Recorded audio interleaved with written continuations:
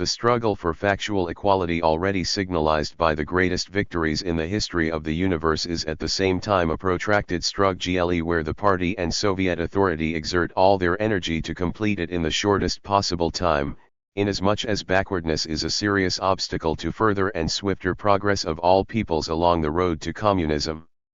The development of each nation is based on the stable material foundation put under it by socialist economy. The national republics, formerly merely colonial, raw material appendages of the industry of the central regions, are now industrial agrarian republics. Labor in their agriculture on the basis of kolkhozes and sovkhozes, equipped with new technique, becomes ever more and more a variety of industrial labor. New cities are built and old cities, formerly the bulwark of colonial oppression, are reconstructed. New qualified cadres of workers from the indigenous nationalities grow up. On the basis of successes attained, the welfare of each Soviet people and of the USSR in its entirety grows and develops. At this moment, all the peoples of our boundless country are flourishing and are experiencing regeneration unprecedented and impossible in their previous history. On the basis of the new socialist economy, they mutually enrich each other with new cultural experience. Swiftly, national cultures, national in form and socialist in content, grow and develop. 14. The toiler of each nation of the 11 Union republics in the city, in the hamlet, in the mountains, in the steppe, in the Caucasian village is proudly conscious that he is a citizen of the great socialist Union state which has guaranteed the growth of individual and national freedom, exchanged stagnation for progress, and shattered the fetters of ignorance. The greatest expression of this union of peoples is the Stalin Constitution. SEC 5, Forms of Bourgeois State Organization 1. Bourgeois Federation. In his criticism of the Erfurt program of 1891, Engels wrote, 2 points distinguish the Union state from the completely unitary state, each separate state entering into the Union. Each canton has its own civil and criminal law, its own legal procedure, side by side with the popular Cham 14. Here is the Chamber of Representatives from states, in which each canton, be it large or small, votes as such.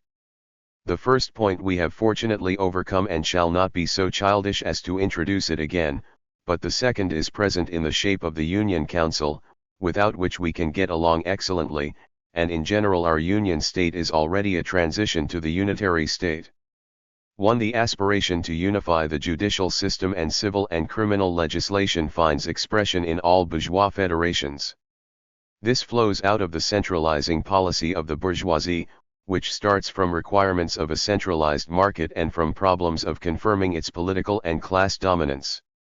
In almost all federations, representative organs are built on the bicameral system.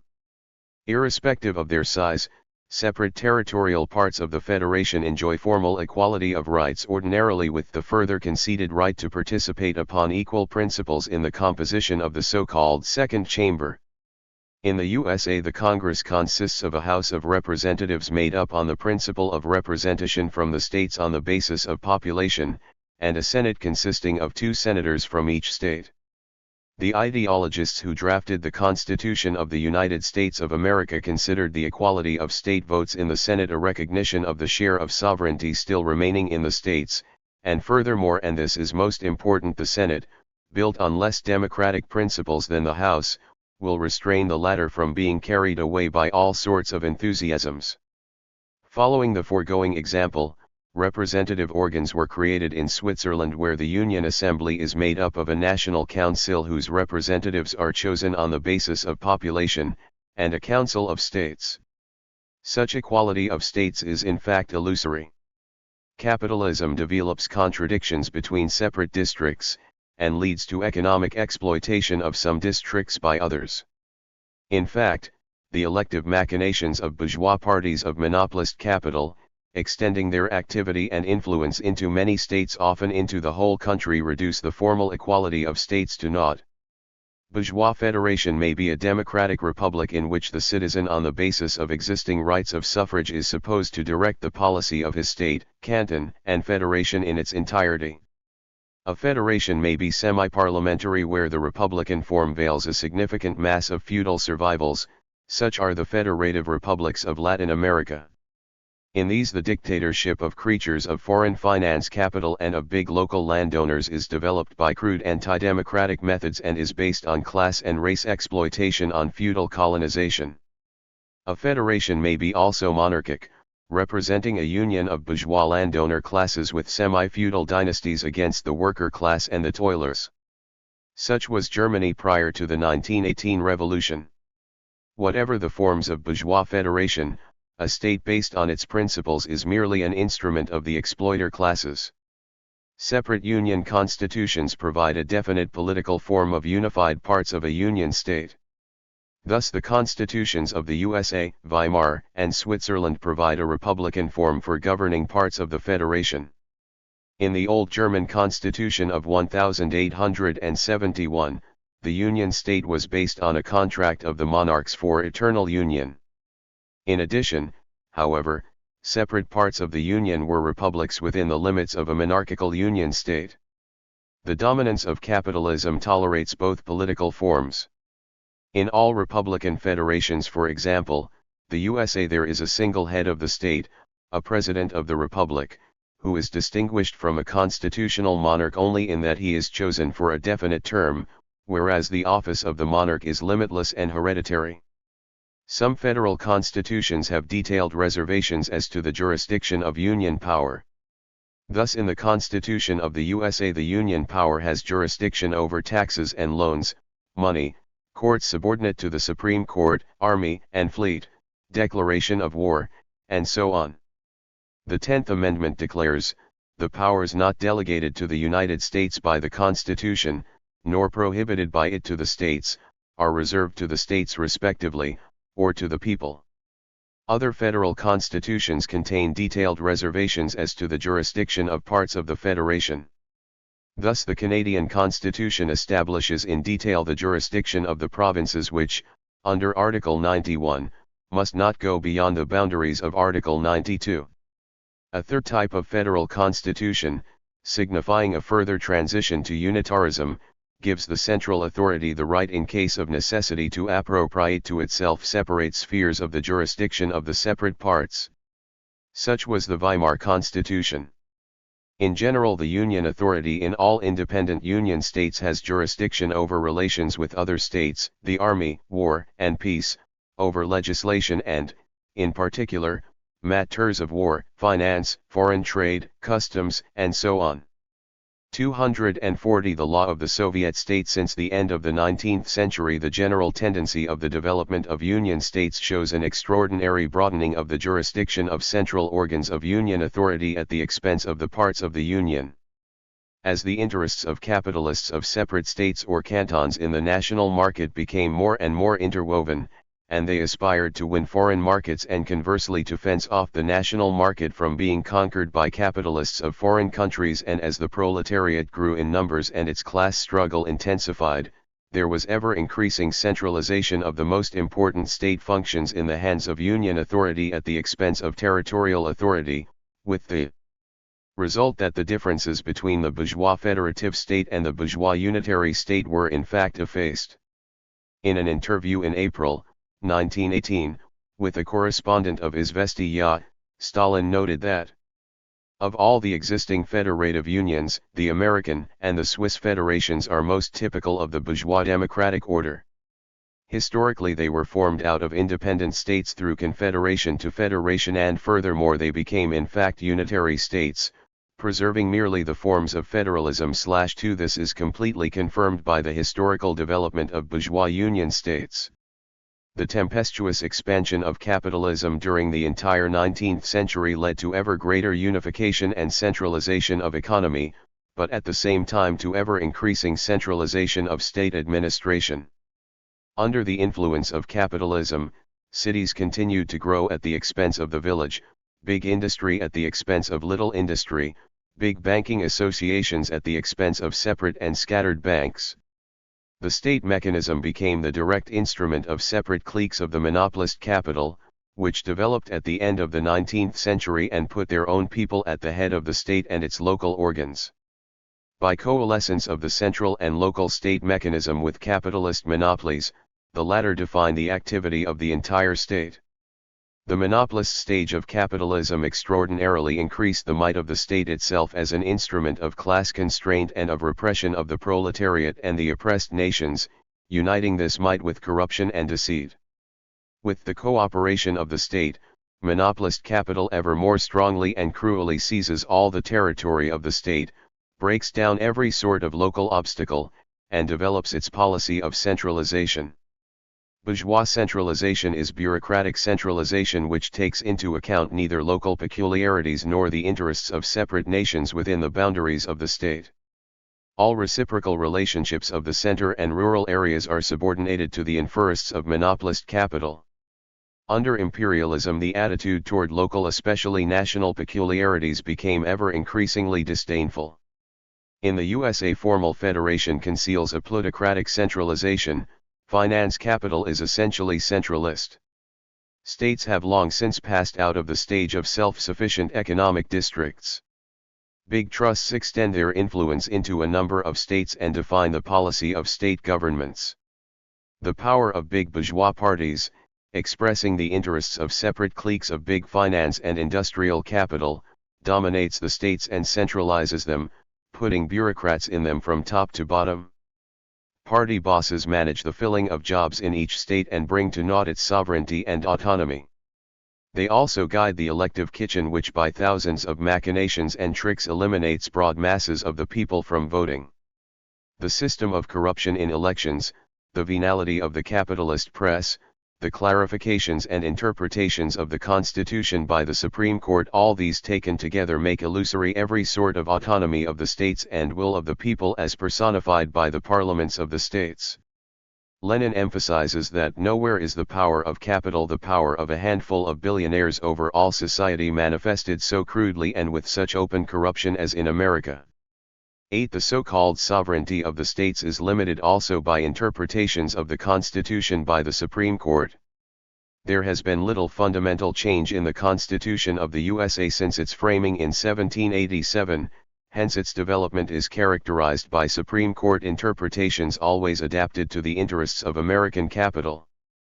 But from the viewpoint of the Constitution, the Supreme Court decides controversies between federal power and the states, between the states themselves, and so forth, in form merely equalizing on the basis of the separation of powers, legislative and executive authority, but in fact having the power to declare unconstitutional any statute or any directive of the executive authority.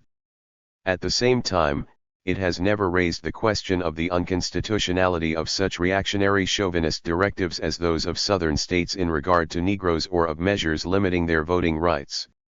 Bourgeois union states were historically created on the principle of unifying administrative territorial provinces, not nations.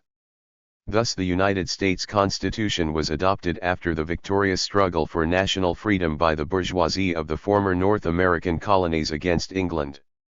But after winning this struggle, that bourgeoisie preserved national oppression, slavery.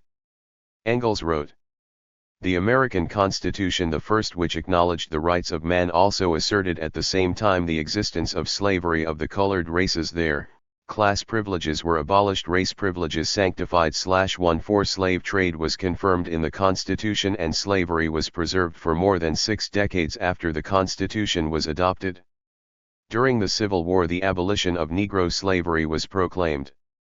In 1870 the 15th Amendment to the Constitution was adopted as follows: the right of the citizens of the United States to vote shall not be denied or abridged by the United States or by any state on account of race, color, or previous condition of servitude." 5. In fact, the burden of nationality has not even at the present time been removed from Negroes. From 1890 on, constitutions of separate states, especially of the South, have included a succession of amendments striking at civil rights of the colored population. 6. From 1881 to 1907 Southern states published a succession of other laws and directives to the effect that persons of African origin must in railroad cars and trams occupy places especially partitioned off. In 29 of the 48 states, marriages between white and colored persons are forbidden. Negroes are often outside the law. Extrajudicial executions are perpetrated upon them. In April, 1937, the House of Representatives passed an anti-lynching bill. In February, 1938, it was considered in the Senate, but by reason of obstruction by the Southern senators it was removed altogether from further consideration. One of the obstructionist Southern senators, Ellender, argued against the bill because to give Negroes equal social rights would mean the bankruptcy of American civilization. The development of federation in Switzerland is likewise characteristic. Finance capital has embraced all branches of the Swiss national economy. It plants its creatures in the organs of Swiss central and cantonal government, thereby in fact centralizing the country under its control. It devotes special attention to the central organs of authority. Legislative functions of federal government were increased many times at the expense of those of the cantons, which are now in fact ordinary administrative regions. From the time of the last serious revision of the Constitution to the end of 1935 there were in Switzerland 36 partial modifications of the Constitution. Most of them aimed at intensifying the jurisdiction of Union authority at the expense of the cantons. Such centralization bringing the Swiss Federation near to the unitary form of state and accompanied by the interweaving of interests of representatives of authority with those of capitalist monopolies makes it easier for the bourgeoisie to utilize the state apparatus for the development of its policy. As long ago as the time of the World War, Lenin emphasized that the bourgeois government of Switzerland, thanks to the numerous ties of Swiss banking capital, is not only a bourgeois government but an imperialist bourgeois government. 7. Inform Switzerland is still called a confederation, but in fact it has long since been passing along the path from a union state to a unitary state. The factual power of cliques of monopolitic capital has imposed a reactionary stamp upon the policy of the Swiss government, which explains the still hostile position of the Swiss government toward the USSR. It even protects all sorts of white bandits who organized an attempt on representatives of the USSR. The tendency of a federation to develop toward unitarism has found especially graphic expression in Germany. Under the Constitution of 1871, Germany became a federation of German states under the hegemony of Prussia. The Weimar Constitution of 1919 was a great step forward on the road to unitarism. Articles 6 and 7 established the jurisdiction of the imperial authority, while Articles 811 added that in case of need the empire could relate to its own jurisdiction a succession of legislative rights appropriated to the provinces, and Article 12 unambiguously emphasized that only so long and in so far as the empire does not use its legislative rights do the provinces preserve their legislative authority. In the interests of the concentration of power in the hands of separate procs of monopolist capital, fascism has solved in its own fashion the question of utilizing the earlier Union state. In order to unify the territorial dictatorship of fascism, Hitler abolished the former rights of the provinces and abolished their parliaments and their special governments and constitutions.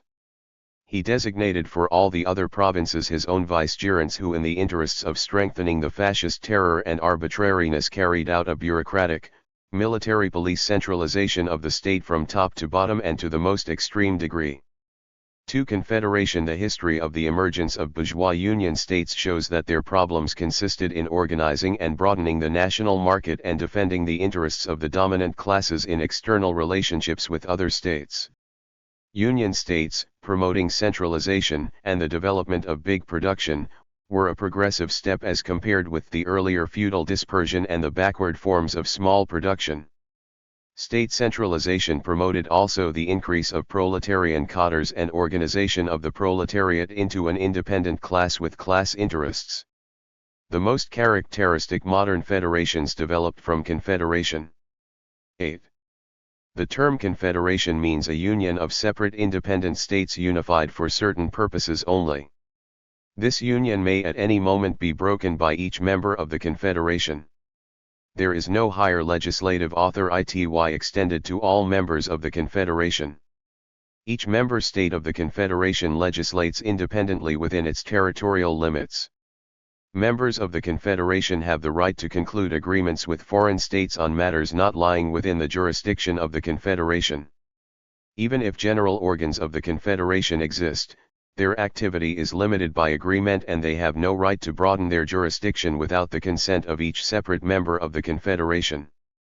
The limited circle of matters which do lie within the jurisdiction of organs of the Confederation is solved in practice through organs of the Confederated States whose assent is necessary to the passage of general measures. In a confederation there is no citizenship of the entire confederation as well. A confederation was possible in conditions of weakly developed capitalism. Using the example of Switzerland, Engels disclosed very distinctly the causes which impelled the bourgeoisie to the transition from confederative to federative bonds. If feudalism, patriarchal methods, and the burgher regime of the cities successfully develop isolated provinces and separate cities, then the bourgeoisie demands the broadest possible territory for its development. In place of 22 tiny cantons, it required a big Switzerland. The sovereignty of cantons, formerly the political form most suited to old Switzerland, fettered the bourgeoisie with intolerable shackles. The latter required a central authority which would be sufficiently strong to direct the legislation of separate cantons according to a defined and general pattern and to smooth out by its influence the difference in their state organization and statutes.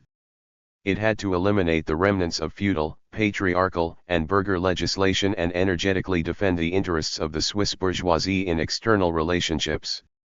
9. We will glance at the organization system of the German Confederation as it existed from 1815 to 1867. It was based on acts of the Vienna Congress of 13 Powers, supplemented in 1820 and in the following years. It consisted of 38 independent states united for external and internal security and mutually guaranteeing to each other the inviolability of their possessions. Only German lands, so-called, entered the Confederation. As to Austria, the Italian possessions of Austria at that time, Hungary, and the lands of the Slav peoples were not counted as participating in the Confederation. The same is true as to Prussia in respect of Poznan and East and West Prussia. At the same time, the King of Denmark was a member of the Confederation, being at that time Prince of Holstein and Lauenburg. The same is true of the King of Holland as possessory Prince of Luxembourg and Limburg. The organ of the Confederation was the Sejm, consisting of plenipotentiary states sitting in Frankfurt, and having a standing council and plenary sitting, the presidency of both belonging to Austria. Matters within the jurisdiction of the Sejm were, international interests of the entire Confederation, the right to send and to receive envoys, declaration of war and conclusion of treaties, and mediation in case of a claim asserted by a foreign power against a member of the Confederation. The states entering the Confederation were at the same time independent and autonomous as to matters of their internal and external policy. There are no longer any confederations. The 19th, and particularly the 20th, century saw the development of big capitalist industry and mass production. Changes in economy furnished the impetus for ever-increasing centralization of the market and therewith also of state authority, as expressed in the transition of separate confederations to federations and to unitarism. 3. The unitary state. A unitary state is one centralized state, not divided into independent parts, and admitting only a degree of local communal self-government based upon a law worked out by the central authority. Expanding capitalism, interested in centralization of the market and oneness of legislation for the whole state, stood by the cradle of modern unitary states and conditioned the solidarity of nations and nationalist states as well as bourgeois revolutions which strengthened bourgeois political authority in the state. Most characteristic in this regard was the French Revolution of 1789, which created the classical type of bourgeois unitary state. The first French constitution provided that the French kingdom is single and indivisible. Its structure consists of 83 departments, each divided into districts, each of which is divided 246 thb law o** the Soviet stats into cantons. 10. Such was the laconic design of the bourgeois centralized unitary state. Relying upon the masses, the French bourgeoisie conquered feudalism and absolutism and attracted to the channel of its struggle masses not only of French nationals but of other nationalities as well, using lands of the aristocracy and of the church to balance accounts with the masses for their support.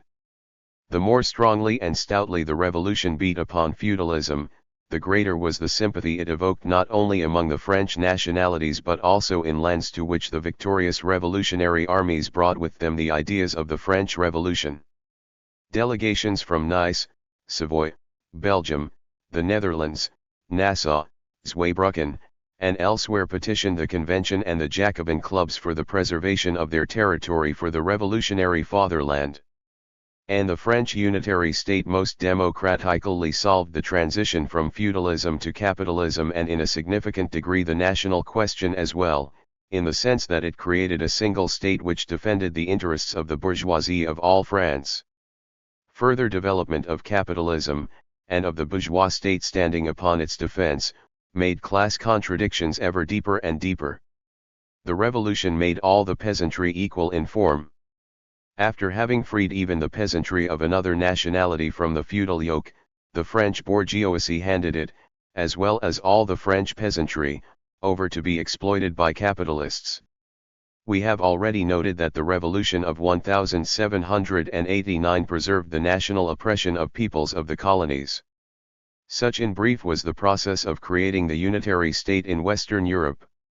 In Eastern Europe, the process of creating unitary centralized states was carried into effect differently. Here the development of capitalism was significantly slower. But interests of defense compelled their union into a single centralized state headed by a single more developed and powerful nation.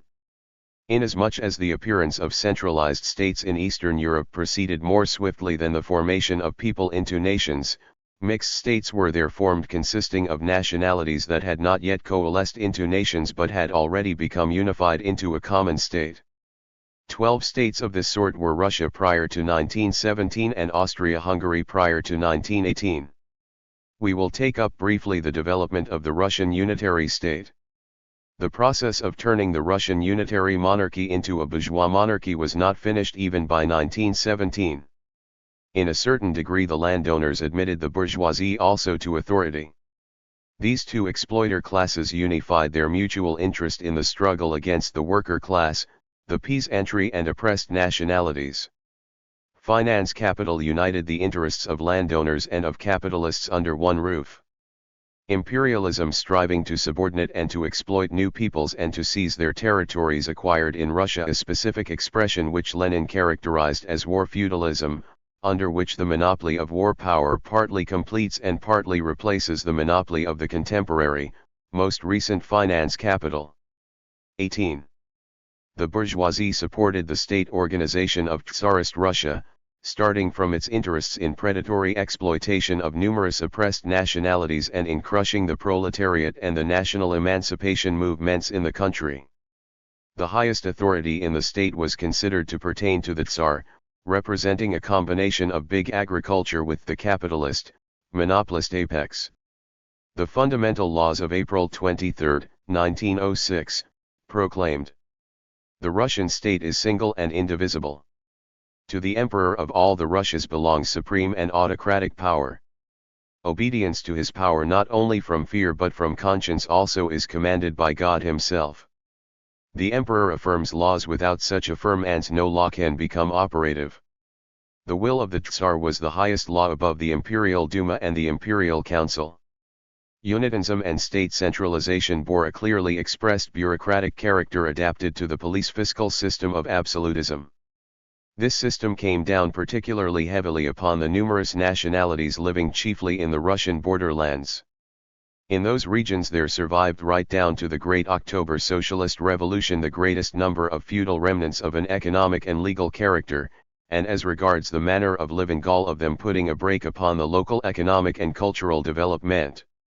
There, too, particularly in Central Asia and in the North Caucasus, diverse local civil statutes were preserved. The administrative territorial division of Russia also corresponded with the bureaucratic state organization. The basic division of Tsarist Russia was into guberniyas. 14. At the head of the governments were the governors, appointed and replaced by the Tsar upon reports by the Ministry of the Interior. The governor preserved the interests of the nobility and the church, striving to link their interests with those of the bourgeoisie. He had jurisdiction over all matters of internal government, crushed proletarian revolutionary movements and the dissatisfaction of oppressed nationalities. Besides governors, there were governors-general appointed by the Tsar to certain governments populated chiefly by non-Russian nationalities, which caused the government special uneasiness. A governor-general possessed greater rights than did ordinary governors. 15. The Caucasian territory was governed by a deputy with special powers and supreme authority in all questions of territorial administration. 16. This entire state system stifled local social initiative, crushed the aspiration of the oppressed nationalities to create their own statehood, and was a brake also upon economic and cultural development. It was the arbitrariness of nobles and landowners raised to a principle of state organization. As to Austria-Hungary, the historical crown lands enjoyed autonomy of an extremely relative sort. Local parliaments had the right to publish statutes on local matters, but bureaucratic unitarism was expressed in the requirement of imperial sanction and counter-signature by the Austrian minister in respect of all laws. Local statutes were thus merely acts of the imperial will, expressing authority and its reactionary and bureaucratic arbitrariness, which made the national question pointed and acute. The bourgeoisie adapts bureaucratic unitarism to all forms of its political dominance. The modern unitary state may be monarchical or republican. In either case it remains imperialist, aimed at crushing the worker class and sustaining national pressure upon subordinate nations of the motherland and the colonies. Caucasian, 8 Finnish, and 4 Siberian. In addition there were 19 provinces. The fundamental distinction between governors-general and governors was that the former had the right to report to the Tsardurti, whereas the latter were subordinate to the Ministry of the Interior. All relations of governors with central organs in places where there were governors-general passed through the latter. The opinion of the governor-general was indispensable to passage by the central organs of measures touching separate territories. 1 An imperial ukase of February 26, 1905, defined the rights of the deputy of the Caucasus thus: to assume the highest authority in all spheres of civil government in the territory entrusted to him, to be, by reason of his official position, a member of the Imperial Council and of the Council and Committee of Ministers, Commander-in-Chief of the forces disposed within the boundaries of his territory, and military deputy ataman of the Caucasian Kazakh troops. The state organization of the USSR 249. SEC 6. The development of forms of federative unification of the Soviet republics. The history of the formation of the Soviet Federation shows the development of forms of fraternal and voluntary cooperation between nations upon the basis of equal rights. As early as the first act of Soviet authority, issued by the Second All-Russian Congress of Soviets in the address to workers, soldiers, and peasants with reference to the passing of power to the Soviets, declared that Soviet authority guarantees to all the nations dwelling in Russia the genuine right of self-determination. In the decree concerning peace, the Bolshevik understanding of the right of nations to self-determination was formulated with complete definiteness as the renunciation of annexation of every sort, of every species of violent incorporation or restraint of any nation in the boundaries of existing multinational states, irrespective of the time of its incorporation within the given state. To develop the Lenin-Stalin policy as to nationalities, the same Congress formed a special People's Commissariat for Nationalities for the affairs of nationalities, headed by Stalin, thus attesting the great significance attached by the party and Soviet authority to the correct development of the Bolshevik policy as to nationalities. The official act of a constitutional character, containing an acknowledgement of the right of nations of Russia to self-determination and the basic principles of the policy of the Soviet authority as to nationalities, was the Declaration of Rights of the Peoples of Russia, written by Stalin and signed by Lenin and Stalin. This declared that one of the chief tasks of Soviet authority was to set free the peoples held high serfdom by Russian Tsarism and the imperialist bourgeoisie. It formulated the principles and program of Soviet national policy. Pointing out the conclusions of the First and Second Congresses of Soviets, it declared: fulfilling the will of these Congresses, the Council of People's Commissars has resolved to place at the foundations of its activity relative to Russian national ideas the following principles: the peoples of Russia are equal and sovereign, the peoples of Russia have the right to free self-determination, including the right to withdraw and to form an independent state. All privileges and limitations of nationalities, and of national religions of every sort, are abrogated, and the national minorities and ethnographic groups inhabiting the territory of Russia shall develop freely. Definitive decrees ensuing hereupon will be worked out immediately after the formation of the Commission for Affairs of Nationalities. These definitive decrees were quickly published. On December 4, 1917, the Council of People's Commissars issued a decree concerning the acknowledgement of the Ukraine's right to self-determination, including withdrawal. On December 1831 it acknowledged the state independence of Finland by a directive confirmed by the All-Russian Central Executive Committee on December 22, 1917. 1 week later a decree was published concerning Turkish Armenia, containing a renunciation by Soviet authority of Turkish Armenia and an acknowledgement of its right to self-determination. Even earlier an address, to all the toiling Mussulmans of Russia and the East, written by Stalin and signed by Lenin and Stalin, was published. In that address the Soviet authority declared the annulment of all the imperialist contracts subscribed by Tsarist Russia concerning the division of Turkey and Iran. In the first months of the existence of Soviet authority the results of this policy were already expressed, as attested by the growing gravitation of the toilers of all nationalities to unification with Soviet Russia. Soviet Federation was put forward as the state form of unification. On November 23, 1917, Stalin declared, as to the national question, the views of the Central Authority elected by the Second All-Russian Congress of Soviets and acknowledged by the recently formed Congress of Peasants are as follows: the right of nationalities to complete self-determination, including withdrawal and the formation of an independent state, is acknowledged. The will of the nation is defined by referendum or national constituent assembly. If the will of the nation shall be expressed in favor of a federative republic, the Council of People's Commissars can have nothing against it. That is the right of each nation. Therewith will the government reckon. 2. The Soviet government in the aforesaid decree concerning the Ukraine accordingly acknowledged the right of the Ukraine to withdraw completely from Russia, at the same time expressing its readiness to enter into negotiations concerning the establishment of federative and analogous relations between Russia and the Ukraine. On December 12, 1917, Stalin, in a document issued from the People's Commissariat. 8. Stalin, Articles and Speeches on the Ukraine, pages 14 to 15.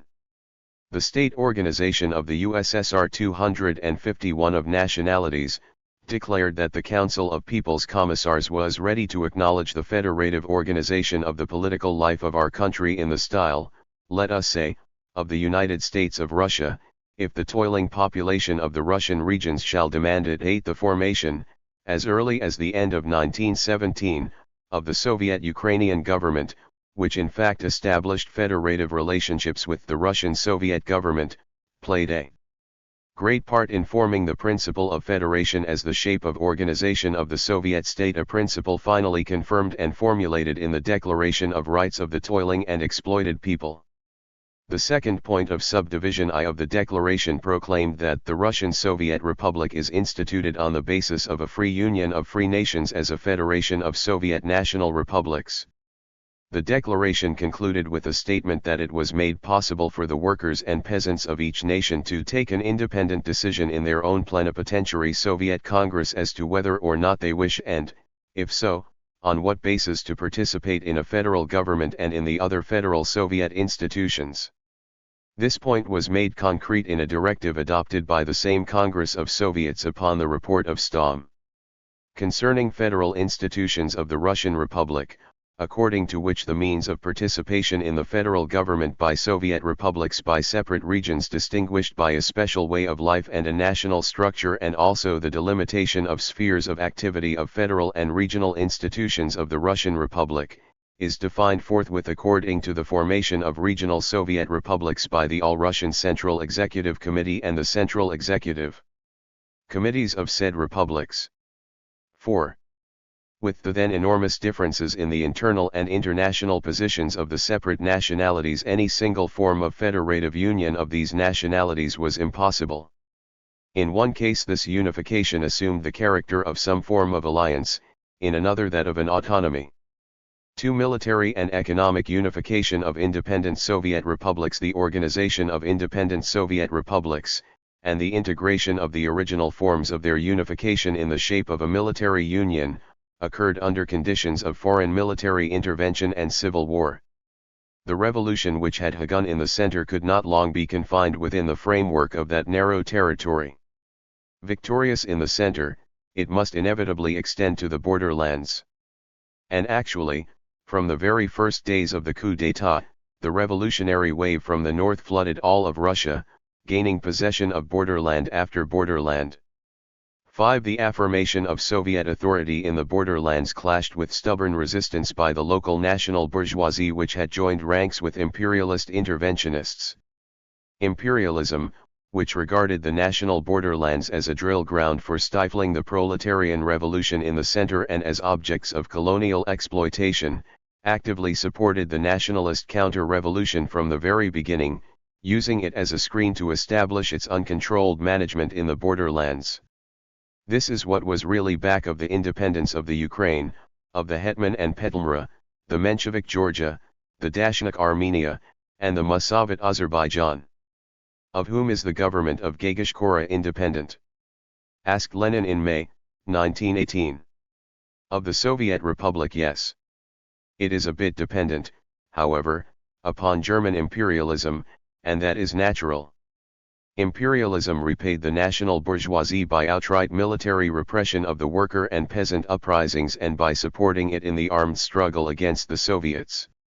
For their true national independence and their emancipation from exploitation of every sort, the toiling masses of the national borderlands struggled stubbornly against imperialist interventionists and their agents, the traitorous counter-revolutionary nationalist bourgeoisie. Enjoying the fraternal support of the most powerful Soviet republic, the toiling masses of the borderland achieved in this struggle a decisive victory and the establishment of Soviet authority in the forms of national Soviet statehood.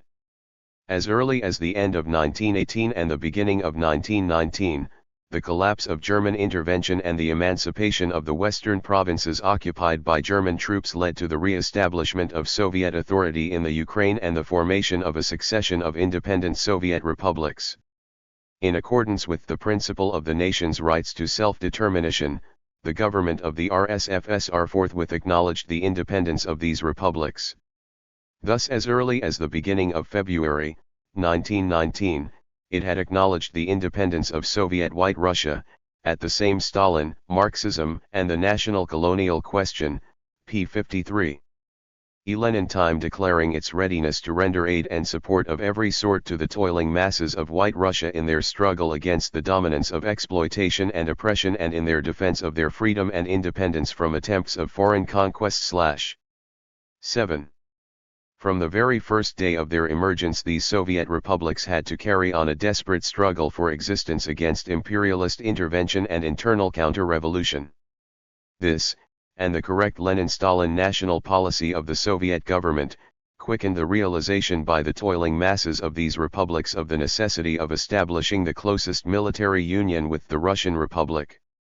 Acknowledgement of their complete independence on the part of the RSFSR established genuine and mutual understanding between the peoples of the Soviet republics and promoted their gravitation toward the voluntary union of all Soviet republics.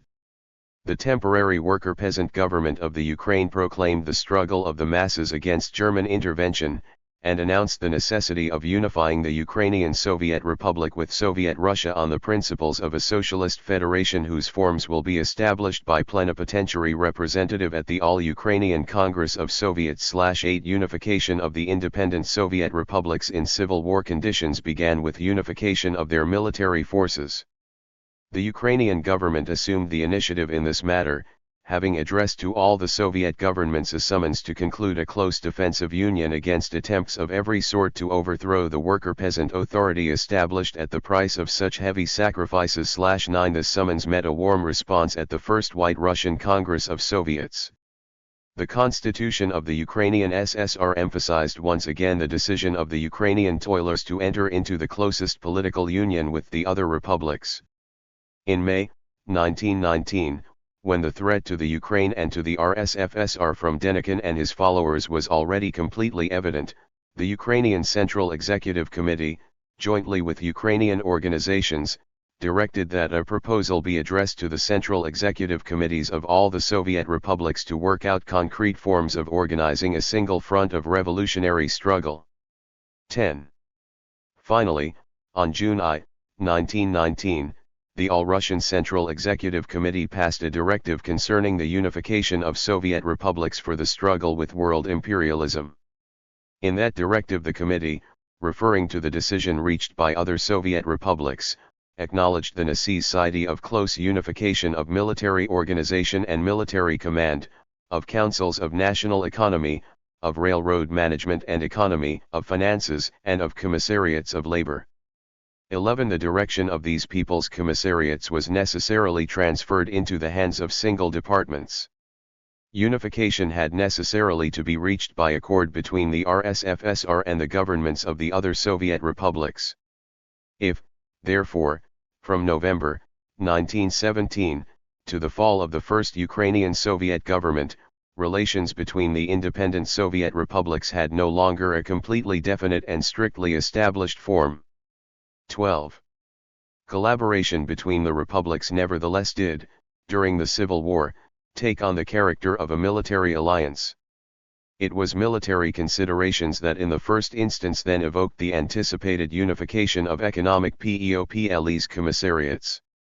The attack of Denikin and the White Poles, and the resulting enemy occupation of territories of the Soviet republics postponed the realization of this union, although directives concerning it, adopted by the highest organs of authority of the RSFSR and the Ukraine, remained in force.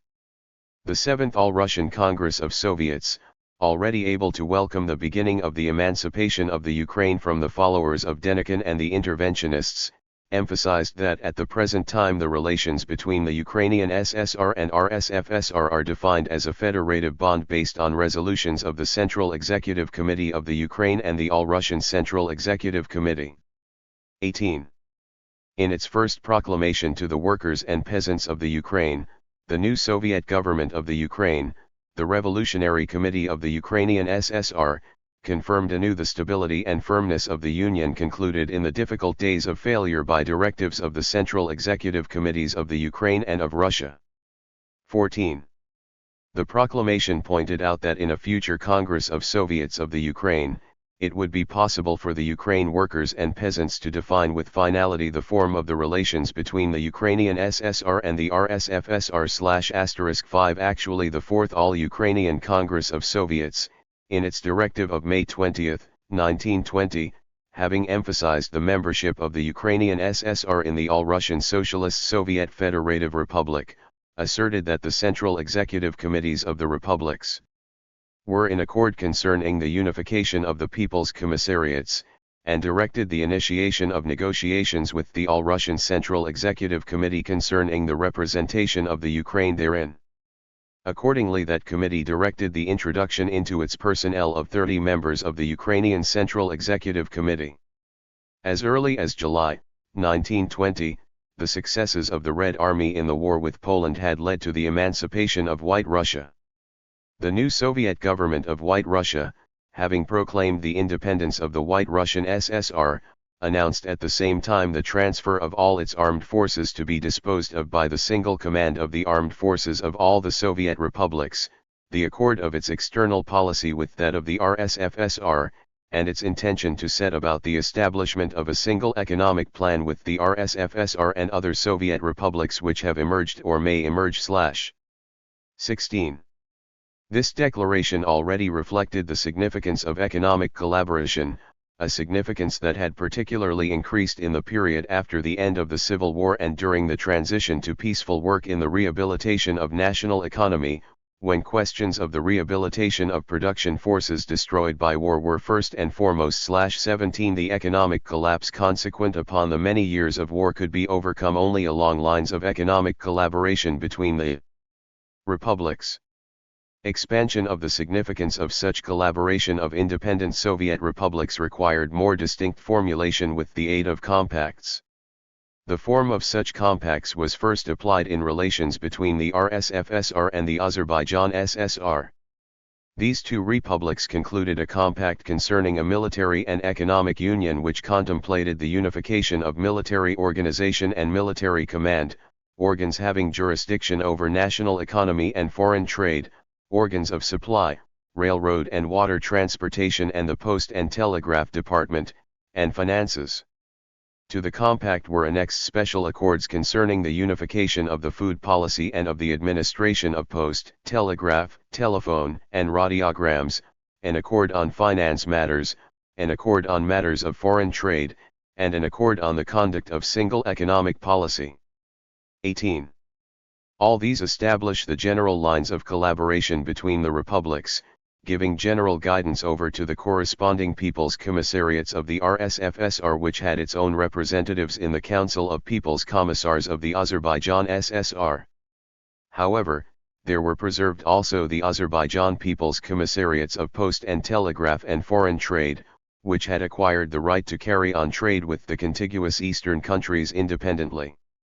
The compact established the forms of unification and collaboration of organs of the RSFSR and the Azerbaijan SSR. Following this, analogous compacts were concluded between the RSFSR and other independent Soviet republics, including the Soviets of Armenia and Georgia, formed later as a result of the victory of the toiling masses over the Dashnaks and Mensheviks, respectively. On December 28, 1920, a Union Worker-Peasant Compact was concluded between the RSFSR and the Ukrainian SSR, providing for a military and economic union and the unification of 7 People's Commissariats, military and naval affairs, the Supreme Council for National Economy, Foreign Trade, Finance, Labor, Transport, and Post and Telegraph. The unified People's Commissariats were incorporated into the Council of People's Commissars of the RSFSR and were represented in the Ukraine SSR Council of People's Commissars by delegates confirmed and controlled by the Ukraine Central Executive Committee and Congress of Soviets. On January 16, 1921, a compact was concluded on the same basis between the RSFSR and White Russian SSR. 19 On May 21, 1921, a compact and an accord on financial matters were concluded between the RSFSR and the Georgian SSR. On July 26, 1921, an accord on financial matters was concluded between the RSFSR and the White Russian SSR, and on September 30, 1921, between the RSFSR and Soviet Armenia. 20. The process of bringing the Soviet republics together found its expression in the formation of the Transcaucasian Federation, whose creation was dictated by conditions which had then taken shape in Transcaucasia by reason of the former management of the Mensheviks, Dashnaks, and Musavitists, because of the fact that national interrelations had become acute, and by economic collapse. These conditions required closely coordinated action by the 3 Soviet republics of Transcaucasia and special measures to overcome conflicts between the nations. In each of these respects the Transcaucasian Federation played an enormous and positive role. It was no accident that formation of the Federation encountered such fierce opposition from the Georgian national deviators, later proven traitors to the peoples of Transcaucasia, and agents and spies of the imperialist powers. The formation of the Transcaucasian Federation passed through several stages. By direction of Stalin, the unification of railroads and foreign trade was carried through during 1921. On November 28, 1921, Lenin gave the following instructions with reference to the Transcaucasian Federation: to acknowledge the Transcaucasian Federation as absolutely correct in principle and to be realized unconditionally but in the sense of the immediate, practical realization of preliminary propaganda and development from below, requiring some weeks of consideration, and to propose to the Central Committees of Georgia, Armenia, and Azerbaijan to put this resolution into practice. Lenin accepted an amendment proposed by Stalin to change the words requiring some weeks for consideration to the words requiring a certain period of time for consideration. 21. At a conference of delegates of the 3 Transcaucasian republics, the Federative Union of Transcaucasian Republics was founded. At the First Transcaucasian Congress of Soviets, the Federative Union of Transcaucasian Republics was reorganized into the Transcaucasian Socialist Federative Soviet Republic. The highest organs of authority of the Republic were declared to be the Transcaucasian Congress of Soviets and the Transcaucasian Central Executive Committee, and the Transcaucasian Council of People's Commissars was formed. This very first Transcaucasian Congress of Soviets directed the entry of the new Soviet Republic into the USSR. 3. The origin and development of Soviet autonomies side by side with the formation of military and economic collaboration between independent Soviet republics, there also took shape, in the period preceding the formation of the Union, the Soviet autonomy. Soon after the Third Russian Congress of Soviets, the question of building Soviet autonomies came up in connection with the successes of the Sovietization of the eastern districts. Among the eastern nationalities, aspirations for autonomy were strong even from pre-revolutionary times. Demands for autonomy were advanced in particular by bourgeois nationalist parties, who in a number of cases even succeeded in attaining leadership of a part of the masses under the slogan of autonomy. The task of the Soviet national policy consisted in indoctrinating these nationalities in logical socialist principles of Soviet autonomy expressive of the interests of the toilers and in utilizing it to strengthen Soviet authority among these nationalities in a form corresponding to their specific conditions and needs. This task was put before the local Soviet organizations with all distinctness in April 1918, by the People's Commissars for Nationalities in its address, signed by Stalin, to the Soviets of Kazan, Ufa, Orenburg, Ekaterinburg, to the People's Commissars of the Turkestan Territory, and others.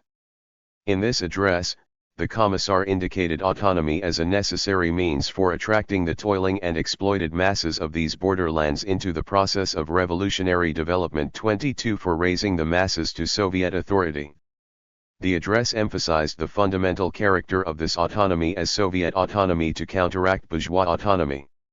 It is necessary only to build this autonomy on the basis of local Soviets, only thus can authority be popular and truly belong to the masses. That is to say, it is necessary only that autonomy guarantee authority not for the apex but for the nether parts of a given nation. Herein is the entire essence of the matter. 28 The address finally defines also the content of autonomy as an organization of local organs of authority, of local social, political, and educational institutions, with a guarantee of the completeness of the rights of the local language native to the toiling masses of the country in all spheres of social political work. 24 Some practical steps in organizing Soviet autonomies also took place in this period. The Fifth Congress of the Turkestan Territory proclaimed the formation of the Turkestan Republic. Still earlier, the People's Commissariat of Nationalities had confirmed the regulation concerning the Tatar-Bashkir Republic and had worked out also a regulation as to the Kazakh and other autonomous republics. Soviet autonomy obtained a basis in principle in the works of the Constitutional Commission of the All-Russian Central Executive Committee, and in particular in Stalin's notable proposals concerning the type of federation of the Russian Soviet Republic and his general regulations of the Constitution of the Russian Soviet Federative Republic. These were at the basis of the Constitution of the RSFSR, which precisely formulated the principles of Soviet autonomy in Article N. In July 1918, the Transbaikal Area Executive Committee passed a resolution for forming the Buryat-Mongol Autonomy. In October 1918, immediately after the emancipation of the Central Volga lands, a directive of the Council of People's Commissars formed a territorial unification with the character of a work commune. In February 1919, pursuant to a compact with the Bashkir nationalist government, which had passed to the side of Soviet authority under the pressure of the toiling masses, the Bashkir Autonomous Soviet Republic was formed.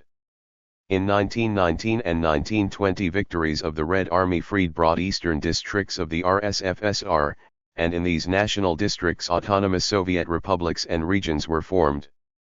By a decree of July 10, 1919, a revolutionary committee was formed to govern the Kyrgyz territory, to which passed the government of the freed regions of Kyrgyzstan, thenceforward until the calling of a General Kyrgyz Congress, and the declaration of the autonomy of the Kyrgyz territory. 25. The Karelian Work Commune was formed in the western part of the RSFSR in 1919. In 1920 the autonomous Tatar 26 and Kyrgyz 27 republics, and the autonomous Chavash, 28 Man, 29 Vosyak 80 and Kalmyk 81 regions were formed. In 1921 in RSFSR were formed the republics of Dagestan 82 and Gorsk, 83 the autonomous Crimean SSR, 84 the autonomous regions of Komi 35 and Kabardno 3e. In 1922 was formed the Yakutsk Autonomous SSR 87 and the Karachat-Cherkasy 38. Kabardno-Balkaria 39. Chechen 40. Mongol-Buryat 41. Warad 42. And Cherkess 43 autonomous regions. After 1921 national republics and regions appear also in other Union republics beside the RSFSR, thus the autonomous republics of Ageria and Abkhazia were formed in Georgia in 1921. The People's Commissariat of Nationalities played an enormous historical part in developing Soviet Federation. It had jurisdiction over the entire sphere of interrelations of the Soviet government and nationalities. It initiated the entire Soviet legislation on the matter of nationalities, including the acknowledgement of independent Soviet republics, the establishment of autonomous Soviet republics, measures concerned with the economic and cultural uplift of nationalities, and so forth. As an operating organ, the Commissariat established close bonds with the communist organizations and the worker masses of different nationalities and took an active and leading part in organizing independent and autonomous republics and regions. With the growth of the number of these, the Commissariat became one of the most important organs of unifying Soviet republics. A directive of the All-Russian Central Executive Committee provided for the formation within the structure of the People's Commissariat of Nationalities of a Soviet of Nationalities from representatives of the autonomous republics and regions. The Soviet of Nationalities was characterized by a regulation concerning the People's Commissariat of Nationalities as a consultative representative organ. In the Soviet of Nationalities of the People's Commissariat of Nationalities, all measures touching specific interests of nationalities were considered. It had the right to go with its conclusions and proposals through the People's Commissariat of Nationalities to the All-Russian Central Executive Committee and the Council of the People's Commissars. True, only autonomous republics and regions were represented in the Soviet of Nationalities, but the activity of the People's Commissariat of Nationalities touched also the relations between the RSFSR and the republics which were bound by compact. The regulation concerning the People's Commissariat of Nationalities charged it to see to it that all the nationalities and tribes of the RSFSR, as well as the friendly Soviet republics bound by compact, live together in peace and in fraternal collaboration. Accordingly, that Commissariat issues conclusions upon all measures proposed by individual People's Commissariats of the RSFSR touching the autonomous and Soviet republics bound by compact. 44. Of particular significance is the point that to the end of generalizing the experience of developing the policy of Soviet authority in autonomous regions, republics, and in the republics bound by compact, and for overseeing the fulfillment of directives protecting the rights and interests of national minorities, the People's Commissariat of Nationalities has its representations with the governments of autonomous and compact-bound republics and also with the Executive Com 44 Source Book of People's Commissariat for Nationalities, P5. Committees of Autonomous Regions. Thus, the People's Commissariat of Nationalities extended its activity not only to the autonomous republics but also to the compact-bound republics, having as its task to oversee the putting into practice of the national policy of Soviet authority. 45. For the formation of the USSR by their very essence, compact relations between Soviet republics represented a stage preparatory to a closer unification in the form of a single union state, a genuine, stable state union of Soviet republics. 46. as die single form in which realization of the grandiose task of reorganizing the Soviet multinational society on socialist principles was feasible. By the end of 1922, the necessity of forming the Union had already matured completely. This period is signalized by the end of the retreating and the transition to attack upon the capitalist elements along the lines of the new economic policy. Clear signs of economic uplift were noted. The successes attained in the struggle to rehabilitate economy could be confirmed and extended only by the creation of organizational premises for single guidance of the economy of all the Soviet republics. The political and economic collaboration which had developed between the Soviet republics conditioned the complete solidarity and unity of their foreign policy interests. Aside from this, although the Union compacts left questions of foreign policy within the jurisdiction of separate independent Soviet republics, interests of self-defense from capitalist encirclement led in fact to the establishment of actual and close collaboration by them in the field of external policy also. Thus a compact between the RSFSR and Turkey served as a basis for the Kars Compact between the Soviet republics of Georgia, Armenia, and Azerbaijan and Turkey signed October 13, 1921, and for the compact between the Soviet Republic of the Ukraine and Turkey.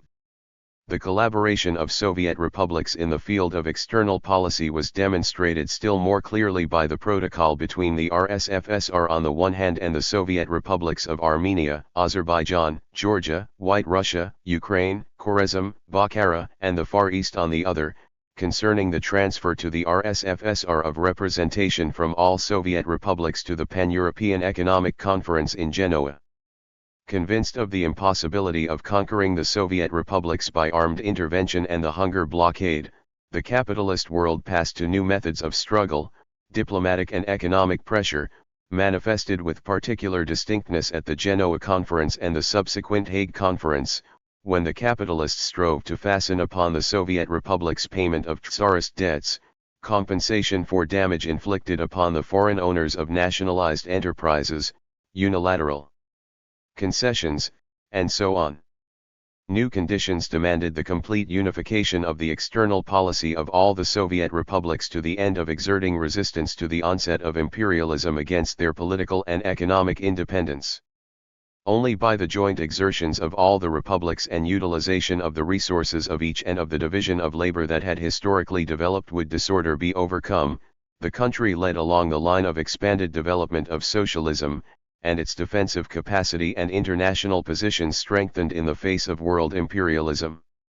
But the compact system, supplemented by accords from time to time on individual questions, did not keep pace with the mounting inclination for greater unity. Genuine unity of political, economic, and military direction of the Soviet republics could be assured only by creating permanent all-federative organs clothed with complete state authority in the territory of all Soviet republics, that is to say, by forming a single union state. Now when all the territory of the Soviet land had been purged of interventionists, and the tasks of building socialism and defense of the country required further strengthening of the union of peoples of the Soviet land, the immediate question was closer unification of Soviet republics in a single state union. All the people's powers must be unified for the building of socialism. Strong defense of the country must be organized. All-sided development of all its nationalities must be assured. To accomplish this, all the peoples of the Soviet land must be brought still closer together. 47.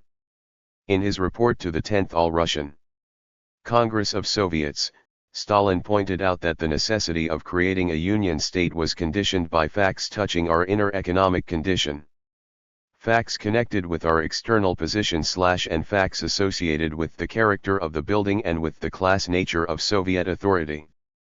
4b. In the first group were facts associated with the current paucity of economic resources, the division of labor that had historically developed, and interests of transport and finances. In the second group of facts were foreign trade. 47. History of the Oyunim Communist Party, p. 249. 48.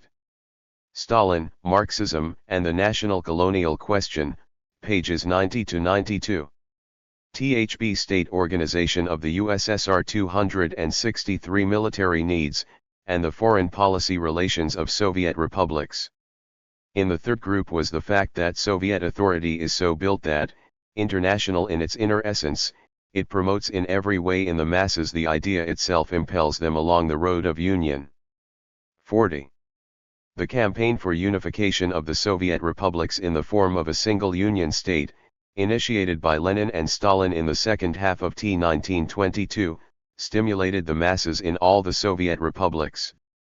In his report at the 10th Congress of Soviets of the RSFSR, Stalin pointed out, the campaign means that the old compact relationships, the convention relationships between the RSFSR and the other Soviet republics have exhausted themselves, have shown themselves to be inadequate.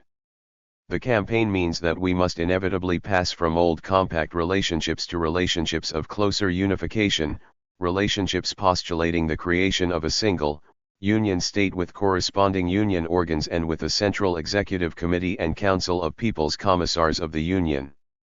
In brief, it is now proposed, in the course of the campaign, to form as something permanent what has hitherto been decided spasmodically within the framework of convention relationships. 50. In the summer and autumn of 1922, the question of unifying the republics was considered in the directing organs of the party. On October 6, 1922, theses on the matter of unification signed by Stalin, Ordzhonikidze, Molotov, and Myasnikov were proposed and approved by the plenum of the Central Committee of the Russian Communist Party of Bolsheviks. On December 13, the First Transcaucasian Congress of Soviets directed the sending of its representatives to the Congress of Socialist Soviet Republics, furnished with mandates to subscribe the Contract of Organization of the Union. On December 13, the declaration concerning the formation of the Union was adopted by the 7th All-Ukraine Congress of Soviets. On December 16 a similar directive was passed by the 4th Congress of Soviets of the White Russian SSR, and on December 26 by the 10th All-Russian Congress of Soviets. On December 30, 1922, the declaration and contract concerning the formation of the Union upon voluntary principles and with equal rights and comprising the foundations of the organization of the Soviet Union state, projected and worked out by Stalin, were adopted by the First Congress of Soviets of the USSR upon Stalin's report. The creation of the USSR signalized the strengthening of Soviet authority and a great victory. 49. Lrid, pages 90 to 92. 80. Ibid, p. 90. 264 The law of the Soviet state of the Lenin-Stalin policy of the Bolshevik Party on the matter of nationalities. 61. The 12th Congress of the Party and the 4th session of the Executive Committee, with responsible workers of the national republics and regions, played a decisive part in working out the forms of the Union Federation of Republics and of the First Union Constitution. In his report at the 12th Congress of the Party, Stalin pointed out the circumstances which at that period retarded the unification of the republics, impeded such unification, the imperialist chauvinism of the national majority, factual inequality, and local nationalism. The conditions of the new economic policy promoted a certain excitation of both imperialist and local nationalism. Nationalism played upon the fact that this was a period when relations between peoples were not yet properly harmonious, remnants of the distrust for Great Russians had not yet disappeared, and centrifugal forces still continued to operate. 52. Bourgeois nationalism through its agents, who had made their way into party and Soviet organizations, tried to frustrate the unification of the republics and the creation of a Soviet Union state during the preparation for the First Congress of Soviets of the USSR and the working out of its first constitution. Not venturing to come out openly against the proposal, the local nationalists strove to pervert the essence of this unification and to give the Union the character of a free confederation.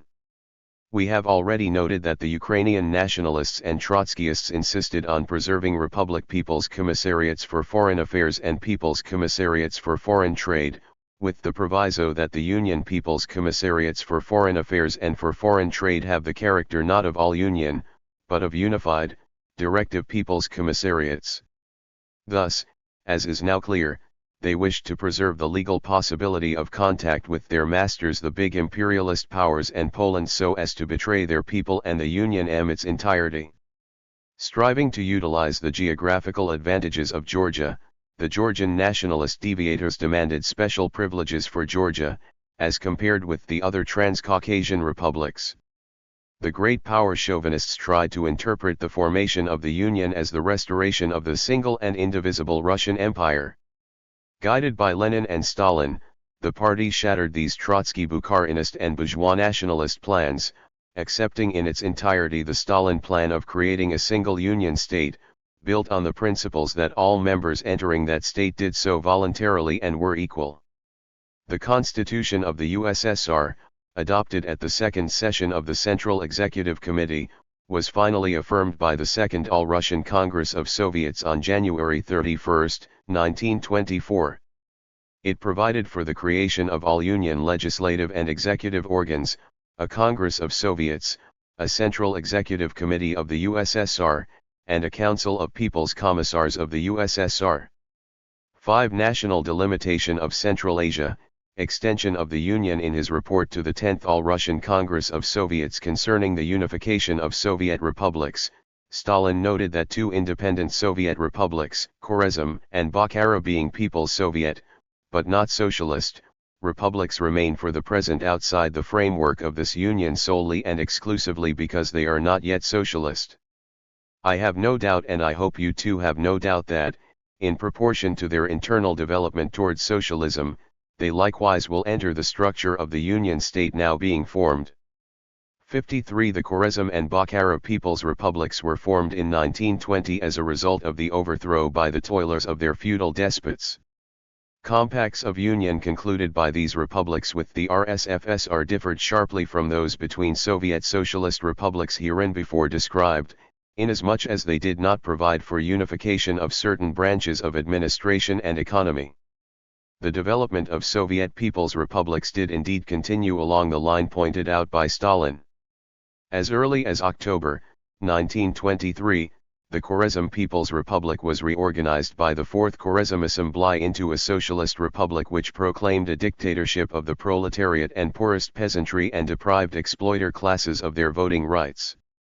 The Central Executive Committee of Bokhara likewise went along the line of limiting the political rights of exploiter classes, depriving of their voting rights the former Amir bureaucrats, usurers, merchants, and those occupied with big trade.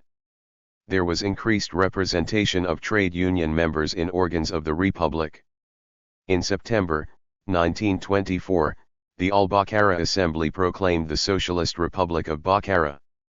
Obstacles to the union of these republics with the USSR thereby disappeared. An essential step on the road to joining Khwarezm and Bokhara to the USSR was their economic unification with the Turkestan Autonomous SSR by the creation of a single supreme economic organ for all three, notwithstanding overt and latent resistance by nationalist elements. The national delimitation of all of Soviet Central Asia, however, had to precede entry of the Central Asia republics into the USSR. Khwarezm and Bokhara and also the Turkestan Autonomous SSR were not national but multinational republics. Each of them united a number of nationalities. Each of the big nationalities of Central Asia was dispersed over various republics. Such a situation, reflecting old political divisions which had resulted from the policy of Russian imperialism and of the Bokhara and Khiva despots, promoted the persistence of antagonisms between the peoples, retarded the process of national consolidation of the Central Asiatic nationalities, and obstructed the creation of Soviet statehood close to the masses, national in form and socialist in content. Problems of Soviet socialist building in Central Asia could be solved only by the national delimitation of that region, by reorganizing multinational Soviet republics into national republics which realized the important historical problem of national unification of its peoples. The delimitation of Turkestan is, first of all, reunion into independent states of disrupted parts of these lands. If thereafter these states wished to enter the Soviet Union, as members having equal rights, this merely attests the fact that the Bolsheviks have found the key to the deepest yearnings of the national masses of the East, and the further fact that the Soviet Union is the only voluntary union in the world of the toiling masses of various nationalities. 04 The national delimitation of Central Asia and the entry into the USSR of new republics, prepared by decisions of party organs, was made real by the free manifestation of their will by the peoples of Bokhara, Khwarezm, and Turkestan. 65 As a result of the national delimitation, the regions of the Turkestan Autonomous SSR, Bokhara, and Khwarezm settled by the Uzbeks and Turkmens constituted the Uzbek and Turkmen SSR, the regions of the Turkestan Autonomous SSR and Bokhara settled by Tajiks became the Tajik Autonomous SSR within the Uzbek SSR. The part of Turkestan Autonomous SSR inhabited by Kazakhs was united with Kazakh Autonomous SSR, and another part inhabited by Kyrgyz formed the Kyrgyz Autonomous Region within the RSFSR. The region settled by Karakalpaks formed the Karakalpak Autonomous Region in the structure of the Kazakh Autonomous SSR. During the years 1923 to 1925 there was further growth of Soviet autonomies. The Moldavian Autonomous SSR was formed within the Ukrainian SSR, and the Nakhichevan Autonomous SSR and the Nagorno-Karabakh Autonomous Region were formed within the Azerbaijan SSR. This period was characterized not only by the appearance of a succession of new autonomous state formations, but also by inception of the process of reorganizing autonomous regions into autonomous republics, during the years 1924 to 1926, by accord between the RSFSR and the White Russian SSR. There were joined to the latter the western districts of the RSFSR having a population predominantly White Russian with consequent significant increase of the territory, population, and economic resources of White Russia.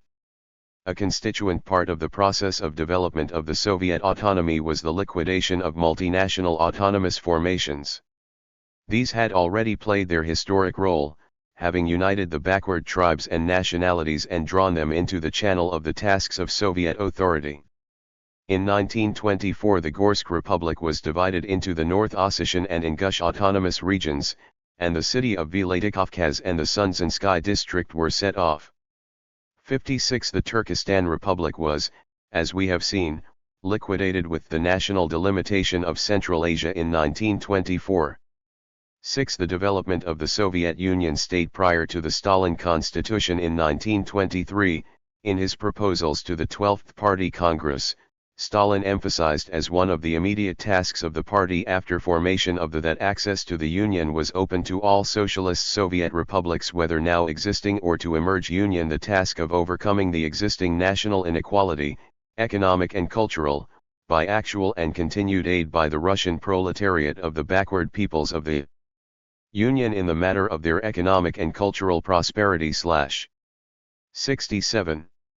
The task of liquidating the age-old backwardness of national republics was solved by the party and by the Soviet state along lines of socialist reconstruction of economy, erection of new socialist industry, and socialist reorganization of agriculture. During the struggle for industrialization and collectivization, the surface of the national republics was completely transformed. Hundreds of machine and tractor service stations and tens of thousands of tractors appeared and the basic mass of economics was collectivized. Vast successes in industrialization were achieved by the republics. In certain republics production of industry increased tenfold. New branches of heavy and light industry were created. Big industrial enterprises, equipped with the last word in technique, appeared in what had been the most backward, formerly the colonial, borderlands. Not less striking were the cultural attainments of the republics. Nationalities, reckoned as late as the 1925 census at I% to 2% are literate, raised the percentage of literacy to 70 or 80. Universal instruction was realized in all the republics. Literature, printing, the theater, and motion pictures made marked progress. The culture of the peoples of the USSR, nationalist in form, socialist in content, flourished. Guided by Stalin, the peoples of the Soviet republics won these tremendous victories in pitiless struggle with the remnants of the exploiter classes bourgeois nationalists, Bukharinists, Mensheviks, SRs with all the agents of fascism who had laid plans to wrench the national republics from the Union and to give them over as serfs to imperialism with wreckers of industry and agriculture, and so on. The unmasking and destruction of the people's enemies opened perspectives wherein the Soviet republics would flourish still more brilliantly. The profound upheavals in the economy of the Soviet republics were accompanied by like upheavals in class structure, liquidation of exploiter classes, and changes in the worker class, the peasantry, and among the intellectuals. All of this necessarily entailed as well profound upheavals in national interrelations, necessarily led to the further strengthening of the Soviet multinational state.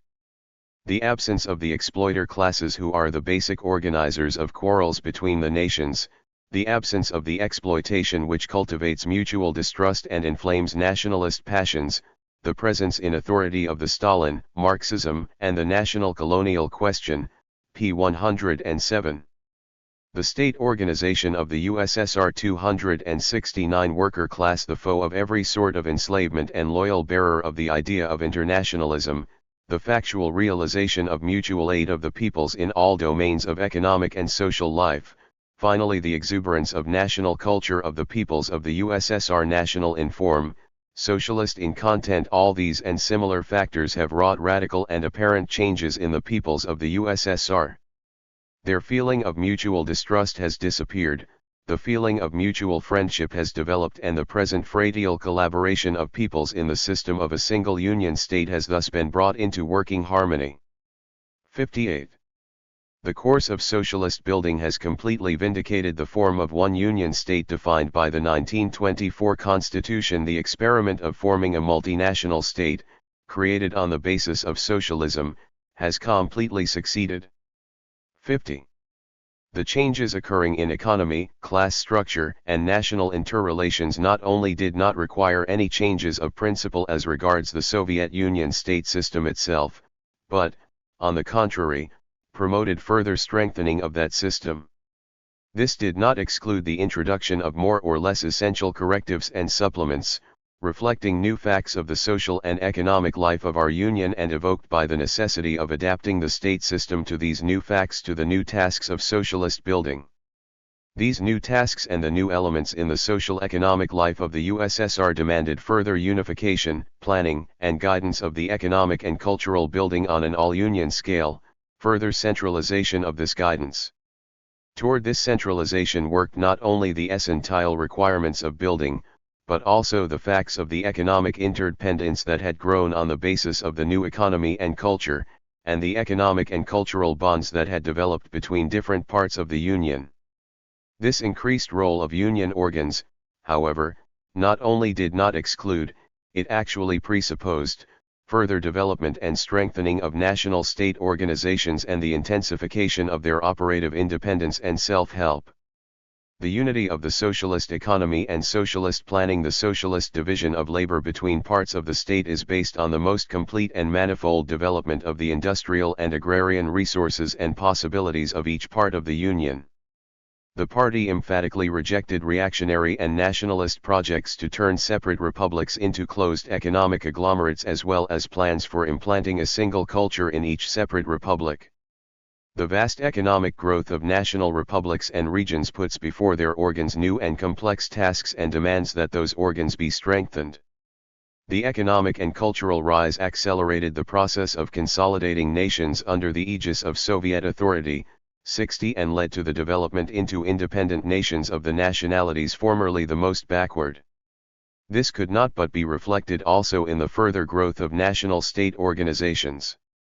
The tasks of socialist building required the utmost bringing of state organs near to the masses, the utmost attraction of masses into Soviet organs and into socialist culture's orbit of influence, and in connection with this the role of national republics and regions grew ever greater. In his political report at the 16th Party Congress, Stalin pointed out, "We have established the unity of economic and political interest of the peoples of the USSR.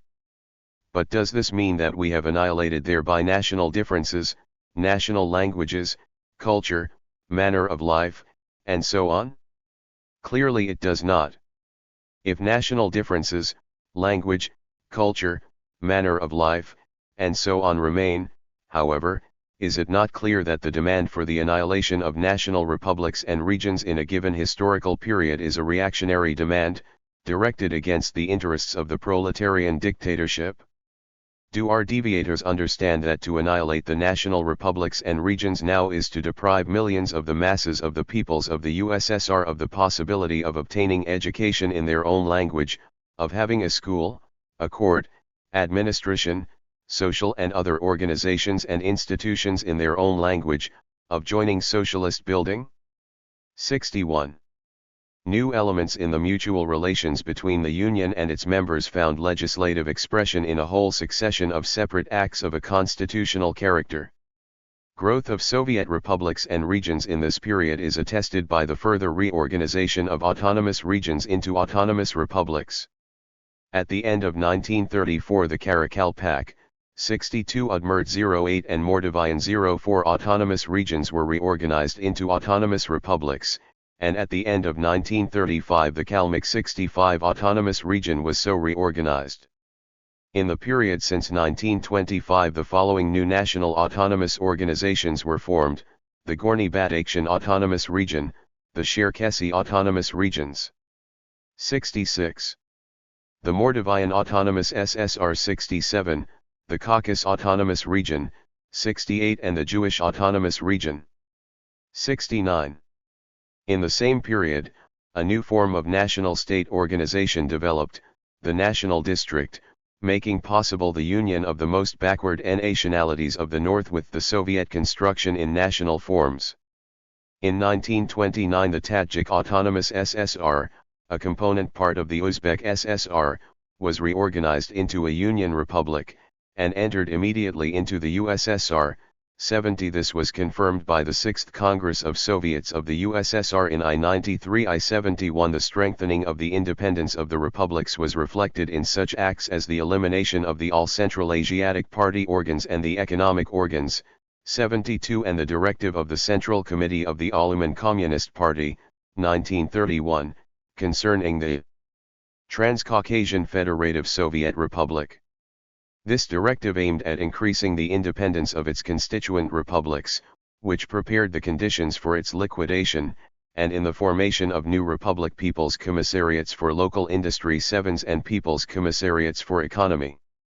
74 Intensification of the principles of single all-Union direction was reflected in changes adopted by the 6th Congress of Soviets in 1931, in forming new all-Union and Union Republic People's Commissariats as component parts of the Council of People's Commissars of the USSR, and in forming a Union Prosecuting Magistracy 75 and an All-Union Commission of Soviet Control 70 in place of the Unified People's Commissariat of Worker-Peasant Inspection.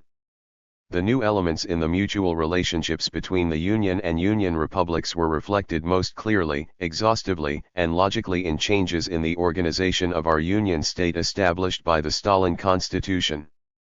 1. Composition and boundaries of the USSR. By the time the new constitution was adopted in 1936, 7 Union republics had entered the USSR. Into the structure of the Union the Stalin Constitution introduced changes of the greatest historical significance. In connection with the new problems confronting them, the hitherto autonomous Kazakh and Kyrgyz republics were reorganized into Union republics, and the Transcaucasian Federation was liquidated and the 3 constituent Soviet Socialist republics Azerbaijan, Georgia, and Armenia became Union republics. The Transcaucasian Federation had fulfilled its historic mission and successfully solved all the tasks put before it. For the 14 years of its existence, it had assured the economic and cultural development of its republics and their conversion into advanced socialist states. It had fulfilled its mission also in that it had liquidated the struggle between the nations and put in its place friendship and peace between the toilers of its different nationalities. To solve the question of the transfer of autonomous republics into the category of Union republics, there must be present the 3 signs of which Stalin spoke in his report on the draft of the USSR Constitution. It is impossible to justify the transfer of autonomous republics into the category of Union republics by their economic and cultural maturity, just as it is impossible to justify leaving this or that republic in the list of autonomous republics by reason of its economic or cultural backwardness. One having noted that such approach would be neither Marxist nor Leninist, Stalin pointed out the following three signs as affording the basis for transferring autonomous republics into the category of Union republics, p. 37. The State Organization of the USSR 273. Republic. It is necessary that the setting of the matter be such that this right become no empty and senseless piece of paper. Take, for example, the Bashkir or Tatar Republic, and assume that these autonomous republics have passed into the category of Union republics. Could they logically and factually put the question of their withdrawal from the USSR? No, they could not. Why? Because on all sides they are surrounded by Soviet republics and regions, and out of the structure of the USSR they have, strictly speaking, nowhere to go. Hence the transfer of such republics into the category of Union republics would be incorrect. Stalin further pointed out, it is necessary that the nationality which gave the Soviet Republic its name represent therein a more or less compact majority. Take, for example, the Crimean Autonomous Republic. It is a borderland republic, but the Crimean Tatars are not a majority in it, on the contrary, they represent a local minority. Accordingly, it would be incorrect and illogical to transfer the Crimean Republic into the category of Union republics. It is necessary that the republic be not very small in the sense of the number of its population, it must have a population, let us say, of not less, but more, than at least 1 million.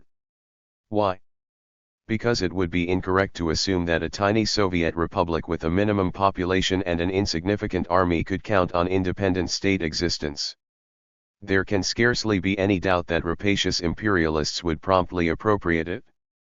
I think that without these three objective signs being present, it would be incorrect at this moment of history to put the question of the transfer of any autonomous republic into the category of Union republics. 2. At the present time the Soviet Union is a single, Union, multinational state consisting of 11 Union Soviet Socialist republics which in their turn unify 22 autonomous republics, 9 autonomous regions, and 11 national districts. The total population of the USSR has attained almost 170 millions. The territory of the Soviet Union, occupying the eastern half of Europe and the northern third of Asia, constitutes more than 21 million square kilometers, that is to say, approximately 1/6 of all the dry land of the world. Its territory is 2.5 times the size of that of the USA and 45 times the size of that of Germany. From north to south, from the shores of the Arctic Ocean to the Black Sea, it stretches 4,500 kilometers, and from west to east from the Baltic Sea to the Pacific Ocean 10,000 kilometers. The length of its boundaries is 60,000 kilometers, 43,000 on the sea and 17,500 on the land. It borders on 12 countries: Finland, Estonia, Latvia, Poland, Romania, Turkey, Iran, Afghanistan, China, the Mongolian People's Republic, the Tuvan People's Republic, and Japan. The North European part of the Union, the Archangel region and the Kola Peninsula, are washed by the waves of the White Sea and the Bering Sea.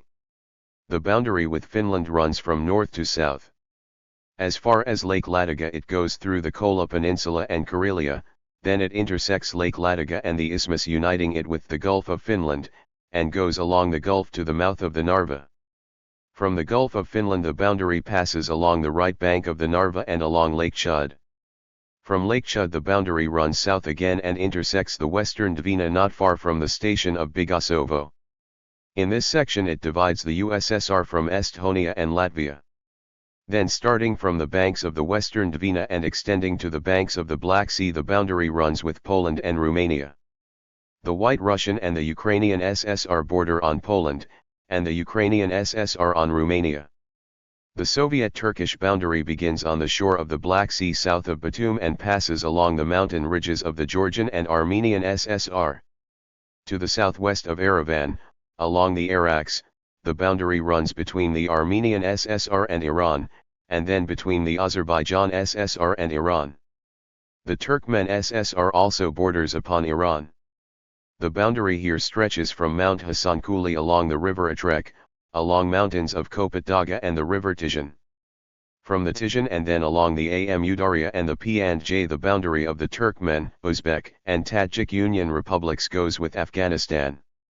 The Gorny Badakhshan Autonomous Region, a constituent part of the Tajik SSR, is separated only by a narrow strip of Afghan territory from the English colony of India. From the Soviet-Afghan border northeast along the Pamir Mountains, the glaciers of Tian Shan, and the mountains of East Kazakhstan, intersected by river valleys, as far as Altai, extends the boundary of the Tajik, Kyrgyz, and Kazakh Union Republics with that of Xinjiang of western China. Along the Sayan Mountains goes the boundary of the USSR with the Tuva People's Republic, separating this republic from the Krasnoyarsk territory and the Irkutsk region of the RSFSR. Further, along the Altai, the Sayan Mountains and the low mountains of eastern Siberia, runs the boundary between the USSR and the Mongolian People's Republic, followed by the boundary with Manchuria turned by the Japanese into the colony of Manchukuo. South from Vladivostok along Cape Posiet, the USSR boundary touches that of the Japanese colony of Korea, and on the island of Sakhalin another Japanese colony South Sakhalin. More than 20,000 kilometers of Far Eastern Sea boundaries go along the Maritime and Khabarovsk territories. In the north, not far from the boundary of the USSR, are the possessions of the USA, the Aleutian Islands, and Alaska. The northern shores of the Asiatic part of the USSR are washed by the waters of the North Arctic Ocean. Soviet boundaries are sharply guarded by our heroic border troops. To guard them there are also 4 mighty Soviet fleets: the North Fleet, the Baltic Fleet, the Black Sea Fleet, and the Pacific Fleet. Any enemy effort to violate these boundaries will encounter the most energetic resistance from the Red Army, the Red Fleet, and all the multinational Soviet peoples, such as was encountered by the insolent Japanese samurai, who were soundly beaten by our noble Far Eastern border troops in the historic battles near the island of Kazan. We do not wish a single inch of another's land. But of our own land we will not yield an inch to anyone/s. Herewith is a table showing the dimension, territory, and external boundaries of each Union Republic separately. Within the USSR, each of the Union Republics borders upon the following Union Republics: RSFSR upon the White Russian, Ukrainian, Georgian, Azerbaijan and Kazakh SSR, the Ukrainian SSR upon the RSFSR and the White Russian SSR, the Georgian SSR upon the RSFSR, and the Azerbaijan and Armenian SSR, the Armenian SSR upon the Georgian and Azerbaijan SSR, the Turkmen SSR upon the Kazakh and Uzbek SSR, the Uzbek SSR upon the Turkmen, Kazakh, Tajik, and Kyrgyz SSR, the Tajik SSR upon the Uzbek and Kyrgyz SSR, the Kazakh SSR upon RSFSR, and the Turkmen, Uzbek, and Kyrgyz SSR, and the Kyrgyz SSR upon the Kazakh, Uzbek, and Tajik SSR. Changes in the structure of the USSR, that is to say, the growth of the number of union and autonomous republics, signify the further development of Soviet federalism, and strengthening of the USSR and the further growth of its national state organizations. 2. Sovereignty of the USSR in the science of public law. Sovereignty means the supremacy of state authority, by virtue of which that authority appears unlimited and autonomous within the land and independent in foreign relationships. In the USSR, sovereignty belongs to the multinational Soviet people. Through their socialist state, personified by its highest organs of authority, the people effectuate that sovereignty. It was affirmed in obdurate class struggle against foes within and without.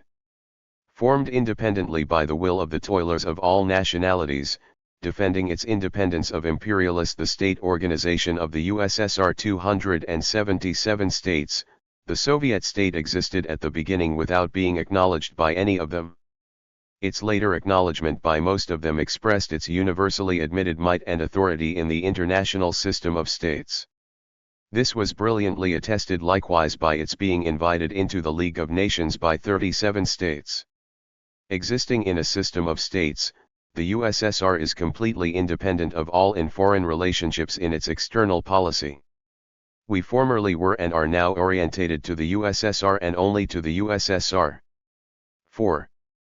As Stalin said in his report at the 17th Party Congress, the stable, economic basis of the sovereignty of the Soviet people, personified by their Union state, is the socialist system of economy and socialist property in instruments and means of production. The USSR sovereignty finds its concrete expression and its juridical confirmation in the plenary powers possessed by it and fixed by Article 14 of the Union Constitution. We have already spoken in detail of the jurisdiction of the USSR. We will now pause only on the question of the interrelation of the Union sovereignty and that of the Union republics. Each Union republic is a sovereign state. Its sovereignty is assured by a whole series of special legal guarantees provided by the Constitution of the USSR. The sovereignty of the Soviet Union state is not opposed to the sovereignty of Union republics. Each amplifies and confirms the other.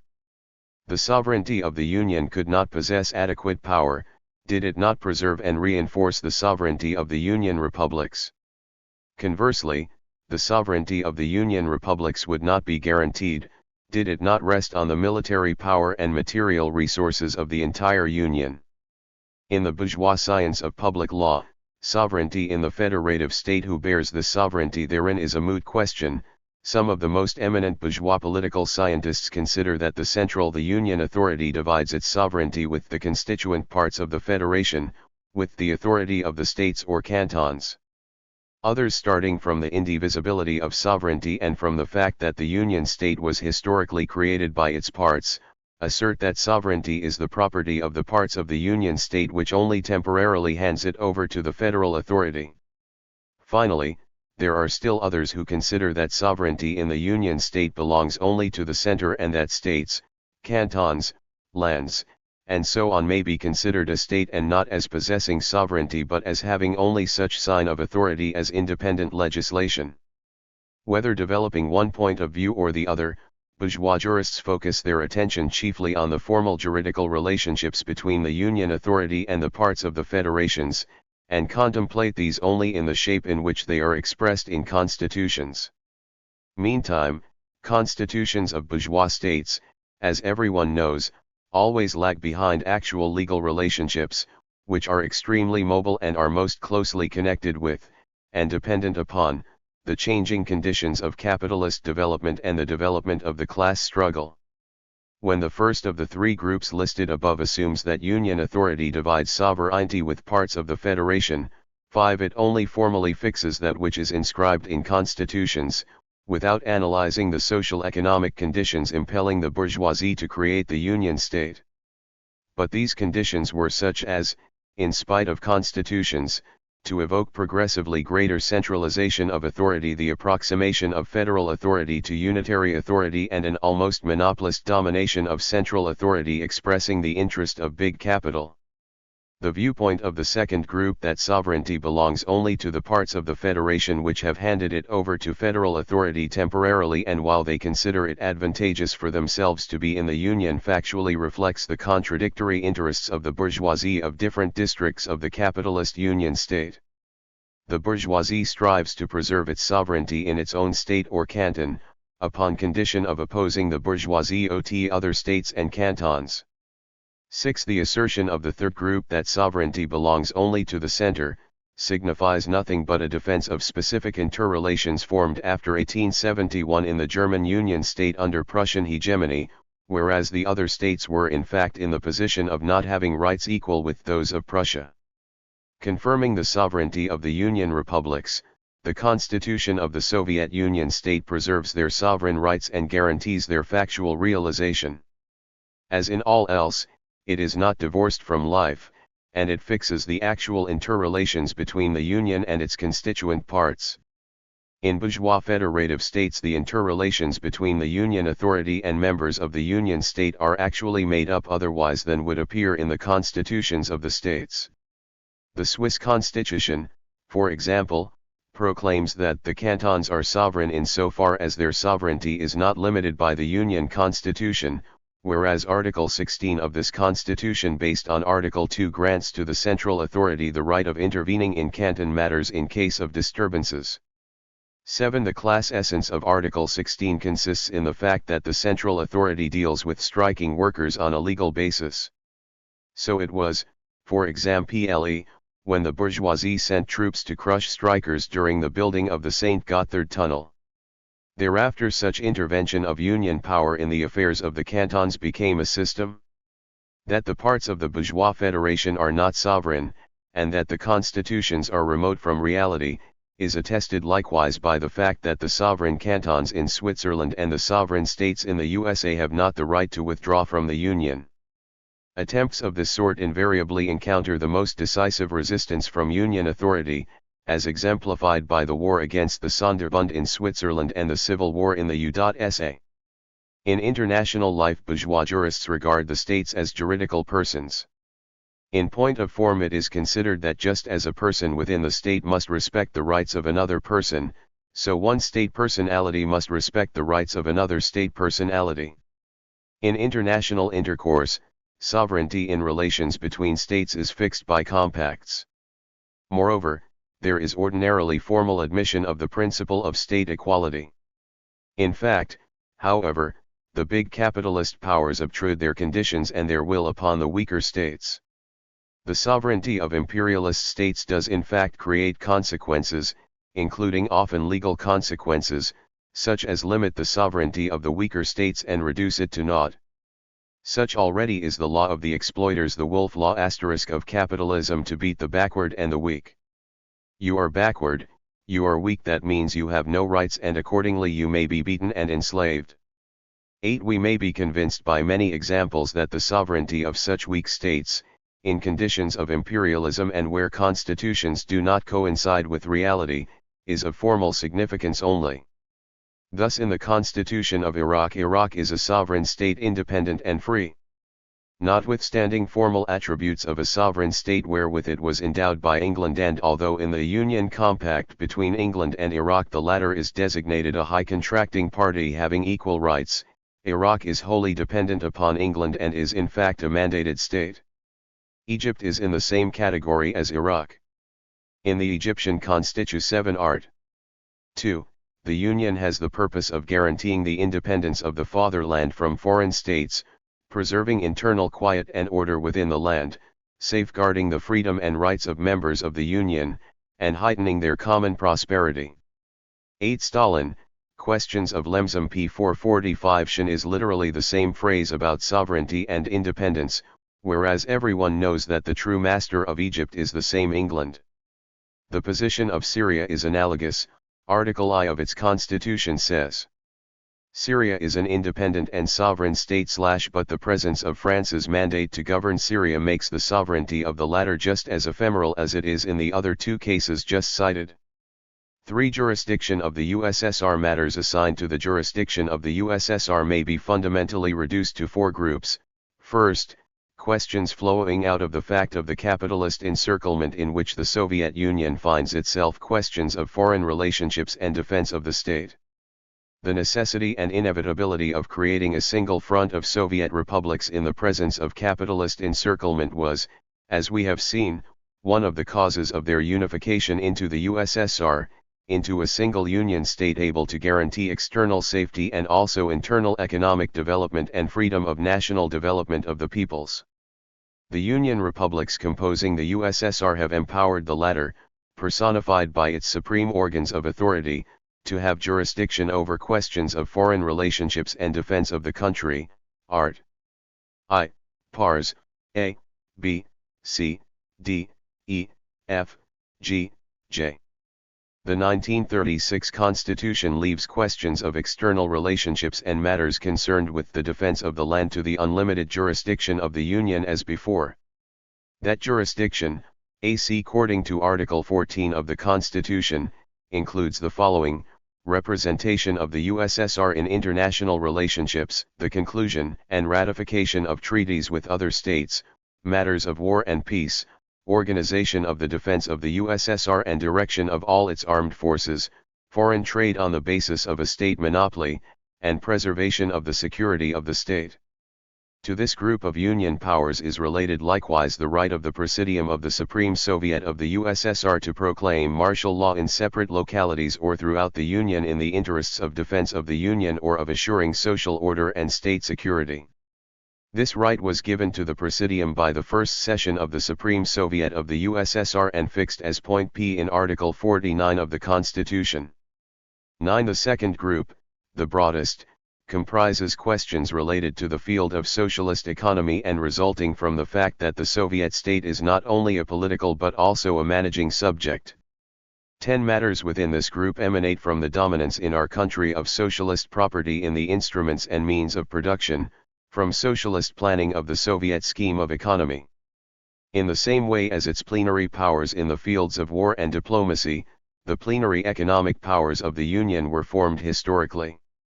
We have already pointed out that as early as the period of compact relationships, the Soviet republics concluded accords with the RSFSR concerning not only a military but also and at the same time an economic union. The Compact for the formation of the USSR, and then the Constitution of the USSR, defined the circle of economic matters within the jurisdiction of the Union, being naturally and first and foremost precisely the same matters as those about which compacts and accords were entered into between the RSFSR and other republics. We may judge of the economic jurisdiction of the Union under the 192,4 Constitution by the catalogue of the People's Commissariats of USSR. The division of these into two categories, All Union and Unified, and All Union and Union Republic, attests the fact that some branches of economy are within the exclusive jurisdiction of the Union, while as to others this jurisdiction is distributed accordingly between the Union and the Union republics. The apportionment of authority as between the Union and Union republics expresses the principle of the stipulated collaboration between the Federation and its members, one of the most important characteristics of the USSR as a Union state. The broad range of jurisdiction of Union authority in the USSR shows the unity of the Soviet state and the extremely close solidarity of the Soviet republics. Centralized administration of the branches of economy upon democratic principles not only does not destroy but operates the better to satisfy the special interests of separate republics. In the economic sphere, the Stalin Constitution assigns to the jurisdiction of the Union, establishment of the national economic plans of the USSR, confirmation of a single state budget of the USSR as well as of taxes and revenues going into Union, Republic, and local budgets, administration of banks, industrial and agricultural establishments and enterprises, and also of trading enterprises of all Union importance, administration of transport and communications, direction of the money and credit system, organization of state insurance, concluding and granting loans, establishment of basic principles for the use of land and of natural deposits, forests, and waters, and organization of a single system of economic statistics. As distinct from the first group of matters referred in their entirety to the exclusive jurisdiction of the Union, the second group comprises questions of which one part is referred to the exclusive jurisdiction of the Union, whereas jurisdiction with reference to the other part belongs to both Union and Union republics. The USSR realizes its undivided direction in the following branches of national economy: all means of communication, water transport, heavy and defense industry, machinery building, and food supply. Direction of these branches belongs to the corresponding all-Union People's Commissariats, which effectuate that direction either directly or through organs designated by them. Branches wherein jurisdiction is apportioned by the Constitution between the Union and the Union republics include food supply, light industry, timber industry, agriculture, state grain and livestock farms, and finance and trade. Directing these branches through the corresponding Union Republic People's Commissariats, the Union leaves to Union republics where there are People's Commissariats of the same name, an important measure of self-help. These commissariats, subordinate to the Supreme Soviets of the Union republics, carry out the directives and tasks of the corresponding People's Commissariats of the USSR, which in their work rest on Union Republic People's Commissariats of the same name. By way of exception, the latter commissariats exercise also the immediate direction of certain enterprises within the bounds of the branch of state administration entrusted to them, but the number of such enterprises is strictly limited to the list specially affirmed by the Presidium of the Supreme Soviet of the USSR. The third group consists of matters relating to the social-cultural field, matters of education, preservation of health, and labor. As to the first two, the Union has the right to establish basic principles as to labor, to establish bases of legislation ***. This means that in these matters the Union republics have greater independence. 11. The fourth group of Union powers embraces matters touching the interrelations of Union and Union republics, conditioned by general principles of Union supremacy, including admission of new republics into the structure of the USSR, control over observance of the USSR Constitution and ensuring that the constitutions of Union republics correspond with the Union Constitution, confirmation of boundary changes as between Union republics, and confirmation of the formation of new territories and regions and of new autonomous republics within the Union republics. 12. All these plenary powers are realized solely by organs of the Union. By their very nature they cannot belong to Union republics. In addition to the matters enumerated, the Union has jurisdiction of legislation concerning the structure of the courts and legal procedure, criminal and civil codes, laws concerning Union citizenship and the rights of foreigners, and, finally, the publication of all Union acts of amnesty. The Stalin Constitution introduced a series of changes in the delimitation of the Union and Union Republic jurisdiction established by the 1924 Constitution. These changes reflect the strengthening of socialist economy and the need for unification of direction and legal rules thereby entailed. At the same time they attest the strengthening of fraternal collaboration and mutual aid between the republics. Thus the 1924 Constitution gave the Union jurisdiction only to establish the bases and the general plan of all national economy, bases of court structure and legal procedure and criminal and civil legislation, and basic legislation in the field of Union citizenship. Formulation in the new Constitution of the plenary powers of the Union in these fields is characterized by a heightening of the role of the Union and a further strengthening of the unity of the Soviet Union state. According to the formula of the 1924 Constitution, organs of the Union realize direction of foreign trade, whereas the Stalin Constitution places foreign trade under the exclusive jurisdiction of the Union. The 1924 Constitution, reflecting the then inadequate economic connection between the republics, acknowledged the right of Union republics to conclude external and internal loans upon permission of organs of the USSR. According to the Stalin Constitution, this right belongs only to the USSR. The new constitution included among the objects of jurisdiction of higher organs of the Union the affirmation of the formation within Union republics of new territories, regions, and autonomous republics. This element reflects the necessity for greater stability of the basic administrative divisions. The new constitution perfected the structure of the Soviet Union multinational state, adapted it to the conditions of the victorious socialist order in our country, and reinforced the might of the Soviet state in the presence of the steadily increasing threat of military attack on the USSR by aggressive fascist powers. The Stalin Constitution is the constitution of the completely formed multinational socialist state, which has withstood all trials, whose stability any national state in any part of the world might well envy. 18. For the legal position of Union republics and their jurisdiction, the sovereignty of the Union republics is limited only within the bounds pointed out in Article 14 of the Union Constitution. Outside these bounds each Union republic carries state authority into effect independently. The USSR protects the sovereign rights of the Union republics. The basic signs of the sovereignty of the Union republics are that, each Union republic has its own constitution, the right to free withdrawal from the Union is preserved in behalf of each Union republic, and the territory of Union republics cannot be changed without their consent. These most important principles of Union Republic sovereignty are reinforced in Articles 16 through 18 of the Stalin Constitution. To them must be added a fourth: within the bounds of its jurisdiction the realization of state authority by a Union Republic is independent. Constitutions of Union Republics are constructed in complete accord with the Union Constitution, as required by Article 16 of the latter. And this is perfectly natural. In order to realize mutual aid, economic, political, and defensive, the Soviet Socialist republics have been voluntarily united into a union state, the USSR. 14. Therefore, the oneness of the purposes of the USSR and of the separate Union republics, the oneness of the Soviet Socialist system, must be and is reflected both in the Constitution of the Union and in the constitutions of the Union republics.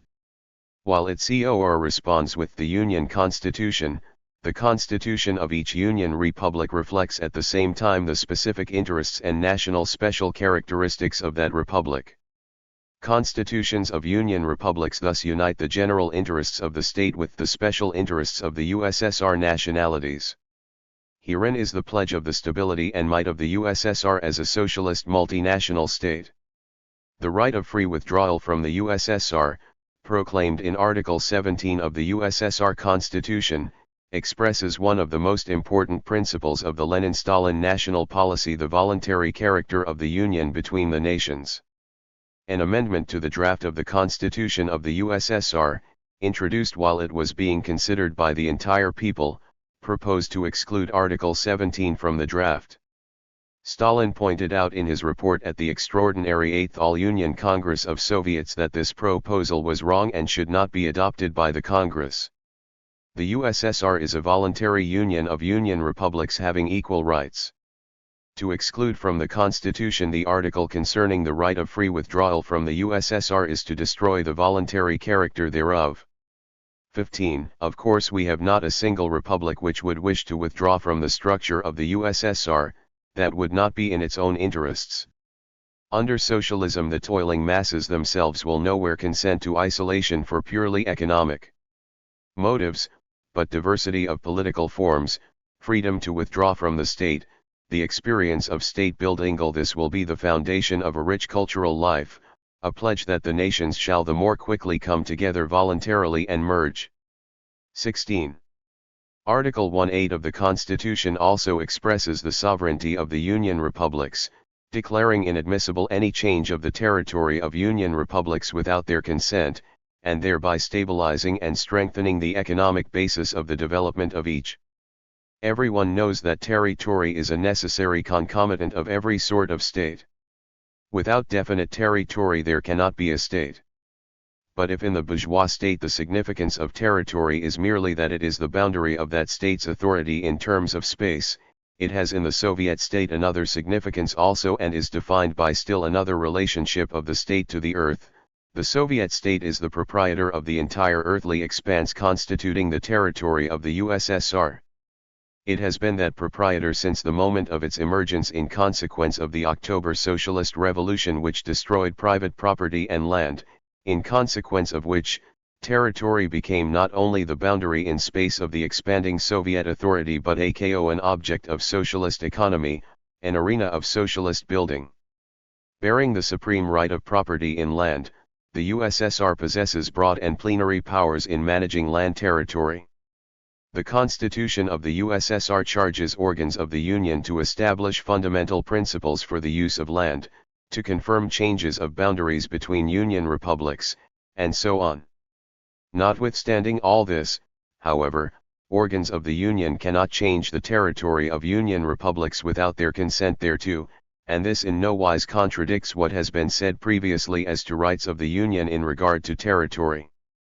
Article 18 of the Constitution of the USSR represents a guarantee of the sovereignty of Union republics which amplifies the fundamental guarantee thereof, the right of withdrawal from the Union.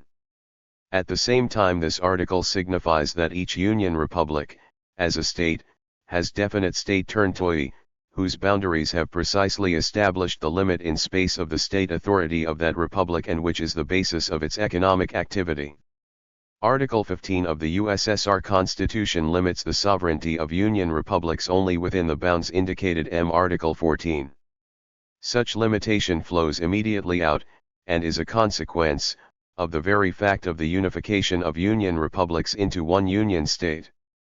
Unification of every sort is some limitation upon rights theretofore possessed by those united.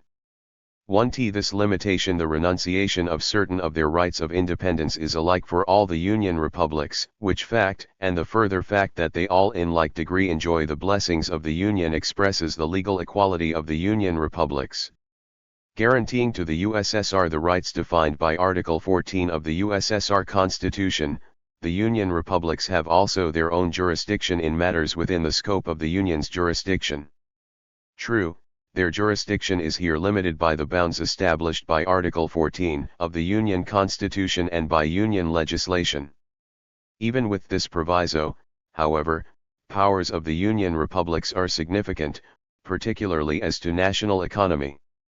Pursuant to its constitution, each Union republic carries into effect within its territory the following measures: it affirms the plan of national economy and the budget of the republic, it establishes, in conformity with USSR legislation, state and local taxes and levies, and other income, it manages insurance and savings, it establishes the order of using the land, its natural deposits, the forests and waters guided therein by basic principles established by Union organs, it actually controls and superintends the administration and condition of enterprises subordinate to the Union, and it accomplishes the building of roads and directs local transport and communications. In the field of social-cultural measures, the jurisdiction of the Union Republic includes legislation concerning labor, direction of the care of public health, and of primary, intermediate and higher education. Outside the bounds indicated in Article 14 of the USSR Constitution, Union republics exercise state authority independently, having an equally broad basis for independent state activity. In the economic field, for example, they direct the preparation and fulfillment of the budgets of autonomous republics and the local budgets of territories and regions, the budgets of areas, districts, and cities. They administer banks, industries, agricultural and trade enterprises, and likewise direct local industry. To them belong direction of housing and communal economy, the construction of houses, and the good order of cities and other inhabited places.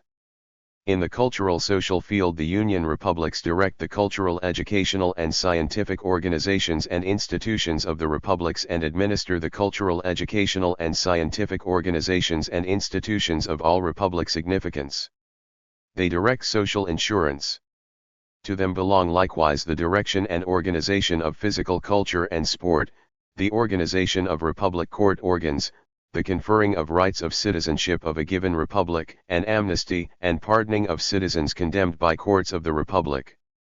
In the field of administrative territorial organization, the Union republics have the right of confirming the boundaries and districting of autonomous republics and autonomous regions, and of establishing the boundaries and districts of territories and regions. As to forming new territories and regions, and likewise new autonomous republics and regions, the formation thereof is proposed by Union republics for confirmation by the Supreme Soviet of the USSR. The system of republic organs of state administration also corresponds completely to the compass of the plenary powers of the Union republics. For the administration of such branches of economic and cultural social organization, although they are within the jurisdiction of the Union republic, as are also within the jurisdictional bounds set by Article 14 of the Union Constitution.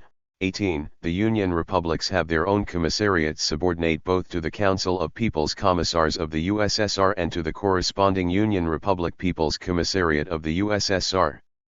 Direction of those branches of economy and cultural social organization in which the activity of Union republics is most independent is exercised by Republic People's Commissariats subordinate immediately to the Council of People's Commissars of the Union Republic. Each Union Republic has 4 such autonomous People's Commissariats not analogous to any of the People's Commissariats of the Union. These are the People's Commissariats for Education, for Local Industry, for Communal Economy, and for Social Insurance. 5. The USSR as protector of the sovereign rights of Union Republics. The USSR guards the sovereign rights of the Union Republics. Against what and by what means are these sovereign rights guarded? Against any possible violation of any law of the Union authority assuring these rights.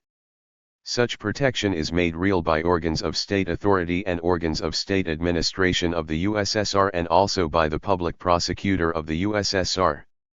The supreme organs control fulfillment of the Constitution of the USSR. The Presidium of the Supreme Soviet abrogates directives of the Council of People's Commissars of the USSR and of Union Republic Councils of People's Commissars if they do not conform with law. The Supreme Soviet of the USSR appoints committees of inquiry and investigation on any matter, and consequently on questions touching a breach of the sovereign rights of Union republics. The Public Prosecutor of the USSR exercises supreme supervision over exact fulfillment of the laws by all the People's Commissariats and the institutions subordinate to them, against attempts upon the Union Republic by capitalist states. A mighty means of defense against such attempts is the worker-peasant Red Army and Navy.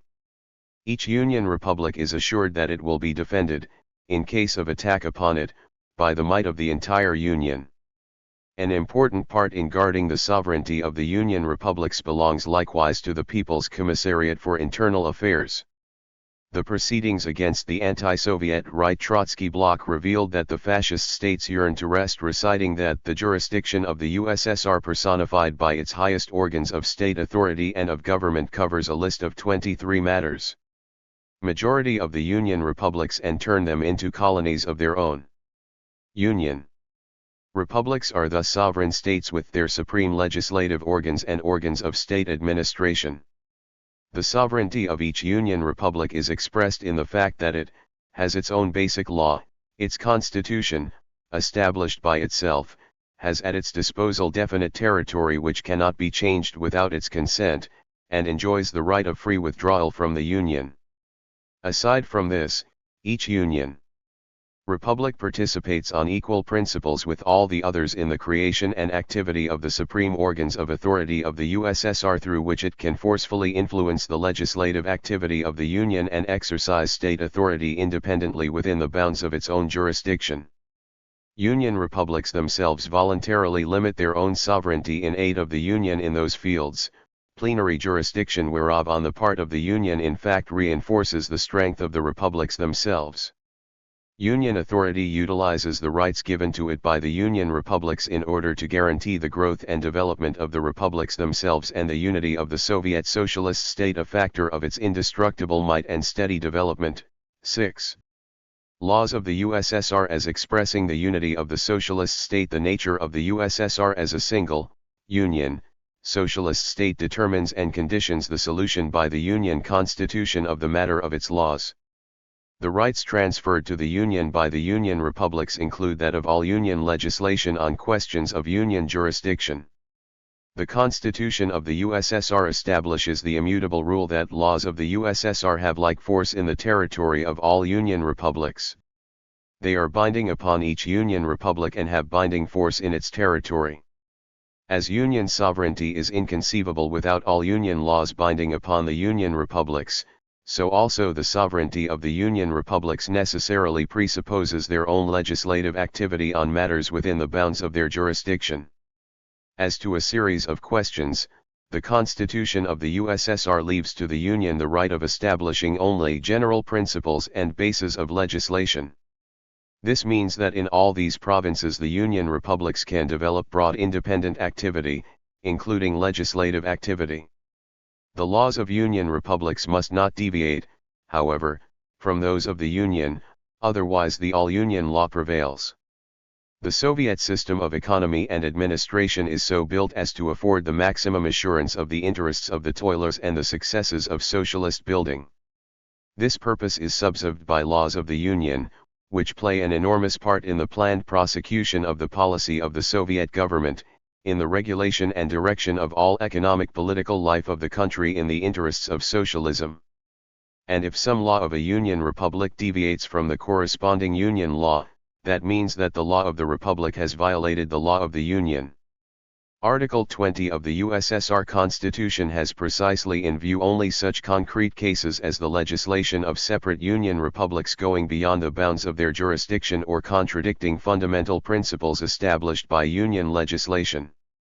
Neither the one nor the other can be admitted, otherwise this would be a breach of the agreed activity of Union and Republic organs of authority and a violation of the principle of planned development.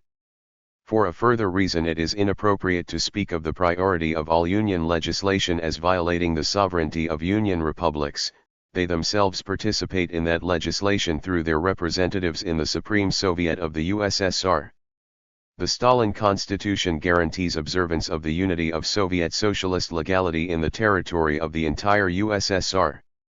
7. Citizenship of the USSR and of the Union Republics. Citizenship means that a person belongs to a certain state, which conditions the extension to him of all laws regulating the positions of citizens in the state, their rights and obligations. By virtue of belonging to a certain state, he also enjoys diplomatic protection by it when he is abroad. In the constitutions of some capitalist states, the matter of citizenship is treated in the subdivisions regulating the rights and obligations of citizens. But citizenship is not a right in itself, it is only a condition, a premise, which makes it possible for all the laws defining the legal position of citizens of this or that state to apply to a given person. So it is not accidental that the USSR Constitution and the constitutions of the Union Republics treat the matter of citizenship in the chapter concerned with state organization rather than in that dealing with fundamental rights and obligations of citizens.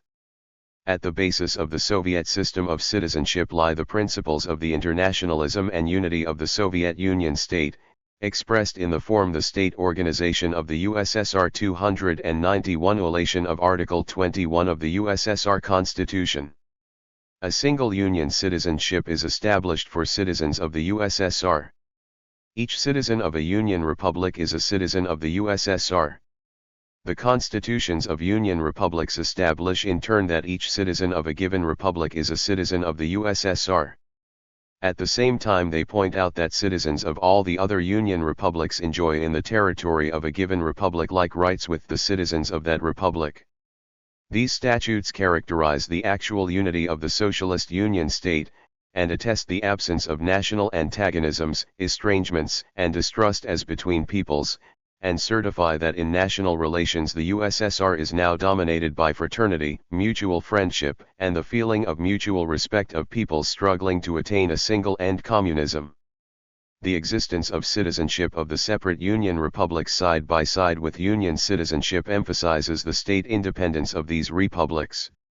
On August 19, 1938, at the second session of the Supreme Soviet of the USSR, a new law of citizenship of the USSR was adopted, starting first of all from the principle of both formal and factual equality of rights of Soviet citizens in the socialist state, irrespective of their nationality and race, as well as of sex, so that in the USSR women are given equal rights with men in all fields of economic, state, cultural and social political life.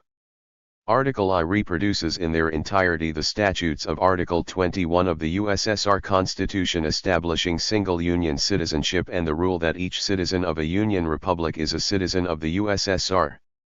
Article 2 points out precisely who are citizens of the USSR, all who were on November 7, 1917, subjects of the former Russian Empire and have not lost Soviet citizenship, and persons who have acquired Soviet citizenship in the legally established order / according to the new law. The definition of possessing Soviet citizenship of the USSR is thus essentially different from the definition given by former regulations concerning citizenship, which established that every person found in the territory of the USSR is acknowledged to be a citizen of the USSR insofar as it is not proved that he is a citizen of a foreign state. 19. In particular, as concerns foreigners contemplated by paragraph B of Article 2, the fact of a foreigner being found in the territory of the USSR and not being proved to be a citizen of a foreign state is now not enough for him to be considered a citizen of the USSR. This requires in addition the acquisition of Soviet citizenship in the order established by Soviet law. This order is provided in Article 3 of the new law. Independently of their nationality and race, foreigners are taken into citizenship of the USSR upon their petition therefor by the Presidium of the Supreme Soviet of the USSR or by the Presidium of the Supreme Soviet of the Union Republic within whose bounds they live. The regulation of USSR citizenship admitted a simplified order of acquiring Soviet citizenship by foreigners in a series of cases. The right of admitting foreigners to USSR citizenship was given not only to territorial and regional executive committees but in certain cases even to separate district executive committees and likewise to city soviets of cities divided into independent administrative economic units. Such a simplified order of admitting foreigners to Soviet citizenship was not infrequently used by capitalist states surrounding the USSR as a means of sending their spies and diversionists into the Soviet Union. Naturally, the former order of admission to Soviet citizenship could not be left in force in conditions of capitalist encirclement of the new, complicated international situation. This is a matter not of local, but of general political and statewide significance, and requires greater vigilance than hitherto. For this reason, the right of admission to Soviet citizenship under the new law, and in correspondence with the USSR Constitution and the constitutions of the Union Republics, belongs solely to the Presidium of the Supreme Soviet of the USSR and the Presidia of the Supreme Soviets of Union Republics. No less important is the political and state significance of withdrawal from citizenship. As distinguished from the former regulation, and likewise in distinction from the order established by the new law for admission to citizenship, withdrawal from citizenship is permitted according to the new law only by the Presidium of the Supreme Soviet of the USSR. Article 5 of the law establishes that, matrimony by a citizen of the USSR with one not such a citizen entails no change of citizenship. This proposition remains unaltered since the time of the October Socialist Revolution, when women were given equal rights with men, including free choice of citizenship in case of marriage, whereas in pre-war time it was ordinarily considered in capitalist countries that the citizenship of the wife followed that of the husband. The difference between the new law and the previously existing regulation is that marriage with a Soviet citizen now ceases to be, as it previously was, cause for the simplified admission of a foreigner into USSR citizenship. Article 6 regulates the matter of the citizenship of children. If the parents' citizenship changes so that they both become citizens or both withdraw from citizenship of the USSR, the corresponding change of citizenship of their children may automatically occur only in case the latter have the state organization of THB USSR 293 not attained the age of 14. The solution of the question of citizenship of children from 14 to 18 years of age depends under the conditions hereinbefore indicated upon the consent of the children themselves. In other cases, a change of citizenship of children who have not attained the age of 18 may follow only in the general order. Article 7 distinctly establishes the cases wherein a person may be deprived of Soviet citizenship, by sentence of a court in cases provided by law, and by virtue of a decree, special in each case, by the Presidium of the Supreme Soviet of the USSR. Such an arrangement assures the correct solution of the matter of depriving persons who shall prove unworthy to bear the lofty designation of Soviet citizen, of USSR citizenship. Article 8 introduces a new statute into our legislation regarding citizenship by providing a category of persons without citizenship. To that category are relegated persons who, living in USSR territory and not being citizens thereof, have no proof that they possess foreign citizenship. Thus, that a person has no proofs of foreign citizenship is no longer basis for acknowledging him, as heretofore, a citizen of the USSR, inasmuch as acquisition of Soviet citizenship cannot occur automatically.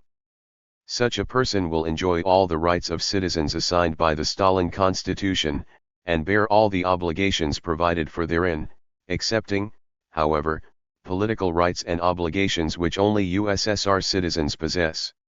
8. Administrative territorial organization of Union Republics as distinguished from the Constitution of 1924, the new USSR Constitution not only enumerates the Union Republics embodied in the Union but also establishes the structure of the separate Union Republics.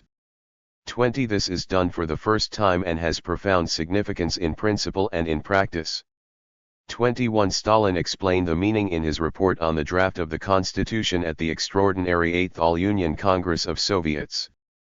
Demonstrating the inadmissibility of the proposal to strike out in Articles 22 to 29 the detailed enumeration of the division of Union Republics into administrative departments, Stalin said. 20. Except the Armenian, Turkmen, and Kyrgyz SSRs, which have in their structure no territories, regions, or autonomous republics. 31 In the 1924 Constitution there was merely an enumeration of Union republics without indication of their structure, the only exception being the Transcaucasian Federation. In the USSR there are people who are ready with the utmost willingness and assiduity to rehash territories and regions, thereby introducing into our work confusion and uncertainty. The draft of the Constitution puts a curb on these people, and this is excellent because here as in much else we require an atmosphere of confidence, as well as stability, and clarity. 22. The USSR Constitution has solved the task of putting an end to the recarving of territories and regions, with consequent confusion and uncertainty in the work, and of stabilizing the division into administrative territories. The 1924 Constitution of the USSR referred to the jurisdiction of the Union side by side with the alteration of external boundaries of the Union, the regulation likewise of questions of changing boundaries between the Union republics. The impossibility of changing the territory of Union republics without their consent, as established by Article 6 of the same Constitution, emphasized the sovereignty of Union republics with reference to their state boundaries.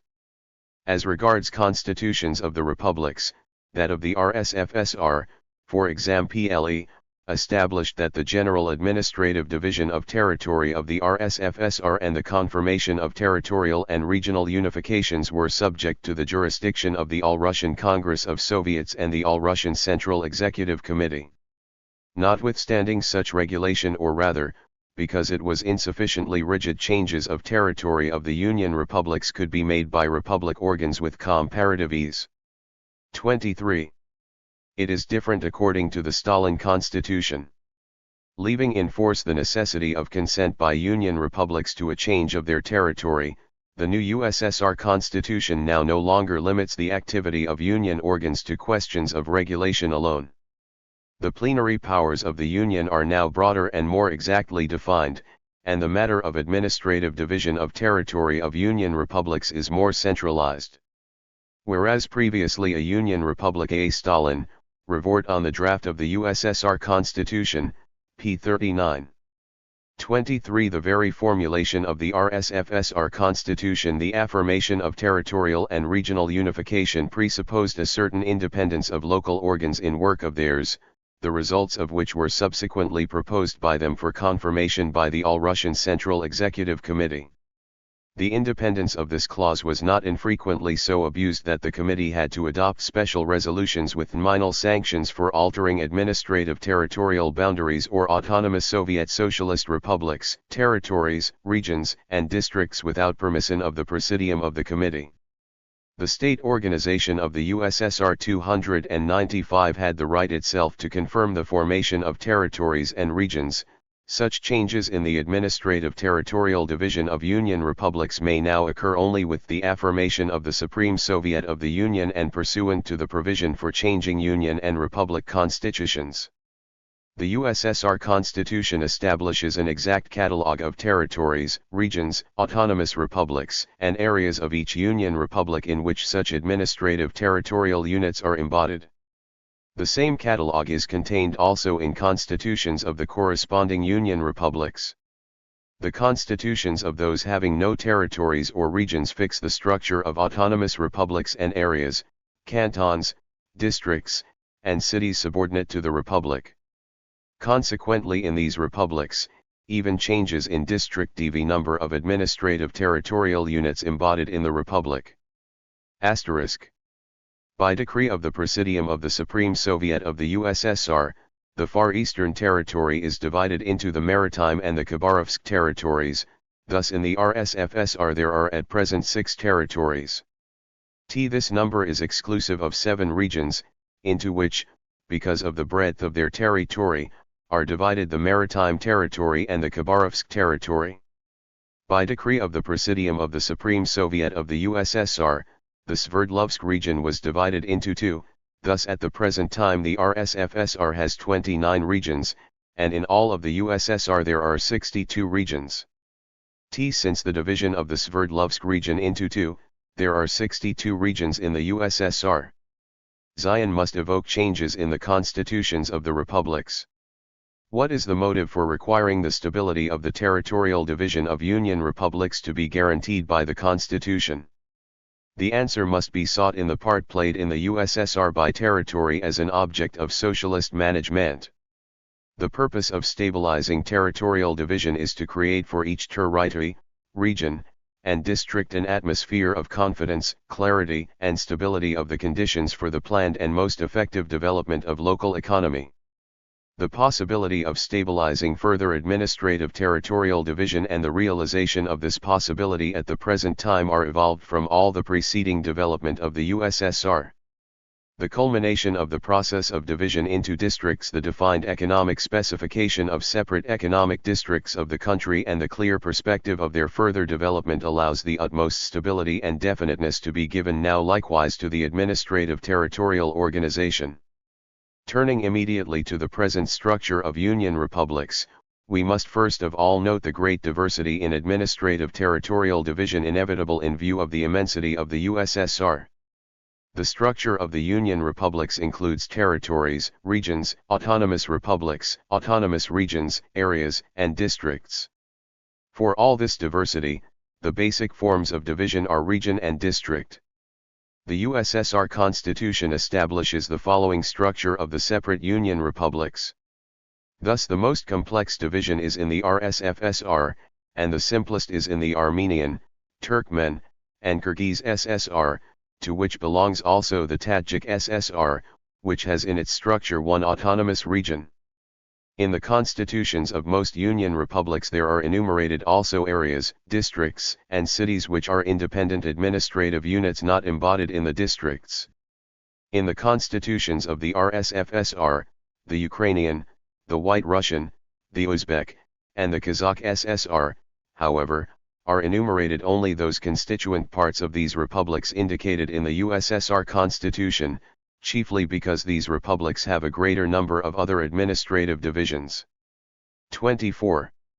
Besides what is indicated in the USSR Constitution, republic constitutions of the republics hereinafter enumerated establish their structure as follows. 94. In the RSFSR there were 9 administrative areas, 1 national areas, and 2,267 districts. In the Ukrainian SSR, 502 districts, in the White Russian SSR, 90 districts, in the Uzbek SSR, 1 area and 111 districts, and in the Kazakh SSR, 171 districts. The state organization of THB USSR 297 *. The districts embodied in the Nakhichevan ASSR and Nagorno-Karabakh Autonomous Region are not specially indicated in the Constitution of Azerbaijan. This includes the districts of the Abkhazian and Ajanan Autonomous Republics and of the South Ossetian Autonomous Region. The districts embodied in the Gorny Badakhshan Autonomous Region are enumerated specially and are included in the figure 35. The districts entering into the structure of the areas are not enumerated in the Constitution. Altogether in the Union republics, including the RSFSR, the Ukrainian SSR, the White Russian SSR, the Uzbek SSR, and the Kazakh SSR, there were 19 administrative areas, 2511 national areas, 26 and 3,463 districts. The existing administrative territorial division of Union republics is based on a consideration of national characteristics of the population and scientific economic data. These principles were unknown in the territorial organization of the former Russian Empire. The administrative division at that time, already established in the time of Catherine II and preserved in its fundamental features right down to the October Revolution, was based on what was convenient for police administration and treasury interests. To these ends the country was bureaucratically divided into parts, governments approximately equal in population, and the governments were subdivided into districts and volosts.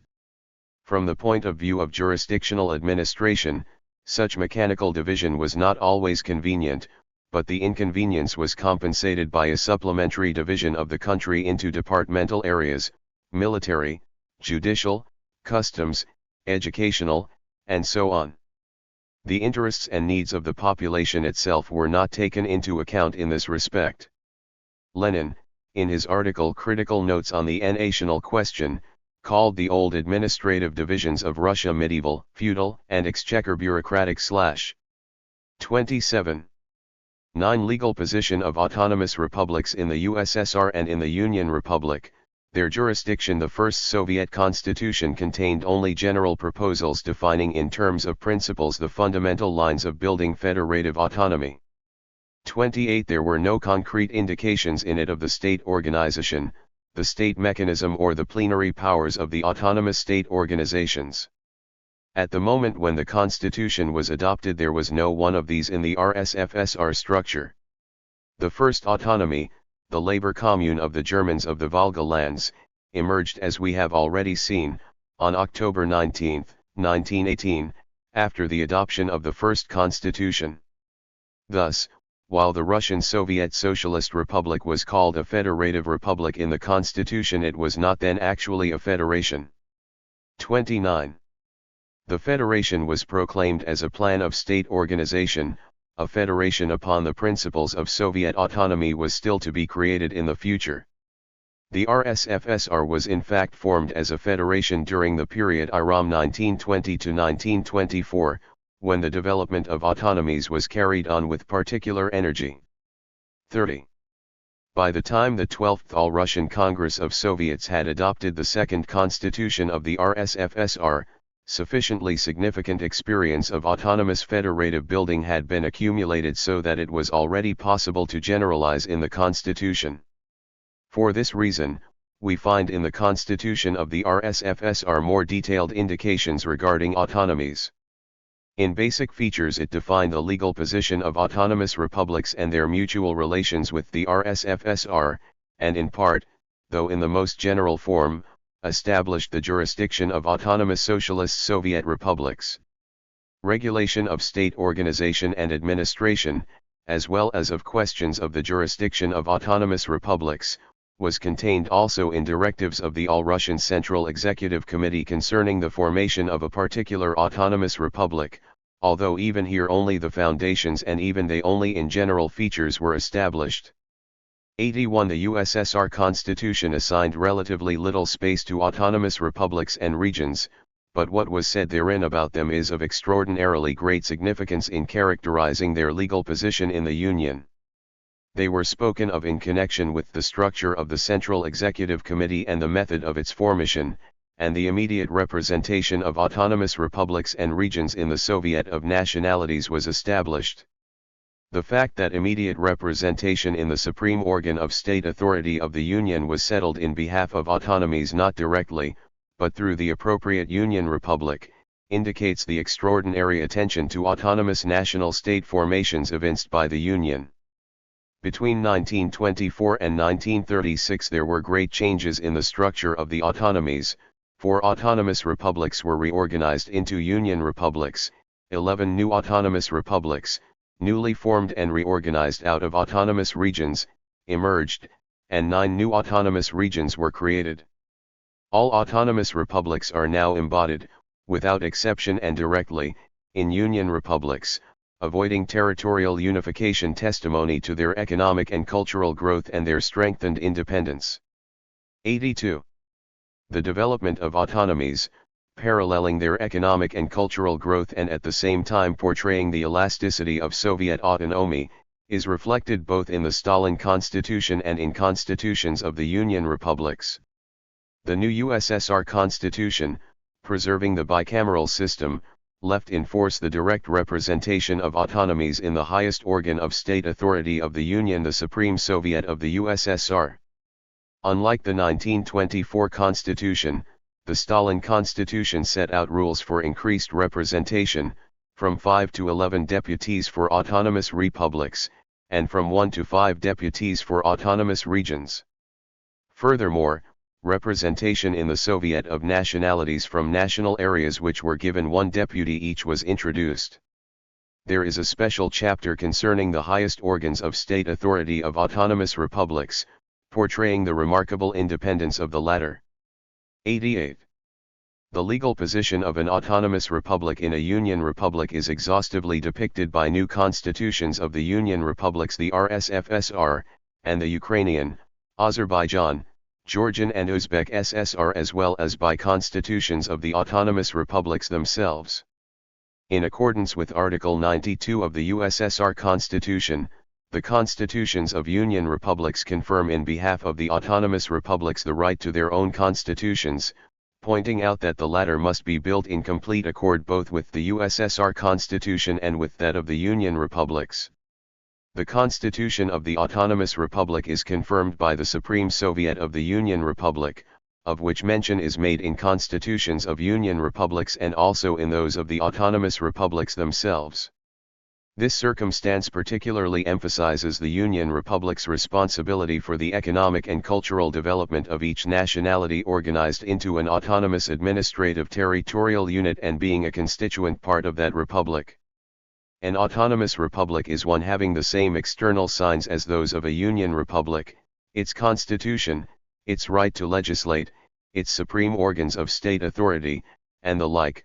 34 but possessing a jurisdiction less broad than that of the Union Republic. It has no special representation in the Supreme Soviet, the supreme organ of state authority of the Union Republic being represented therein on general grounds by choosing deputies to the Supreme Soviet according to the regulation existing in a given Union Republic. However, one of the vice-chairmen of the Presidium of the Supreme Soviet of a Union Republic is a representative of the Autonomous Republic, and the constitutions of Union Republics provide as many vice-chairmen as there are autonomous republics therein. Thus in the RSFSR the Supreme Soviet chooses 17 vice-chairmen of the Presidium of the Supreme Soviet, in accordance with the number of autonomous republics. 85. The constitutions of the Union Republics say nothing about territory of the autonomous republics except that the Union Republic has the right to confirm boundaries and district divisions of autonomous republics and is bound to propose the formation of new autonomous republics for confirmation by the Supreme Soviet of the USSR. But the existence of the autonomous republic as a state formation naturally presupposes its existence in a defined territory not subject to change without its consent. Constitutions of Union Republics may take this for granted, but constitutions of the autonomous republics themselves specifically note it. As to the jurisdiction of autonomous republics, the Union Republic constitutions establish only the following rights of the Supreme Soviet of an autonomous republic: adoption of the Constitution of the Autonomous Republic and introducing it for confirmation by the Supreme Soviet of the USSR, establishment of the district division of the Autonomous Republic and the boundaries of districts and cities, and introducing them for confirmation by the Supreme Soviet of the Union Republic, confirmation of the economic plan and budget of the Autonomous Republic, and appropriation of honorary titles of autonomous republics. As for the rest, the plenary powers of autonomous republics are defined by their own constitutions, in each of which it is pointed out that, outside the limits of Article 14 of the USSR Constitution and the corresponding article of the Constitution of the Union Republic, the autonomous republic exercises state authority upon autonomous principles. The constitutions of all the autonomous republics keep strictly to the constitution of the corresponding Union Republic in enumerating the objects of their jurisdiction. In defining the range of its powers, the article of the Constitution of each autonomous republic makes concrete that which is noted in general form in the article of such Union Constitution, which discloses the heading of state organization and declares the right of the autonomous republic outside the limits of Article 14 of the USSR Constitution and the corresponding article of the Union Republic Constitution to exercise state authority upon autonomous principles. This autonomous character is expressed in the fact that the autonomous republic legislates 35 the number of vice-chairmen of the Presidium of the Supreme Soviet, according to the number of autonomous republics, with indication thereof in constitutions, is established also in the Georgian SSR and in the Azerbaijan SSR, whereas in the latter there are in view one autonomous republic and one autonomous region. In constitutions of the Ukrainian SSR and the Uzbek SSR there is provision for choosing vice-chairmen without mentioning autonomous republics and autonomous regions. In all fields of economic and cultural building within the limits of its jurisdiction, possessing its own highest organs of state authority and organs of state administration, built according to the type of the corresponding Union Republic organs. Legal relationships as between the Autonomous Republic and the Union Republic are characterized likewise by the interrelations between the Union Republic Council of People's Commissars and that of the Autonomous Republic, and likewise by the system of People's Commissariats of the Autonomous Republic and their mutual relations with those of the Union Republic. The Council of People's Commissars of the Union Republic has the right to suspend directives and orders of Autonomous Republic Councils of People's Commissars, and the Presidium of the Supreme Soviet of the Union Republic can abrogate them, along with decisions and orders of territorial and regional Soviets of deputies of the toilers, if they do not correspond with the law. In autonomous republics there are no People's Commissariats if there are not in the Union Republic 3G commissariats of the same name.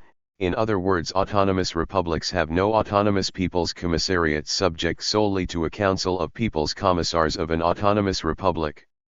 All People's Commissariats without exception aside from the Council of People's Commissars of the Autonomous Republic are likewise subject also to the corresponding People's Commissariats of the Union Republic. Thus the system of dual subordination is extended without exception to all autonomous republic People's Commissariats.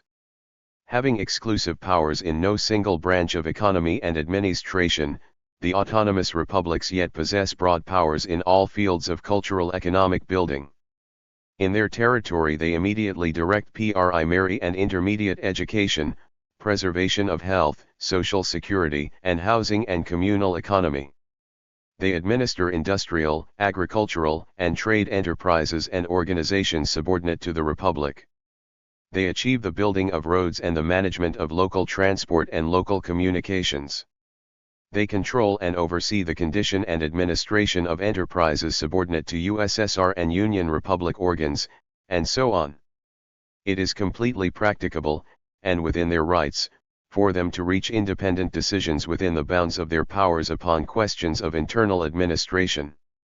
Being republics incorporated in Union Republics, autonomous republics are basically distinguished from the latter by the facts, that they do not possess all three, or certain, of the signs characteristic of the formation of the Union Republics. They have not the right of free withdrawal from the USSR, and they are required to propose their constitutions for confirmation by the Union Republic Supreme Soviet, whereas the constitution of the latter is adopted by its Supreme Soviet, and is not confirmed by the highest organs of the USSR.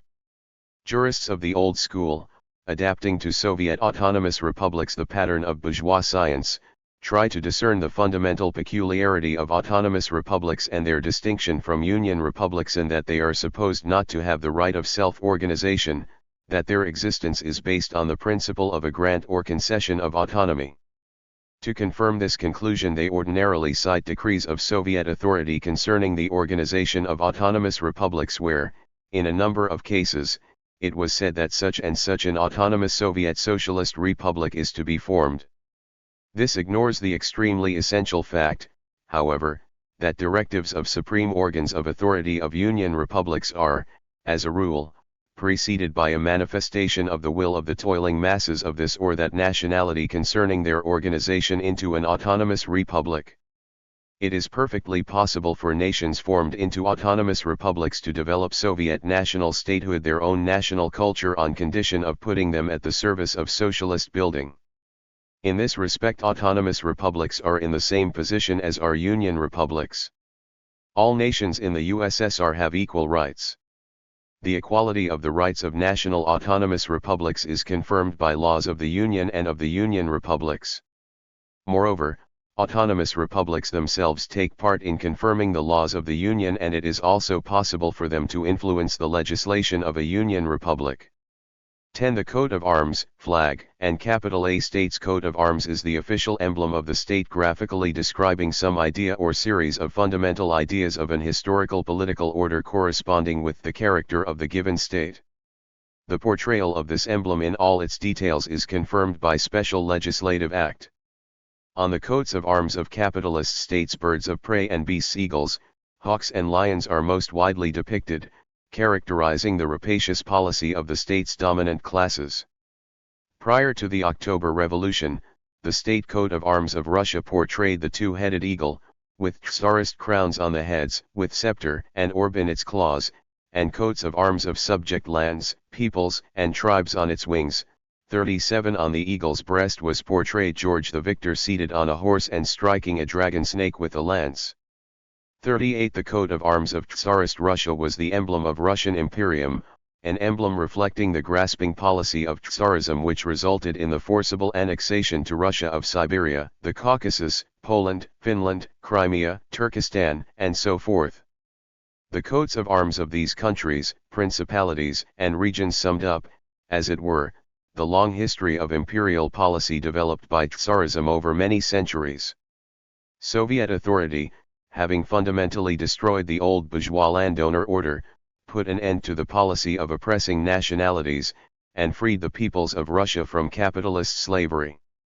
It annulled the emblem of this order, together with the order itself, the state coat of arms with its black eagle and a multiplicity of attributes of all sorts.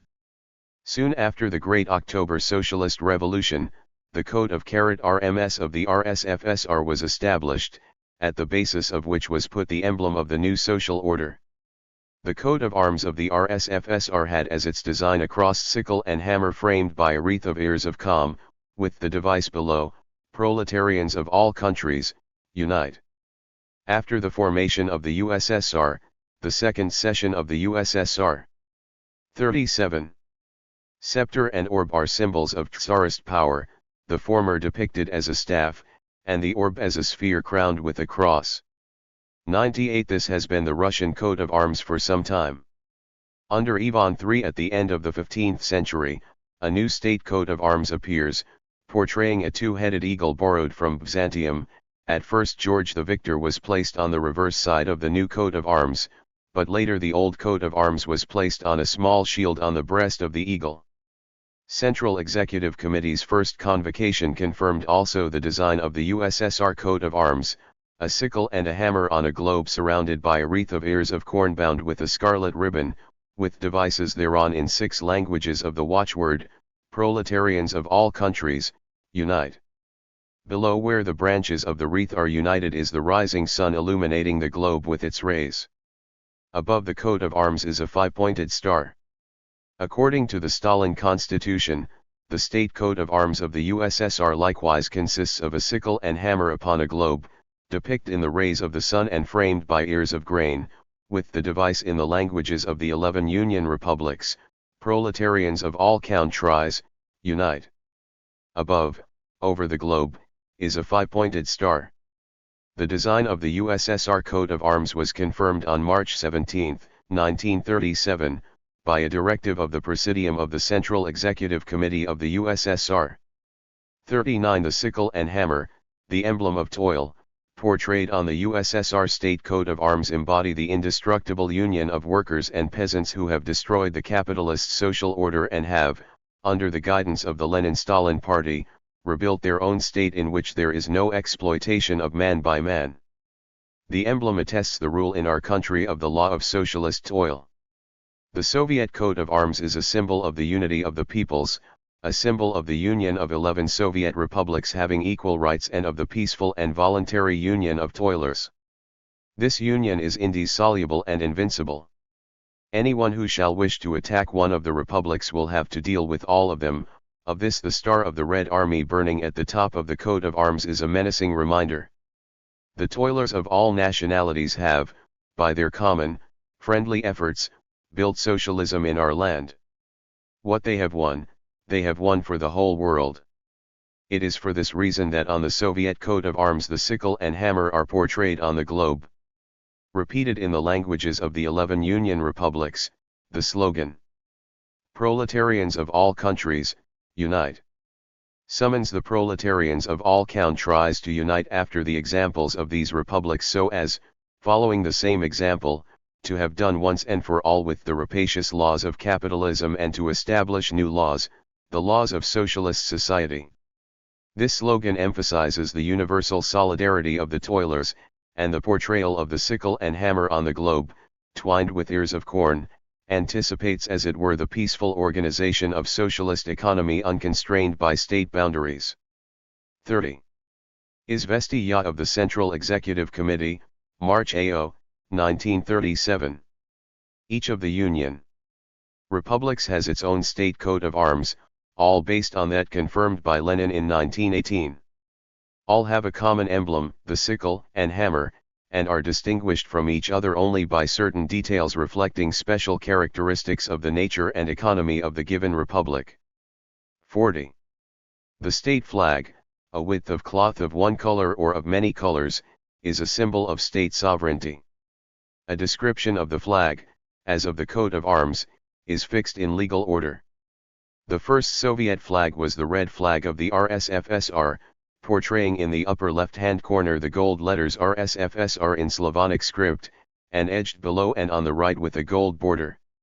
After the formation of the USSR, its flag was established which, according to the 1924 Constitution and the directive of the USSR Central Executive Committee, consisted of a red rectangular cloth portraying in the upper left-hand corner the golden sickle and hammer, and above them the red five-pointed star framed with a golden border.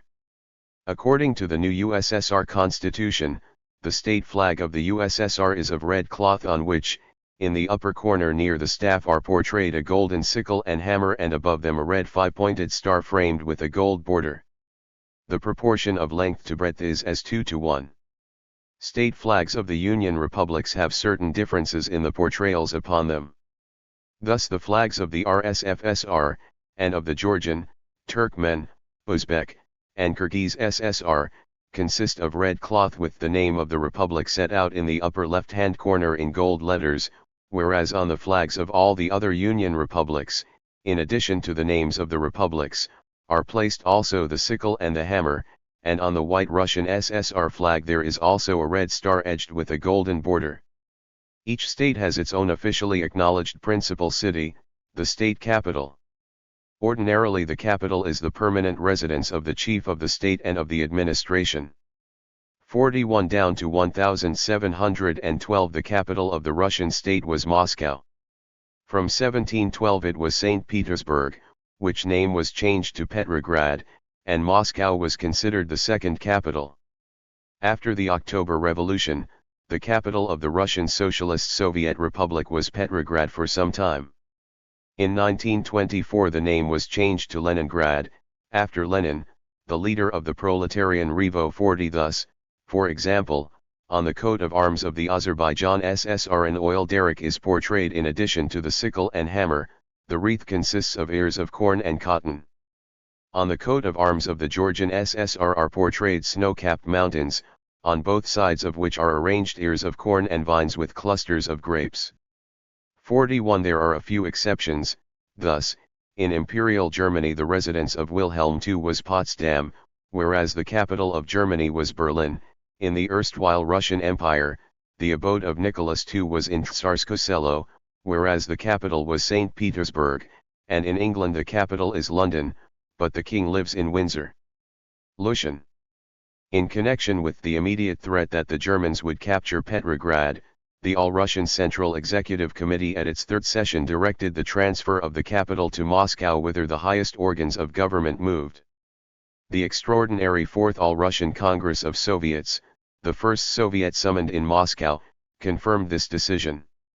Concerning the revolutionary expediency of transferring the capital from Petrograd to Moscow, Pravda made the following comment: any honorable opponent of the worker-peasant revolutionary social order will admit that here is a measure dictated by political considerations of whose entire persuasiveness all who understand the difficulty of the present situation are completely conscious. This article was directed against the Mensheviks, who came out against the transfer of the capital and slanderously propounded its supposed effect of discrediting the revolution in the eyes of European workers and creating the impression in Russia and in all the world that Soviet authority was capitulating.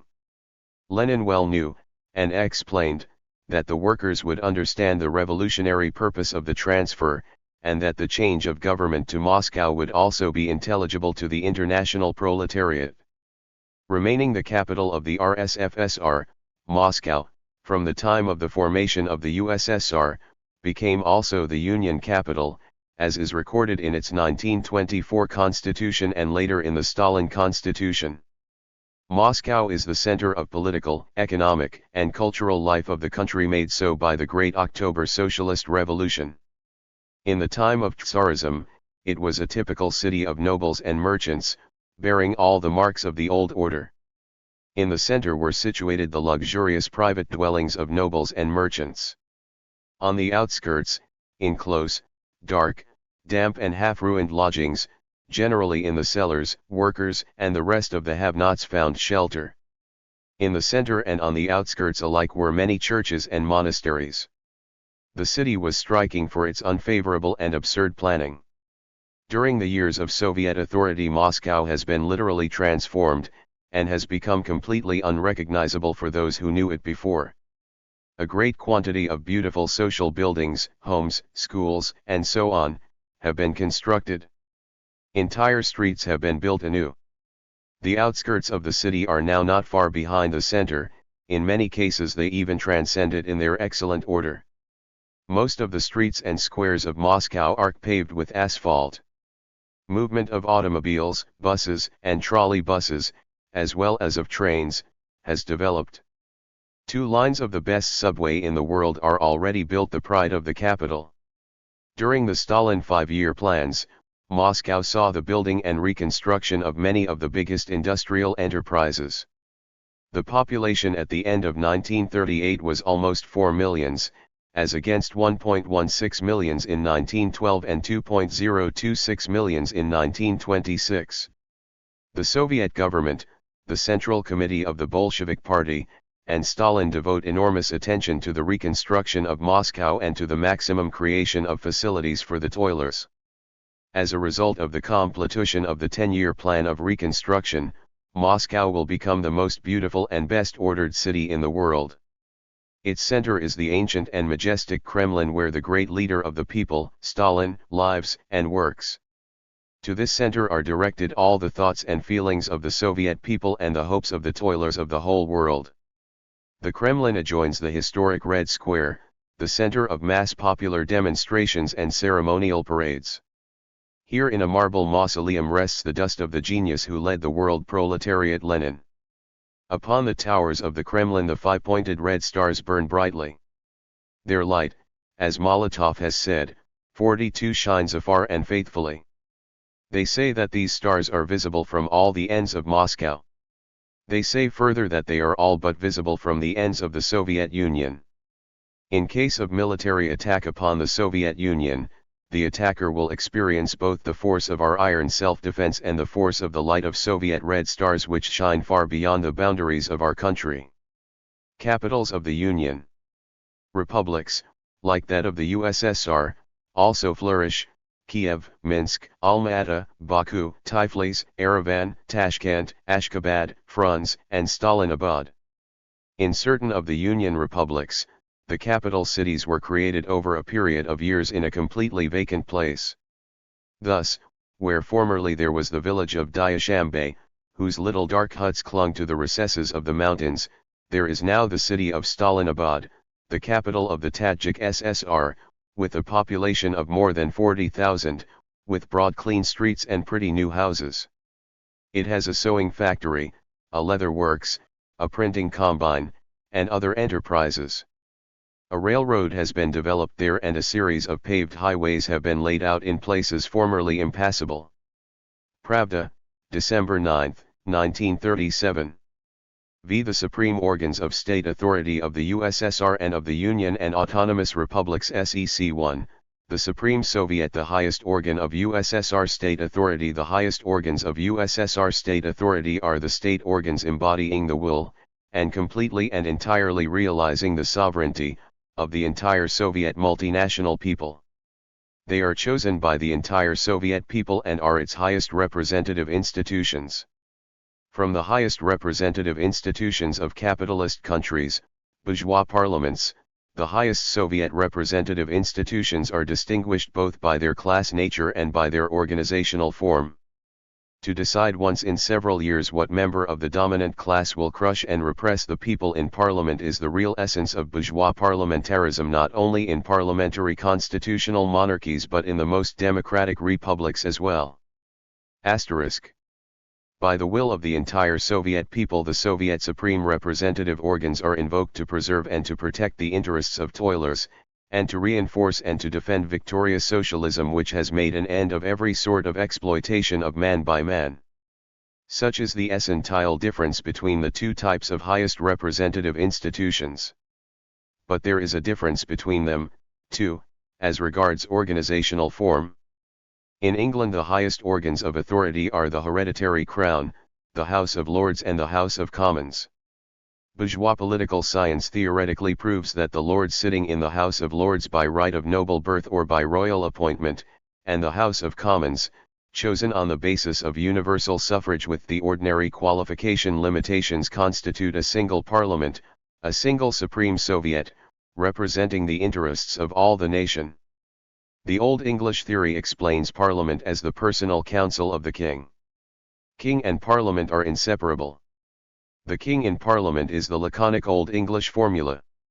In France, the highest organs of authority are a chamber of deputies chosen on the basis of universal suffrage, with the limitation customary in bourgeois countries upon the toiler's right to vote, a senate chosen by a narrow circle of persons chiefly from the well-to-do classes and rejecting every progressive law at all responsive to the toiler's interests, and a president of the republic who, on the basis of the French constitution, can hold back a law passed by Parliament and, with the consent of the Senate, can even dissolve the Chamber of Deputies.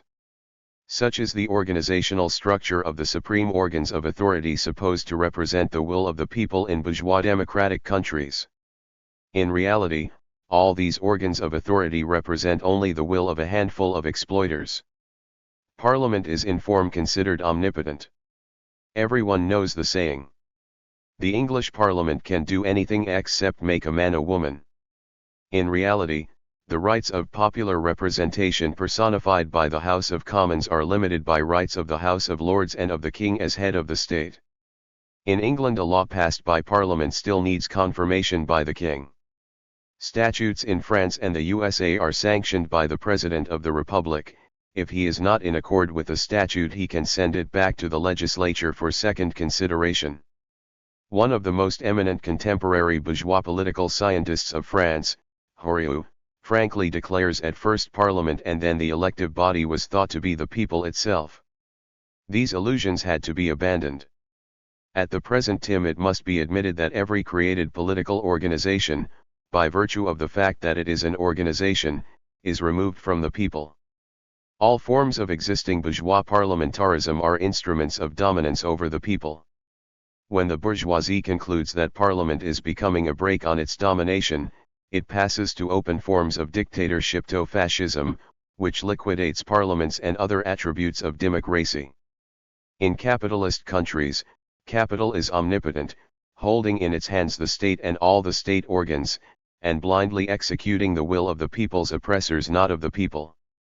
The matter is different in principle in the USSR, where, personified in the highest organs of state authority, the will of the people, of the masses of millions of workers, peasants, and intellectuals finds expression. On the basis of Article 30 of the Stalin Constitution, the highest organ of USSR state authority is the Supreme Soviet of the USSR. This, on the basis of Article 3(1) of that Constitution, exercises all the rights vested in the supreme organs of state authority 311 the USSR in conformity with Article 14 of the Constitution, insofar as they do not come within the jurisdiction of organs of the USSR accountable to the USSR Supreme Soviet, the Presidium of the Supreme Soviet of the USSR, the Council of People's Commissars of the USSR, and the Peopled Commissariats of the USSR. The objects of USSR jurisdiction are hereinbefore set out in the chapter concerned with state organization. According to the 1924 Constitution of the USSR, the supreme organ of authority of the USSR was the Congress of Soviets and, in the period between Congresses of Soviets, the Central Executive Committee of the USSR, consisting of the Union Soviet and the Soviet of Nationalities. Inasmuch as the Central Executive Committee sat only during sessions, the highest legislative, executive, and administrative organ of Union authority was the Presidium of the Central Executive Committee of the USSR. The Stalin Constitution establishes that the legislative authority of the USSR is exercised solely by the Supreme Soviet of the USSR. Solely means that, independently of the Supreme Soviet of the USSR, there are and can be in the USSR no other organs of authority with the right to issue acts having legislative force.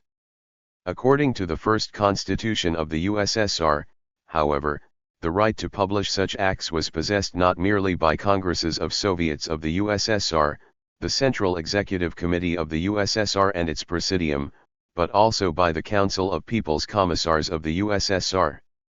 The 1924 Constitution of the USSR pointed out, however, that all decrees and directives defining general rules of USSR political and economic life and likewise introducing radical changes into the existing practice of USSR state organs must necessarily come up for consideration and affirmance by the Central Executive Committee of USSR. This assured democratic control over legislation by the Central Executive Committee as the organ of authority chosen by the Congress of Soviets of the USSR and the highest organ of authority in intervals between sessions of the Soviets. In the person of the Supreme Soviet of the USSR, chosen on the basis of universal, equal, and direct suffrage, with secret ballot, by all USSR citizens who have reached the age of 18, the genuine will of the Soviet people is manifested. Expressing the sovereign will of the Soviet people, laws of the Supreme Soviet of the USSR are of binding force in all the territory of the USSR. Soviet laws are near and dear to each Soviet person, because they are created by the will of the people and subserve the people's happiness and welfare. All organs of authority in the USSR are subject to law, they must precisely and undeviatingly observe laws established by the highest organ of state authority, the Supreme Soviet of the USSR. From the laws of the Supreme Soviet of the USSR, all the other organs of authority draw instructions for their activity. The completeness of the authority of the Supreme Soviet of the USSR is further emphasized in the Constitution by Article 51. The Supreme Soviet of the USSR, when it deems necessary, appoints commissions of inquiry and investigation upon any matter. All institutions and officials must carry out the demands of these commissions and produce for them the necessary materials and documents. 11. SEC 2. The theory of the separation of powers side by side with the principle of popular representation, a fundamental principle of bourgeois theories of the constitutional and legal state is that of the separation of powers. The most logical expression of the doctrine is that of Montesquieu, who asserted that the union of powers in a single person or state organ leads to lawlessness, whereas separation of powers supposedly checks separate powers, equalizes them, and averts all possible abuses. Starting from this, Montesquieu considered the separation of powers essential. According to him, the essence of the matter is not whose hands hold the authority, whether those of the monarch or those of the people, but that the said three powers, constituting the supreme power, be concentrated in different hands. The French bourgeoisie supported the principle of the separation of powers as early as the time when it came forward within the framework of the Third Estate. Coming forward under absolutism as champion of the rights of personality, the bourgeoisie sought in every way to limit absolute authority. The system of the separation of powers, like that of checks and balances, was to decentralize and weaken absolute power. Struggling for power, the bourgeoisie included in its watchwords also the principle of the separation of powers as a principle of just power. With this doctrine, the bourgeoisie approached the revolution of 1789. Victorious in the revolution, they, on the contrary, subordinated the power of the king and the executive power under him to popular representation. In its Declaration of Rights of Man and Citizen, the bourgeoisie noted that every society, wherein the guarantee of rights is not secured and the separation of powers not established, is without a constitution. Too true, the king was given the right of suspensive veto, but each attempt on his part to realize this right evoked the indignation of the people, who were then marching behind the bourgeoisie, and the people impelled the legislative power to more decisive steps leading to the traitor king being sent to the scaffold. The concentration of the power, and the aspiration to subordinate the executive power to the legislative power, came out later still more sharply in conditions of the rise of the revolution. The convention at its very first meeting abolished the royal power and concentrated all the government in its own hands. It ordained that legislative power give the orders and executive power carry them out. The law of December 4, J. 793 emphasized that the convention is the sole center of governmental activity, but put all the executive power under the immediate supervision of the Committee of Public Safety. If the democratic constitution of 1793 had in principle employed every method of advancing popular representation in the form of legislative organs 8, into first place the Thermidor reaction of 1794, on the contrary, sought under the form of separation of powers to simplify the executive power and to make it independent of Parliament. This tendency of the reactionary bourgeoisie, victorious in July 1794, passed later by way of inheritance to other constitutions, in which the bourgeoisie sought to limit democracy. The Constitution of 1795 was a reaction against the omnipotence of the Legislative Assembly. Popular representation was still further relegated to the background by the Constitution of 1799. The legislative body and the tribunate were mere playthings in the hands of the first consul. The empire of Napoleon I finally gave the executive power the character of unlimited dictatorship. All this, with sundry deviations, is characteristic also of the later regimes of France. Marx, in his 18th Brumaire, notes that the immediate and palpable result was the victory of Bonaparte over a new history in documents and materials, PIAI 3 in proportion.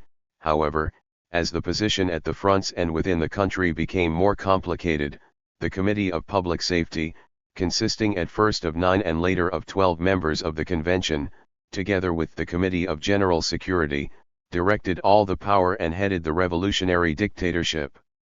Parliament, of executive power over legislative power, of force not veiled with phrases over the force of the phrase / 1-4. In reality the history of bourgeois society knows no separation of powers, nor did such separation ever exist in history. Not separation of powers but predominance of executive power characterizes the organization of the state government of capitalist countries. But why did the bourgeoisie need to preserve in form in their constitutions the principle of separation of powers? For the same reason that obtained as to the formally noted principles of bourgeois democracy, principles of the separation of powers were to implant in the popular masses illusions as to the justice of power, the impossibility of arbitrary powers, the legal state in which no single power can by its arbitrariness solve the most important questions, that the powers are supposedly equalized and control each other. The principle of the separation of powers was to strengthen the idea of class bourgeois power as power elevated above classes popular sovereignty, supposed to distribute the functions of the legislation and administration reasonably and impartially among diverse state organs. In reality, however, the class dictatorship of the bourgeoisie developed alike in all the organs of authority under the hegemony of the executive power. Nowhere and never did the bourgeoisie separate powers as equal and self-sufficient forces of the state. Nowhere were there in reality the dynamic resultants of which Montesquieu wrote.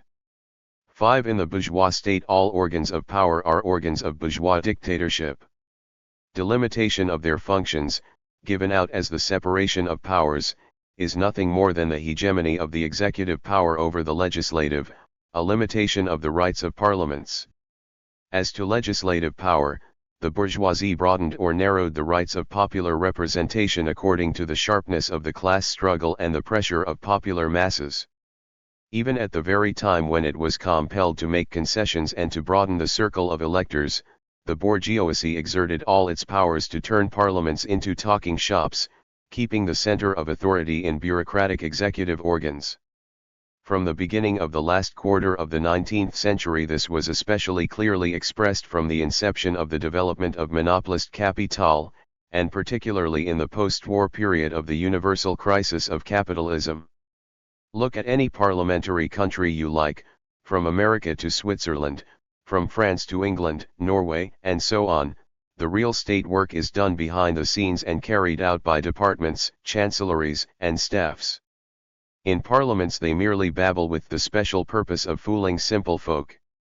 6. Such is the art of bourgeois government. Contingents of professional politicians, lawyers, and businessmen specialized in this art, making their living out of the confidence of the popular masses. Each bourgeois party strives to take into its own hands the most important posts in the state in legislative, executive, and judicial organs so as to develop the policy of the dominant class from the point of view of its group interests. In England, whose example Montesquieu followed, it is held in theory that Parliament is omnipotent, that it can at any given moment change that holy of holies, the English Constitution. And all the same, this Parliament yields to the Premier, of whose rights there is not a word in any English constitutional act. The parliamentary majority, whose representative and leader is the Premier himself, enables the latter to manage Parliament completely, as if it were his own property, and to promote his own measures, clothing them in the form of statutes and thus usurping the rights of Parliament. Actually the government, as the cabinet of ministers, often legislates itself. In England there are orders in council signed by the King, in addition to statutes issued by Parliament. Such orders should in principle introduce no essential changes into legislation. In reality, however, the government expedites through Parliament propositions broadly interpreted in principle, and then employs orders in council, turning them into statutes. Such orders are framed by officials from the ministerial machine. Often they are considered in departmental or royal commissions, with the participation of experts from the world of finance and industry. This personal governmental parliament behind the scenes plays in fact a greater part than does the true parliament. In form, Parliament can, but the obedient majority does not protest various directives of the government. Moreover, as a rule the parliamentary majority includes in all acts special points empowering a ministry to issue directives which in fact acquire the force of law. At the time of the financial crisis in England, Parliament adopted a directive permitting the government to effectuate economy by means of orders. In England the government, resting on its parliamentary majority, can resort the more rarely to extraordinary legislation in that the obedient majority makes it completely possible for the government to legislate independently of Parliament. 7. Extraordinary legislation was expanded also in France. Almost each new government in recent years begins by demanding unlimited power to legislate independently of Parliament by means of so-called decretal laws. The basic motive of extraordinary legislation is the desire to be freed from parliamentary control. The dominant position of executive power may be illustrated from the activity practiced by the supreme state organs of all capitalist countries. Thus, bourgeois political scientists consider that the principle of the separation of powers is most logically expressed in the Constitution of the USA, adopted in 1787. Theoretically the Congress, as it were, bears the national sovereignty. Bourgeois class policy superadds two further institutions personified by the President, and the Supreme Court. The equalization of powers existing in the USA thus puts forward into first place the President. Furthermore, the bourgeoisie ensures itself against all sorts of undesirable laws by the Supreme Court. If a majority in the Supreme Court is hostile to the policy of the President, the latter can appoint an additional number of judges to assure himself a majority in the Supreme Court. The bourgeoisie in all countries esteems the executive power as more elastic, more closely integrated with the interests of the dominant classes than the chattering parliaments.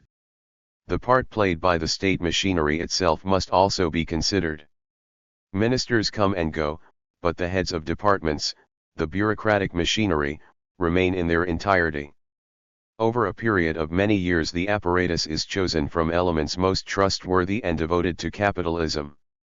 The routine established in this apparatus cannot be changed by the temporary presence of this or that progressive minister at the head of a minute. 7. How broadly this practice has actually taken root is attested by the Old English Liberal and President of the Liberal Party, Ramsay Muir, who says in his book How Britain is Governed, some idea of the dimensions attained by this practice may be afforded by figures as to 1927. In that year Parliament passed 43 statutes. Of most of them society heard either nothing at all or very little.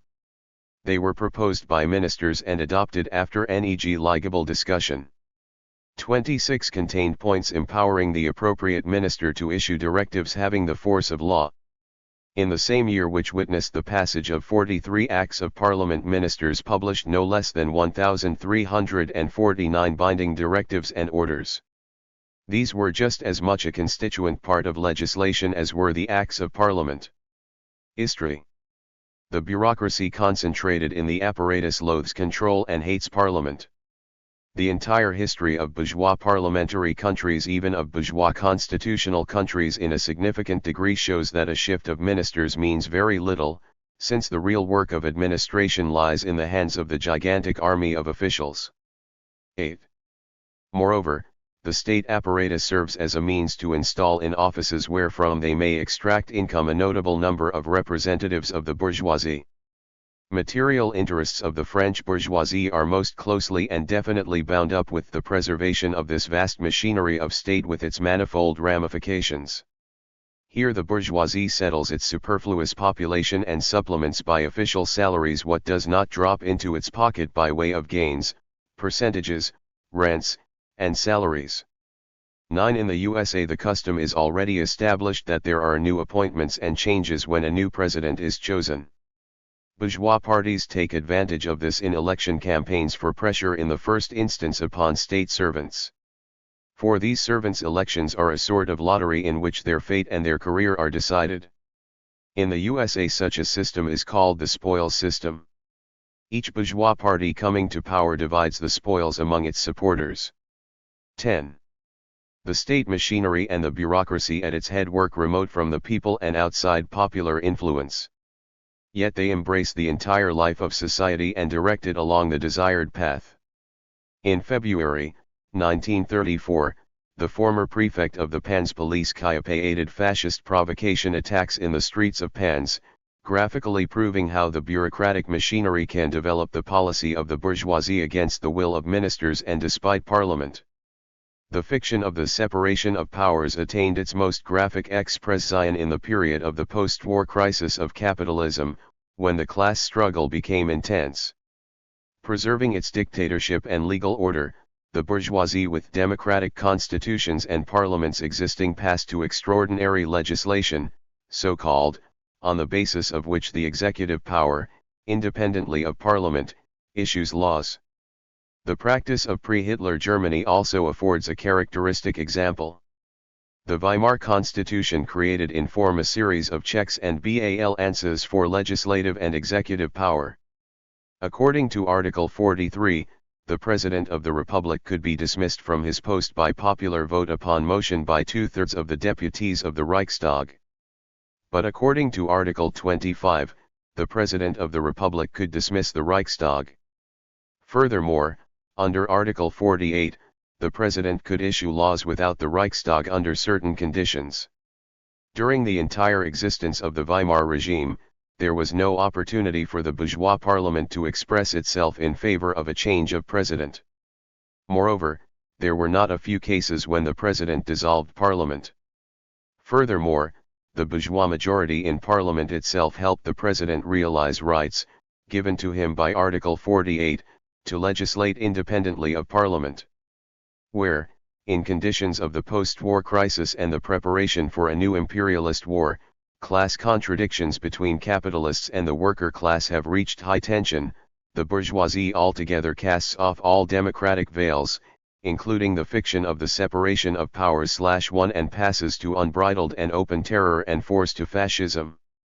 Fascist power is built on the principle of the unlimited dominance of the executive power, concentration of that power in the hands of individuals who are the creatures and agents of monopolist capital. From top to bottom the Soviet social order is penetrated by the single general spirit of the oneness of the authority of the toilers. The program of the All-Union Communist Party rejects the bourgeois principle of separation of powers. 11. The unity of the authority of the toilers, embodied in the highest organs of that authority, expresses their democratic nature and the sovereignty of the Soviet people. Under the bourgeois principle of so-called separation of powers into 3 or 4 powers, these powers are separated from, and factually dominate over, society. 12. In the USSR, authority has its beginning in the genuine popular sovereignty personified by the Supreme Soviet of the USSR. This is not incompatible with limiting the jurisdiction of authority as between separate organs. Such limitation flows out of the extraordinarily complex functions of the Soviet state machinery governing both people and economy. As early as 1918, Lenin, pointing out the vast significance of the 11. Holding for the toiling masses the assurance incomparably greater than is possible with bourgeois democracy and parliamentarism of conducting the elections and recall of deputies in a manner most easy and accessible to workers and peasants.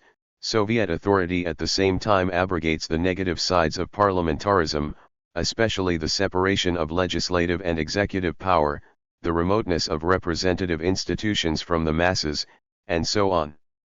The idea of 4 powers, legislative, executive, judicial, and the king, as a balancing power, was put forward by Benjamin Constant, and is completely embodied in the Constitution of Portugal of April 29, 1826. Creativeness of the masses, considered it at the same time necessary to introduce discipline into the fulfillment of the precepts and orders of authorities, and to augment the personal responsibility of all persons bearing any executive functions.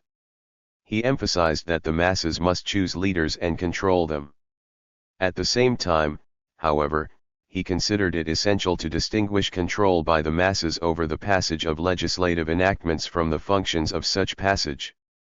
The masses can now, the Soviets guarantee it to them, take all authority into their own hands and exercise it. But in order that the division of power and the irresponsibility from which we suffer incredibly at the present time may not result, it is indispensable that for each executive function we know precisely and exactly what people having been selected for the office of responsible leaders bear responsibility for the functioning of the whole economic organism in its entirety. 13. All this is still more important at the present time. The total dominance of socialist economy both in the city and in the country has importantly multiplied the functions of the machinery of the state and increased the branches of state administration.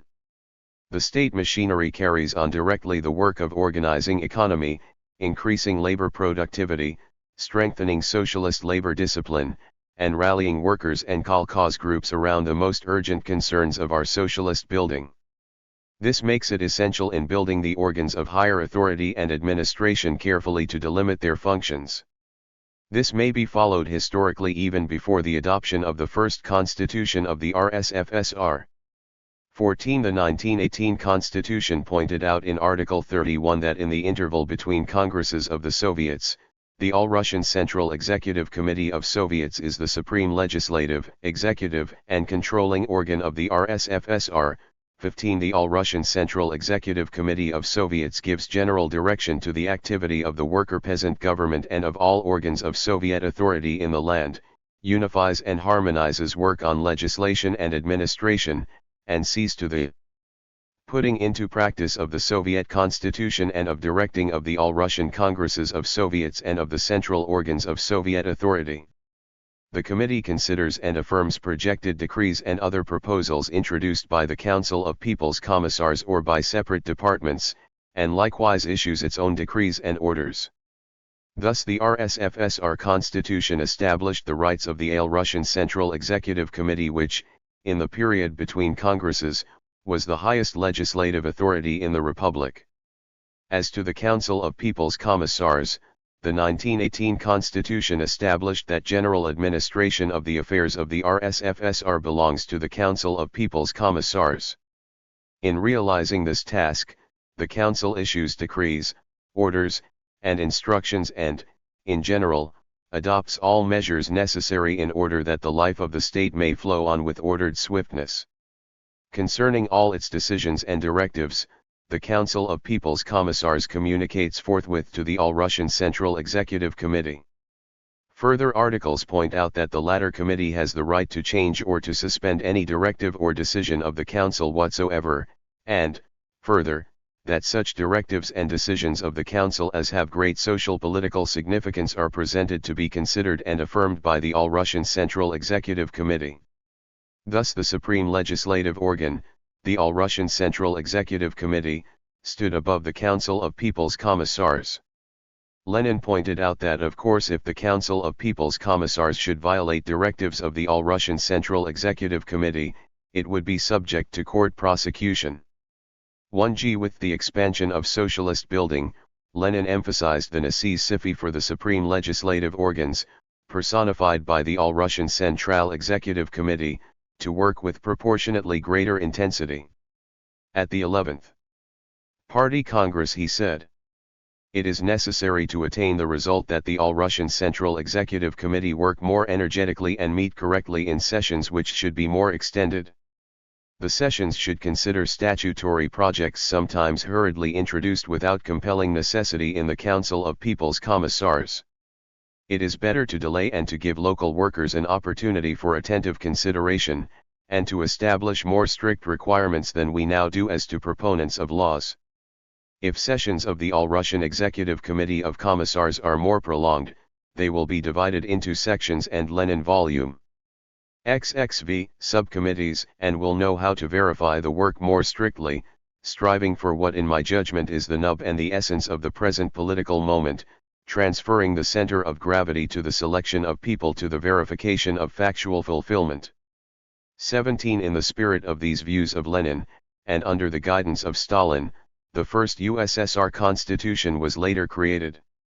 All decrees and directives defining the general rules of political and economic life of the USSR must come up for consideration and affirmation by the Central Executive Committee of the USSR.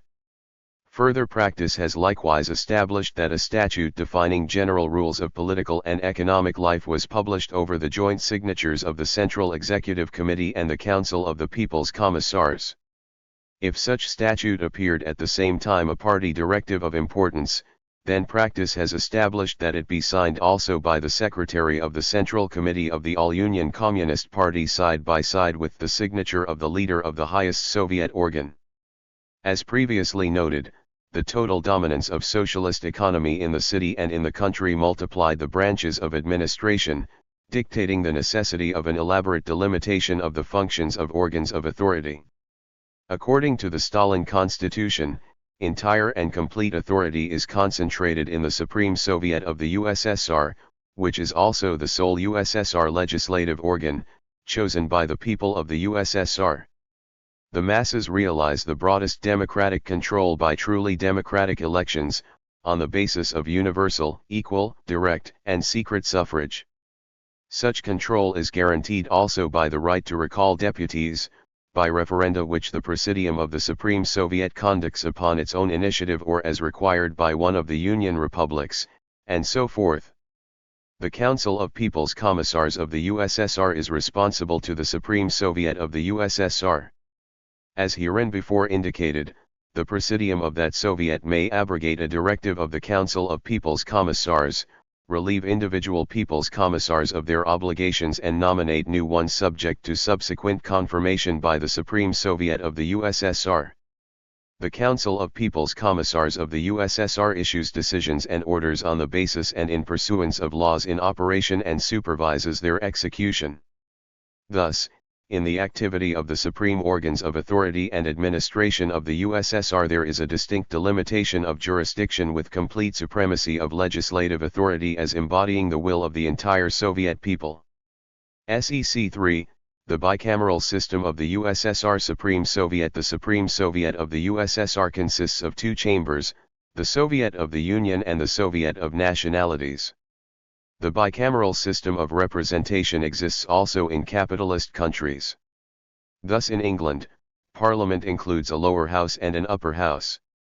In the USA, Congress includes the House of Representatives and the Senate. In France, Parliament includes the Chamber of Deputies and the Senate, and so forth.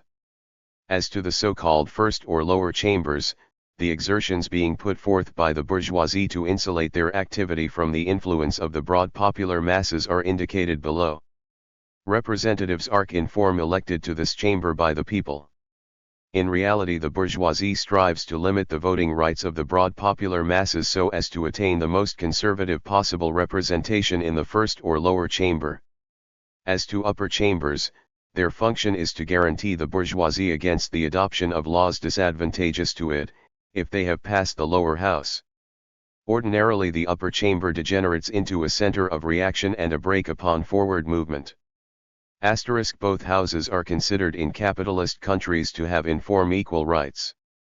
They have in form equal rights in the consideration and adoption of laws, and in the realization of control over the activity of the government. In fact, however, the second chamber is not infrequently given greater rights than the first chamber, and furthermore it is as a rule organized undemocratically, not infrequently by the appointment of its members from above. 2. In reality, upper chambers enjoy in all capitalist countries the advantage that they can hold back and delay a law that has passed the first or lower house. Second chambers also have special privileges. Thus in France the President of the Republic can, with the consent of the Senate, dissolve the lower house, whereas the upper house, the Senate, cannot be dissolved. The reactionary role of the French Senate may be characterized by its action in the matter of giving voting rights to women. The Chamber of Deputies passed a law for giving voting rights to women in 1922, 1932, and 1935, but each time the law was sidetracked by the Senate. In the USA, the President of the Republic must in many important matters, such as the conclusion of international treaties or the appointment of higher officials, receive the sanction of 2/3 of the Senate only, not of the House of Representatives. Starting from the conception of the second chamber as the organ restraining the legislative transports of the lower chamber, the bourgeoisie finds it necessary to assure that upper houses are made up of their faithful and trustworthy people. In England, for example, the upper house, the House of Lords, consists of representatives sitting by right, of noble birth, of election by the higher nobility and the land-holding class, of holding the highest offices, and of appointment by the king. More than half of the lords acquired their title and right to sit in the House of Lords through inheritance, as eldest sons. 8. In precisely the same way in Japan, also, the upper chamber is composed basically of members appointed or sitting by right of inheritance. Even where upper chambers are elected, as in France and the USA, elections proceed on the basis of higher electoral qualifications both for electors and for candidates. Upper chambers are ordinarily formed for a longer period than are lower chambers, on terms of representing the ruling bourgeois clique for a longer time. Moreover, elections of members of upper and lower chambers occur at different times, because the times of expiration of the terms of the deputies of the first and second chambers do not coincide, and most important, because the bourgeoisie tries to create a continuity of policy of upper houses. So in France, for example, only 1/3 of the Senate is renewed each 3 years, while in the USA 1/3 of the Senate is renewed each 2 years. In Holland 1/2 of the upper house is renewed every 3 years, in Denmark 1/2 every 4 years, in Switzerland 1/8 every year. In France the second chamber consists of 314 senators, elected from persons who have attained the age of 40 years. The elections are thus so realized that only candidates of the bourgeoisie can for the most part be elected. Elections are not by the people but by departmental colleges, consisting of members of the General Council of the department, members of district councils, deputies of the chamber of each department, and representatives of municipal councils. The elective system is so constructed as to give advantages to the kulaks of the rural districts at the expense of the cities, at the expense of the proletariat. In Russia, prior to 1917, the second chamber was the State Council, which existed, up to the beginning of the 20th century, as a consultative organ under the Tsar. After the revolution of 1905, when a parliament was created in Russia in the form of the State Duma, additional functions were appropriated to the State Council as a second chamber. It consisted of approximately 200 persons. 100 were nominated by the Tsar from representatives of high society and the higher bureaucracy, and approximately 100 were elected upon the following principle: from the clergy, 6, from landowners, 56, from societies of the nobility, 18, from industrialists and traders, 2, from the Academy of Sciences and higher educational institutions, 6, and from Finland, 2. The members of this entirely landlord noble assembly must have reached the age of 40. Members designated by the Tsar were irremovable, but they were called to sit in the legislative chamber by a nominal Tsarist law from a standing contingent of members of the State Council, whose number exceeded the number of those present by designation. The elected members of the State Council obtained authority for 9 years, whereas the period of authority of members of the State Duma was 5 years. Historically, the forms of creating the second chamber attained their development in England and were borrowed from England by other countries. In capitalist countries they are survivals of old political forms, remains of former privileged classes and groups, of privileges issuing out of the feudal and absolute monarchy.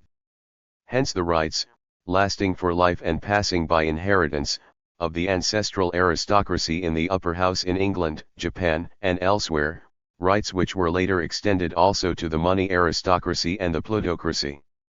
The conservative nature of the membership of upper houses in capitalist countries conditions the conservatism and reaction of their policy, whose function is to hamper the passage of statutes not to the liking of the dominant classes. The bicameral system of the USSR Supreme Soviet is radically different from the capitalist bicameral system, both in its class essence and in its structure. Both houses of the USSR Supreme Soviet are chosen by Soviet citizens according to the only truly democratic system of suffrage in the world, according to electoral areas on the basis of universal, equal, direct suffrage with secret ballot. Rules of representation are defined in Articles 34 and the Supreme Organs of State Authority 325-35 of the Stalin Constitution. They point out that the Soviet of the Union is selected according to electoral areas in accordance with the rule, 1 deputy for each 300,000 population, while the Soviet of Nationalities is chosen according to the rule, 25 deputies from each Union Republic, 11 from each autonomous republic, 5 from each autonomous region, and 1 from each national area. Both houses of the Supreme Soviet of the USSR, the Soviet of the Union and the Soviet of Nationalities, are elected for 4 years and at the same time. Consequently, in neither house of the Supreme Soviet in the USSR is there, or can there be, the advantages hereinbefore referred to as enjoyed by second chambers of capitalist countries. Both houses of the USSR Supreme Soviet have equal rights, genuinely equal rights. In the Soviet system there are no higher or lower houses, nor can a situation arise in which the second chamber could hold back or put a brake on legislative proposals of the first. The class nature and essence of both chambers of the Supreme Soviet is the same, both are chosen by all the toilers of the USSR. Each of them has alike a single goal, the strengthening of socialism. Both enjoy a like measure of legislative initiative. A statute is deemed affirmed if adopted by both houses by simple majority vote of each. Joint sessions of both houses are conducted in turn by the President of the Soviet of the Union and by the President of the Soviet of Nationalities. The presidents and their 2 vice-presidents are chosen separately by each house. Statutes adopted by the Supreme Soviet of the USSR, that is to say, having passed both houses, are automatically published by the Presidium of the Supreme Soviet of the USSR in the languages of the Union Republics, over the signatures of the President and Secretary of the Presidium of the Supreme Soviet of the USSR. The USSR Constitution of 1936 points out that in case the houses do not agree, contract-overt questions are transferred to be decided by a board of conciliation made up of equal representation of both houses. If this board does not arrive at a harmonious decision, or if its decision fails to satisfy one of the chambers, the question is again considered in the chambers. If this time a harmonious decision of 2 houses is still lacking, the Presidium of the Supreme Soviet dissolves the houses and directs new elections. Controversies between the houses are thus solved by turning to the voters, who finally solve the disputed matters. This feature specifically characterizes Soviet democracy and Soviet popular sovereignty. In this regard, the Stalin Constitution introduced changes as compared with the 1924 Constitution, whereby, If no accord was reached between chambers in the commission and at the joint session of both houses, the contested question must, upon the demand of a chamber, be transferred for solution by an ordinary or extraordinary Congress of the Soviets of the USSR, which was also bound to decide the question once and for all. The presence of the second chamber, the Soviet of Nationalities, in the structure of the Supreme Soviet of the USSR brilliantly expresses Soviet democracy, in which the starting points of all enactments are the specific national interests of all the USSR toilers. Thereby the mutual faith and collaboration of nations are strengthened, and national peace is guaranteed. Specifically for this reason, Stalin came forth at the extraordinary 8th All-Union Congress of Soviets against amendments to the projected USSR Constitution, which proposed to liquidate the Soviet of Nationalities and to preserve only one chamber. Among us there is a supreme organ where the general interests of all toilers of the USSR irrespective of their nationalities are represented. This is the Soviet of the Union. But, in addition to their general interests, the nationalities of the USSR have also their own particular, specific interests, connected with their national characteristics. Is it possible to disregard these specific interests? No, it is not possible. Is there necessity for a special supreme organ which would reflect precisely these specific interests? Yes, absolutely. There can be no doubt that it would be impossible without such an organ to administer such a multinational state as the USSR. Such an organ is the second chamber, the Soviet of Nationalities of the USSR. For historically the prototype of the present Council of Nationalities was created even before the organization of the USSR. From the very first days of the October Socialist Revolution, there was created in the RSFSR, as we have seen, among the administrative organs the People's Commissariat for Nationalities, headed by Stalin. This PEOPLE's commissariat is a child of the October Socialist Revolution. Its active ITY is to achieve the principles of the Lenin-Stalin nationalist policy in practical realization of the principles of Soviet autonomy. When the autonomous republics and regions of the RSFSR grew strong as national state organizations, the People's Commissariat of Nationalities, upon the proposal of Stalin, was reorganized by directive of the All-Russian Central Executive Committee of May 19, I-9205. Through its Congress of Soviets, each nationality designated its own representation to the People's Commissariat of Nationalities. With the People's Commissariat of Nationalities itself was formed the Soviet of Nationalities, which became the guiding organ of the People's Commissariat. The Soviet of Nationalities consisted of representatives of national republics and regions and was headed by a People's Commissar Stalin. With the People's Commissariat of Nationalities, the Soviet of Nationalities considered and gave its conclusions upon all matters touching the activity of all people's commissariats in the national republics and regions, worked out legislative projects concerning nationalities with which it entered into the highest organs of the RSFSR, studied the needs and demands of each separate nationality, worked out legislative projects satisfying these needs, and so on. Through its delegates, the People's Commissariat of Nationalities was connected not only with autonomous organizations of the RSFSR but also with the constituent Soviet republics, giving the latter the experience of the national building of the RSFSR. In proportion to the ever-increasing strength of the autonomous republics and regions, the growth of Soviet Federation and the establishment of a closer bond between the independent Soviet republics, the People's Commissariat of Nationalities, by its successful activity in organizing the nationalities, historically prepared its own liquidation. In the Soviet of Nationalities it gave a concrete model of representation of the interests of nationalities, a model taken into account also in the building of the supreme organs of the USSR.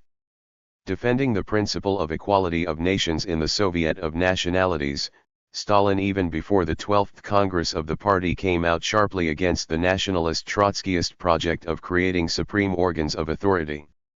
Their proposal was, in its lowest terms, that only representatives of the four republics which had concluded a compact of union should enter the second chamber. Thus representation from autonomous republics and regions was absolutely excluded. The nationalist essence of the project of the nationalists and the Trotskyists was further expressed in the fact that those who initiated it promoted a radical difference in rights as to participation in the formation of the supreme organ of authority, the Soviet of Nationalities. Upon the report and motion of Stalin, the 12th Congress of the Bolshevik Worker Peasant Party directed that side by side with the existing central organs of the Union representing the toiling masses of the entire Union, there should be created a special organ to represent the nationalities on principles of equality.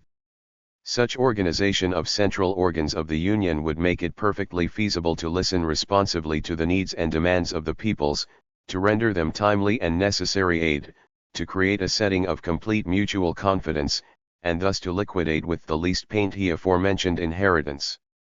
The Fourth Council of the Central Committee of the Worker Peasant Party of Bolsheviks, with responsible workers of national republics and regions, meeting June 9 to 12, 1923, upon the report of Stalin as to realizing the decisions of the 12th Party Congress on the national question, defined the practical measures in conformity with the decision as to the bicameral system of the Central Executive Committee.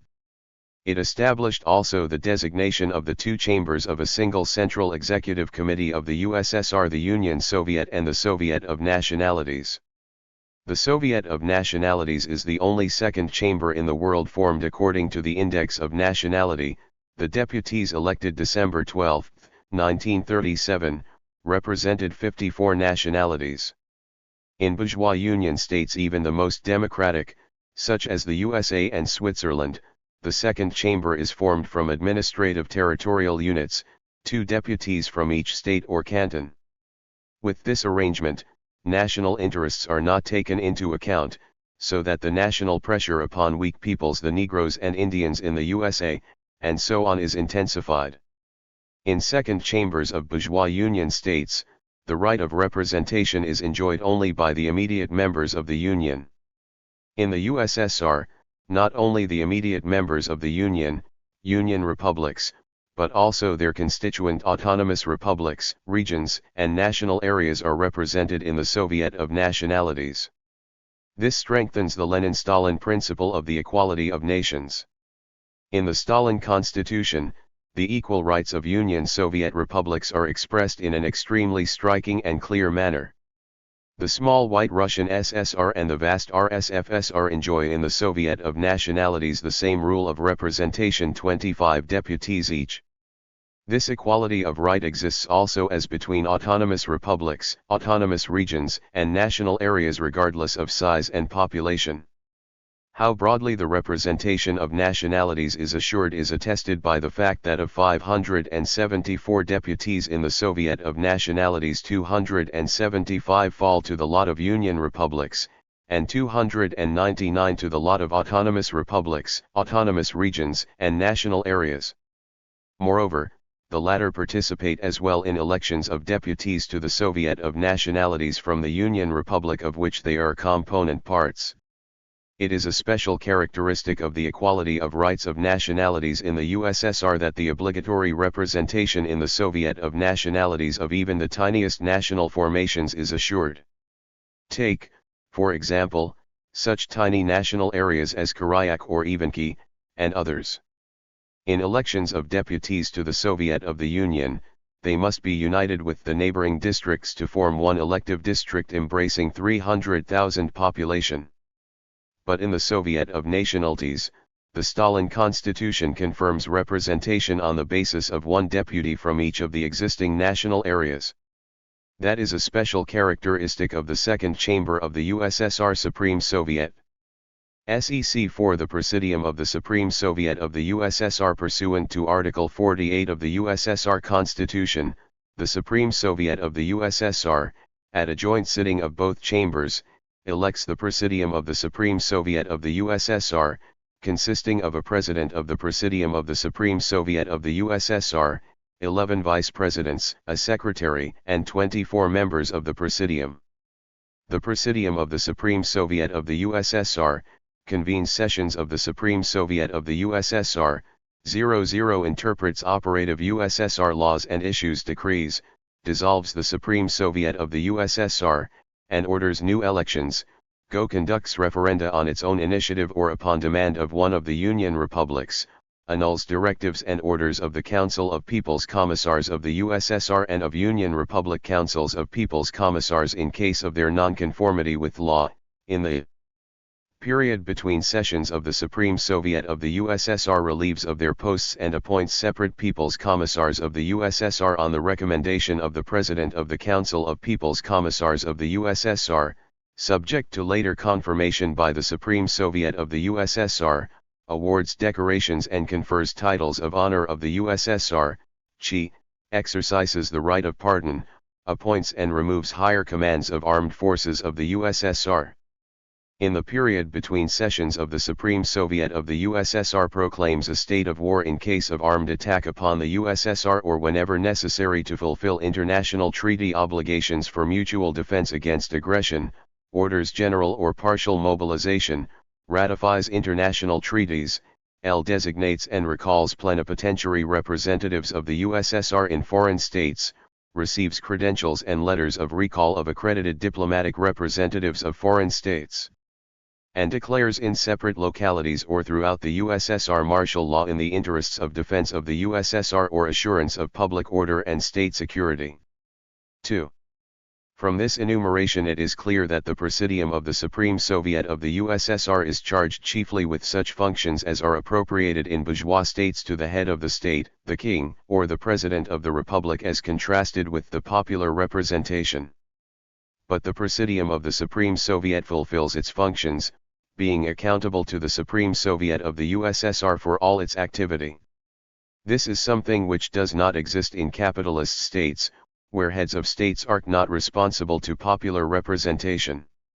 The democratic essence of the Presidium of the Supreme Soviet, and its distinction from all the so-called heads of states in capitalist countries, derives from its class essence, from the fact that it is an organ of a socialist state of workers and peasants.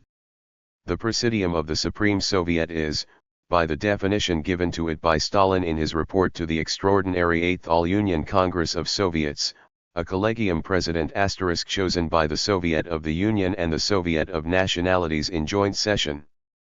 The President of the Presidium of the Supreme Soviet of the USSR has no such special rights as characterize individual presidents of bourgeois states.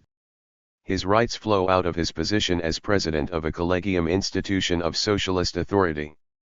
Over his signature are published statutes adopted by the Supreme Soviet of the USSR. He presides at sessions of the Presidium of the Supreme Soviet of the USSR. He signs its laws and other acts, receives in its name accredited emissaries of other states, and oversees the execution of decisions adopted by the collegium. The second session of the Supreme Soviet of the USSR adopted a law concerning the order of ratification and denunciation of international contracts of the USSR as follows. Art. 2. Treaties of peace, of mutual defense from aggression, and of mutual non-aggression concluded by the USSR are subject to ratification, as are international treaties wherein the respective parties have stipulated therefor. Art. 3. The denunciation of ratified international treaties is achieved on the basis of laws of the Presidium of the Supreme Soviet of the USSR. The last point was supplemented in Art. 49 of the USSR Constitution at the first session of the Supreme Soviet of the USSR. 3. 1. Do not believe that ANV mere translation would make clear what the text is, I think, supposed to mean. There had been a proposal to amend Art. 48 to the effect that the President of the Presidium of the USSR Supreme Soviet be elected by the whole population, so that he would be on the level of and able to put himself in opposition to the Supreme Soviet. Stalin's report rejected that proposal, saying, in substance, that the President of the USSR is a collegium, the Presidium of the Supreme Soviet, including the President of that Presidium elected by the Supreme Soviet. Tr. The Presidium of the Supreme Soviet of the USSR is built in conformity with the international principles of our multinational Soviet state, principles of the friendship and the unity of the USSR peoples. In any bourgeois republic, the president is necessarily a representative of the sovereign nation. It is inconceivable that the bourgeois USA would admit a Negro or a representative of another oppressed nationality as president or vice president. In the USSR there are, aside from the president, 11 vice presidents, according to the number of Union republics. Speaking of the amendment to the proposed constitution of vice presidents of the Presidium of the Supreme Soviet of the USSR according to the principle of representation from the Union republics, Stalin in the extraordinary 8th Union Congress of Soviets said, "I think that this amendment could be adopted. It would be an improvement and cannot fail to strengthen the authority of the Presidium of the Supreme Soviet of the USSR. For the collegium character of the Presidium of the Supreme Soviet of the USSR reflects also the equality of nations of our Union. This principle is placed also at the basis of the formation of Presidia of Supreme Soviets of those Union republics having autonomous republics and regions." 6.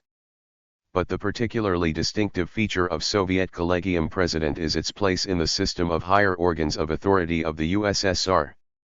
First, it must be noted that, starting from the democratic structure of higher organs of authority, the Presidium of the Supreme Soviet of the USSR is, as we have noted, completely accountable in all its activity to the Supreme Soviet of the USSR. The latter, as the supreme organ of authority, may at any moment have a new election of its Presidium. Therein it is sharply distinguished, for example, from the President of the USA who, conformably with the principle of so-called separation of powers, not only is not answerable to Congress but has in fact advantages over Congress as well, the right of so-called delaying veto. The Soviet Collegium President is distinguished from all capitalist state heads, contrasted in one form or another with the principle of popular sovereignty, even in the form of bourgeois parliaments so little representative of the actual interests of those who make up the true people. In the Soviet system of building the higher organs of authority, there can be no talk of any veto by the Presidium of the Supreme Soviet of the USSR of laws adopted by the Supreme Soviet. The Presidium cannot send back for reconsideration a statute already adopted by the Supreme Soviet, as can the presidents of France, the USA, and others. A statute adopted by the Supreme Soviet of the USSR becomes operative without further action. The Presidium of the Supreme Soviet of the USSR publishes the statute in the languages of the Union republics over the signatures of the President and Secretary of the Presidium of the Supreme Soviet of the USSR. The essential democracy of the building of the higher organs of USSR authority is expressed also in the fact that, according to the Constitution, the Presidium of the Supreme Soviet of the USSR publishes decrees as distinguished from statutes. It only gives interpretations of operative statutes. This emphasizes the supremacy of socialist law, issued only by the highest organ of power, the Supreme Soviet of the USSR. The Presidium of the Supreme Soviet of the USSR keeps watch that all directives and orders of executive governmental organs conform with the USSR Constitution and laws. We have already seen that it annuls directives and orders of the Council of People's Commissars of the USSR, and of Councils of People's Commissars of Union Republics, if they do not conform with law. The subordination of all organs of authority to socialist law is a special characteristic of the Stalin Constitution. The matter stands otherwise in capitalist countries. For example, the German president had the right to legislate independently and in spite of parliament. When the draft of the Stalin Constitution was under consideration by all the people, there was a proposal to supplement Article 40 by pointing out that the Presidium of the Supreme Soviet is granted the right to issue provisional legislative acts. Stalin expressed himself against this proposal. I think this addendum is wrong and should not be adopted by the Congress. It is necessary at last to put an end to a situation where legislation is not confined to any one organ alone but is performed by a whole series of organs.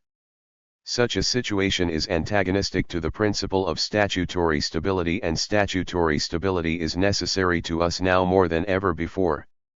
Legislative authority in the USSR must be realized by one organ only, the Supreme Soviet of the USSR.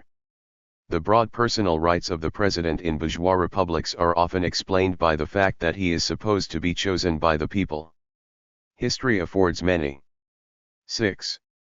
Stalin, Report on the Draft of the Constitution of the USSR, p. 41.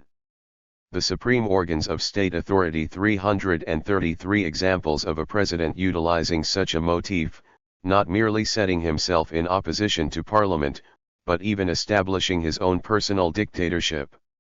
Reaction specifically explained also the broad rights of President Hindenburg by the fact that he was supposed to have been chosen by the people.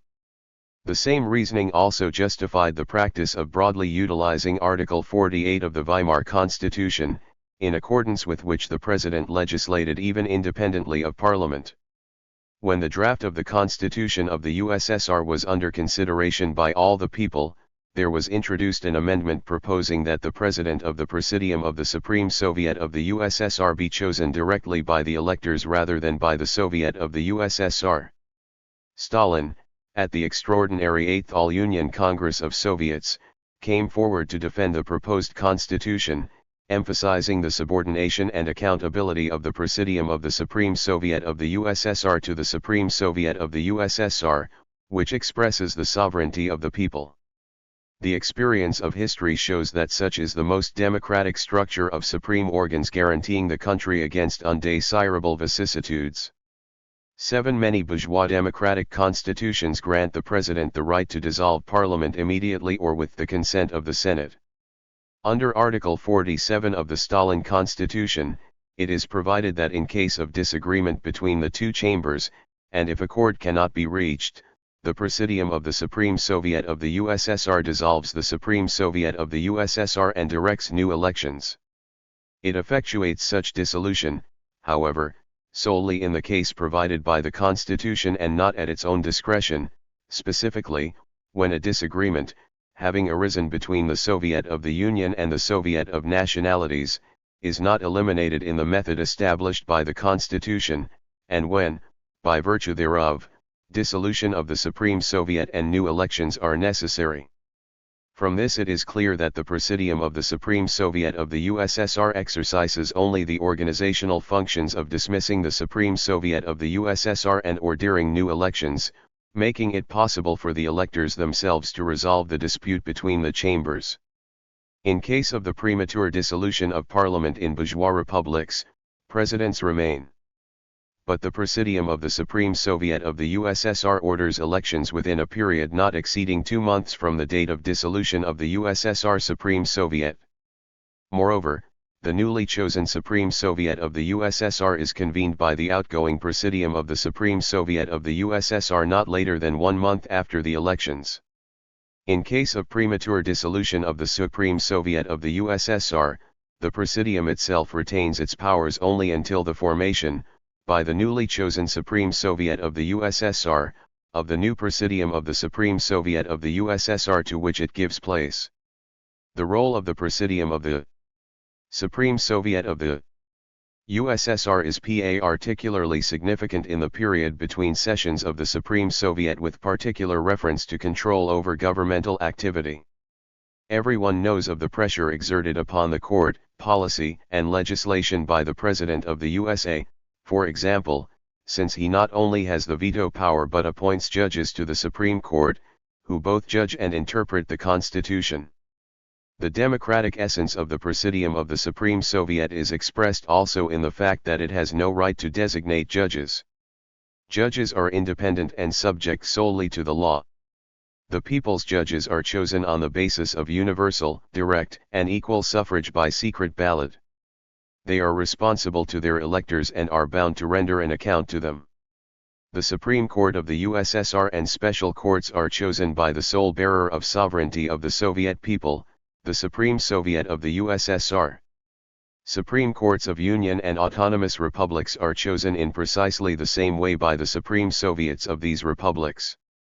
In bourgeois states such as the USA, the designation of higher officials is by the President with the consent of the Senate. As to ministers, the President designates them at his own discretion. In practice there has never been a case when the legislative chambers disputed this right of the President of the USA. The President of France formally designates the Premier and the other higher officials. In the period between sessions of the Supreme Soviet, The Presidium of the Supreme Soviet of the USSR relieves from office and designates separate People's Commissars of the USSR upon recommendation by the President of the Council of People's Commissars of the USSR, but these appointments are subject to subsequent confirmation by the Supreme Soviet of the USSR. In relations between the Supreme Soviet of the USSR and its Presidium there are no such messages as those whereby the Presidents of the United States, France, and other bourgeois republics strive to direct legislation from the point of view of the policy they follow. The Presidium of the Supreme Soviet of the USSR is an organ working daily, accountable, and subordinate to the Supreme Soviet of the USSR. This solves also the matter of the responsibility of the Presidium of the Supreme Soviet as contrasted with the non-accountability of presidents of the bourgeois republics. The directing line of the Presidium of the Supreme Soviet is exclusively that charted by the statutes of the Supreme Soviet. Functions of the Presidium of the Supreme Soviet also include the holding, upon its own initiative or upon the demand of one of the Union republics, of a referendum, an interrogation of the people concerning proposed legislation, also called direct popular legislation as distinguished from legislation through representative organs. As direct popular legislation it was preserved only in certain backward cantons of Switzerland, where it is a survival of antiquity, when custom occupied the place of statute and the people decided all matters directly.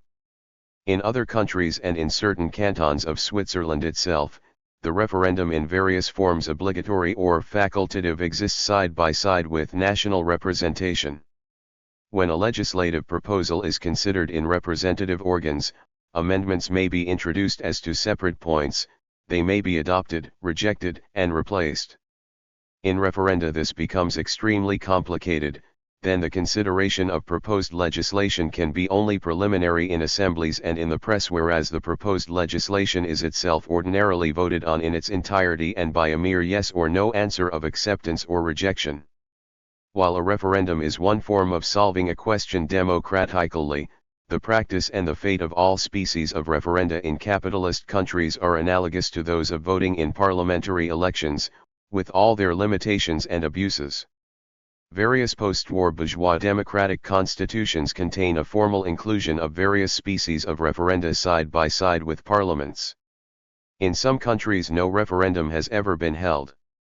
In others referenda have been rare. Reaction being in authority has more than once utilized referenda for its own purposes to the accompaniment of governmental terror, high-pressure preparation for the voting, crushing of its adversaries, and direct manipulation in totaling the voting figures. Hitler himself sometimes uses referenda in precisely this way after having forcibly deprived a significant part of the German population of their voting rights.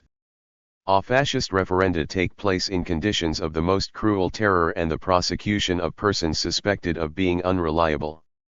In bourgeois democratic countries, the bourgeoisie holds tightly in its hands the direction of referenda. All the limitations upon suffrage in bourgeois democratic lands are shown by practice to be extended to referenda also. The interrogation is addressed only to those who enjoy voting rights, not to the entire adult population. Moreover, all the means of pressure by the dominant classes, exerted by them in elections, are exerted also in referenda. In the USSR the referendum is a different matter. In the land of socialism it will be effectuated not in a setting of class contradictions, but in Soviet conditions, in a setting where exploiter classes have been liquidated and there are only friendly classes of workers and peasants in the USSR, fraternally bound in an indestructible union. With this situation, participation by the USSR population in referenda will be veritably universal.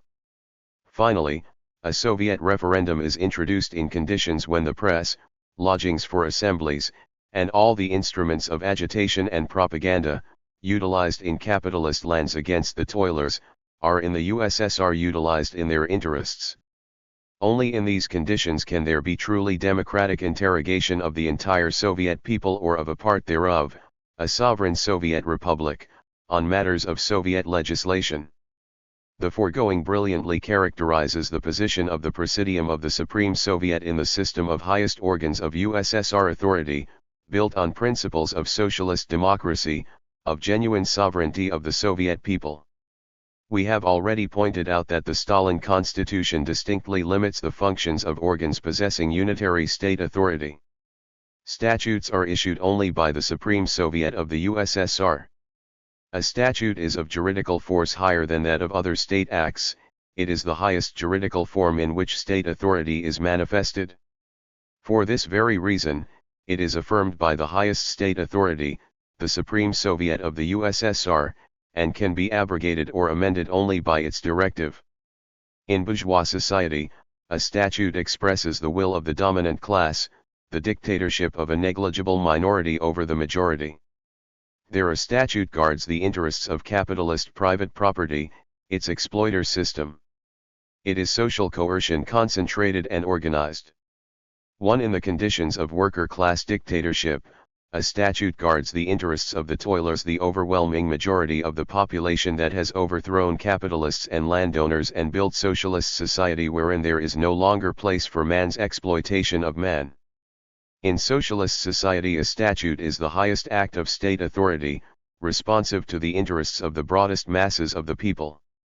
The growth of the consciousness of the masses augments the force of a Soviet statute. In contrast to the ever-increasing part played in capitalist countries by executive authority at the expense of legislative authority, the Stalin constitution emphasizes the supremacy of the socialist statute as expressing the will of the sovereign Soviet people. While the old state apparatus was being broken up, and during the civil war which soon followed, the Soviet statute, as the expression of the will of the dictatorship of the worker class, was directed chiefly at crushing the resistance of class enemies. It rallied the masses under the guidance of the worker class. It was also significant from the viewpoint of propaganda.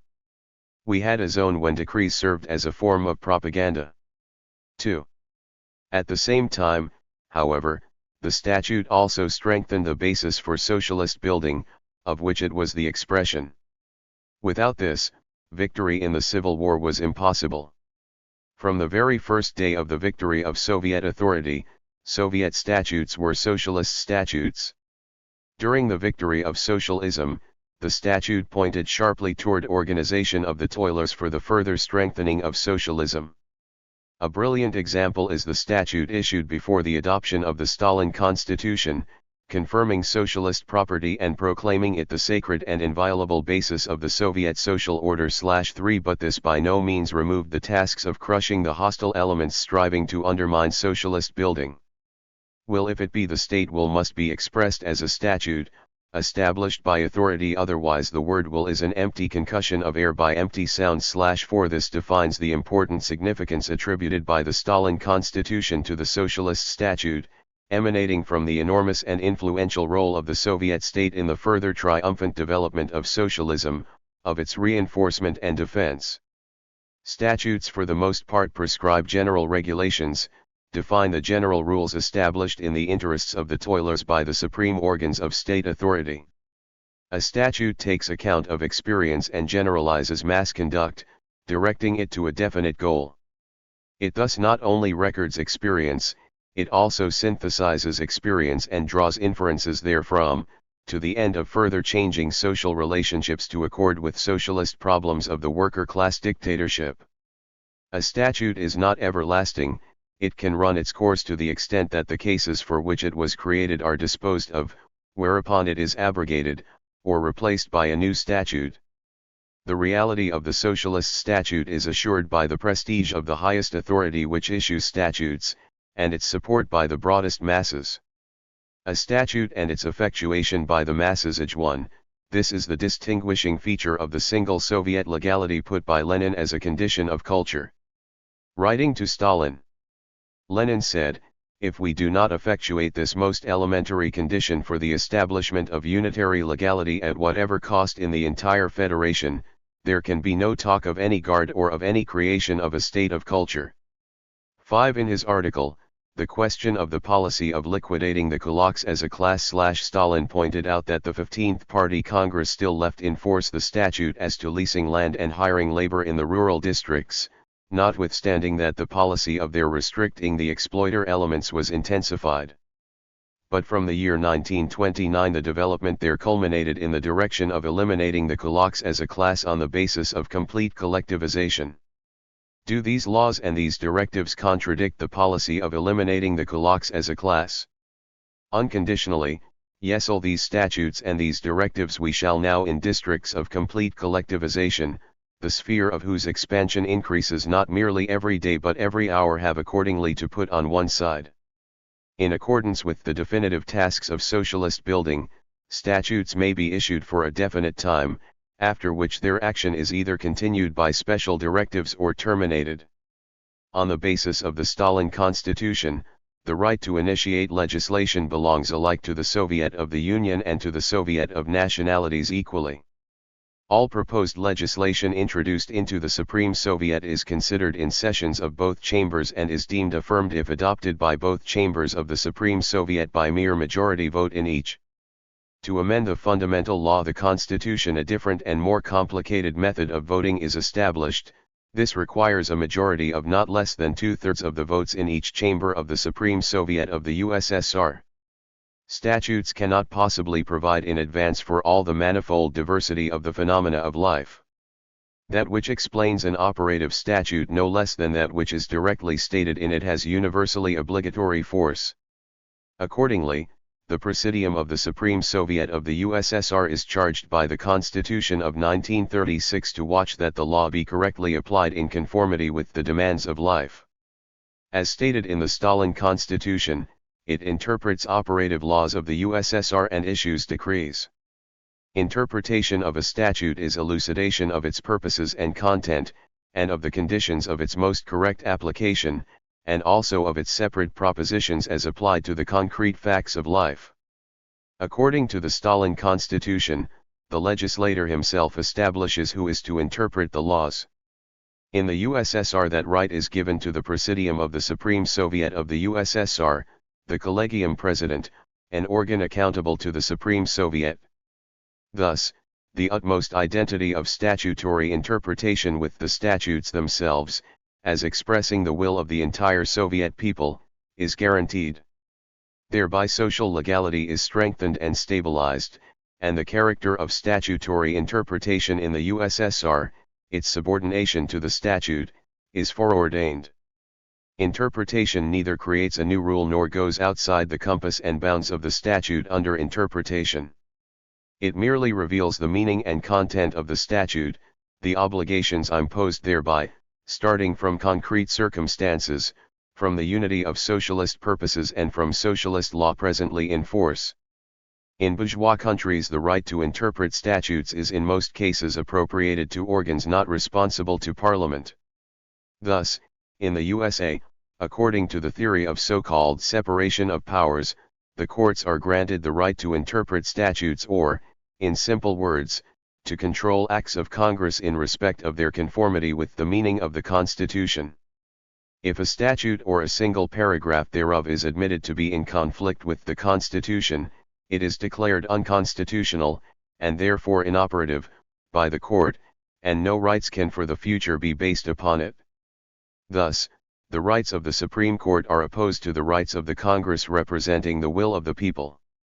In the USA neither the Constitution nor the laws of Congress, but the interpretations and constructions of statutes by the Supreme Court, are in fact in most matters the operative rule. Constitutional control by the Supreme Court of the United States thus in fact creates new legislation. Moreover, it must be noted that judges opposed to Congress are nominated by the President, with the assent only of the Senate. The House of Representatives has no part in the appointment of judges. Another characteristic feature must also be noted: the control and * interpretation of statutes are not a systematic function of the Supreme Court of the United States. Every sort of statute is considered as having force until it occurs to some private person or capitalist enterprise to file a petition in court to have it, or a separate paragraph of it, declared unconstitutional. Naturally, this right is broadly used by monopolist cliques of exploiters to obtain a declaration of unconstitutionality as to laws running counter to their interests. Bourgeois political science obscures the class essence of juridical chicanery in statutory interpretation by a system of formal interpretations. Interpretation is sometimes based on an investigation of the statutory text by etymological and syntactic grammatical analysis of words and separate phrases in the text. This is called grammatical interpretation. Indications of the process of forming the statute, of the course of events which evoked the necessity of issuing it, are sometimes cited as the basis of interpretation. This is called historical interpretation. A third species of interpretation is to compare one paragraph of a statute with another in calculating the entire aggregate of existing rules, interpretation of the content of a certain statute by comparing it with general legislation. Bourgeois political scientists call this systematic interpretation. According to the Stalin Constitution of 1936, the method of interpreting statutes is established by the Presidium of the Supreme Soviet itself. It is free in the choice of means of interpretation. According to the Constitution of 1924, the right of interpreting statutes belonged to the USSR Supreme Court. According to that Constitution, the functions of the Supreme Court of the USSR included 0. Giving to the Supreme Courts of Union Republics explanatory directions as to matters of all-human legislation, and c. Giving its conclusions as required by the Central Executive Committee of the USSR as to the legality of directives of Union Republics from the viewpoint of the Constitution Card. 43. Thus, according to the Constitution, the functions of the USSR Supreme Court included elucidations of questions of all-Union legislation and interpretation of the Constitution. According to the USSR Constitution of 1936, the right of interpreting statutes belongs solely to the Presidium of the Supreme Soviet of the USSR and, as regards Republic statutes, to the Presidia of the Supreme Soviets of Union and Autonomous Republics. Details of the development of social relationships cannot possibly be anticipated by legislation, nor can it, even in general form, furnish rules for all concrete cases. It enunciates general principles, leaving the details of the statements of principle to be developed in the form of decrees. A decree THB Supreme Organs of State Authority 341 is an act of higher administration based on a statute. It makes easier the development and realization of statutes, their application to concrete cases. Decrees assure that the statute shall be applied in conformity with the changing conditions of life. By means of decrees a statute is extended to all the cases embraced by its meaning and content. Decrees are of varying content. A decree can be issued regarding the organization of state institutions, the method of their activity, the functioning of responsible leaders, on the basis of the Constitution and published statutes. It can create rules of conduct for citizens. It can be an act of reward or pardon on the basis of rights granted by the Constitution to the Presidium of the Supreme Soviet of the USSR. Finally, it can be an act preliminary to the work of higher organs of authority. In all cases a decree can be issued only on the basis of a statute, and must neither contradict it nor deviate from it. Separate decrees issued as matters of higher administration and related to the jurisdiction of the USSR require confirmation by the Supreme Soviet of the USSR. Thus Article 14 of the USSR Constitution points out that to the jurisdiction of the USSR is submitted the confirmation of the formation of new territories and regions, and also of new autonomous republics within Union republics. On the basis of this, the first session of the Supreme Soviet of the USSR affirmed the directives of the Central Executive Committee of the USSR, and the second session confirmed decrees of the Presidium of the Supreme Soviet of the USSR as to the division of territories and regions of Union republics. In accordance therewith, changes in Articles 22, 23, 26, 28, and 29 of the USSR Constitution were adopted at the first and second sessions. According to Article 49 of the Constitution, the Presidium of the Supreme Soviet of the USSR, in the intervals between sessions of the Supreme Soviet of the USSR, relieves of their posts and appoints People's Commissars of the USSR, upon recommendation of the President of the USSR Council of People's Commissars, subject to later confirmation by the Supreme Soviet of the USSR. Accordingly, the second session of the Supreme Soviet of the USSR affirmed decrees of the Presidium concerning relieving individual People's Commissars of their duties, the appointment of new People's Commissars, and the appointment of Kaganovich as Vice President of the Council of People's Commissars of the USSR. Article 14 of the Constitution of the USSR points out that the jurisdiction of the USSR includes the establishment of laws concerning citizenship of the Union, laws concerning the rights of foreigners. The law concerning citizenship of the Union, adopted by the second session of the Supreme Soviet of the USSR, refers to the jurisdiction of the Presidium of the Supreme Soviet of the USSR, the admission of foreigners into citizenship upon their petition. 7. Permission to withdraw from citizenship, and deprivation of USSR citizenship by virtue of a decree of a Presidium of the Supreme Soviet of the USSR, a special decree in each case. In capitalist countries it is likewise held that a decree must not contradict a statute, but this is so only in theory there. In fact, as the bourgeois political scientist Korkunov admits, where decrees are issued it is sometimes impossible to get along without violating the Constitution, just as it is without violating ordinary statutes. 8. Examples previously cited of the English practice as to decrees have already indicated how the government employs decrees so as to legislate independently of Parliament and in the teeth of the Constitution. Bourgeois political scientists explain this government policy by saying that Parliament works slowly and fails to keep pace with the demands of a life which has become extraordinarily complicated. Of course, it is undeniable that the circle of matters entering into the sphere of modern legislation has increased many times in comparison with what it was at the beginning of the century. Fundamentally, however, this fact is associated with the development of class struggle, and in particular with the efforts of bourgeois government to be freed from the control of parliamentary institutions. This is the basic reason for the growth of administrative decrees at the expense of statutes. In individual countries, decrees issuing from the head of the state are the only supreme rules for separate parts of the territory of that state, especially for colonies. Thus, in France, acts of the legislature extend chiefly to metropolitan France. As to colonies, decrees of the President of the Republic, formulated by bureaucrats of the separate departments, are operative. To the foregoing must be added the extraordinary decrees which have been broadly expanded in the post-war period. In pre-war time, extraordinary decrees were particularly widely used in Russia. But in the post-war period, as previously noted with reference to the application of Article 48 of the Weimar Constitution, extraordinary legislation was extensively applied in pre-Hitler Germany. It is sufficient to note that in 1931 the Reichstag the right of admitting foreigners into USSR, citizenship is possessed also by Presidia of the Supreme Soviets of the Union Republics within whose boundaries the foreigners are domiciled. Affirmed 35 statutes, while there were 43 extraordinary statutes issued independently of the Reichstag, on the basis of Article 48 of the Weimar Constitution.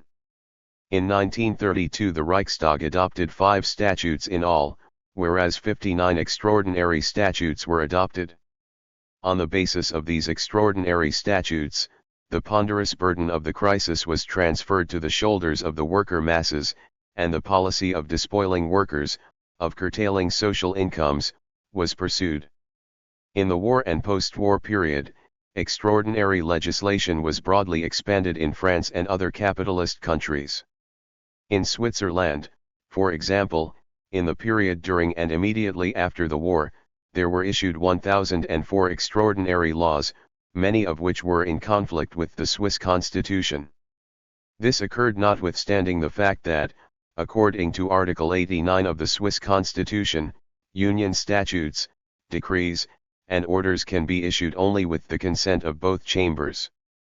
In addition, according to the same article of the Constitution, union statutes are submitted to the people for acceptance or rejection if 30,000 active citizens or 8 cantons so require. The basic motive of extraordinary legislation is to be free from parliamentary tutelage and control. Fascism introduced extraordinary legislation into a principle and a rule, reverting to the arbitrary fiat of the absolute monarch. By its decree policy, and without control of Parliament, it was exceedingly easy to give a semblance of legality to what was in fact the illegal, terrorist, guileless and arbitrary conduct of fascist governments. SEC 6. Sessions of the USSR Supreme Soviet. In accordance with the Stalin Constitution, ordinary sessions of the Supreme Soviet of the USSR are, as we have already noted, summoned twice a year. Sessions of both chambers begin and end at the same time. They are summoned by the Presidium of the Supreme Soviet of the USSR, which is accountable for its action to the Supreme Soviet of the USSR. The chambers of the Supreme Soviet of the USSR themselves establish the order and time of their work, and the date of the end of the session. Extraordinary sessions of the Supreme Soviet of the USSR are summoned by the Presidium of the Supreme Soviet at its discretion or upon demand by one of the Union republics, emphasizing still once again the equality of rights of the Union Soviet republics. The radical distinction between sessions of the Supreme Soviet of the USSR and those of bourgeois parliaments flows out of the radical distinction between the Soviet representative system and the bourgeois representative system, between a deputy of the Soviet parliament and a deputy of the bourgeois parliament. The indissoluble unity of the entire Soviet people, confidently advancing along the socialist road under the guidance of the Lenin-Stalin Party, is most brilliantly expressed also in the work of deputies of the USSR Supreme Soviet.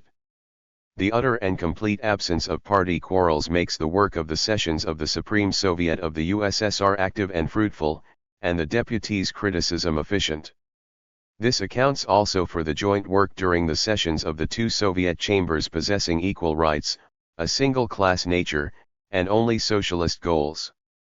The matter is otherwise as to sessions of bourgeois parliaments. These, in monarchical countries, are summoned by the monarch at his pleasure.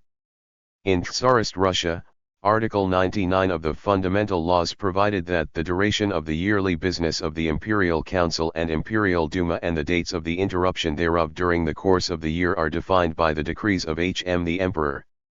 In England the king, as the saying is, reigns but does not rule. His ministers, and particularly the Prime Minister, rule. Neither king nor ministers need protracted work by Parliament. But constitutional tradition demands that the budget and certain important laws be affirmed yearly by Parliament. Parliament is itself already broadening the circle of matters which it considers at each session. The Prime Minister, however, as leader of the parliamentary majority, as hereinbefore noted, is in fact a dictator in Parliament. He passes the necessary legislative projects without any particular difficulty, legislating without Parliament by tacit consent of the parliamentary majority. France is a republic in which the President is granted the right to summon sessions of Parliament. The French Constitution provides that the Senate and Chamber of Deputies assemble yearly on the second Tuesday of January unless earlier summoned by the President of the Republic. The latter, however, has the right to ajoupi, to close, a session of Parliament and, with the consent of the Senate, to dissolve the Chamber of Deputies altogether. Naturally he acts in all these cases at the instance of the government and, in the first instance, of its head, the Premier. Under the French Constitution, the President of the Republic is bound to summon the chambers in the interval between sessions if so required by an absolute majority of the members of each. Thus in the Chamber of Deputies there are 612 members, so that no less than 307 signatures are necessary to legalize the demand for a summons. A majority of the nominal membership of the chamber being required, deputies who are dead or have left are not excluded from the computation. Moreover, even if there were found in the Chamber of Deputies a sufficient number to initiate a summons, the participation therein of members of the Senate whose composition is so elected as to guarantee therein a reactionary majority is always dubious. True, the French Constitution establishes certain guarantees for a session of Parliament. The purpose of adjournment is to quiet the chambers when discords between them and the government are brewing. Such adjournment is for a limited time, it must not exceed 1 month and it must not be repeated more than twice in one session. In the Constitution it is likewise noted that both chambers must be in session at least 5 months during the year. 5 to 6 months in session during a year, and extraordinary sessions as well. During this long period, however, the deputies are little occupied with legislation, as is attested by the bourgeois political scientist Barthélemy. Exceedingly often a deputy is representative only in the commercial sense of the word, a mandatory of individual interests and claims before the government. When can a deputy work? He is always on the run. He has become a canvasser. If he is not in the legislative chamber, that means that he is sitting in the reception room. If he is not carrying out state commissions, that means that he is carrying out those of private persons. 1. Long sessions are evoked also by quarrels between the bourgeois parties. In the French Chamber of Deputies there are more than 15 bourgeois groups, all as a rule agreed on putting tax and other burdens off on the backs of the broad masses of the people. Some must, however, be imposed on capitalists and their enterprises. Bourgeois groups, defending the interests of divers capitalist cliques, quarrel among themselves as to the division of these burdens. Every group tries to shift them away from the particular branch of industry or finance it defends and onto another. This requires time, many sessions, and evokes innumerable speeches, which delay the adoption of a budget. The significance of sessions cannot be contemplated apart from the ever-progressive decline in the influence of bourgeois parliaments. We have already noted the so-called extraordinary legislation and its particularly broad post-war expansion. In France, if the chambers have sat more than 5 months and discords with the government have been noted in the chambers, the President of the Republic can dissolve the chambers by his decree. Such decree is read aloud in the Chamber of Ministers, which for this purpose has the right to interrupt the speech of a deputy who has the floor. It should also be noted that the government has not infrequently used this closing of sessions to answer an interpellation which could threaten it with a vote of no confidence with dismissal. History knows not a few such examples of closing the sessions. On July 1901, the head of the government, Pierre Waldeck-Rousseau, thus answered an interpellation of deputies Yves. On December 31, 1920, the head of the government, Leg, similarly answered the interpellation of deputy Ignace. On July 10, 1930, the head of the government, Tardieu, trying to influence the chamber, threatened to close the session, and on July 1930, declared the session closed in answer to an interpellation of Deputy Amo. True, the Chamber of Deputies, assembled in a new session, can overthrow the government, but the latter, during the time the session is interrupted, ordinarily uses its rights broadly, acting at discretion. We should also note the fact that, whatever the form of dismissing the sessions, the second chamber in France, the Senate, enjoys special privileges. It can assemble even during an interruption of a session, or when the Chamber of Deputies has been dissolved. Leaders of the directing bourgeois parties help the government get rid of Parliament, especially at responsible moments. This has become particularly characteristic of France in recent years. In June 1938, Parliament ordained a recess for the summer holidays at the time when pressing demands by the Front Populaire for the establishment of pensions for aged toilers, for higher salaries for those in service, for increased relief for the unemployed, and so forth, remained without solution. The responsibility of the moment is still further increased by the international setting. The policy of fascist aggressors becomes ever more insolent and menacing. The policy of non-intervention in Spanish affairs works harm to the safety of France itself and the whole world. At such a moment the bourgeois majority of Parliament, by 357 votes against 241, chiefly against the votes of communists and socialists, resolved to end the session so as to leave the hands of the government completely free. Such a policy evoked a burning protest from the French Communist Party which, on July 25 and August 10, 1938, addressed the Socialist Party letters as to coming out jointly, with other parties of the Front Populaire, for a renewal of the session of Parliament. All these facts characterize with sufficient clarity the parliamentary mores and the work of bourgeois parliaments. The experience of the work of the first 2 sessions of the Supreme Soviet of the USSR established customs which will in all probability occupy a place in the future internal regulation of the chambers. Of these customs we may mention the following: a. The method of opening sessions when the chambers are newly convened. The first session of both chambers of the Supreme Soviet of the USSR was opened by the members of each chamber senior in age. These, after an introductory speech, directed the choice of president of the chamber and his vice presidents. 2. V. The method of conducting the sessions. The rule of conducting the sessions of each chamber separately, and of joint sessions of both, is broadly as follows: persons reporting upon matters of the order of the day of the sittings of each chamber are recognized by the president of the chamber. Those reporting on matters of order of the day of the joint sessions of both chambers are recognized by the presidents of both. Each group of deputies of the Soviet of the Union and of the Soviet of Nationalities numbering 50 persons may put forward its own co-reporter in each chamber.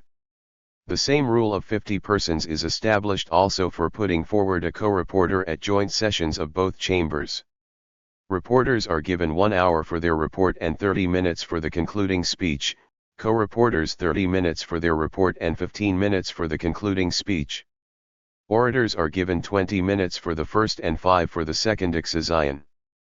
Personal declarations and factual information are introduced in written form and proclaimed by the president at once, or at the end of the session, according to their content. Extraordinary interrogatories are introduced in written form and proclaimed by the president at once. A speech on the order of voting is granted 5 minutes. Motions for voting are given 3 minutes. C. The method of forming the administration. The formation of the administration at the first session of the Supreme Soviet of the USSR was preceded by a declaration of the President of the Council of the People's Commissars of the USSR, Molotov, in the name of the President of the joint session of both chambers, stating: in accordance with Article 70 of the USSR Constitution, and having regard to the fact that the question of forming the government of the USSR is put for consideration of the Supreme Soviet of the USSR, the Council of People's Commissars deems itself functus officio and lays down its plenary powers before the Supreme Soviet. It begs you to report hereof to the Supreme Soviet of the USSR. The Supreme Soviet of the USSR entrusts to the President of the Council of the People's Commissars the composition of the government. 9. The first session of the Soviet for the Union was opened by the eldest deputy, Academician Nikolai Alexeyevich Bak. The first session of the Soviet Nationalities was opened by the eldest deputy, Midhatskaya. 348 THB Law of THB Soviet Stat. The proposal of the first session of the Supreme Soviet of the USSR as regards this matter stated: the Supreme Soviet of the USSR expresses confidence in the Council of People's Commissars of the USSR and entrusts to the President thereof Molotov the presentation of proposals concerning the structure of the government, including therein the critical remarks of the deputies expressed in the course of the debates. The democratic character of the Socialist Parliament is emphasized also by the fact that delegates of the toilers, having the right to come forth upon the tribunal of the Supreme Soviet of the USSR to express their attitude toward its policy and its work, 8. Have admission to its sittings. We must also note the role of the Council of the Chiefs of Delegations, made up of representatives of deputies of separate republics and regions aiding in the working out of the regulation and order of work of the Supreme Soviet of the USSR. SEC 7. Standing Commissions of the Supreme Soviet of the USSR elaborate preliminary preparation of a law for its formulation, with a view to its consideration and adoption in chambers of the Supreme Soviet of the USSR, is demanded by the significance of Soviet law and of socialist legality. At the first session of the Supreme Soviet of the USSR, each chamber chose 3 standing commissions for the purpose of preparing legislative proposals introduced for the consideration of each chamber. These are: 1. The Commission for Legislative Proposals, consisting of 10 members in each chamber and concerned with the task of preparing legal proposals of a general character. 2. The Budget Commission, consisting of 13 members in each chamber. The Soviet state budget assures the basis of our economic and cultural development, of the rights of citizens, and is one of the means of reinforcing the defensive capacity of our country. Its gigantic significance is characterized by the fact that in 1938 the AL Union budget attained the figure of 132 billion rubles. 3. Thus the first session of the Supreme Soviet of the USSR was welcomed by delegations of workers, kolkhoz members, and persons serving in Moscow and the Moscow region, Leningrad and the Leningrad region, the Kiev and Kharkov regions, the White Russian and Tatar ASSR, of the miners and metallurgists of the Don Basin, and of the Red Army and the Fleet. The Budget Commission verifies the economic and political sides of the budget income and outgo, helping the Supreme Soviet to be the sovereign master of the country's financial resources. 3. The Commission for Foreign Affairs. In the Soviet of the Union it consists of 11 persons, in the Soviet of Nationalities, of 10. It makes a preliminary examination of all matters connected with foreign affairs to be considered by the Supreme Soviet. The significance of this commission may be understood in connection with international policy of Soviet authority, with the ever-growing danger of war and the Soviet Union's exertions to guard peace. Commissions are occupied with elaborate preparation of legislative proposals thereafter introduced for the consideration of the Supreme Soviet. In addition to the foregoing commissions, each chamber of the Supreme Soviet, in accord with Article 50 of the Constitution, chooses a commission on credentials. At the first session of the Supreme Soviet of the USSR, each chamber created such a commission consisting of 11 members in each. The commission verifies the credentials of the deputies of each chamber. Upon presentation of the Credentials Committee, the chamber decides whether to accept the credentials or to annul the elections of the particular deputies. According to Article 51 of the Stalin Constitution, the Supreme Soviet of the USSR appoints commissions of inquiry and investigation on any matter, when it deems such appointment necessary. In capitalist countries, parliamentary commissions are likewise considered to be preliminary councils, studying and investigating legislative proposals destined for consideration in plenary sessions of the chambers. Bourgeois political scientists give out parliamentary commissions as a most important lever with which to control government activity. It is, however, impossible to consider the activity of parliamentary commissions without taking into account the ever-shrinking influence of parliamentary legislation in general, and the ever-growing role of so-called extraordinary or exceptional legislation effected independently of parliaments and parliamentary commissions. Parliamentary commissions play perhaps their greatest part in France and in the USA. They consist for the most part of representatives of dominant bourgeois parties. The work of commissions is secret. The formal explanation of this is that through them passes a succession of important state affairs not to be given broad publicity. But secrecy is important for representatives of the bourgeoisie for the further reason that thus the practice of preparing statutes and parleying by different groups of monopolist capital remains shaded from the masses, without 350 the law of the Soviet state publicity. For this very reason, in the French Chamber of Deputies over a long period of time the admission of communists into commissions was resisted because of their supposedly anti-national policy. In reality, as everyone knows, it is precisely the ruling cliques of monopolist capital that carry on the most cynical anti-national policy, as is manifested in a particularly characteristic fashion in the policy of the ruling French and English parties, especially as regards Republican Spain and Czechoslovakia in their perfidious agreement with German and Italian fascism at the expense of their own country's national interests. In France, in the Chamber of Deputies there are 20 large standing commissions consisting of 44 deputies chosen yearly. One deputy can be a member of various commissions. There is in addition a series of narrow, so-called non-standing commissions chosen for a definite term, such as the Commission for Universal Suffrage, and so forth. Sometimes special commissions, including commissions of inquiry, are chosen for important matters. The work of parliamentary investigating commissions may be typically illustrated by those created regarding the affairs of the speculator Stavisky and of the fascist attack of February 6, 1934. Everyone knows that in the last analysis the work of these commissions amounted in fact to no more than stifling these affairs, and absolving highly placed criminals of responsibility. Ordinarily the membership of commissions is made up on the principle of delegating representatives from the parties. but special commissions are formed by vote of the entire chamber, which once more pursues the purpose of not allowing communists in the commission, or of limiting their role in the commission.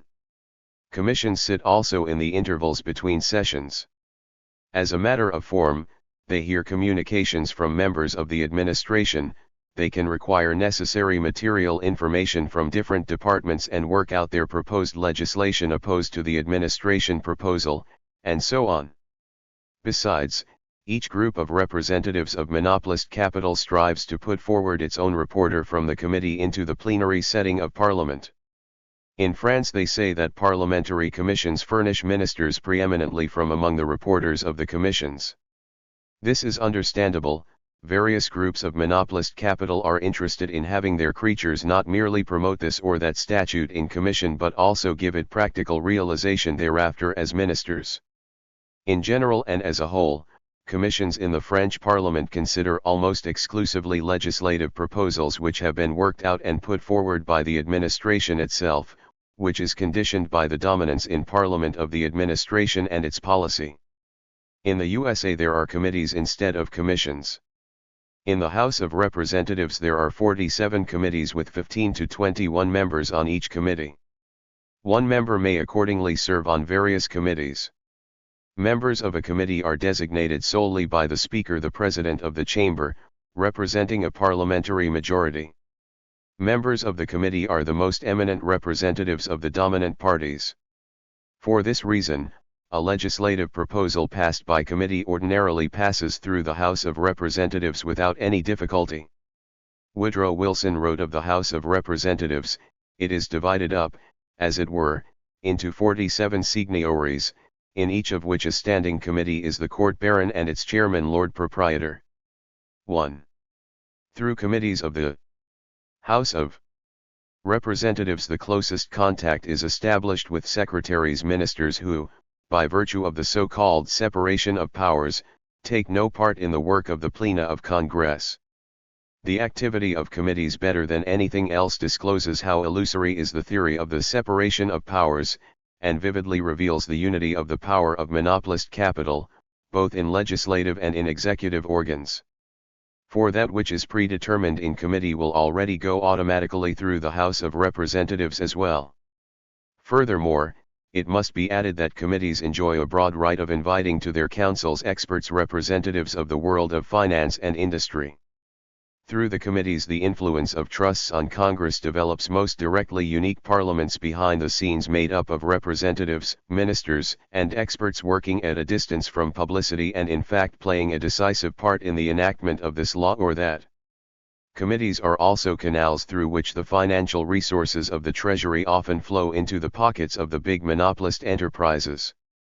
Thus, Woodrow Wilson wrote that no description of our system of revenue, appropriation, and supply would be complete without mention of the manufacturers who cultivate the favor of the Committee of Ways and Means, of the interested persons who walk attendance upon the Committee on Rivers and Harbors, and of the mail contractors and subsidy seekers who court the Committee on Appropriations. 2. 1. Wilson, Woodrow, Congressional Government Ifrui, 352. The law of the Soviet state. The reporter of the committee is given an hour for his report in the House of Representatives, of which he can allot some minutes to the representative of the minority opinion of the committee if there is such an opinion. Consideration in plena of the House of Representatives of matters that have passed through the committees is often brief, there may even be none at all. The role of the Speaker is in this the role of a dictator. He has the right to interrupt a deputy in the middle of a word or to grant him not a single word. For 10 days before the end of the session of Congress, if many legislative proposals have accumulated, the House declines to adopt the 3 conventional readings and usually disposes of the matter automatically in the spirit of the committee decision. Approximately the same role is played by committees in the Senate. The difference is merely that members of a Senate committee are designated not by the Speaker but by the Senate. The bourgeoisie looks sharply to see that parliamentary commissions and committees are, by structure and active ity, actually suitable for the tasks of the bourgeoisie. They are the kitchen where legislative proposals, emanating from the interests of the dominant class and thereafter given out in parliaments as the will of the people, are ordinarily prepared. SEC 8, the Deputy of the USSR Supreme Soviet. The Soviet system of representation, the only democratic system in the world, expresses the indissoluble and complete authority of the Soviet people. It imposes particular responsibility upon the Soviet deputy, the representative of the toiling people. The deputy, says Stalin, must know that he is the servant of the people, the emissary of the people in the Supreme Soviet, and he must conduct himself according to the course set for him by the mandate of the people. A deputy of the Supreme Soviet possesses broad rights. He takes part in the preparation of statutes in commissions and in the consideration and confirmation thereof in the appropriate chamber of the Supreme Soviet. He has a right to address interrogatories regarding any matter to the administration or to a people's commissar, and to have not later than 3 days thereafter an oral or written answer in the appropriate chamber. He enjoys inviolability and cannot be held to answer in court or arrested without the consent of the USSR Supreme Soviet. He also has obligations. He must with all energy express the true will of his electors in the appropriate chamber of the Supreme Soviet of the USSR. He must not lose contact with his electors. He must render them an account of his work and of the work of the Supreme Soviet of the USSR. He can at any time be recalled by decision of a majority of the electors. Thus the election does not terminate the mutual relations of electors and representative. It is the obligation and the right of electors ever to hold their deputies under control and to suggest to them that they stoop in no case to the level of political philistinism, but be such as the great Lenin was. 2 The right to recall deputies is a democratic principle noted in the program of the Al-Union Communist Party in Soviet state acts from the very first moments of the existence of Soviet authority, 8 and in the Stalin Constitution and in constitutions of the Union republics. Soviet authority provides no representatives to fence in parliament and exchange glittering speeches while bringing about the stability and dominance of capital and the bureaucratic apparatus. Soviet authority goes out from the toiling masses themselves. It provides no parliament, but rather an assembly of worker-class representatives issuing laws which are directly executed, passing into practice and designed for the struggle with exploiters. For a deputy of the Supreme Soviet is no professional politician or legislator / he is a person connected with socialist production, science, and so forth. He is an agent of the bloc of communists and non-party members, a man of lively experience and work, a champion of socialism. 5. He does not fence with glittering speeches but strives as a deputy to put all his constructive experience into the creation of laws bound to assure socialism's further strengthening and development. Deputies of the Supreme Soviet of the USSR are guaranteed all conditions favorable for the fulfillment of the official obligations due from them to their electors. In this connection, the first session of the Supreme Soviet of the USSR directed reimbursement of deputies' expenses in connection with their execution of their official duties to the extent of 1,000 rubles a month, and 150 rubles a day during sessions of the Supreme Soviet of the USSR. In addition, they enjoy the right of free travel on all the USSR railroads and waterways. All these conditions make it feasible for deputies to maintain intimate association with their electors, to travel out to colcauses and business enterprises, to central state or social organizations, in order to solve questions raised by electors, carry on constant correspondence with them, write for necessary literature, and so forth. The expenses of the presidents and vice-presidents of each chamber are special in that in the intervals between sessions they maintain constant and systematic contact with the deputies. Accordingly, the first session of the Supreme Soviet of the USSR directed that the budget estimate of the Presidium of the Supreme Soviet of the USSR provide that 300,000 rubles a year for each chamber be left at the disposal of presidents and vice-presidents of both chambers for expenses for keeping in touch with deputies and for representation. In the parliaments of capitalist countries the role of a deputy is absolutely the opposite. The bourgeoisie establishes his formal responsibility to the nation or the people * rather than to his electors, thereby freeing him from the control of the masses. During an election campaign, candidates of the bourgeoisie for the office of deputy are ordinarily occupied with the advance sale of all the advantages in return for the vote of electors. In France, bourgeois deputies take it upon themselves to bustle about, offering their adherents remunerative places, rewards and distinctions, pensions, and licenses to trade in monopolist productions so as to be assured of their support. In the USA, such a system is called a lobby. Formerly, persons deeming it necessary to influence the votes of a member of Congress met him in the lobby. Now this is forbidden by a rule of the legislature, but the lobby, as a system of bribery, is preserved outside the walls of Parliament. During a session of Congress, lobbyists finance all sorts of banquets and evening parties at which interested capitalist groups meet members of Congress and their families. Lobbyists penetrate even into sittings of parliamentary commissions which determine the passage of a legislative proposal through Parliament. The formal explanation is the necessity of bonds between the member of Congress and the population. In reality, such a bond is permeated by corruption, which is a constituent part of the capitalist policy characterizing bourgeois democracy. The more the stock exchange and the bankers subordinate bourgeois parliaments to themselves, the more strongly has democracy developed. 6. It is not at all obligatory for capitalists themselves to be present in parliaments as deputies. This matter is democratized in the sense that Repro Lenin, Vol. XXIII, p. 348. THB Supreme Organs of State Authority 355 Sanitation of the interests of the capitalists or capitalist groups is entrusted to individual representatives whose passage into Parliament is promoted directly by capitalist cliques through bourgeois political parties. The bourgeois party ordinarily spends colossal sums in the pre-election campaign on press, agitation, and support of a staff of hired agitators and political work ers. In form, a deputy of the bourgeoisie so chosen represents the interests of the whole people, but in fact he is connected with those of banks and individual enterprises. He represents the interest of those who confirm the exploitation of popular masses. Such deputies strive to pass statutes making exploitation in this or that branch of capitalist industry easy, and they are solicitous for the affairs of these enterprises before Parliament, the administration, and so on. Monopolist combines of capitalists spare no money in promoting the candidacy of one who is necessary for them and comes forward under the auspices of some political party.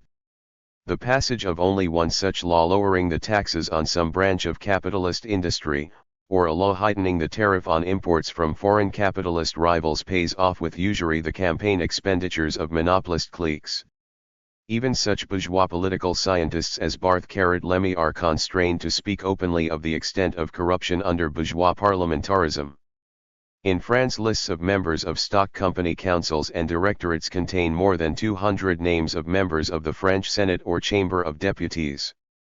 Thus the name of national representative Frenois Marcel is encountered 22 times at the top of various capitalist enterprises, that of Senator Lederland 11 times, and of Langlois 10 times. Of the English Parliament, 255 members occupy posts of directors in at least 713 companies with a total share capital of £1,930,968,000. The capital controlled by these companies and their directors is in reality far greater. 7. The absence of principle is characterized by bourgeois deputies frequently going over from one party to another. During 4 or 5 years, that is to say, right down to the new elections, a deputy feels himself perfectly free, independent of the people and of his electors. He can pass over from one camp to another. He can abandon the correct and go on an incorrect road. He can even be implicated in machinations of a not altogether needful sort. He can turn somersaults as he likes. He is independent. Thus Mosley, leader of the English fascists, was elected on the Labour ticket in the 1931 elections. Afterwards he went over to the fascists, as everyone knows. His electors, the Laborites, demanded that he resign the powers of a deputy. 7. 356 The law of the Soviet state. Of course Mosley did not comply but continued to sit in the House of Commons, representing himself as responsible to the nation. ***Fascism casts away democratic veils altogether. What still bears in Germany the name of Reichstag is no longer a legislative institution. It is convened only rarely, and then not to consider statutes but to hear fascist leaders make speeches. Fascist elections are an empty ceremonial. Deputies are merely those designated for the part by fascist leaders. SEC 9, the highest organs of state authority of the Union and Autonomous Republics. The unity of the political and economic basis of the USSR finds expression in the USSR Constitution and in constitutions of all the Union and Autonomous Republics. By reason of the close unity of the USSR peoples and the community of their socialist interests, the highest organs of authority in the Union and Autonomous Republics are built after a single type. We have already set out in detail the jurisdiction of the Union, and of Union and Autonomous Republics. Here our concern will be chiefly as to how the Supreme Soviets of the Union and Autonomous Republics are constructed. According to the USSR Constitution, the supreme organ of state authority in a Union Republic is its Supreme Soviet, elected by its citizens for a 4-year term according to elective districts. Election rules for Union Republics are established, not by the USSR Constitution, but in the Constitution of each Union Republic, with proper account taken of the special characteristics of that republic. New Union Republic constitutions, adopted in all the Union Republics in 1937, established the following rules of representation in the Supreme Soviets of Union Republics. We will take the RSFSR Supreme Soviet as an example for the purpose of clarifying the organization of supreme state authority in Union Republics. The RSFSR Supreme Soviet is its highest organ of authority and its sole legislative organ within the bounds of its jurisdiction as a Union Republic organ. Like the Supreme Soviets of other Union Republics, it consists of one chamber chosen for 4 years according to elective districts, each of which sends one representative. The chamber, by simple majority vote, adopts statutes of binding force throughout the territory of the Union Republic. Starting from the community and unity of interests and tasks of defense of the whole Soviet people, each Union Republic acknowledges in its constitution the obligation to execute USSR statutes issued in accordance with Article 14 of the Stalin Constitution. All the Union Republic constitutions so provide.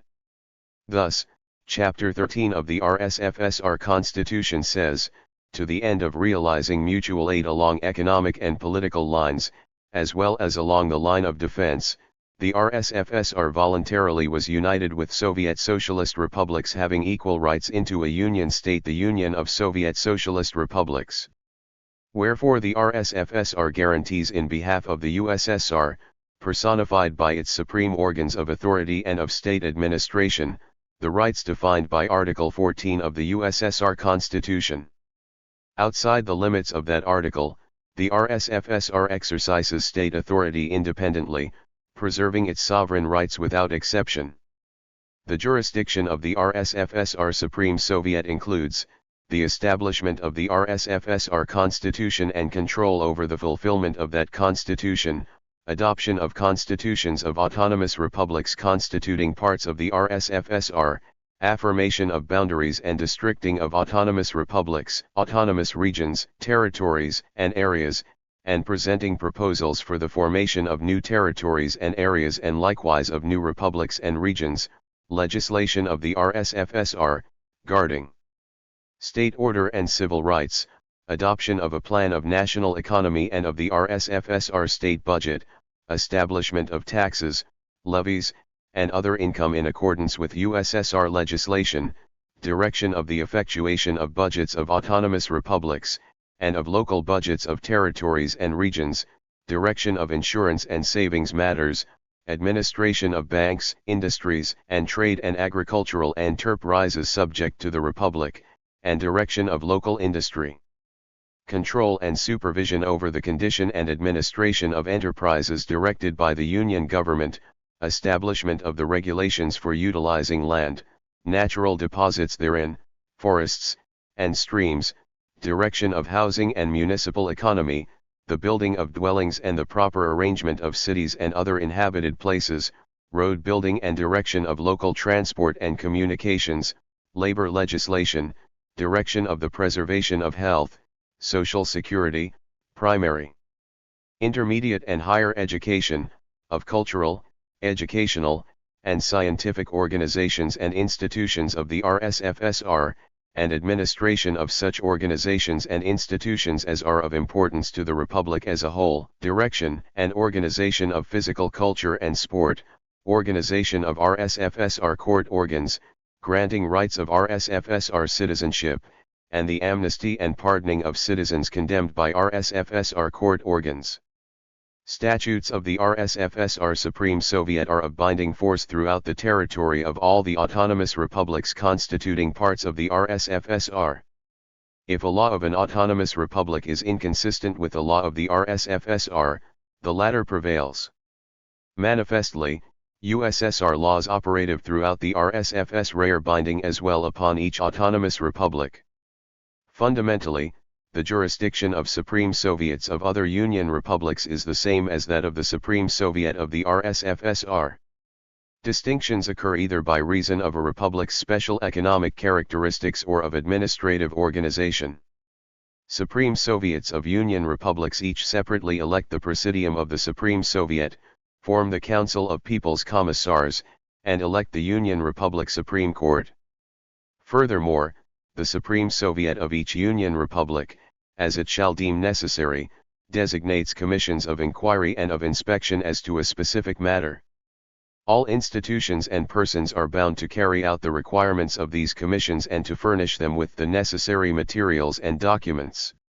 Like the Presidium of the USSR Supreme Soviet, the Presidium of a Union Republic Supreme Soviet, accountable to the Supreme Soviet of the corresponding Union Republic, is a collegium president / thus, that of the RSFSR Supreme Soviet consists of a president of the Presidium and 17 vice presidents, corresponding to the number of autonomous republics embodied in the RSFSR. This again emphasizes the right of the RSFSR peoples to participate equally in the supreme organ of authority. Furthermore, membership of the Presidium of the RSFSR Supreme Soviet includes a secretary of the Presidium and 20 members. While in other Union republics the number of members of the Presidium of the Supreme Soviet differs, the Presidium is everywhere built on the collegium principle. The Presidium of the RSFSR Supreme Soviet summons sessions of the RSFSR Supreme Soviet twice a year, and extraordinary sessions at discretion or upon demand by 1/3 of the deputies thereof. It furnishes interpretations of RSFSR statutes, issues decrees, and likewise arranges referenda of the entire people. It abrogates directives and orders of the RSFSR Council of People's Commissars and of Councils of People's Commissars of Autonomous Republics, as well as decisions and orders of territorial Soviets of deputies of the toilers in case they are not in conformity with law. In an interval between sessions it relieves of their official duties, and appoints, individual People's Commissars of the RSFSR, upon recommendation of the President of the RSFSR Council of People's Commissars and subject to later confirmation by the RSFSR Supreme Soviet. It assigns honorary titles of the RSFSR, and it exercises the right of pardoning citizens condemned by the RSFSR courts. When the plenary powers of the RSFSR Soviet expire, the Presidium designates new elections for a date of not more than 2 months from the date of such expiration. The newly elected Supreme Soviet is summoned by the Presidium of the former session not later than a month after the elections. The composition and the jurisdiction of Supreme Soviets and their presidia in all the other Union republics are analogous. In autonomous republics their Supreme Soviets, elected for 4 years by citizens of the Republic according to the rules established in the ASSR Constitution, are the supreme organs of state authority of the respective republics, within the limits of the latter's * jurisdiction, and the sole legislative organ thereof. The Supreme Soviet of an autonomous republic adopts the ASSR Constitution and presents it for confirmation by the Supreme Soviet of the Union Republic. It establishes division of the ASSR into districts and the boundaries of such districts and of cities, subject to confirmation by the Union Republic Supreme Soviet. It affirms the ASSR plan of national economy and budget, and it assigns honorary tithes of ASSR. It chooses the President of the Supreme Soviet and his 2 Vice Presidents, who direct sessions of the Supreme Soviet and its internal order. Sessions of the Supreme Sovietism, the supreme organs of state authority, 361 bleat twice a year. Extraordinary sessions are convened by the Presidium of the Supreme Soviet at its discretion or upon the demand by 1/3 of the deputies of the Supreme Soviet. It chooses the Presidium of the Supreme Soviet. The number of members of Presidia of the Supreme Soviets differs. The Presidium of an autonomous republic's Supreme Soviet, whose jurisdiction is defined by the ASSR Constitution, summons sessions of the ASSR Supreme Soviet, interprets ASSR statutes, publishes orders, conducts referenda, abrogates directives and orders of the ASSR Council of People's Commissars, and decisions and orders of district and city Soviets of deputies of the toilers of ASSR in case they do not conform with the law. In the interval between sessions of the Supreme Soviet, the Presidium of the ASSR Supreme Soviet relieves of their duties, and designates individual People's Commissars of the ASSR upon the recommendation of the President of the ASSR Council of People's Commissars, subject to confirmation by the ASSR Supreme Soviet, and awards honorary titles of the ASSR. The ASSR Supreme Soviet chooses a Credentials Commission and such other commissions as it deems necessary, and forms the government of the ASSR, the ASSR Council of People's Commissars. Such, in brief, are the features of the composition of the higher organs of authority in Union and autonomous republics. 6. Organs of State Administration of the USSR and of the Union and Autonomous Republics. SEC 1, Introduction. State administration, in the strict sense of the term, is the constant, current activity of executive administrative organs of author ity, prosecuted in the interests of the dominant class and directed at guarding and strengthening the existing order, social and state.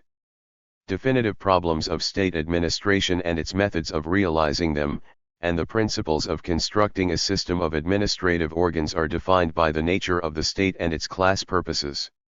Each dominant class creates a mechanism after its own form and likeness. 1. The bureaucratic apparatus of Tsarist Russia was built to accord with the interests of landowners and bourgeoisie, making real autocracies military police dictatorship. Supreme government belonged to the Tsar personally. The authority of governing belongs in all its compass to the emperor within the boundaries of the entire Russian state. Subordinate government, higher and lower, was carried on by central and local administrative institutions which, in accordance with the same article, acquired a definite degree of authority from the Tsar, acting in his name and by his commands. The supreme administrative institutions included departments and special sessions of the Imperial Council, with jurisdiction over matters relating to the creation of landed estates, the confirmation of honorary dignities and the transfer by nobles of names, coats of arms and titles, matters relating to the responsibility of higher state officials for crimes committed by them in office, leave to build private railroads, and compulsory alienation of Im1 cf. Lenin, Volume XXV, pages 105 to 106. 362.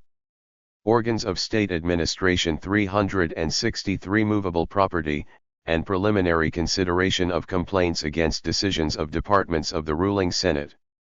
Members of these departments and of special sessions were appointed by the supreme authority of the Tsar. Directives and conclusions of departments and special sessions were submitted for the decision of the monarch. 2. The Most Holy Ruling Synod, cooperating with the Tsar in the administration of the Orthodox Church, chiefly composed of bishops designated by supreme authority, it was the head of ecclesiastical administration, and all matters of divorce were within its jurisdiction. 3. The Ruling Senate, instituted by Peter I, functioned both as the Supreme Court and as supervisor of administration. It exercised control over the correctness of administrative orders, and the doings of ministers, the protection and certification of the rights and privileges of divers social orders, and so on. The ruling Senate is the supreme authority, to whose civil governance as court, administrator and executive all places in general and all establishments in the empire are subordinate. 4. The Committee of Finances, the highest consultative institution on matters of state credit and finance policy, including, in addition to members designated by imperial discretion, the President of the Council of Ministers, the Minister of Finances, and the State Controller. 5 councils, the Tutelary Council and War and Admiralty Councils. 6. The Council of Ministers, consisting of ministers designated by the Tsar and in chief command of the central institutions, and the Procurator General of the Synod. The Council of Ministers possessed extremely broad rights and powers. Every sort of matter transcending the authority of a minister came to the council. It introduced for imperial decision ministerial proposals for the abrogation or change of existing laws. Its chief task was to direct and to unify actions of ministers and department heads on matters of legislation and of supreme administration of the state. It could issue binding directives, instructions, and orders. If during a period when the occupations of the Imperial Duma have come to an end extraordinary circumstances are so exigent as to require consideration of a legislative character, the Council of Ministers reports thereon to the Tsar directly. It had the right to permit advance credits pending the adoption of a new schedule in the established order. To the Council belonged in particular the affirmation of charters of stock companies and the abrogation or change of directives of local organs of self-government. Central organs of subordinate administration included ministries and administrative bodies made equal with them. Ministries emerged under Alexander I in 1807 and took the place of the collegia instituted by Peter I. They were the highest central governmental institutions, in charge of definite branches of state administration. At the head of each ministry was one person, a minister or chief. The NGHT to nominate and choose ministers belonged wholly, and with no restraining conditions of any kind, to the Tsar. Ministers were responsible and subordinate to him alone.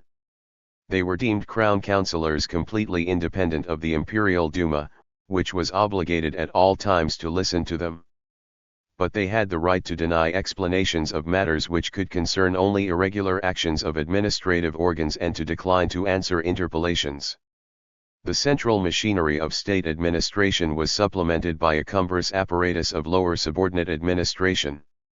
The governor, nominated by the Tsar, the highest administrative authority and organ of the Ministry for Internal Affairs ma Gubernia, the Governor-General, nominated at the Tsar's immediate discretion, for supreme supervision of the administration of certain gubernias, chiefly borderlands, or otherwise specially circumstanced, the gubernia administration, the highest establishment in a gubernia, administering it by force of laws in the name of His Imperial Majesty and directly subordinate to the Senate and the Ministry of Internal Affairs, organs of the police administration, local organs of the Ministry for Finances, of the chief administration of agrarian laws and agriculture, and of state control, subject to the supervision of the governor, and sessions in the gubernia, direction of which belonged to the governor. This vast bourgeois landowner machinery employed with redoubled force the methods of a police bureaucracy. In a series of articles, Lenin furnished a political characterization of governmental methods of administration in Russia. As early as 1901 he wrote that in Russia every kind of activity, even that most remote from politics, such as philanthropy, leads inevitably to a clash between independent people and the arbitrary perversity of the police and measures of suppression / prohibition / limitation / and so forth. To analyzing definitive facts, he concludes that illegal and savage beating by the police occurs, without exaggeration, every day and every hour in the Russian Empire.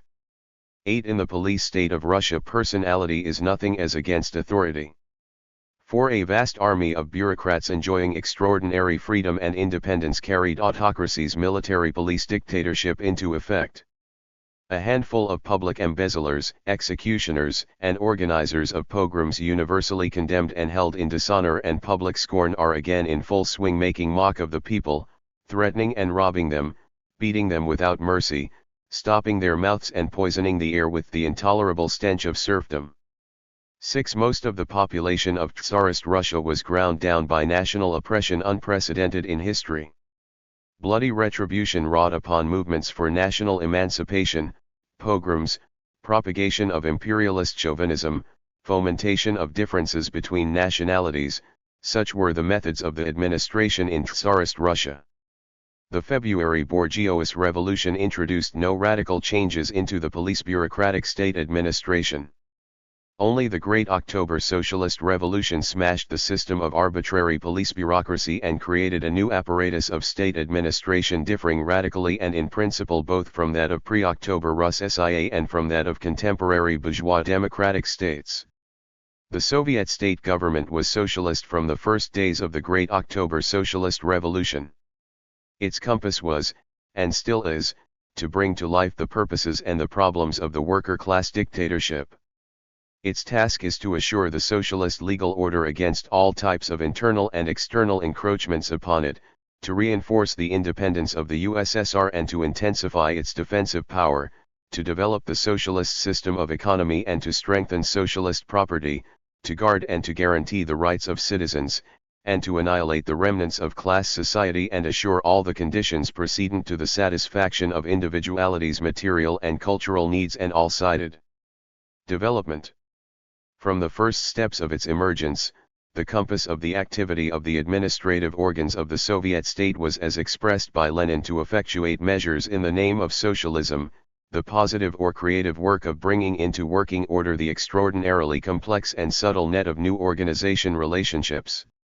6. The organs of Soviet state administration carry out the tasks from day to day, constantly and logically improving administrative methods. The guiding principle in their activity is Lenin's instructions, not to divorce administration from policy. 7 To aim at completely subordinating the apparatus to policy. 8 The apparatus for policy, not policy for the apparatus. 9. The fundamental principles of Soviet administration emanate from its very tenor, which corresponds completely with the problems of the socialist state, whose administration is characterized above all by the fact that its aim is to carry into effect the tasks of building socialism and strengthening the new society. It is characteristic of our state administration, as distinguished from that of every other sort of state, that it is carried into effect on the basis of its consistently attracting the toilers to itself. It correctly expresses the interests of their broad masses, that whereof the people are conscious. 10. Here we see a complete contrast between the Soviet state and the bourgeois state. In the latter, those who execute the administrative function are isolated as a special group of the population, readily becoming a sort of caste. In the aggregate, professional bureaucrats form an extraordinarily powerful bureaucratic machinery of state. All the force of the bourgeois state is comprised in its state machinery, its bureaucracy and its standing army. A series of works by Marx and Engels showed the development and the increasing efficiency and strength of this bureaucratic and military machinery. Professional bureaucrats, opposed by their special privileges and irresponsibility to the majority of society, demand symmetrically regularized conduct and respect for laws while also insisting upon deference to institutions which make us lawless and replace law by arbitrary perversity. 11. The bureaucratic machinery, that horrible parasite organism which twines netwise over the entire body of French society and clogs all its pores. 12. Possesses vast power. Taking France as an example, Marx proved that this machinery holds a vast mass of interests and separate beings in constant and utter dependence upon itself. 18. Aided by this machinery, the state entangles, controls, directs, and holds under its surveillance and tutelage civil society from the biggest to the most negligible manifestations of its life, from its most general forms of being to the particular beings of separate individuals, where this parasite body, owing to the extraordinary centralization, is as ubiquitous and omniscient, as mobile and elastic, as is the true social body, helplessly dependent and absurdly amorphous. Political interests of the dominant bourgeoisie compel it ever more and more to intensify the pressure, the resources and the personnel of state authority, and at the same time to carry on incessant warfare against social opinion and, from distrust, to persecute, maim, and paralyze the independent organs of social movement, if it has not succeeded simply in amputating them. 15. So Marx characterized the bureaucratic state machinery of the middle of the 19th century. That machinery, in the epoch of imperialism, was characterized by Lenin, who showed the extraordinary intensification of the state machinery / the unprecedented growth of its bureaucratic and military machinery in connection with the intensification of repressions against the proletariat in monarchical countries, and also in the freest republican countries. 10. This mighty bureaucratic machinery remained basically unaltered, notwithstanding the formal changes of state government. Having in view the ministries of the provisional government, Lenin wrote, even in the ministries belonging to the socialists, the entire bureaucratic machinery remains essentially old. It functions in the old manner and sabotages inchoate revolutions with perfect freedom. 17 In the Third Republic, an extremely significant part of this machinery long remained monarchical and hostile to the Republic. The Weimar Constitution of 1919 gave Germany the forms of a bourgeois democratic state, but its administrative machinery directive groups who were hostile to democracy of every sort continued to be extremely influential. Undoubtedly this fact contributed to Hitler's advent to power. To the end of still further reinforcing the state mechanism, in the interests of monopolist capital, he issued a law soon after he came to power concerning the re-establishment of the professional bureaucracy, and in the Statute of January, 1937, he assigned to that professional bureaucracy, which was responsible only to its superior authorities, the role of fundamental support of the National Socialist state. Thus in bourgeois states the gulf between the rulers and the ruled yawns daily wider and has attained the extreme limit in fascist states. In our state, however, every semblance of a barrier between the population and the machinery of state government has been effaced. The power of the Soviet state apparatus is its extremely strong bond with the masses. There is no bureaucracy in the USSR. Our officials, our state servants of every grade, are servants of society, carrying out state trusts and obligated to act in the interests of socialist society. Fulfilling the work entrusted to them in the name of the state, they bear a lofty responsibility. Those in Soviet service are especially obligated, by their position and by the rights granted to them, to manifest an honorable and conscientious attitude toward the worker-peasant state, in the language of the directive of the Central Executive Committee and the Council of People's Commissars of the USSR. 18 In the Soviet state, since the first days of its emergence, the principle that officials are subject to control is in operation. They are amenable and responsible to the toilers and to the organs of authority elected by the toilers, as personified by the Soviets. The activity of all administrative organs is subjected to social control. Broad masses of the toilers are attracted into the activity of the state through socialist plurality of offices, cooperative groups, the Institute of Public Inspectors, and the like. This, along with the promotion of new cadres, is the most important means of improving the machinery of state government and overcoming bureaucratic perversions therein. To struggle with bureaucracy to the end until it is completely vanquished is feasible only when the entire population shall participate in administration. 19 Drawing the toilers into administration, and control over the activity of the state machinery and direct participation in its everyday work, are the most important means of simplifying the mechanics of the administrative systems, liquidating bureaucratic mores and customs, clearing the road for utilization of our country's colossal reserves, heightening official responsibility, and freeing the apparatus from workmen who do not fulfill Soviet laws with complete accuracy and good faith. This is one of the means of cleansing the machinery of the remnants of the Trotsky-Bukharin spies, diversionists, and wreckers who strive to inculcate and to expand the bureaucratic perversions which are their trusted secret. Attraction of toilers to administration of the state is thus a most important principle of our government, steadily developing with the growth and strengthening of socialism in our country. But it is ever more and more characteristic of bourgeois states to crush these masses with the aid of the state machinery made up of professional bureaucrats remote from the people. It is further characteristic of the Soviet state government that it is made effective on the basis of the planned and conscious direction of all the processes of national economic life and the methodical putting into practice of the program purposes of the Bolshevik Party. In our state the development of production is subordinate to the principle of planned guidance and systematic heightening of the material and cultural level of the toilers, not to that of competition and the guaranteeing of capital gain. 20 Here the plan becomes a binding and concrete program which includes the activity of all institutions, departments, and organizations, non-fulfillment of which is a breach of state discipline, undermining the building of the national economy. One of the principles of Soviet state administration is the scrupulous taking into account of differences actually existing, of specific conditions of the manner of life and the special characteristics of the many peoples and tribes of the Soviet state.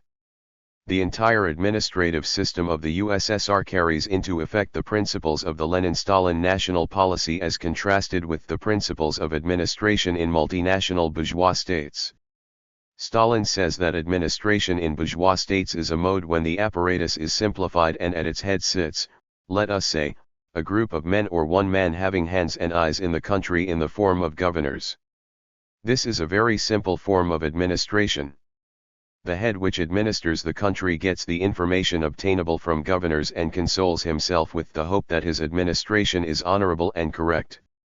Then come discords, discords pass into conflicts, and conflicts into uprisings. Then the uprisings are crushed. Such a system of administration is not our system. 21. Soviet state administration is an indissoluble unity of administrative and economic government, a differentiation in principle of the Soviet state machinery from that of the bourgeois state. Extended to all sides of the economic and social life of the people, Soviet state administration is one of organizational creativeness. Except in so far as its functions include the administration of economy, the bourgeois state machinery plays chiefly the part of policeman-regulator, guarding only private property's inviolability and conditions of existence, and acting especially in fascist countries by the methods of oppression, repressions, and overt terror. Arbitrary perversity and lawlessness characterize the bourgeois state administration. It is clear how the very problems of administration in the Soviet state differ in principle from those of the bourgeois state, and how indissolubly the foundations of its organization and activity are bound up with these broad problems. Soviet state activity is carried into effect on the basis of socialist legality, its most important principle. This is especially clear, and was brilliantly expressed, in the Great Stalin Constitution, which elevated the authority of the Soviet law to an unprecedented height. All administrative acts in the USSR must be in conformity with law. The principle of revolutionary legality penetrates the activity of all the links of our administration from top to bottom, and the significance of this principle, always acknowledged by the Soviet state, was still more brilliantly expressed, as we have seen, in the Stalin Constitution. This raises still higher the authority and force of Soviet statutes. On the basis of acts of the USSR Supreme Soviet and its Presidium, the Council of People's Commissars of the USSR issues its orders and directives. On the basis of all these acts, the People's Commissariats operate. The orders and instructions of People's Commissariats are binding upon organs subordinate to them.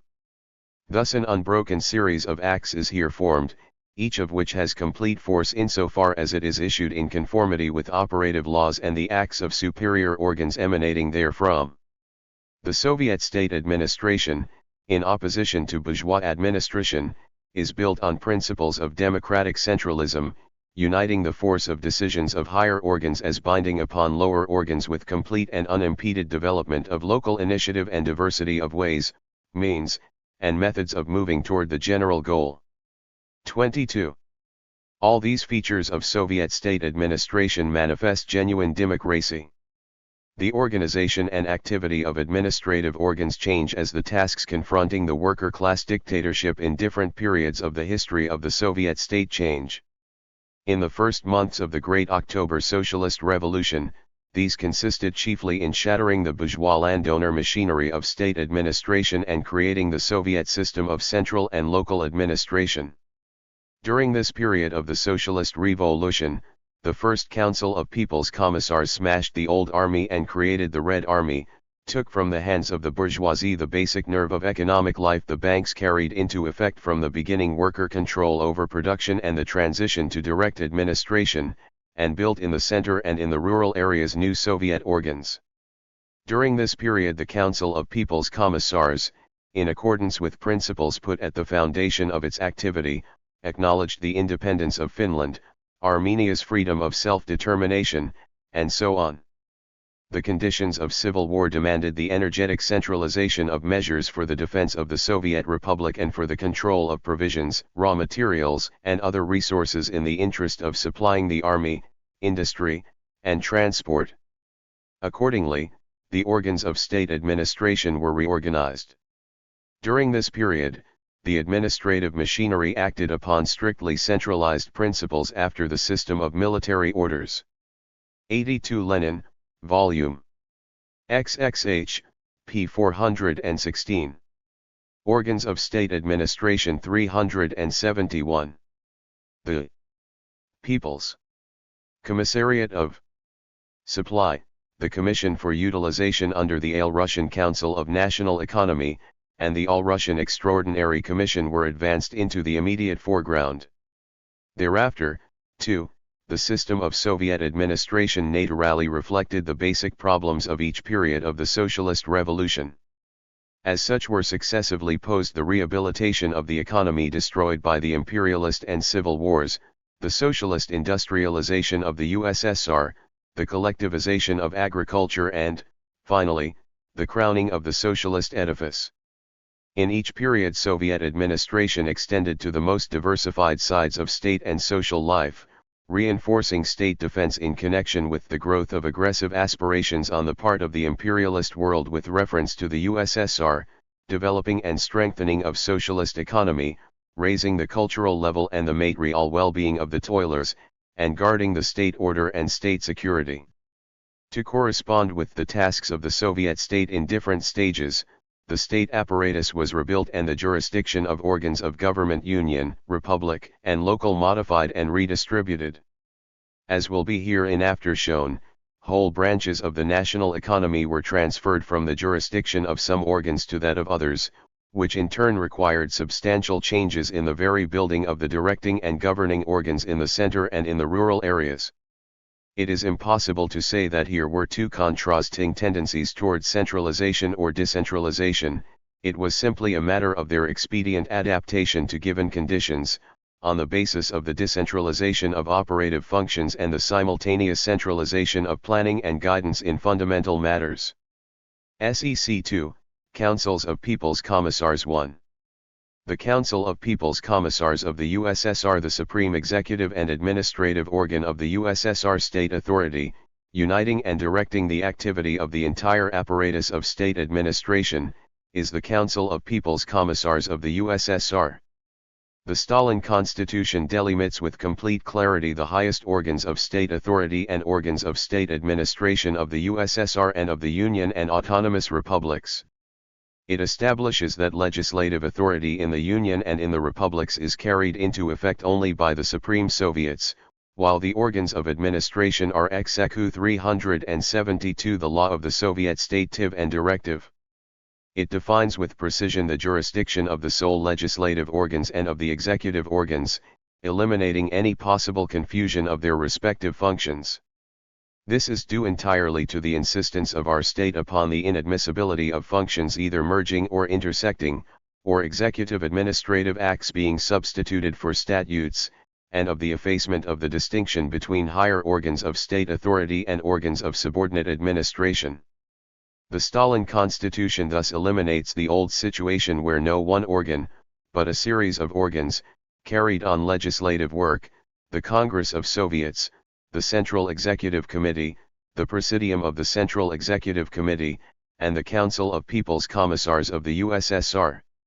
It concentrates the legislative function in the hands of the supreme organs of the state authority, the Supreme Soviets, to promote the further growth of the incontrovertible force and authority of Soviet socialist law, to strengthen its stability and to concentrate the attention of councils of the People's Commissars upon the tasks of directing the tremendously expanding popular economy. The Stalin Constitution establishes the most democratic means of forming the USSR government.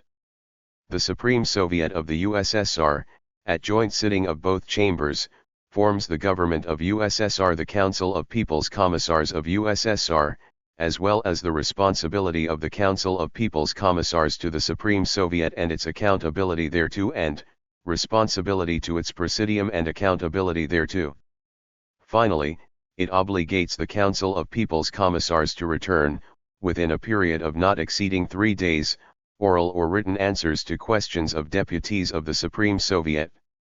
All this expresses the authentic democracy in our country, and characterizes the Council of People's Commissars as an organ of administration operating in conformity with laws and on the basis of those laws, and responsible to persons chosen by the people.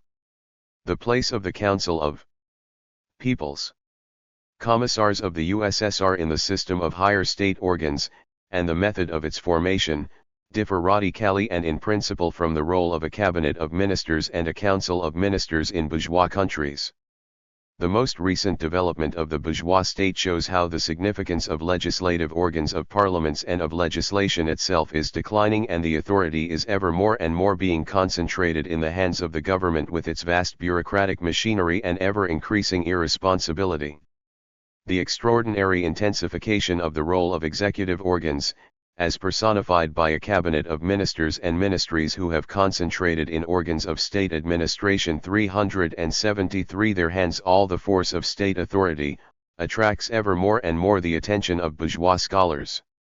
In their most recent works we see it openly admitted that Parliament has no independent authority of any sort, and that the chief characteristic of the last 2 generations is the concentration of ever greater independent authority in the hands of so-called bureaucracy, the permanent bureaucrats of the administrative machinery. 2 such bourgeois scholars and politicians of England, for example, as Muir, the most eminent member of the Liberal Party, see the essence of the British system in a tendency to ever-increasing concentration of authority and responsibility in one organ, the government in its omnipotence. Legislation, deemed a special function of Parliament, is in reality appropriated by the government. The Cabinet of Ministers is in practice the Lord of Parliament. Parliament has become little more than a recording machine for orders of a military dictatorship government.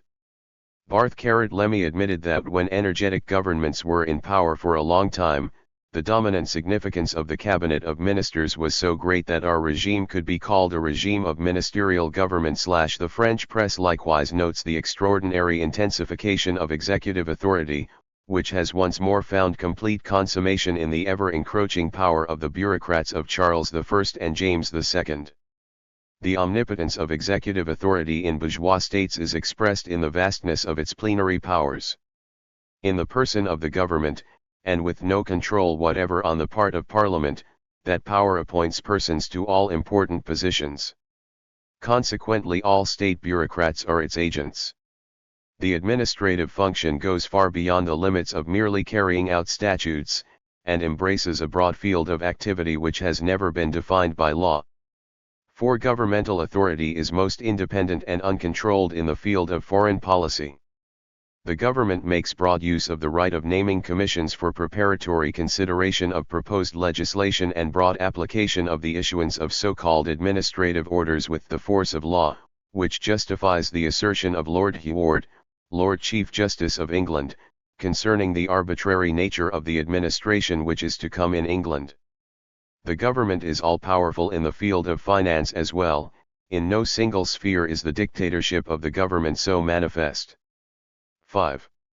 In the biggest bourgeois democratic countries, the USA, England, and France, to say nothing of fascist and semi-fascist states, the formation of cabinets of ministers is no function of representative institutions. The cabinet is composed of ministers selected either by the president or by the leader of a definite political party, commissioned by the king or by the president. While the constitutional laws of some bourgeois states provide in form that ministers are responsible to the chambers jointly for the general policy of the government and individually for their own actions, this so-called joint responsibility to Parliament is in essence responsibility to a specific clique of capitalists who have put the Premier and his cabinet at the helm of state life. In other countries, such as the USA, where even bourgeois jurists regard the cabinet of ministers as if it were a constituent part of the personality of the president, ministers are personally subordinate and responsible to the president and not to the Congress in everything. Even James Bryce, the bourgeois investigator of the American Constitution, wrote that an American administration resembles not so much the cabinets of England and France as the group of ministers who surround the Tsar or the Sultan, or who executed the bidding of a Roman emperor like Constantine or Justinian. 6. In England, according to the reliable observation of Sidney Lowe, the cabinet of ministers has long since become a committee, not of Parliament, but of only one party which, while it is in office, has control of legislation, administration, policy, and finance. 7. When the executive power is thus all-powerful, the old theoretical edifice of bourgeois public law science, the subordination of the government to Parliament, the supremacy of law, and the effectuation of parliamentary control, and so on collapse, and new theories are fashioned to vindicate the arbitrary conduct of the administration. To guide the future, the Stalin Constitution confirms in clear relief that organizational principle of the Soviet government which has already taken form and vindicated itself.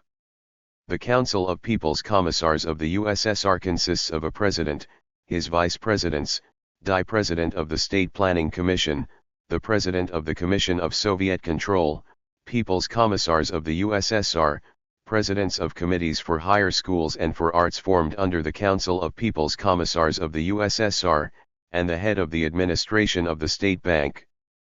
The Council of People's Commissars and each member thereof must follow the formula of Molotov in his address at the first session of the Supreme Soviet of the USSR, James Bryce, The American Commonwealth, Volume I, p. 101.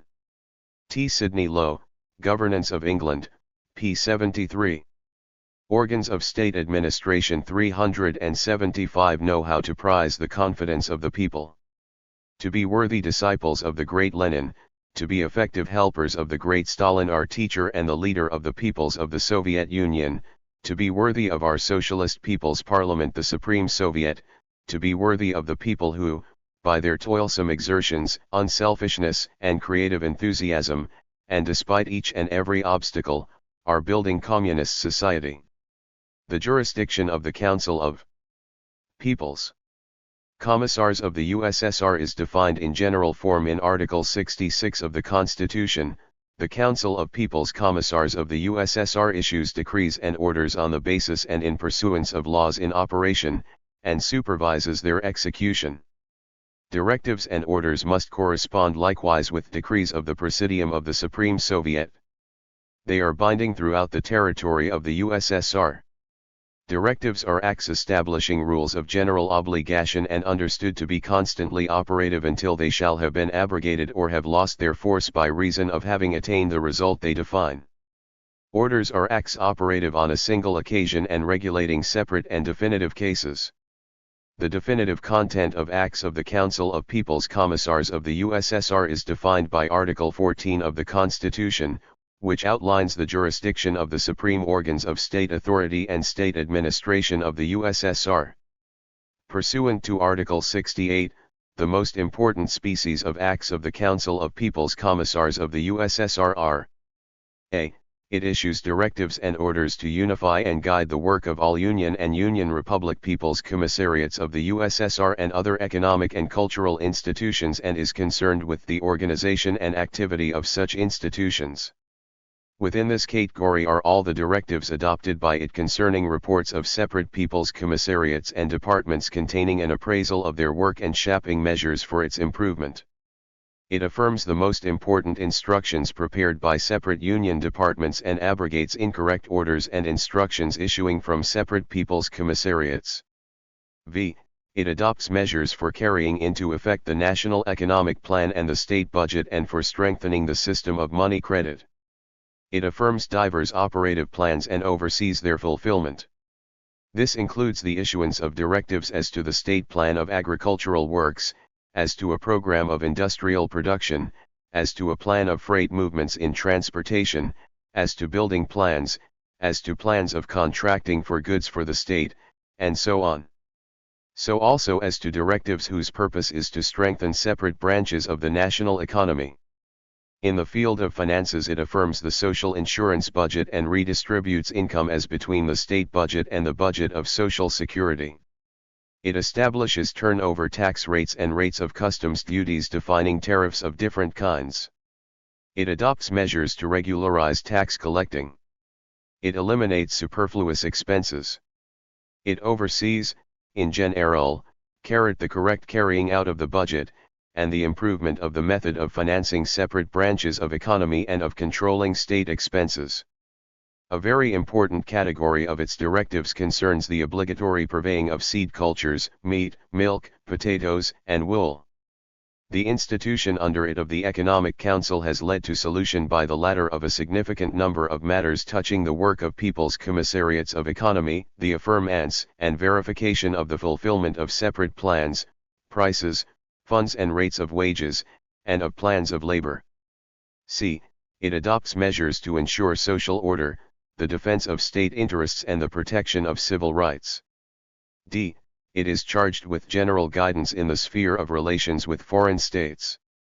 While the USSR Constitution refers the ratification of international compacts to the jurisdiction of the Presidium of the Supreme Soviet, the preliminary examination thereof takes place in the Council of People's Commissars of the USSR, which further oversees the current work of diplomatic organs, effectually directs that work and takes the necessary measures in that field.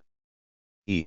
It guides the general building up of the country's armed forces and, in particular, it defines the yearly contingents of citizens subject to call for active military service. It appoints officials to a number of the highest posts and relieves them therefrom, in particular, vice presidents of People's Commissars of the Union, People's Commissariats, trade representatives of the USSR, presidents of committees under the USSR Council of People's Commissars, and so on. All these functions relate to the field of administration. The Stalin Constitution grants full scope to the legislative initiative of individual members of the Supreme Soviet. At the same time, preparatory work in the field of legislation remains also for the Council of People's Commissars. The USSR Supreme Soviet affirms a single state budget of the USSR and a report upon the execution thereof, but, as a preliminary, the proposed budget and the reports are subjected to detailed consideration in the Council of People's Commissars of the USSR. The Stalin Constitution establishes that the Council of People's Commissars of the USSR has, as to those branches of administration and economy within the jurisdiction of the USSR, the right to suspend directives and orders of Councils of People's Commissars of Union Republics. Rights of the USSR Council of People's Commissars in regard to Union Republic Councils of People's Commissars are more restricted than are its rights as regards Union Commissariats. Orders and instructions of the latter it can abrogate, whereas directives of the former, though not in accordance with law, it can only suspend. The decision in this case belongs to the Presidium of the Supreme Soviet, which under the Constitution abrogates directives and orders of the USSR Council of the People's Commissars as well as of Union Republic Councils of the People's Commissars in case they do not accord with the law.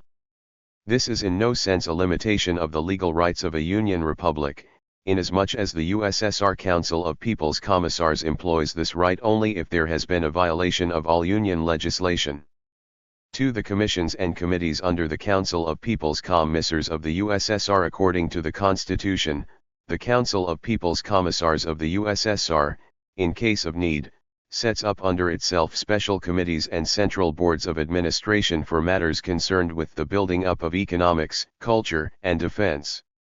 A recent example of this is the Council's directive of March 23, 1938, concerning the formation, under itself, of a committee on motion pictures.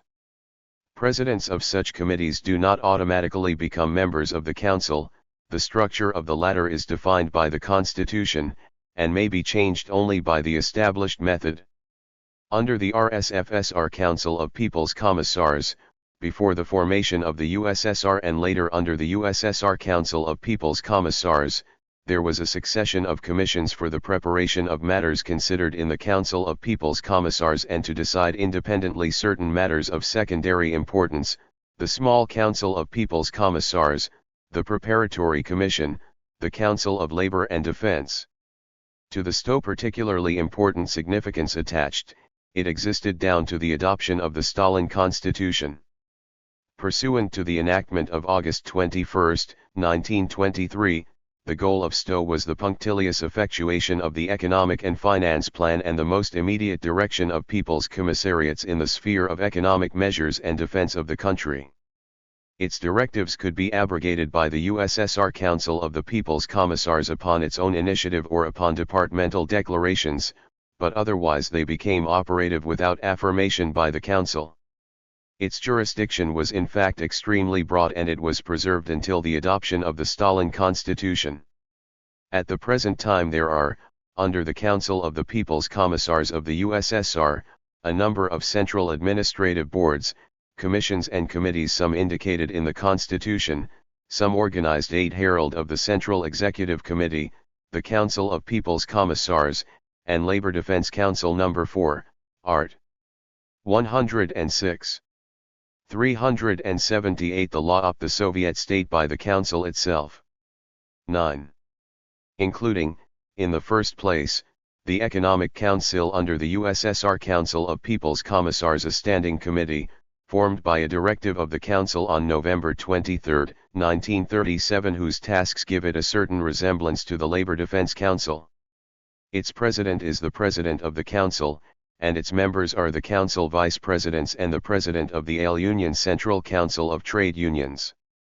The Economic Council is charged with consideration of yearly and quarterly plans of national economy to be proposed for confirmation by the USSR Council of People's Commissars, confirmation of plans for furnishing building materials and other objects of material technical equipment, and also plans for furnishing goods of wide consumption, confirmation of plans for the carriage of freight by railway and water, for seasonal economic work, and for the storage of economic products, consideration of reports on the realization of the economic plans, verification of the fulfillment of government decisions on economic questions, and the adoption of measures to guarantee the same, consideration of the position of separate branches of national economy and the adoption of measures to better their condition, matters of prices, matters of labor and wages. Solution of questions as to the formation and liquidation of economic agencies and of the transfer of state property from one department to another in order that it may be utilized, and the solution of other economic questions of an operative character. 10. Being by its very structure an organ which is authoritative in the highest degree, the Economic Council is not a preparatory institution. Its decisions, unless abrogated by the USSR Council of the People's Commissars, become immediately operative and binding upon all People's Commissariats of the USSR, Union Republic Councils of People's Commissars and local Soviet organs. Specifically, it is charged with affirmation of instructions on economic matters issued by People's Commissariats of the Union. Its directives may be appealed to the USSR Council of People's Commissars by Union People's Commissariats and by Union Republic governments, but without stay of their fulfillment.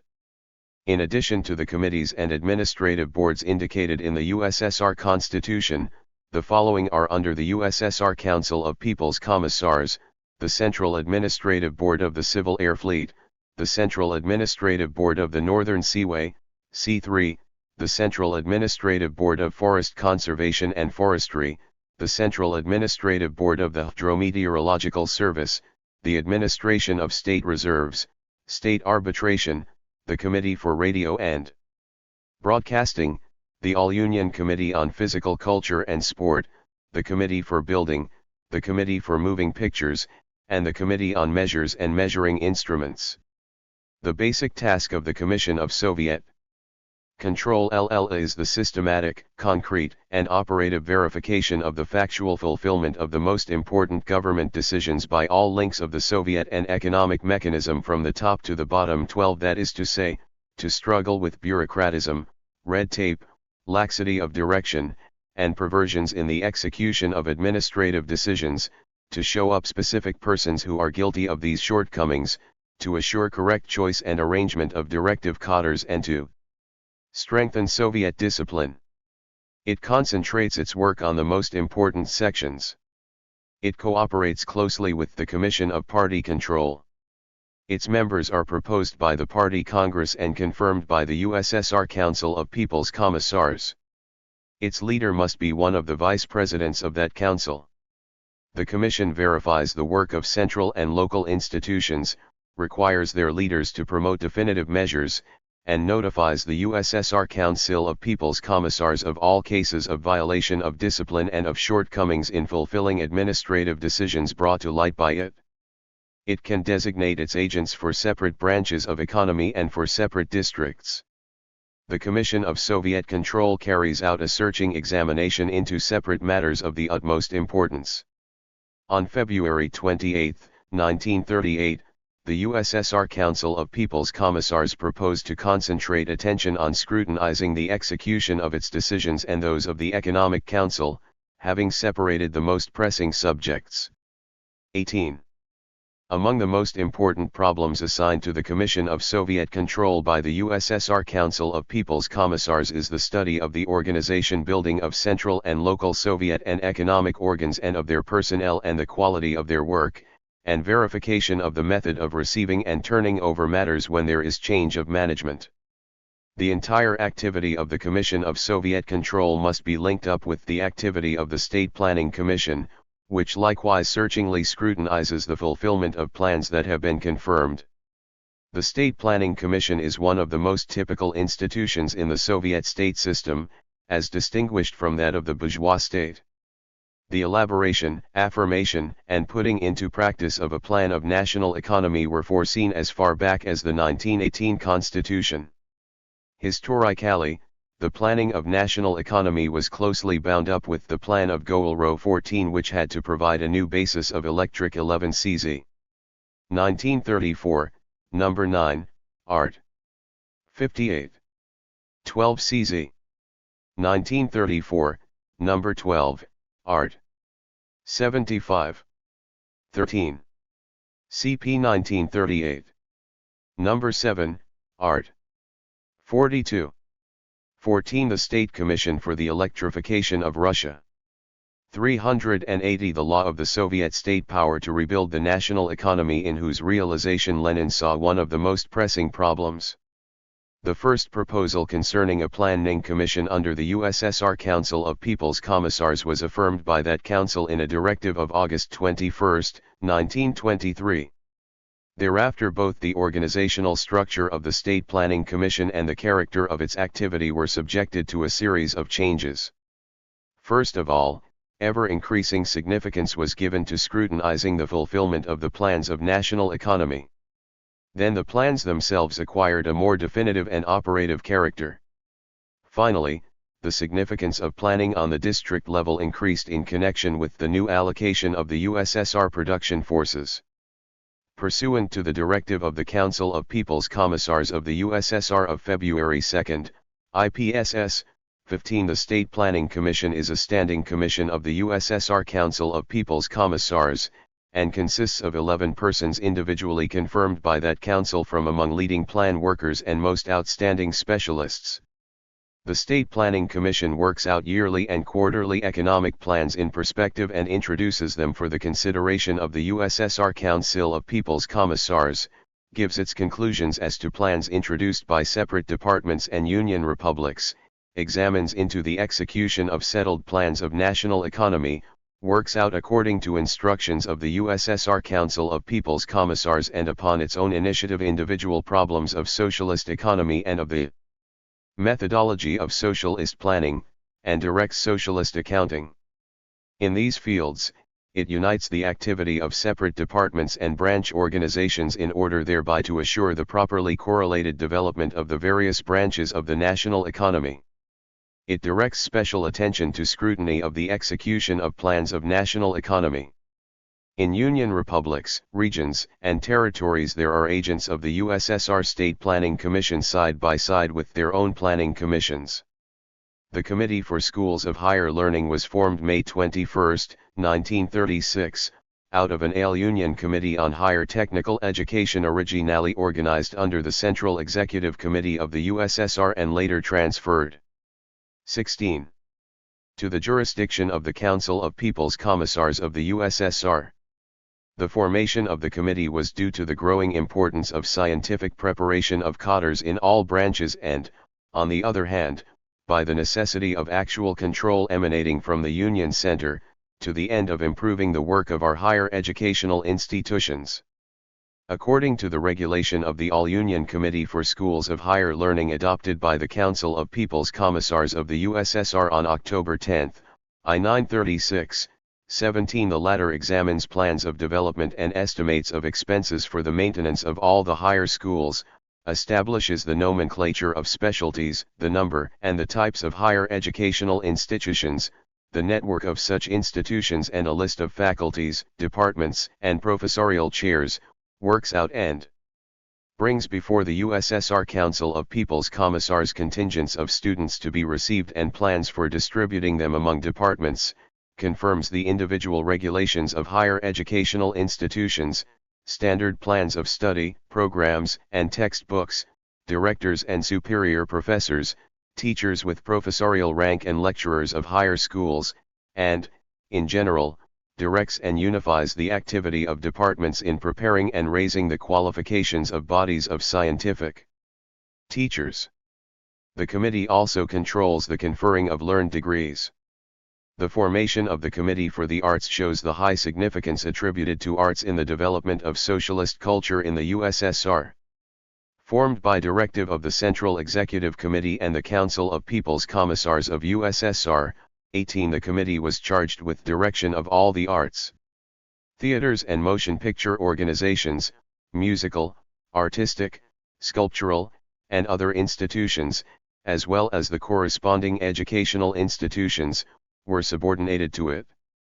By directive of the USSR Council of People's Commissars of March 23, I-928, 19, matters concerned with motion pictures were separated from the sphere of jurisdiction of the All-Union Committee for the Arts, and a special committee for cinematography, including the filming of pictures and the production and distribution of films, was formed. 3 councils of People's Commissars of Union Republics. With the organization of the USSR, it was established that the internal structure of Union Republics is defined by their constitutions, while the fundamental principles of that structure were confirmed in the USSR Constitution.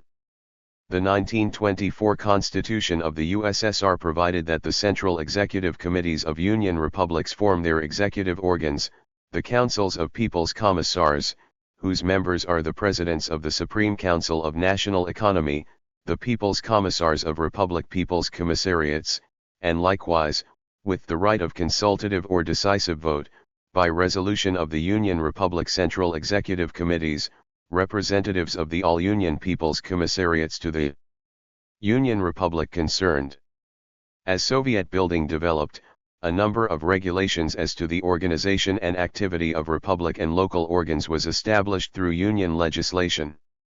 The Stalin Constitution includes numerous general regulations defining the system of administrative organs of Union republics. Furthermore, it provides for fundamentally the same interrelations within the limits of Union republics between organs of state authority and organs of state administration as exist in the USSR. As in the USSR, the supreme executive and administrative organ of state authority of a Union Republic is its Council of People's Commissars, formed by the Supreme Soviet of the Union Republic, responsible and accountable to the latter and, in intervals between sessions, to the Presidium of the Union Republic Supreme Soviet. Its structure is precisely established in Article 83. In addition to the President and his Vice Presidents, the structure of the Council of People's Commissars includes the People's Commissars of the Republic concerned, the President of the State Planning Commission, the head of the Administration of Arts, and representatives of the All-Union People's Commissariats. Union Republic Councils of People's Commissars issue directives and orders on the basis and for the fulfillment of operative statutes as well as of directives of the USSR Council of the People's Commissars, and examine into their fulfillment. They have the right to suspend directives and orders of councils of the People's Commissars of autonomous republics, and decisions and orders of territorial and area Soviets of deputies of the toilers, and Soviets of deputies of the toilers of autonomous regions. They can abrogate decisions and orders of executive committees of Soviets of deputies of the toilers of areas, territories, autonomous regions, and in republics which have no territorial division districts, as well as of executive committees of Soviets of cities which are not subject to districts. Directives and orders of councils of people's commissars are of binding force throughout the territory of the Union Republic. In the area of legislation, councils of the people's commissars work out and present to Supreme Soviets proposed statutes, whereas, before the new constitution, Republic statutes were often organs of state administration. 383 issued in the form of directives of the Central Executive Committee and the Council of People's Commissars of the Union Republic. Constitutions of Union Republics point out in greater detail the sphere of jurisdiction of councils of people's commissars in the administrative field. A. They unify and direct the activity of corresponding people's commissariats and examine into and unify the work of representatives of the all-Union people's commissariats. The Stalin Constitution broadens their sphere of affairs insofar as it creates new commissariats of forestry, light industry, the food industry, and of state grain and livestock farms. The Union Republic Councils of People's Commissars hear reports of separate people's commissariats as to the condition of their work and pass directives thereon. FC.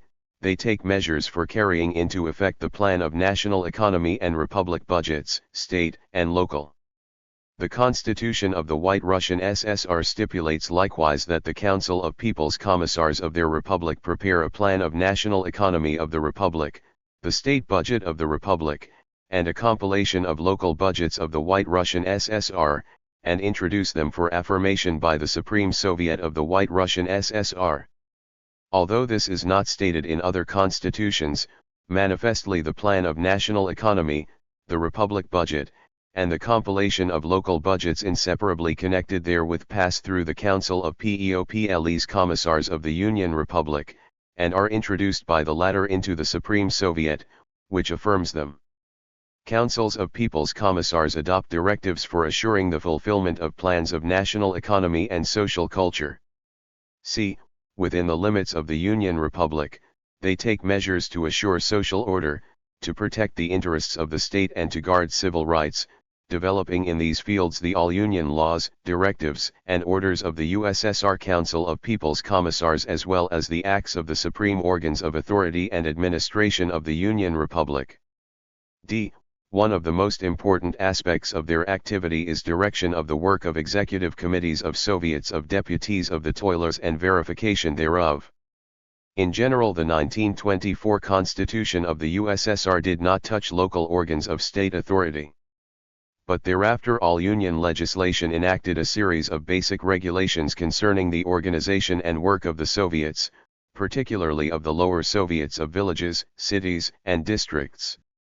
The Stalin Constitution devotes Chapter 8 to local organs of state authority, establishing the various links of the local Soviet system and defining the position of executive committees, the executive and administrative organs of the Soviet.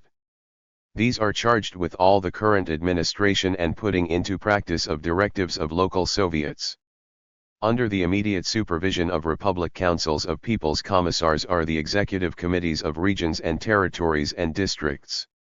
These executive committees, directly subject to councils of people's commissars, must render an account to them, and, in accordance with their reports, Republic Councils of People's Commissars can issue directives comprising as well a general evaluation of their activity as measures for improving their work.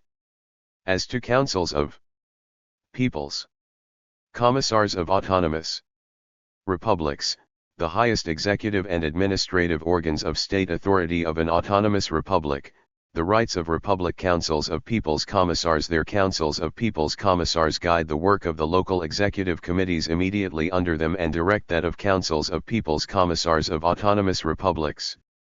Furthermore, while Republic Councils of People's Commissars can abrogate directives of the executive committees immediately below them, they can only suspend councils of PEOPLE's Commissars of Autonomous Republics pending decision by the Supreme Soviets of Autonomous Republics or a decision thereon by the Presidium of the Union Republic Supreme Soviet. Direction of local executive committees and scrutiny of their activity by Union Republic Councils of People's Commissars are tasks of enormous significance. Many measures formerly developed at the Republic level are now carried with effect by district and territorial organs.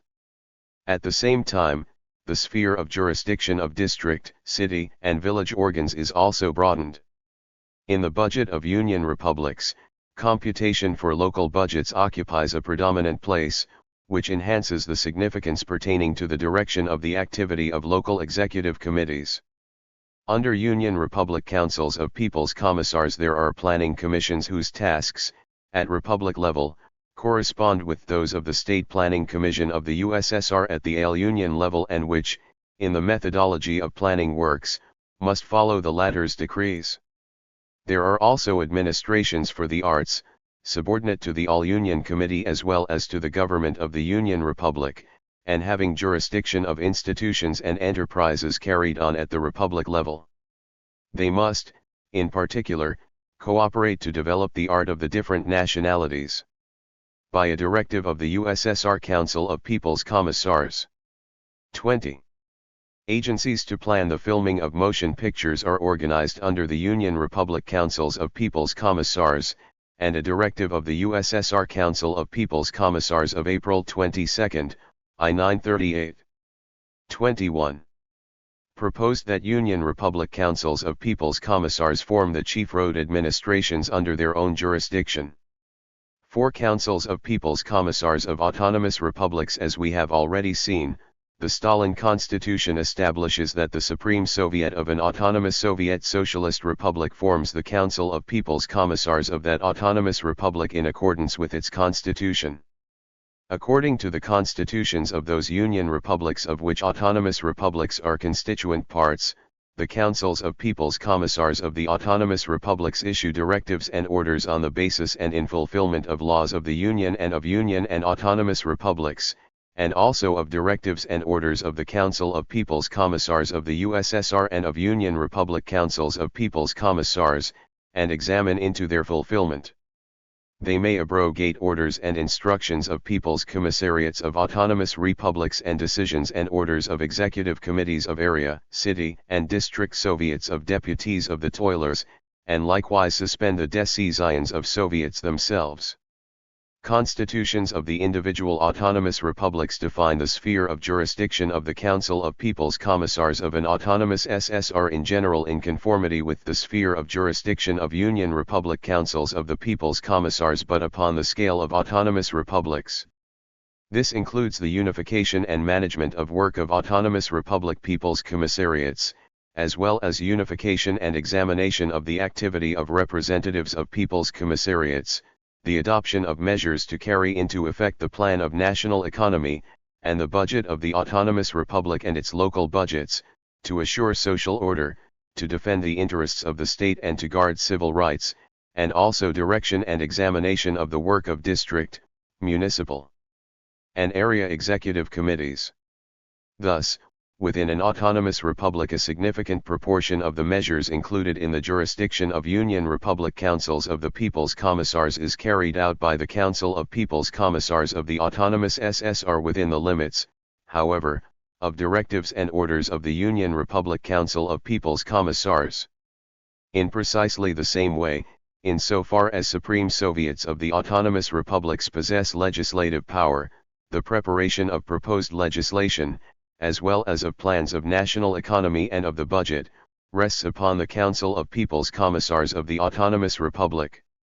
The structure of the Council of People's Commissars of an autonomous republic is itself defined in Union Republic constitutions. The organs under the Council of People's Commissars of an autonomous SSR are the state planning commissions of such republics, the road administrations, and the administrations for the arts. The President of the State Planning Commission and the chiefs of those administrations are members of the Council of People's Commissars of the Autonomous SSR. The sphere of activity of road administrations corresponds with that of road departments of district and territorial executive committees. The same may be said as to administrations for the arts and for planning the filming of motion pictures. As local Soviet building expands, the activity of councils of People's Commissars of Autonomous Republics becomes increasingly significant as regards their direction of local executive committees. SEC 3, People's Commissariats 1. People's Commissariats as organs of state administration. People's Commissariats of the USSR and of Union and Autonomous Republics are the organs of state government which carry into effect the direction of separate branches of state life within the limits of their jurisdiction and in strict conformity with statutes. Developing the will of the people as expressed in statutes, the People's Commissariats are responsible to the Supreme Soviet for their activity. They are appointed by the appropriate Supreme Soviets.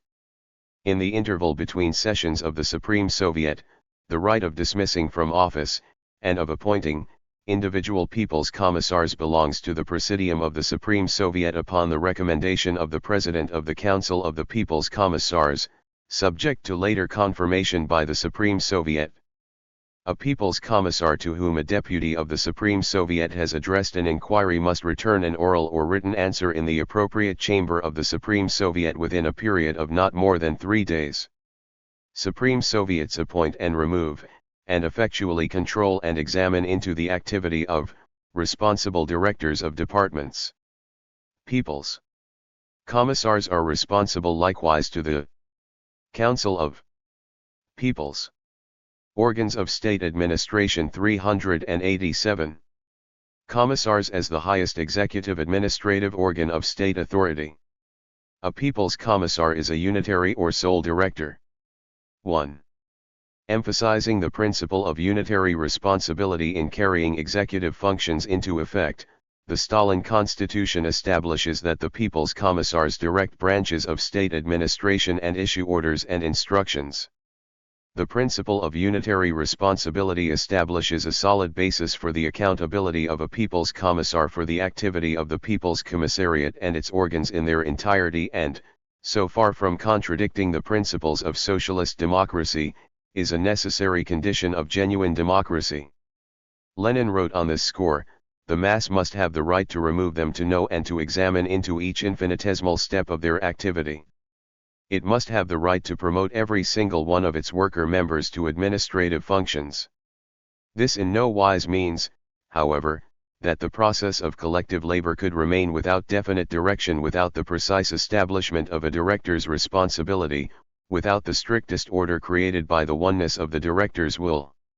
Developing this thought at the 7th All-Russian Congress of Soviets, Lenin said, "As the collegium form is indispensable to the discussion of fundamental questions, so are unitary responsibility and unitary direction indispensable if there is to be no red tape and no evasion of responsibility." 8. Lenin demanded the union of the collegium principle in discussion with the unitary responsibility principle in carrying executive administrative functions into effect. This insistence was reflected in the First Soviet Constitution and in the USSR Constitution of 1924. According to the latter, under People's Commissars, and with them as presidents, collegia were created whose members were appointed by the Council of People's Commissars. Upon his own unitary responsibility, a People's Commissar had the right to make decisions on all questions of the jurisdiction of the People's Commissariat, including the abrogation of directives of the Collegium, reporting to it thereon. If it disagreed with any decision of a People's Commissar, the Collegium could, without suspending the execution of the decision, appeal it to the Council of People's Commissars. Thus a People's Commissar was assured in full compass the rights of unitary direction. In practice, however, the principle of unitary responsibility was not infrequently violated. Down to 1934, collegia issued in their own names directives binding on all institutions subordinate to a People's Commissar. 1. The expression translated by the words unitary director or sole director is intended to make it clear that such a director 1 is under sole personal responsibility for re-establishing collegia in all the People's Commissariats of the USSR. Members of the collegia are appointed by that council. The duties of the collegia include consideration of matters of practical direction, of examining into fulfillment, of the choice of cadres, of all orders of any substance concerning the People's Commissariat, hearing reports of representatives of local organs of People's Commissariats, sending to the country representatives of a People's Commissariat to examine into fulfillment, and the like. The decision of a collegium on any of these matters becomes of binding force, however, only if a People's Commissar is in accord with it and it is developed in the form of an order of a People's Commissar. A collegium has no right to issue any acts in its own name. In case of disagreement between a People's Commissar and the collegium, the People's Commissar puts into practice his own decision, reporting to the USSR Council of People's Commissars the diversities of opinion that have arisen, and members of the collegium can, in their turn, appeal to the same body. Thus even the new collegia do not contradict the principle of unitary responsibility, but as distinguished from the former collegia they are so constructed as to exclude administrative depersonalization and to guarantee the feasibility of the People's Commissar carrying into effect unitary direction and examination into fulfillment. Apart from die collegia, there are, under the People's Commissariats, councils of People's Commissariats, summoned once every 2 months, consisting of from 40 to 70 persons, not less than half of them representing local organizations and enterprises. Such councils subserve the maintenance of bonds with the rural areas and the exchange of experience. Their decisions, if the People's Commissar agrees therewith, are put into practice by his orders. Under the People's Commissariats there are also assemblies of active party members, regularly summoned for the best possible utilization of the experience of the lower workmen, Stakhanovites, and workers and for the promotion of criticism and self-criticism. They hear and consider the most important matters involving the work of the People's Commissariat, but adoption by the People's Commissars of decisions on the matters so considered is unitary. We must mention also forms, such as the branch congresses and councils under the People's Commissariats, which have been broadly used during recent years. 2. The different kinds of People's Commissariats. People's Commissariats are divided into all Union, Union Republic, and Republic Commissariats. People's Commissariats of the USSR are either all Union or Union Republic. Each of them alike directs a branch of administration included in the jurisdiction of the USSR. All Union People's Commissariats direct the branch of state administration committed to them throughout the territory of the USSR immediately, or through organs appointed by them with no People's Commissariats bearing the same name in the Union Republics. 5. As a rule, Union Republic People's Commissariats manage through People's Commissariats bearing the same name as the branch of state administration committed to them, and administer directly only a definite and limited number of enterprises according to a schedule confirmed by the Presidium of the Supreme Soviet of the USSR. 6. The People's Commissariats of a Union Republic are either Union Republic or Republic Commissariats, and direct the branches of administration included in the jurisdiction of the Union Republic. Union Republic People's Commissariats of a Union Republic are subordinate both to the Union Republic Council of the People's Commissars and to the corresponding Union Republic People's Commissariat of the USSR in the management of the branches of state administration entrusted to them. 7. Republic People's Commissariats. Those with no People's Commissariats of the same name in the USSR direct the branches of state administration committed to them and are immediately subordinate to the Union Republic Council of People's Commissars. 8. People's Commissariats of Autonomous Republics. 9. Direct the branches of state administration included in the jurisdiction of the ASSR, subordinate both to the Council of People's Commissars of the ASSR and also the appropriate Union Republic People's Commissariats. Since different branches of state administration require a different ACF. Arts. 75, 77 8 CF. Arts. 76, 78. 7 CF. Arts. 84, 86, 87. 8 CF. Art. 88. Appointed by Th** Council of People's Commissars of the ASSR. 390. The law of the Soviet state degree of supervisory centralization. It is established that some People's Commissariats are subordinate only to the center, whereas others are under a dual subordination. Dual subordination is necessary where it is essential to know how to take into account a positively existent inevitability of diversification. Agriculture in the Kaliga Gubamaya is not what agriculture is in the Kazan Gubernia, and the same is true as to all administration or government. Not to take local differences into account in all these matters would be to lapse into bureaucratic centralism and the like, to impede local workers in that evaluation of local differences upon which rational work is based. 10. The first Union Constitution of the USSR formulated the principle of the dual subordination of People's Commissariats. In territories of the Union Republics, the Unified People's Commissariats of the USSR realized their functions of state administration not immediately but through Union Republic People's Commissariats bearing the same name. The latter were accordingly subordinate at once to the former and to the Union Republic Council of People's Commissars. The Stalin Constitution preserves this principle, while defining otherwise the position of the Unified People's Commissariats of Union Republics. Whereas these were formerly organs of the USSR People's Commissariats bearing the same name, the Stalin Constitution contemplates Union Republic People's Commissariats as organs rather of the Union Republics than of USSR People's Commissariats bearing the same name.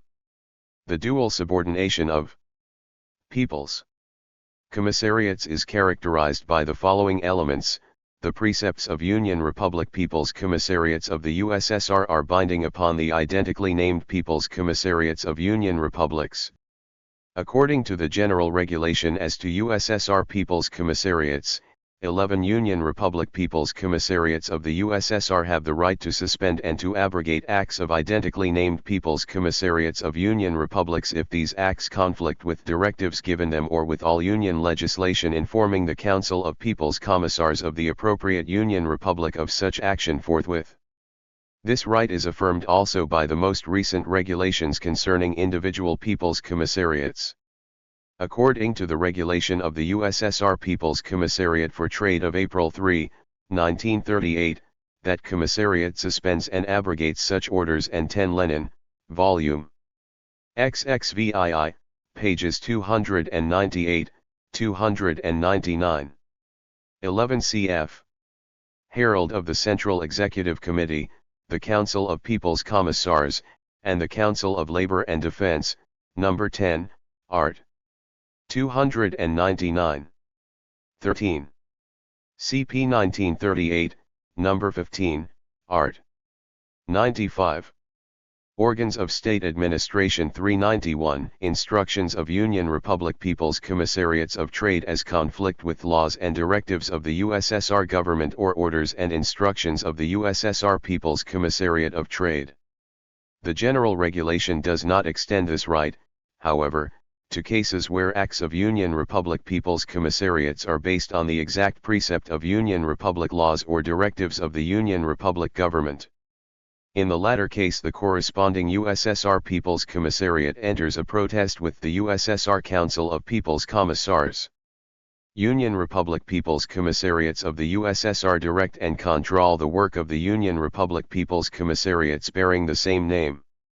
18. They have a right to address directly any local organ of the Union Republic People's Commissariats as well as People's Commissariats of an autonomous SSR bearing the same name. Thus the directive of the USSR Council of People's Commissars. 14. Granted the USSR People's Commissariat for Agriculture the right to communicate directly with agricultural organs in the rural districts on matters within the sphere of the immediate jurisdiction of the USSR People's Commissariat for Agriculture. On other matters involving the jurisdiction of Union Republics, the USSR People's Commissariat of Agriculture communicates with local organs through Union Republic People's Commissariats for Agriculture. When it communicates directly with local organs, the USSR People's Commissariat for Agriculture must forthwith inform the Union Republic People's Commissariat of Agriculture thereof. The relations between Union Republic People's Commissariats and those of autonomous Soviet Socialist republics are similarly organized. According to the constitutions of autonomous republics down to 1936, their People's Commissariats were divided into autonomous and unified. Autonomous commissariats were those bearing the same name as Republic People's Commissariats of the Union Republics. These were immediately subordinate to the Central Executive Committee and its Presidium and to the Council of the People's Commissars of the Autonomous Republic, and actively carried into effect their directives, decrees and instructions. Unified Autonomous Republic People's Commissariats included PEOPLE's commissariats bearing the same name as Unified Union Republic People's Commissariats. The Unified, Autonomous Republic People's Commissariats, subordinate to the Central Executive Committee and its Presidium and to the Council of People's Commissars of the Autonomous SSR, developed the directives of the corresponding Unified People's Commissariats of Union Republics, formulating the measures of the latter, as ANAT's OT Union Republics, torn rule, through the Central Executive Committee or the Council of People's Commissars of the Autonomous Republic. 15. The old constitutions of autonomous republics thus developed a difference between autonomous and unified people's commissariats along the line of their subordination, the former being subordinate only to supreme organs of the autonomous republic, whereas the latter were under dual subordination. In practice, however, this difference was gradually leveled out, and in the final analysis the principle of dual subordination was extended to all people's commissariats of autonomous republics. In declining to differentiate people's commissariats of autonomous republics as autonomous or unified, new constitutions effected an arrangement in complete accord with reality and established for both commissariats subordination alike to the Council of People's Commissars of the Autonomous Republic as well as to the Union Republic People's Commissariats bearing the same name. 3. The system of People's Commissariats. People's Commissariats were instituted on the day following the overthrow of the bourgeois landowner provisional government. The decree of the Second All-Russian Council of Soviets says, superintendence of separate branches of state life is entrusted to commissions, whose structure must assure that the program proclaimed by the Congress in close union with mass organizations of men and women workers, sailors, soldiers, peasants, and clerks is put into practice. 16. These commissions, headed by members of the worker-peasant government, were the first people's commissariats of the Soviet state. The Second All-Russian Congress of Soviets instituted the 13 following people's commissariats: trade and industry, justice, posts and telegraphs, labor, foreign affairs, provisioning, finances, popular education, railroads, internal affairs, agriculture, and nationalities, and the Committee for Military and Naval Affairs. 17. Soon after the Second Congress, the Supreme Council of National Economy was created. 18. The All-Russian Extraordinary Commission to contend with counter-revolution, speculation, and crimes in office was instituted December 7, 1917. During November and December, 1917, People's Commissariats for State Control, State Welfare, Properties of the Republic and for local self-government were formed. In the beginning of 1918 the People's Commissariat for State Welfare was renamed the People's Commissariat for Social Insurance 10 for the reason that its previous name did not in fact correspond with the socialist understanding of the problems of social security. While the first Soviet constitution was being worked out, the People's Commissariat for Railroads was renamed the People's Commissariat for Communications, in view of the prospective subordination thereto of all forms of transportation. During the course of 2 years, the People's Commissariat for Communications actually unified within its jurisdiction railways, water transportation, and paved and unpaved roads of statewide importance. The Committee for Military and Naval Affairs was divided into 2 independent People's Commissariats, one for military affairs and one for naval affairs. In addition, a new People's Commissariat for Health was created, replacing the Council of Medical Collegia, hitherto the supreme organ for the preservation of health in the Republic. The 1918 Constitution of the RSFSR recorded 18 People's Commissariats: Foreign Affairs, Military Affairs, Naval Affairs, Internal Affairs, Justice, Labor, Social Security, Education, Posts and Telegraphs, Nationalities, Finance, Communications, Agriculture, Trade and Industry, Provisioning, State Control, the Supreme Council of National Economy, and Public Health. The Soviet state system of People's Commissariats thus took form during the first period of the October Socialist Revolution. The People's Commissariat for Nationalities, headed by Stalin, played an extraordinarily important part in building and strengthening the Soviet federative state. Its activity was so manifold and so broad as to embrace all branches of administration amongst the nationalities. Accordingly, during the first period the structure of the Commissariat for Nationalities included departments of labor, agriculture, education, the press, military affairs, social security, forestry, and so on, as well as Armenian, White Russian, Hebrew, Latvian, Musulman and Polish commissariats and the following departments: Caucasian mountaineers, German, Kyrgyz, Ukrainian, Chavash, Estonian, Kalmyk, South Slav, Czechoslovak, Wozniak, and Komi. The People's Commissariat for Nationalities addressed political proclamations to the peoples of Russia and the oppressed peoples beyond the border, exerting enormous influence upon the international movement for the emancipation of nationalities. It created the mechanism, and prepared nationalist cadres and all else that was essential, for the organization of the new Soviet republics. It took part in the preparation and conclusion of compacts with neighbor states and between Soviet republics. It promoted measures to assure the development of culture, national in form, socialist in content, and of production forces in the borderlands.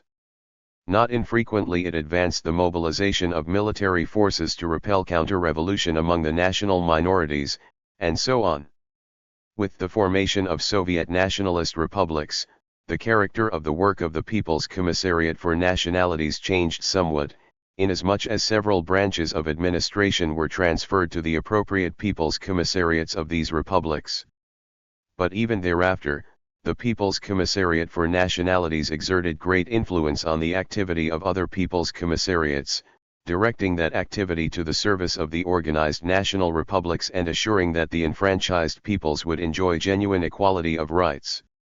All the most important economic and cultural measures were promoted by individual People's Commissariats with its concurrence. It was liquidated by the directive of the All-Russian Central Executive Committee, having performed its fundamental and historical task in preparing the formation of the national republics and unifying them into the USSR. A special place in the system of the central state mechanism was occupied by the Supreme Council for National Economy. Its task was to make effectual the economic dictatorship of the worker class and to centralize all the efforts of the country in its struggle against collapse and to crush the exploiters resisting revolutionary measures in the economic field. It was charged with organizing the national economy and the state finances, working out general rules and plans to regulate economic life, and bringing into accord and unity the activity of local and central regulating institutions. All existing institutions for the regulation of economy are subordinate to the Supreme Council for National Economy. To it is granted the right to reform them. 20.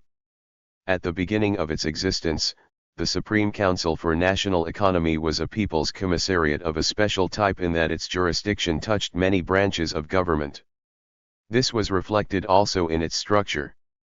At that period it included the following departments: agriculture and rural consumption, transportation, trade, state economy, and banks, the economic division of the All-Russian Central Executive Committee, the All-Russian Council of Worker Control, the Committee of Economic Policy, a special council for defense, a special council for fuel, and 9 subdivisions for separate branches of industry. It enjoyed broad powers. It was granted the right of confiscation, of requisition, and of sequestration. It had power to compel the establishment of worker control over the means AO Decree of December 15, 1917, Sci. 1917, No. 5, Art. 83.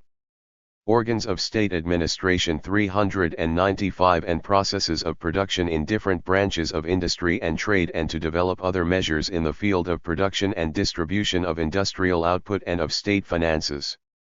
Enjoying these plenary powers, the Council effectuated the nationalization of all industry, developed the first decisive measures to expropriate the expropriators, and made the first use of the principle of planning as a means of bringing the active influence of the state to bear upon economy. The Civil War required the centralization of the entire national economy and its subordination to the interests of defending the October conquests. This the Supreme Council successfully accomplished by creating within its own structure the central and chief administrations for the various branches of industry. These managed directly all the enterprises of the Republic and had authority over the distribution of industrial output. From 1920 on, in connection with the improved situation on the fronts and the new problems of economic building on principles of utilizing local self-help to the very utmost, all industry was divided into three groups: the most important and the biggest enterprises, governed directly by the central administrations, enterprises governed on principles of dual subordination, to the central administrations and to the local councils of national economy, and enterprises completely within the jurisdiction of local councils of national economy. Parallel with these, there was a progressive narrowing of the functions of the Supreme Council for National Economy. By the beginning of 1920 it had finally become a center for the administration of industry alone, retaining only those divisions and central administrations which bore an industrial character. Many brilliant pages were written into the history of the proletarian state by the People's Commissariat for Food Supply. While the civil war and hunger were raging, it was invoked to advance the work of the dictatorship of food supply as against the apathy of the rural bourgeoisie, deaf to the groans of the hungering workers and the poverty-stricken villagers. During this period, the consumer gubernillas were going hungry while the producer gubernillas contained great stores of grain which the kulaks, who counted on forcing the state once again to raise grain prices, concealed instead of bringing it out to the collecting stations, at the same time promoting frenzied speculation and selling dye grain at fabulous figures. The decree of the All-Russian Central Executive Committee of May hungering poor must be answered by coercion of the bourgeoisie. This decree established the principle of the Soviet policy of provision supply, the state grain monopoly, the crushing of the kulaks, and the assurance that the toilers would be supplied with provisions. A characteristic feature of the period of war communism was a provision assessment in kind in order to accumulate stores of grain. To carry these principles into effect, the People's Commissariat for Food Supply was endowed with extraordinary powers: the right to issue obligatory directives going beyond the ordinary bounds of its jurisdiction as to the supply of provisions, the right to abrogate orders of local organs of food supply and other institutions in conflict with its own plans and actions, the right to require of all departments unimpeachable and immediate execution of its precepts, the right to apply the force of arms if the requisition of grain and other produce were resisted, and so on. Resting upon the masses, and broadly drawing workers and the poor people of the country into the administration, it carried its tasks to completion. By decree of May 27, I9I8. 22. Special detachments of workers, the most conscientious and most highly recommended by professional and Soviet associations for organizational agitation work in the rural districts, were formed under the organs of supply for the struggle with the kulaks and for the storage of gram.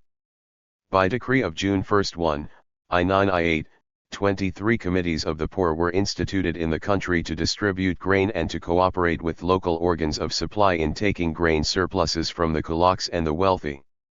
These mass organs united many thousands of toilers and helped the People's Commissariat for Food Supply to solve a disproportionately difficult task: to conquer hunger, to furnish bread to the Red Army, and to save millions of workers and poor folk from starvation.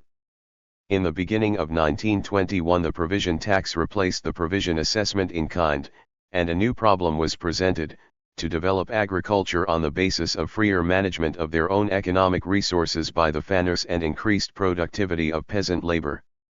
In this connection, Lenin required a change in the content and character of the work of the People's Commissariat for Food Supply, saying at the 10th Party Congress, "We know the mechanism of the Commissariat for Food Supply. We know by comparing it with others that it is one of our best mechanisms. Being such, it must be preserved. But the mechanism must be made to subserve policy.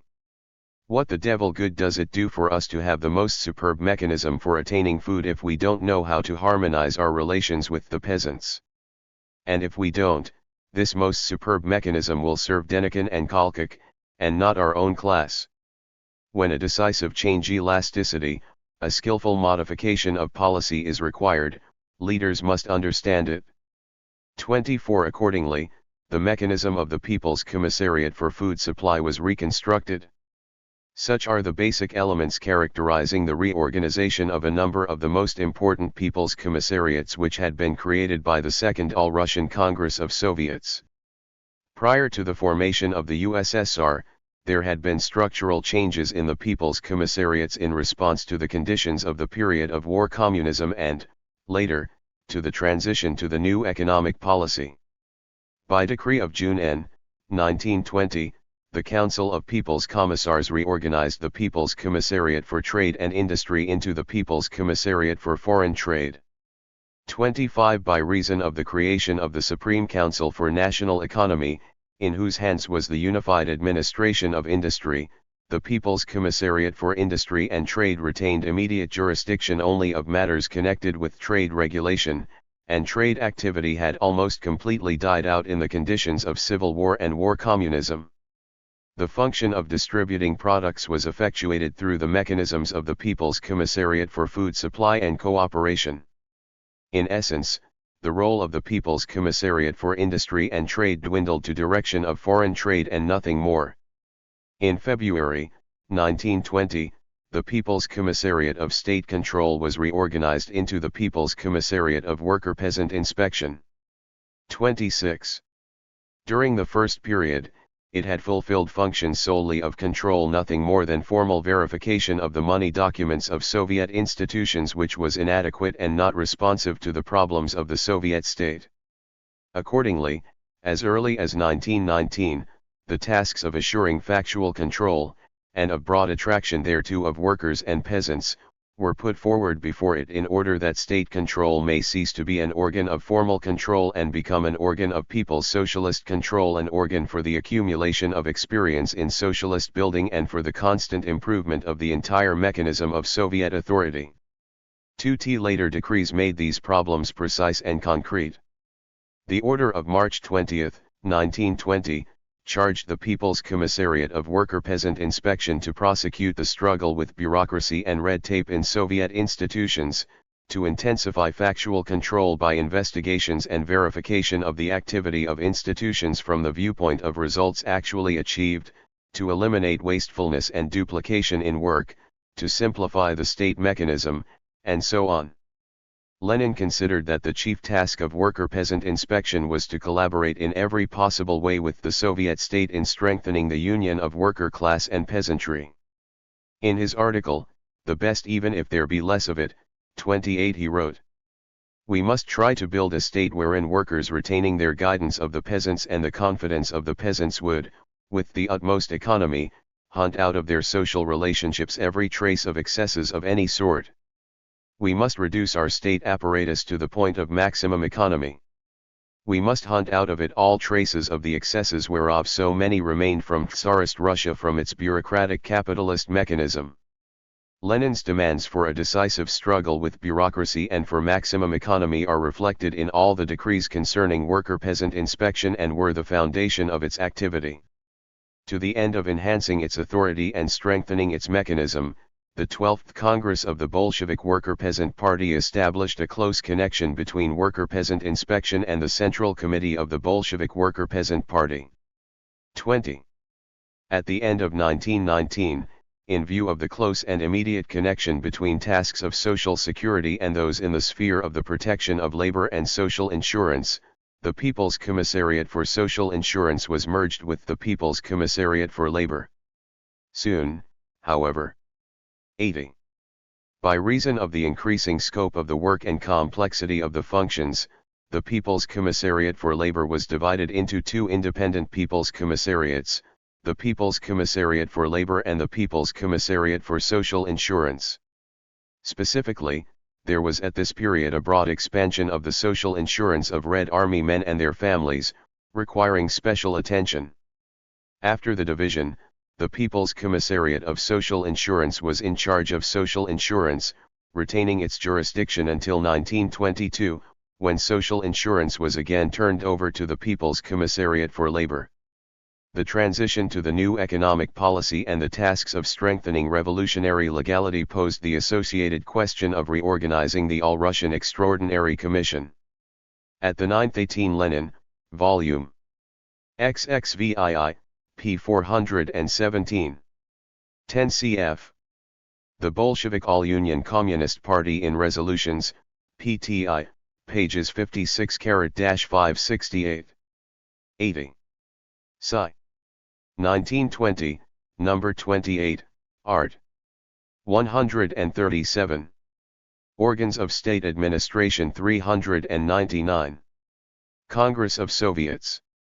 Lenin called it our weapon of assault upon innumerable conspiracies, innumerable attempts against Soviet authority. 81. Without such an institution, the authority of the toilers cannot exist so long as there are exploiters in the world who have no desire to tender workers and peasants on a platter their rights as landowners, their rights as capitalists.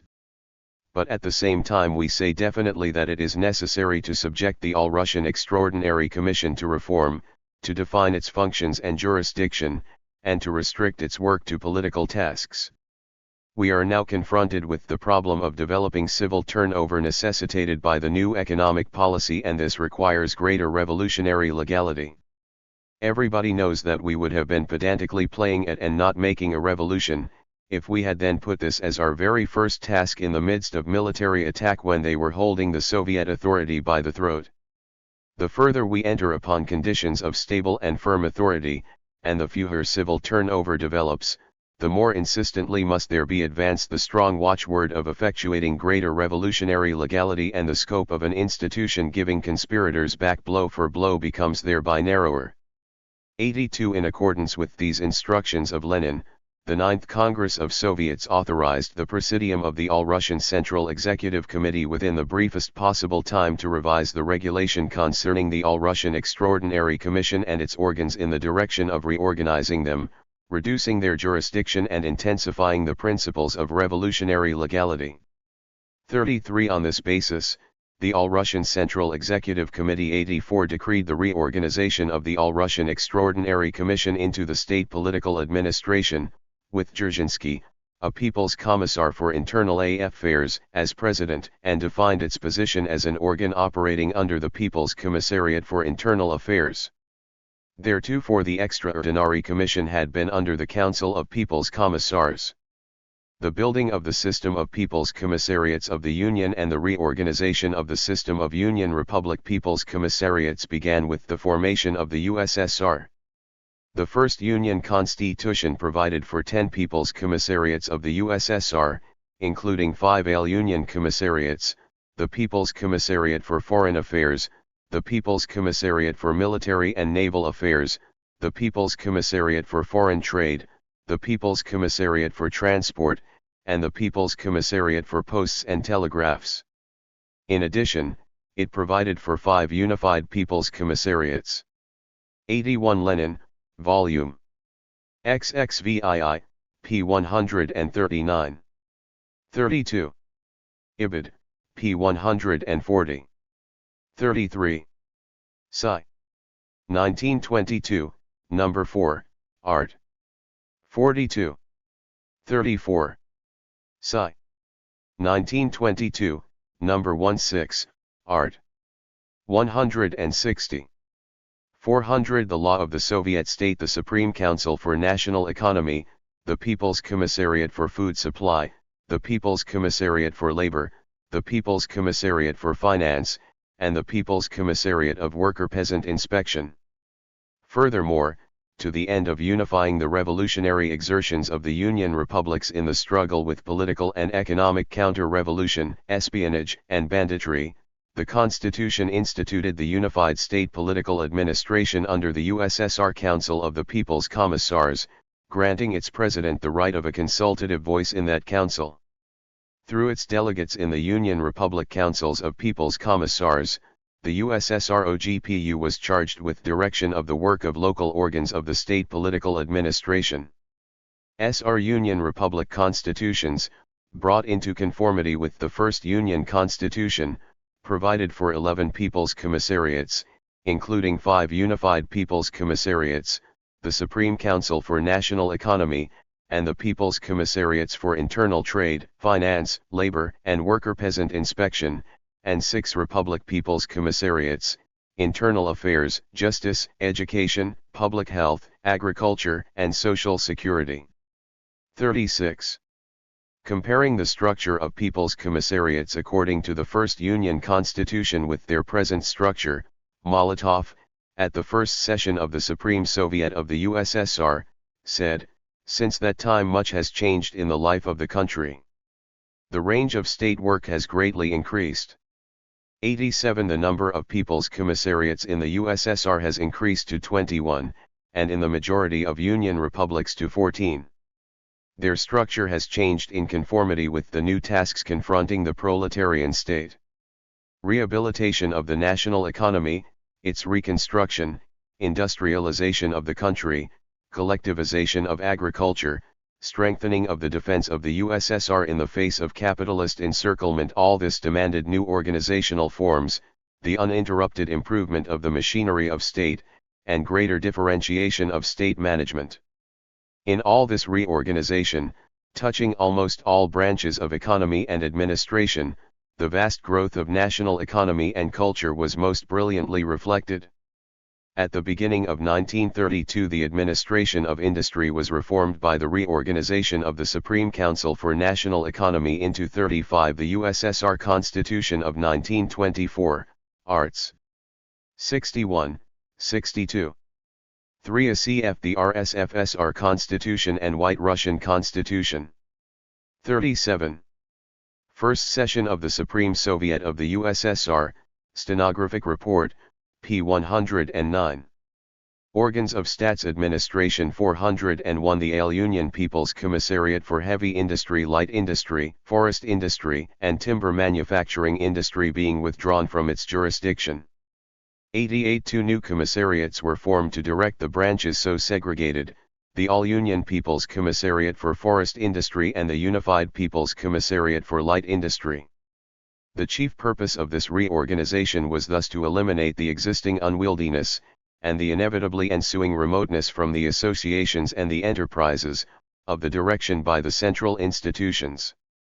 The creation of the new People's Commissariats assured rationalization and a certain specialization in industrial administration by guaranteeing the feasibility of all exertions being focused upon the expansion of heavy industry at the necessary rate.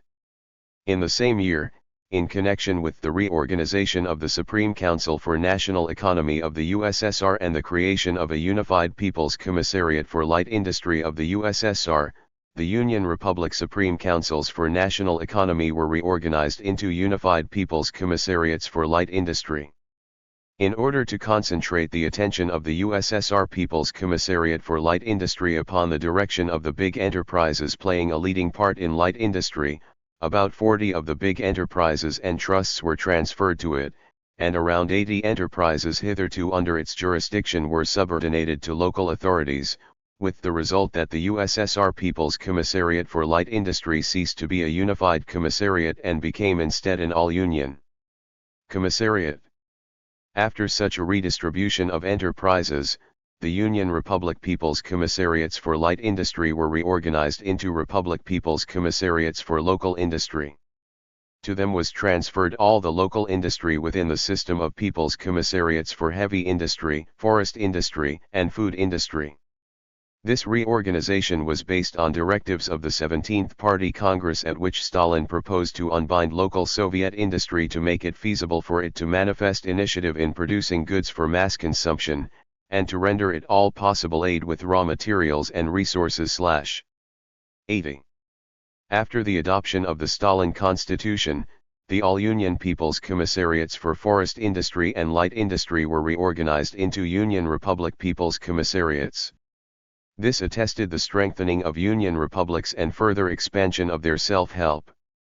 At the extraordinary 8th All-Union Congress of Soviets, the question as to the creation of a People's Commissariat for Defense Industry was decided, inasmuch as this industry, growing stupendously during the years 38 CZ. 1932, No I, Art 4. 39. Stalin, Questions of Leninism, p. 559. 402 The law of the Soviet state of the Stalin 5-year periods and being a convergence point of the most advanced technique, needed special organization and special direction. Stalin, in his report to the Congress on the draft constitution of the USSR, analyzing the amendment and amplifications produced during the consideration of the draft by all the people, said. The amendment of Article 77 goes further. It requires the organization of a new Union People's Commissariat for Defense Industry. I think this amendment should likewise be adopted. The time is ripe to segregate our defense industry and to have for it the appropriate form of a People's Commissariat. It seems to me that this could not do otherwise than improve the defense of our country. 40. The Extraordinary Eighth All-Union Congress of Soviets adopted this amendment, and a directive of the USSR Central Executive Committee created the All-Union People's Commissariat of Defense Industry. 41. In August 1937, the People's Commissariat of Machinery building was created by separating it after the affirmation of the Stalin Constitution from the structure of the People's Commissariat for Heavy Industry. 42. Assigning the reason for the decision of the Central Executive Committee and the Council of People's Commissars of the USSR concerning its organization, Molotov said only with the aid of a special People's Commissariat can the swiftly expanding machinery building, in whose further accelerated development all branches of the national economy have so vital an interest, be correctly organized under present circumstances. 43. On the other hand, the People's Commissariat for Heavy Industry prior to the separation of mechanical engineering therefrom had become a disproportionately big organization, with a vast quantity of swiftly developing branches of industry. 44. The reorganization of the administration of transport was carried through in 1931. The enormous growth of freight turnover associated with the development of national economy, the protection of rail transportation from demands which the Reconstruction period made upon it, and the extremely weak utilization and development of water transport made it necessary to reorganize the People's Commissariat of Transport, splitting off from it a separate All-Union People's Commissariat of Water Transport. 45. Thereby the forces and the resources of the People's Commissariat of Transport were concentrated on bettering the work of transportation on land, by rail, and otherwise. Soon, however, transport otherwise than by rail was also separated from the jurisdiction of the People's Commissariat of Transport and transferred to an independent central administration of paved and unpaved roads and auto transport. 46. Defense of the country was reorganized at the end of 1937 by dividing the People's Commissariat for Defense into two independent People's Commissariats, the People's Commissariat for Defense and the People's Commissariat for the Battle Fleet. 47. Molotov said at the first session of the USSR Supreme Soviet. It must be admitted that this is both an extremely important and extremely pressing question. We have now 4 battle fleets: the Baltic Fleet, the Black Sea Fleet, the Arctic Fleet, and the Pacific Fleet. We must reckon with the fact that ours is a big country washed by seas for a vast expanse, which constantly reminds us of the fact that our fleet must be strong and powerful. We are put in mind of this also by the capitalist countries by the enormous naval construction they have earned out during recent years. The mighty Soviet power must have a sea and ocean fleet commensurate without interests and worthy of our greatness. In order to organize this fleet with its complex technical equipment, its mighty naval ordnance, and a naval air arm worthy of the Soviet fleet, and to foster, in Soviet fashion, numerous cadres of qualified sailors and marine technicians, we need a new People's Commissariat, a People's Commissariat for the Battle Fleet. Precisely because our Red Army has grown, and because here also, enormous everyday work is indispensable for its further strengthening, for its further technical equipment, significantly better work is essential for its fostering in the Bolshevik way of Red Army men and commanders devoted to their country. Precisely because direction of this whole matter in the Red Army is confronted with enormous problems, and the war fleet demands special attention concentrated upon itself, we deem it necessary to have, side by side with the People's Commissariat for Defense, a People's Commissariat of the Battle Fleet. Problems in the sphere of national communications have also multiplied, and state activity in that field has been notably extended in scope. the People's Commissariat for Posts and Telegraphs acquired jurisdiction over the vast radio-telegraph economy in addition to that over posts and telegraphs. 46 CZ 1931, number 35, Art. 258 47 CZ 1938, No I, Art. I. In 1934 the name of the latter commissariat had been changed to People's Commissariat for Defense, emphasizing the Red Army's defensive function. 404 THB Law of the Soviet state. The name of this commissariat has ceased to reflect the scale and the content of its work, and so in 1932 it was renamed the USSR People's Commissariat of Communications. 48. The central mechanism Liabg authority over matters of supply, collection of produce contracted to the state, and trade, passed through a very great number of reorganizations. The People's Commissariat for Food Supply contemplated by the first Union Constitution was abolished soon after the confirmation of the Constitution in May, 1924. At the present time in the words of a directive of the Central Executive Committee and Council of People's Commissars of the USSR of May 9, 1924, when we are passing from the natural taxation of agriculture to the imposition of a money tax thereon, and when money relationships have so developed that the population can effectively obtain supply through the market, the further existence of the People's Commissariat for Food Supply becomes superfluous. 49. As early as July 17, 1923, the Commission for Internal Trade was instituted under the USSR Labor and Defense Council. 50. Its creation being due to problems of organizing state regulation of the country's goods turnover and the market relationships called into being by the new economic policy. In the sequel, these problems so expanded as to necessitate the formation of a plenipotentiary organ with jurisdiction over trade matters. Such an organ was created in May, 1924, by reorganizing the Commission for Internal Trade into the Unified People's Commissariat of Internal Trade of the USSR. 51. In 1925, with the expansion of the country's socialist industrialization and the indispensability of broadening the importation of equipment and of greater flexibility for the manipulation of resources for internal consumption and for export, the People's Commissariat of Foreign Trade and the People's Commissariat of Internal Trade were unified into one Union People's Commissariat of Internal and External Trade. 52. The new People's Commissariat enjoying the rights of a unified Commissariat as regards the regulation of internal trade and the position of Union Republic People's Commissariats for Internal Trade being incidentally changed. In respect of foreign trade, the latter played the part of representatives of the All-Union People's Commissariat of Trade, while as to internal trade they acted as unified commissariats. They were further charged with a number of new 48 CZ. 1932, number 5, Art. 3249 Herald of the Central Executive Committee, the Council of People's Commissars, and the Labor and Defense Council, number 5, Art. 163. 50. Ibid. 81. LLND, Art. 164. CZ 1925, number 78, Art. 590. Organs of State Administration 405 Functions as to external trade, with the result that the need for the All-Union People's Commissariat of Trade to have its own mandatories in the republics declined. Inasmuch as the activity of Republic People's Commissariats of Internal Trade was no longer limited solely to the sphere of internal trade, they were given a new designation: People's Commissariats of Trade.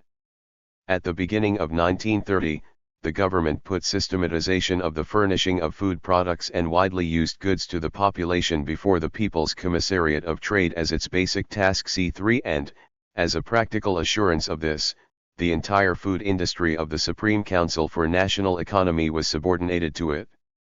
64. The increased turnover in the country's internal and external trade, the swift growth of the turnover of socialized goods, the intensive proscription of the private proprietor, the increased emphasis upon the principle of planning in the sphere of trade, the new and advanced methods of storing agricultural products, and the necessity of systematizing centralized supply made the tasks of the People's Commissariat extraordinarily complicated, necessitating the dichotomy of the peoples' commissariat of trade into two independent people's commissariats, that of foreign trade and that of supply, the former being an all-union people's commissariat, and the latter a unified people's commissariat.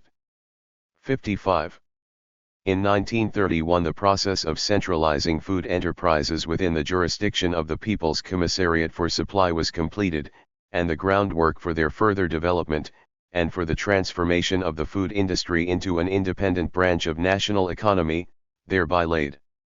As early as 1934 the food industry was an extremely big and complicate agglomerate of the national economy. To administer this branch of economy, confronted as it was by the enormous problems of satisfying the country's expanded demands for food products, it was necessary to organize a special People's Commissariat. At the same time, there had been radical changes in the sphere of supply. The successes of socialist industrialization and of collectivization of agriculture made it possible for the population to be supplied by the expanded kolkhoz and Soviet trade rather than by centralized distribution. The best solution of this problem required the creation of a new People's Commissariat, and to this end the People's Commissariat of Supply was separated into a unified People's Commissariat of Internal Trade, and the All-Union 83 CZ. 1930, Number 17, Art. 181. 54 CZ. 1930, Number 33, Art. 263. 85 CZ. 1930, Number 56, Art. 592. 406 THB Law of the Soviet State People's Commissariat for Food Industry. 58. Reorganized under the Stalin Constitution into a Union Republic People's Commissariat. Still earlier, the Committee for the Collection of Produce, Contract to the State, under the Labor Defense Council later reorganized. 57. Into the committee bearing the same name and under the USSR Council of People's Commissars had been charged 68 with the collection of agricultural products. Its basic task was to guide the entire work of putting into operation the directive of January 19, 1933, of the USSR Council of PEOPLE's Commissars and the Central Committee of the All-Russian Communist Party as to the obligation of kolkhozes and individual peasant proprietors to supply grain to the state. To fulfill this task, the Committee for Produce Collection was expanded into a big organization. In its present shape the Committee for Agricultural Produce Collection, under the USSR Council of People's Commissars, is already a typical People's Commissariat organization in the full sense, with its republic, territorial, and district organs as well as its area organs. It is in reality a great all-union People's Commissariat for which, as you know, there is plenty of work. The organization of the matter of stores in the vast territory of the Union is a complicated and extensive affair, wherein are still more than a few serious shortcomings, the most speedy improvement of which is in the interests of the whole state as well as of agriculture itself, of the kolkhozes and their members. A People's Commissariat which would bring genuine harmony into this matter, improving its local and central mechanism and responsible for the fulfillment of the entire matter of stores, is what is necessary. This explains the proposal to create a People's Commissariat for Produce Collection. 59. The first session of the USSR Supreme Soviet adopted this proposal and introduced the appropriate changes into the text of the USSR Constitution. 60. The central mechanism of administering finances was reorganized pursuant to a decision of the first session of the USSR Supreme Soviet in 1938. In view of the vast growth and continuing expansion of the scale of the work carried on by the People's Commissariat for Finance and the necessity of giving the State Bank an independent credit finance organization still greater independence, it was decided to separate the State Bank from the People's Commissariat for Finance, having charged it with the administration of credit in the Union, made it directly subordinate to the Council of People's Commissars, and given to its manager a vote, with the right of a People's Commissar as in the Council. 61. The question of changing the methods of administering agricultural production was put on the agenda at the end of 1929 by the tempestuous growth of the socialist sector of agriculture. The period of agricultural rehabilitation, which had preeminently solved the problem of raising the individual peasant economy, was expanded and completed with essential success with the force sand on the scale of the separate republics. But resolute acceleration of agricultural improvement could not, for reasons associated with the attack upon capitalist elements along the whole front and the organization of socialist reconstruction of agriculture, be accomplished by the former management methods. The intense production cooperation of the poorest and middle-class economies, having embraced entire districts with complete collectivization, and the broadly developed building of sovkhozes demanded that the gigantic reconstruction of agriculture be under one direction. To this end, a whole series of all-union organizations was created by the USSR government during 1928 and 1929. The Grain Trust, the Cattle Breeder, the Sheep Breeder, the Agricultural Equipment, and others. These, however, needing a unifying and directing center, still fell far short of embracing all the administrative matters involved in agricultural production. At the end of 1929 such a center was formed, the Unified People's Commissariat of Agriculture of the USSR. 02 This was to assure for agriculture a single direction and therewith to create all conditions essential to the development of initiative and self-help by the Union republics with reference to socialist reconstruction of the village. However, the necessity of concentrating the work of the commissariat and of the entire system of land organs principally on the administration of the kolkhozes and the growth of the sovkhoz sector and the consequent problems of organizing the economic reinforcement of sovkhozes, dictated the decision to divide the PEOPLE's Commissariat of Agriculture into smaller units. The administration of sovkhozes was taken out of its jurisdiction at the end of 1932 and entrusted to the newly formed All-Union People's Commissariat of State Grain and Livestock Farms. Sovkhozes of republic significance were left within the jurisdiction of Union Republic Councils of People's Commissars, and delegates of the All-Union People's Commissariat of Sovkhozes were charged with their administration.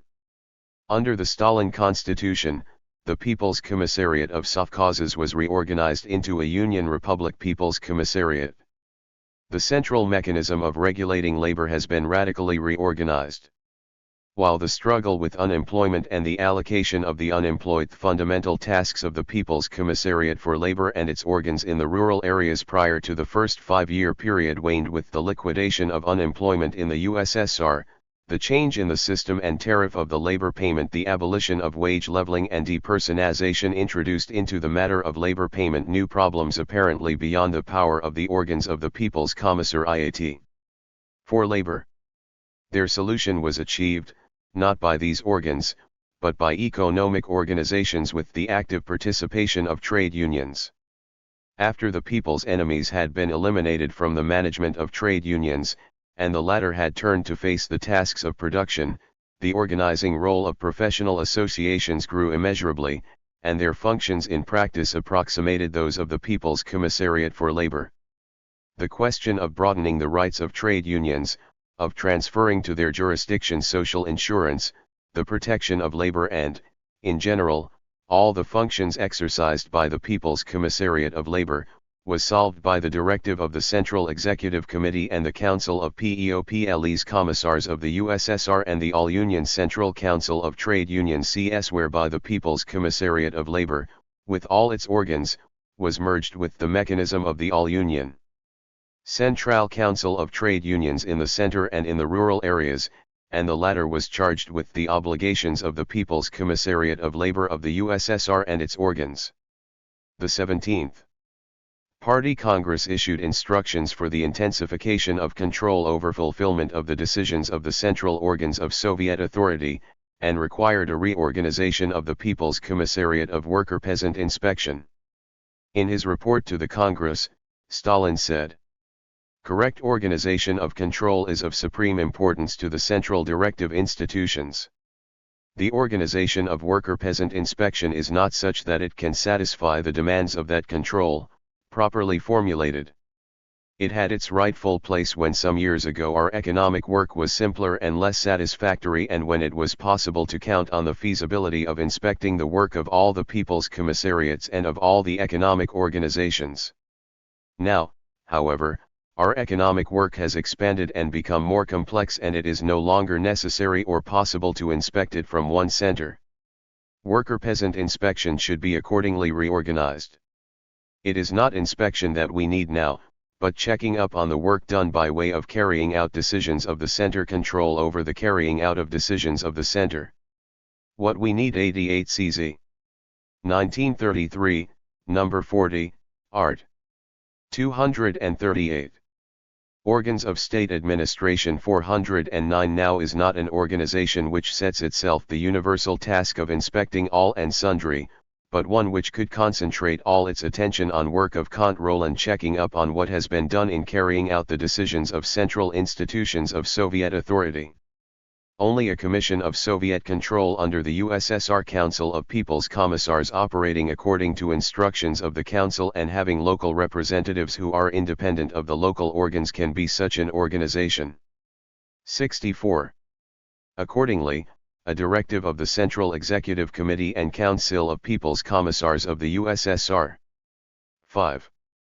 Reorganized the Commission of Fulfillment into the Commission of Soviet Control under the USSR Council of People's Commissars, and the People's Commissariat of Worker-Peasant Inspection was abolished as /UNC/US officio, its mechanism being transferred to the Commission of Soviet Control. In the sphere of popular education, the chief organizational measure was the redistribution of educational institutions as between the People's Commissariats, referable to the necessity of radical improvement in the preparation of cadres and of subordinating that preparation to the tasks of the expanding national economy. Prior to the first 5-year period, professional and technical education was directed exclusively by the system of People's Commissariats for Education. By 1928, such method of administering the higher technical institutes had already ceased to answer the needs of the national economy. To the end of further harmonizing the formulation of technical education with the demands of industry and transportation, the Central Executive Committee and the Council of People's Commissars of the USSR, by directive of July 27, I-928, 66, transferred to the jurisdiction of the Supreme Council for National Economy and the People's Commissariat of Communications, at first 13 educational foundations, and later 67. Charged the appropriate People's Commissariats and economic associations with administration of higher educational institutions. Only pedagogic institutions and universities remained within the jurisdiction of the People's Commissariat for Education. Of the utmost significance was the creation 68 of the Committee for Higher Technological Education, under the USSR Central Executive Committee, to exercise general direction over higher technical education in the USSR and systematic control over the quality of preparation of the higher technical cadres. On May 21, 1936, this committee was liquidated in connection with the creation, 69 under the USSR Council of People's Commissars, of the AL Union Committee for Higher Education, whose direction extends to all the higher institutes of learning irrespective of the department within whose jurisdiction they are, except higher institutes of learning within the jurisdiction of the Committee for Art, the Committee for Physical Culture, and the military schools. 70. Changes also occurred in the system of public health organs. In the middle of 1936, the Union Republic People's Commissariat of Public Health was formed, as contemplated by the draft of the new Constitution. 71. Previously, public health had been directed exclusively in each Union Republic. Under these conditions, it was impossible to solve such essential questions as a single plan for making the country healthy, the creation of a single system of public health organs, a network for the planned distribution of medical and prophylactic benefits, and a single administration for the preparation of cadres. It was impossible to carry on within the limits of separate republics a successful struggle with epidemic diseases, and difficult to assure medical service for the leading branches of the national economy. In the sphere of administration of internal affairs, 2 large organizations were carried through during this period. The first of them was realized at the end of 1930, when Union Republic People's Commissariats of Internal Affairs were abolished. 72. Until their liquidation, these commissariats had directed the militia, criminal investigations, the communal economy and places of detention, and had fulfilled numerous other functions. In the new stage, the People's Commissariats of Internal Affairs, having united the management of different branches of administration and economy not organically connected inter se, became superfluous links of the Soviet mechanism. 73 The period of intensified attack upon city and rural capitalist elements and of socialist reconstruction of the entire national economy makes it essential that the Soviet mechanism be better adapted to the tasks of socialist building. Communal economy requires a special, planned direction and strict linking thereof with the entire local economy of the country and the tempos of its industrialization. The sharpening of the class conflict demands from organs for the struggle with criminality and for guarding social security and revolutionary order the 69 CZ 1936, number 27, Art. 250 70 CZ 1936, number 52, Art. 424 71 CZ 1936, number 40, Art. 337. 78. Directive of the Central Executive Committee and Council of People's Commissars of the USSR concerning the liquidation of People's Commissariats of Internal Affairs, CZ. 1930, number 60, Art. 640. 73. JBTD. Organs of State Administration 411 Militia and Criminal Investigation greater discipline as well as greater independence in administering them. 74 When the Union Republic People's Commissariats of Internal Affairs were liquidated, their functions in the field of communal economy were transferred to the central administrations of communal economy organized under Union Republic Councils of People's Commissars. Central administrations of militia and criminal investigations, organized under Union Republic Councils of People's Commissars, were charged with administration of militia and criminal investigation. The general administration of the correctional labor policy and the organization and administration of places of detention were transferred to the jurisdiction of the People's Commissariats of Justice. Presidia of executive committees were charged with all the remaining functions of the People's Commissariat of Internal Affairs, including jurisdiction of records of civil status. The All-Union People's Commissariat for Internal Affairs, differing substantially from previous commissariats of the same name, was created July 10, I 934. 76. Its structure included OGPU, which had theretofore been under the USSR Council of People's Commissars. The judicial collegium of OGPU was abolished, and matters investigated by the People's Commissariat of Internal Affairs were cognizable by court organs. To apply measures of administrative repression, a special council. 76. Acting on the basis of a regulation affirmed by the Central Executive Committee of the USSR, was organized under the People's Commissariat for Internal Affairs. The USSR People's Commissariat of Internal Affairs is charged with assuring revolutionary order and state security, guarding social property, guarding the borders, and recording acts of civil status. In 1934 to 1936 the scale of work of this commissariat was broadened in connection with the transfer to its jurisdiction of houses of incarceration, of solitary confinement, and the like 77 and of central administration of paved and unpaved roads hitherto an independent organ. 78. By the formation of a fire administration, by the creation of an administration of state survey and cartography. 79. And by transfer to the Commissariat of Immigration, with the abolition of the All-Union Immigration Committee under the USSR Council of People's Commissars. 80. With the introduction of the Stalin Constitution, the People's Commissariat for Internal Affairs became a Union Republic People's Commissariat. Soon after its separation from the old Union Republic People's Commissariats of Internal Affairs, which had been abolished in 1930, the central mechanism for the administration of communal economy was subjected to important reorganization.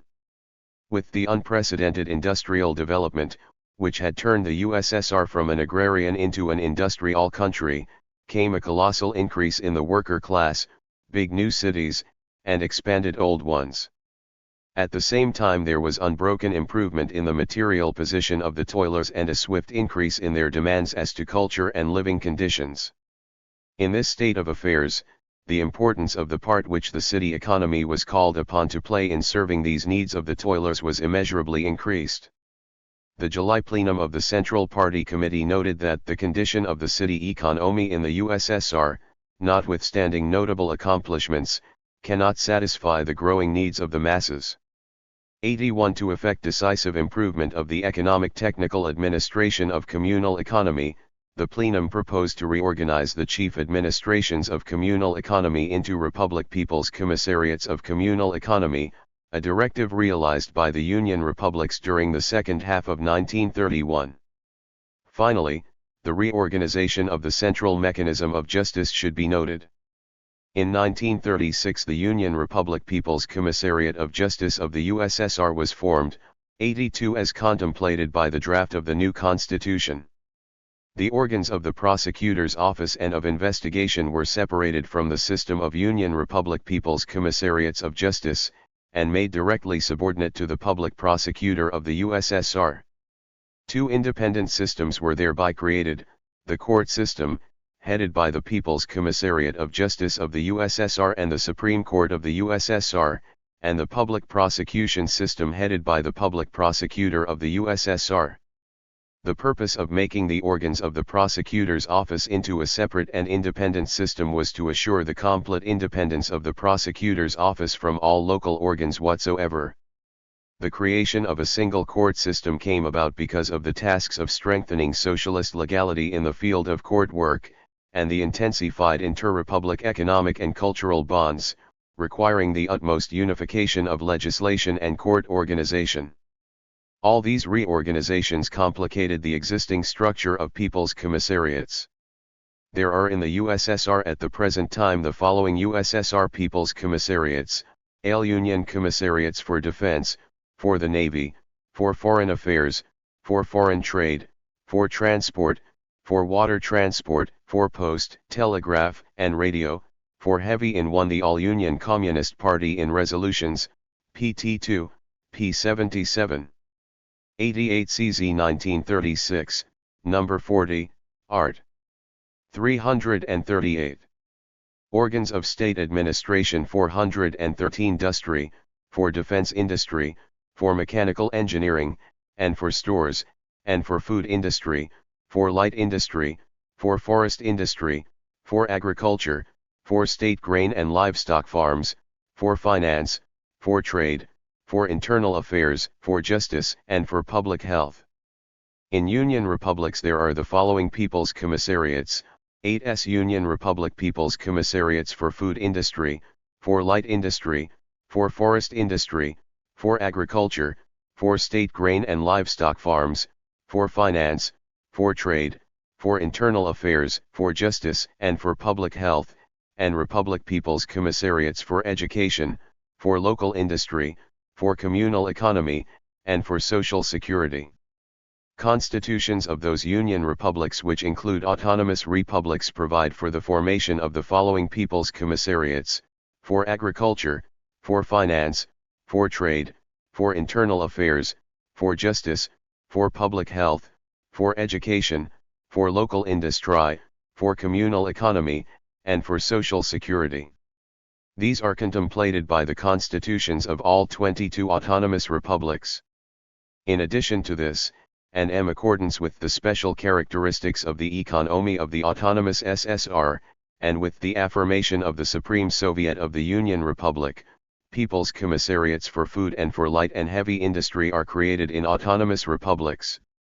For the jurisdiction of People's Commissariats and the official acts of People's Commissars, People's Commissariats direct the branch of state administration entrusted to them, in the words of the general definition of their jurisdiction contained in the Stalin Constitution. This jurisdiction is defined in greater detail in the laws concerning the respective People's Commissariats. 84. They fulfill the tasks with which they are charged through direct connection with the objects of administration and through their own local organs. The objects of their administration are managed through the direct instruction and teaching of executives. 87. We have achieved famous successes in the work of the People's Commissariats, but these successes cannot possibly be deemed adequate. Our PEOPLE's commissariats for industry and for transportation, as well as the People's Commissariat for Sovkhoz building, should actually be turned into production technical staffs to manage their enterprises. To become in reality a production technical staff to administer a given branch of industry or transportation means taking upon oneself actual responsibility for the technique and economy of the enterprise. 88. Until the time of the introduction of the Stalin Constitution, People's Commissariats according to the general law regarding them published directives, orders, instructions, circulars, edicts, and the like. 89. According to the Stalin Constitution, People's Commissars issue orders and instructions and verify their fulfillment. People's Commissars of the USSR issue these acts on the basis and in fulfillment of operative laws and of directives and orders of the USSR government, Union Republic People's Commissars on the basis and in fulfillment of USSR and Union Republic laws, of directives and orders of the Council of People's Commissars of the USSR and of the Union Republic, and of orders and instructions of People's Commissars of Union Republic People's Commissariats of the USSR, Autonomous Republic People's Commissars on the basis and in fulfillment of the laws of USSR, of laws of the Union and Autonomous Republics, of directives and orders of the Council of People's Commissars of the USSR, of Councils of People's Commissars of the Union Republic and of the Autonomous SSR, and of orders and instructions of Union Republic People's Commissars. Acts published by People's Commissars may be divided into two groups. The first and more numerous group consists of acts of an operative character, comprising most frequently a series of separate orders and consequently operative but once and completely exhausted at the moment of their issuance. Examples include orders of People's Commissars for a bonus to separate categories of workers for doing model work, typical acts of single operation. They appraise the work of specific people and create a specific legal relationship operative as to one matter only and are therewith finally exhausted. The second group consists of acts of People's Commissars establishing general rules and regulating whole groups of homogeneous cases and phenomena and so bearing the character of general regulations. They are calculated upon the future and operate until they are abrogated or until they lose their force. A concrete example will reveal the characteristic features of these acts. On November 1937, the People's Commissariat for Transport published Order No. 271 providing that for exemplary work, keeping a normal temperature constantly in railroad cars, keeping the heating apparatus, the boiler rooms, and the heating system in excellent condition and cleanliness, stokers of boilers for the central heating of trains and the senior stove tenders of passenger cars standing on sidings are to be paid a premium of 10 to 15% of their monthly salary. This order establishes the bonus arrangement for a whole category of workers and requires only the occurrence of specific conditions. Had there been an order rewarding definite workmen for model work, it would have created a definitive legal relationship, whereas this order merely provides for these relationships in the future. 416 The law of the Soviet state formulating the conditions under which they can arise. Conceitedly such conditions may not arise at all, in which event the order will create not a single definitive legal relationship. But if the conditions contemplated by it are present, this order must give rise to a series of legal relationships, that is to say, operate for a long period and many times, whereas an order of the first sort is an act of single operation, finally exhausting itself at the moment of its publication. Another characteristic quality of acts establishing general rules is that they are usually realized in concrete operative actions, either of the PEOPLE's commissariat itself or of its local organs. Thus, the instruction of the USSR People's Commissariat of Finance concerning the application of the agricultural tax law presupposes that local finance organs give orders for the payment by a specific taxpayer of a definite sum by way of tax at a definite time. This classification of acts of People's Commissars derives entirely from the meaning of the Stalin Constitution, which establishes two types of departmental acts, orders and instructions, the former being preeminently operative acts, and the latter being rules of a general character. People's Commissars issue acts either being commissioned thereto by the legislative organ or the government in a given separate case. 00. Or upon their own initiative, to realize the tasks imposed upon them in managing branches of the administration. Acts of People's Commissars embody rules as to how in precise conformity with its sense and content the conditions contemplated by the statute are assured and the method of its fulfillment defined, but they can neither develop nor interpret it. The Stalin Constitution charges the Presidium of the Supreme Soviet alone with the interpretation of statutes. No single organ has the right to develop a statute, inasmuch as any sort of development of a statute is an essential change thereof and therefore essentially the prerogative of legislative authority exclusively.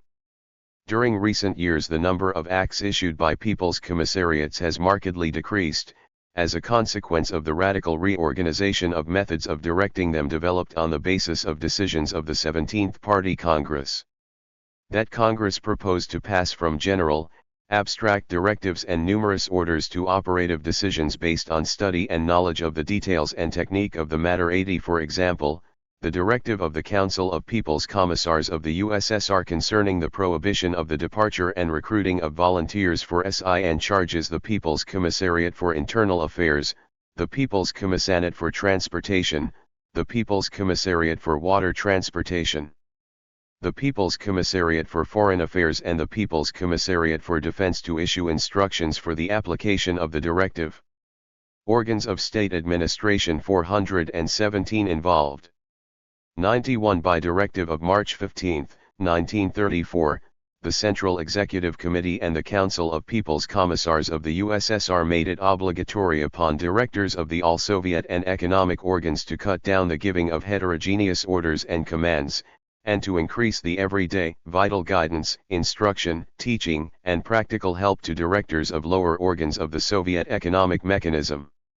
92 The functional structure of the People's Commissariats and the presence of many intermediate links inevitably resulted in a deluge of general circulars, orders, and instructions of every sort.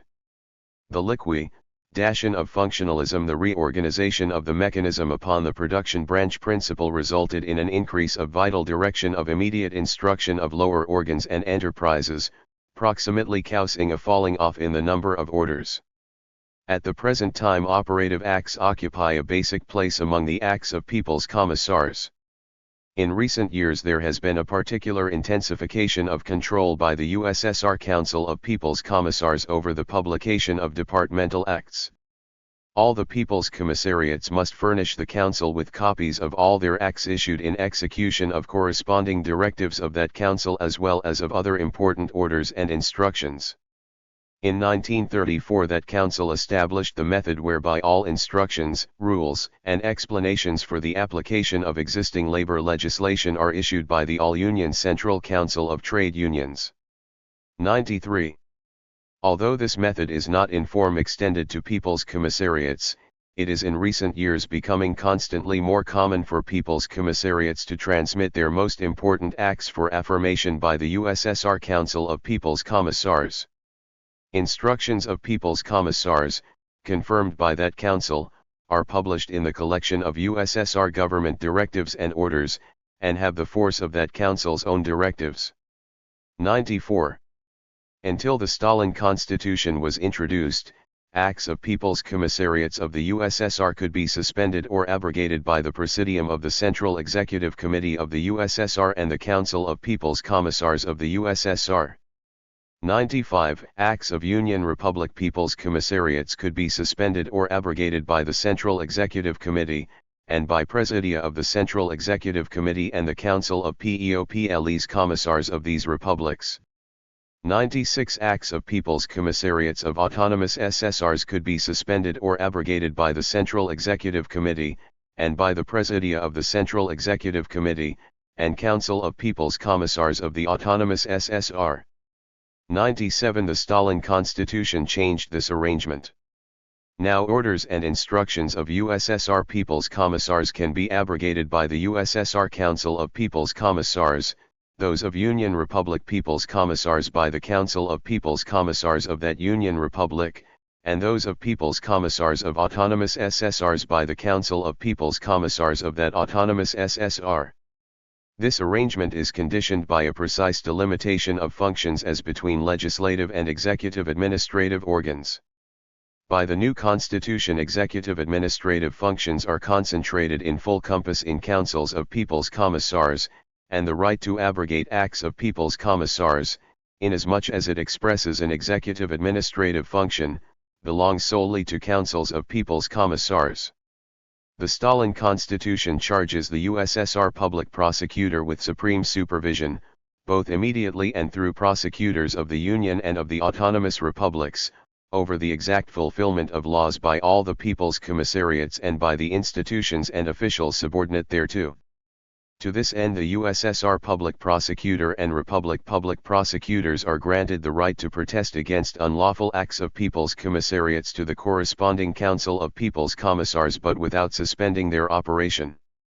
The Commission of Soviet Control, pursuant to the regulation concerning it, conducts systematic, concrete, and operative verification of the factual fulfillment of the government's most important decisions by all the links of the Soviet and economic apparatus from top to bottom. 98. It has the right immediately to issue binding instructions to People's Commissars in the case of a manifest breach of government directives, and brings to the attention of the USSR Council of People's Commissars all cases when it is revealed that there have been breaches of discipline and perversions in carrying out such directives. Upon what grounds can orders and instructions of People's Commissars be abrogated? If they contradict the Constitution or statutes and decrees in force, if they contradict directives and orders of the USSR Council of People's Commissars or orders and instructions of Union Republic People's Commissars, if they contradict directives and orders of the USSR Council of People's Commissars or a Union Republic Council of People's Commissars, or the directions of People's Commissars of Union Republic People's Commissariats of the USSR or orders and instructions of People's Commissars of an autonomous SSR, if they contradict directives and orders of the USSR Council of Commissars or the Union Republic Council of People's Commissars, or the Council of People's Commissars of the Autonomous SSR, or the orders of the Directive of the People's Commissariat of the Union Republic. Finally, councils of People's Commissars have the right to abrogate any orders and instructions of People's Commissars of the corresponding commissariats. 5. Load organs of People's Commissariats. People's Commissariats manage a multitude of administrative objects scattered over the state's vast territory. To administer all these directly from one center would be impossible. Hence, People's Commissariats have their local organs endowed with certain rights and enabling the former to take into account local distinctions and peculiarities and to carry on the administration, leaving the initiative and self-help of the local organs of state authority untrammeled. According to the USSR Constitution of 1924, all Union People's Commissariats had with the Union Republic Councils of People's Commissars their own fully empowered representatives subordinate to them directly. According to the General Regulation of USSR People's Commissariats, representatives were put forward by USSR People's Commissariats immediately, or upon the proposal of the Central Executive Committee of the Union Republic and confirmed by the USSR Council of People's Commissars. All the candidates put forward had to be recommended by the Union Republic Central Executive Committee, which had the right to challenge the nominee. Representatives of all Union People's Commissariats entered the Union Republic Council of People's Commissars with a vote, consultative or decisive, according to the decision of the Union Republic Central Executive Committee or its Presidium. The representatives informed the Central Executive Committee, its Presidium, and the Council of People's Commissars of the Union Republic concerning the activity of the All-Union People's Commissariat, and rendered an account of their work both to the corresponding USSR People's Commissariat and to the Union Republic Central Executive Committee and Council of People's Commissars. The system of fully empowered representatives of certain All-Union People's Commissariats was liquidated. 10. In connection with the reorganization of the central mechanism, the liquidation of superfluous links in the system of administration, and the bringing of this mechanism near to the objects of administration. While the Stalin Constitution, as distinguished from that of 1924, does not affirm as obligatory for all the all-Union People's Commissariats the system of fully empowered representatives in Union republics. It does establish that representatives of all Union People's Commissariats enter the Union Republic Council of People's Commissars with the right of a decisive vote. Aside from representatives, the all-Union People's Commissariats have local organs constructed on either the territorial or the production principle. The local organs of the People's Commissariat for Defense, the People's Commissariat for Communications, and of the People's Commissariat for Stores are built on the territorial principle. According to the regulation concerning the People's Commissariat for the Defense of the USSR, 101, in order to effectuate all the measures connected with the calling up of citizens for military service, and to promote military mobilization, the People's Commissariat for Defense has its organs of military administration in the rural districts subordinate to the army commanders thereof. The local organs of the People's Commissariat for Communications are, the administrations of communications of the autonomous SSR, territory or region, and district departments of communications. Other all-Union People's Commissariats: the People's Commissariats for Heavy Industry, for Mechanical Engineering, for Defense Industry, for Water Transportation and for Transport construct their organs on the production principle. Combines and trusts function as local organs of the People's Commissariat for Heavy Industry. The People's Commissariat effectually directs enterprises either immediately or through an intermediate link. Similarly as to local organs of the People's Commissariats for Machinery Building and for Defense Industry. The People's Commissariat for Water Transport has local organs for seagoing vessels, for river vessels, for the administration of river basins, and for the administration of seaports.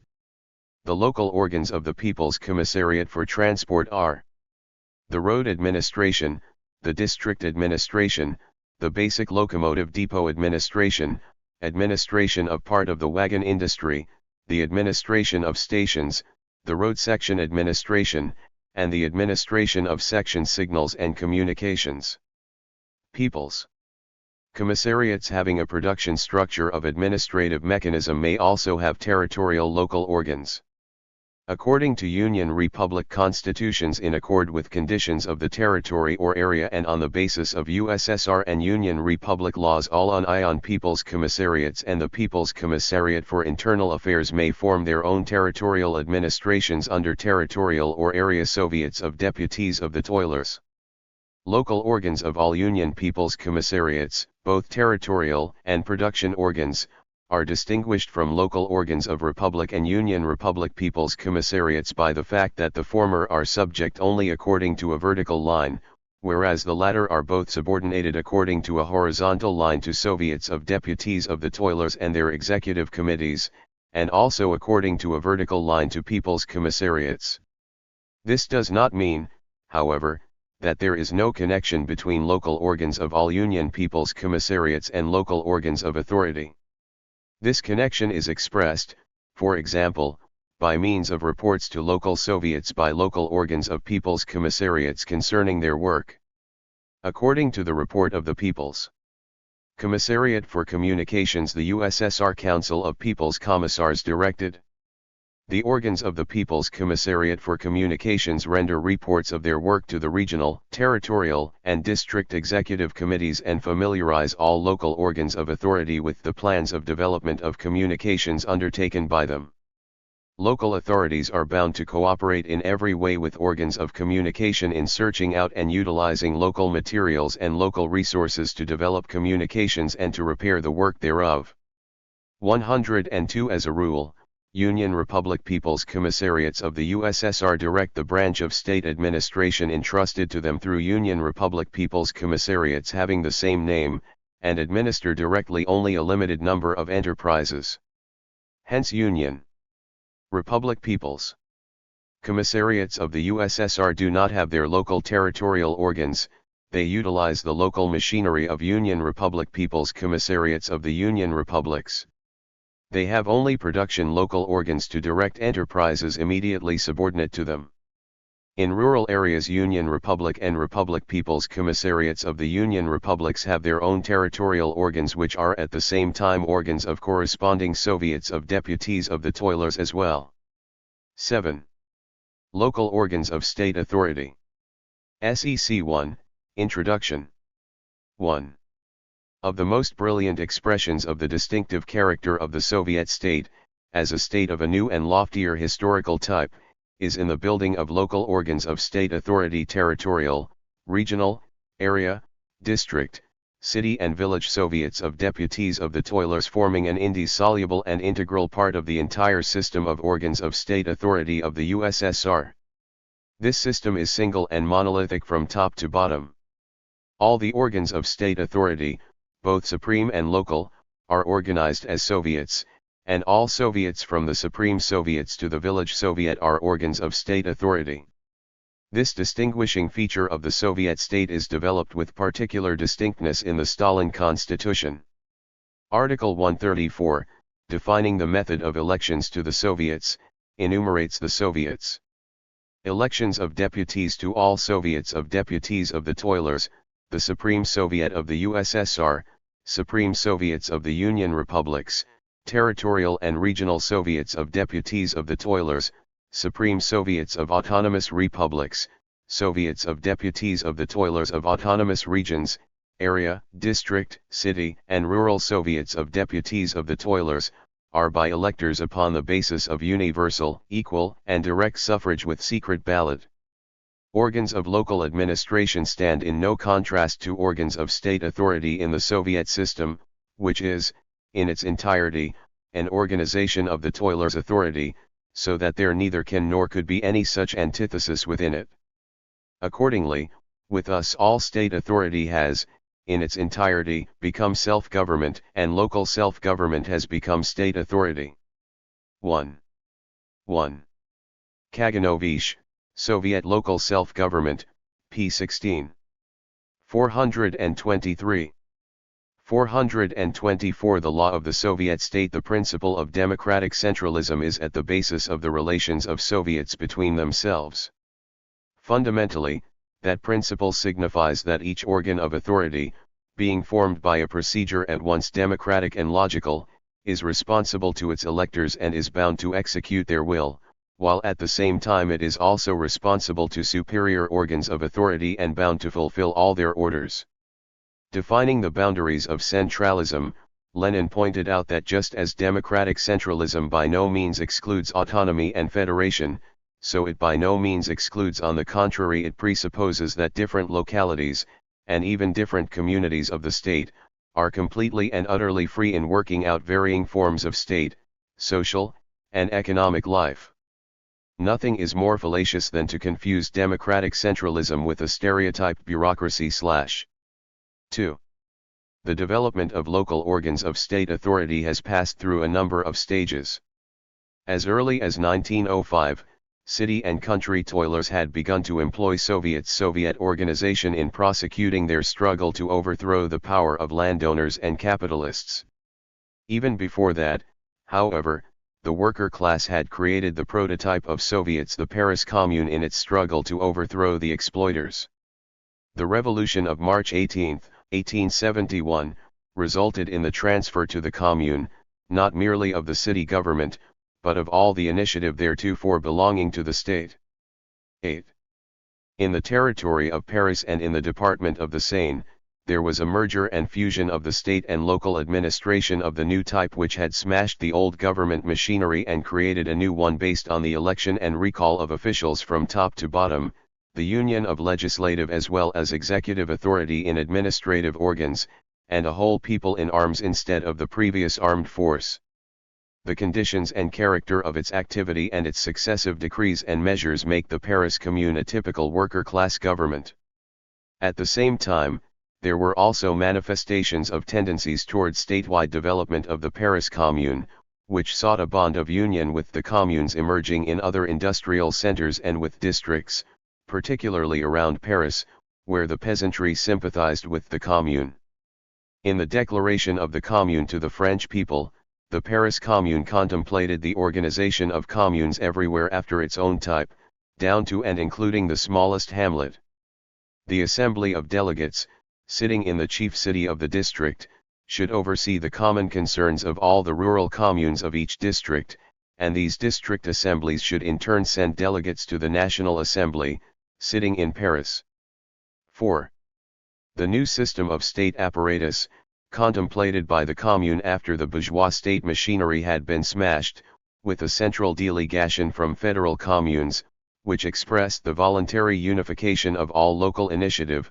6. Was the prototype of Soviet state machinery.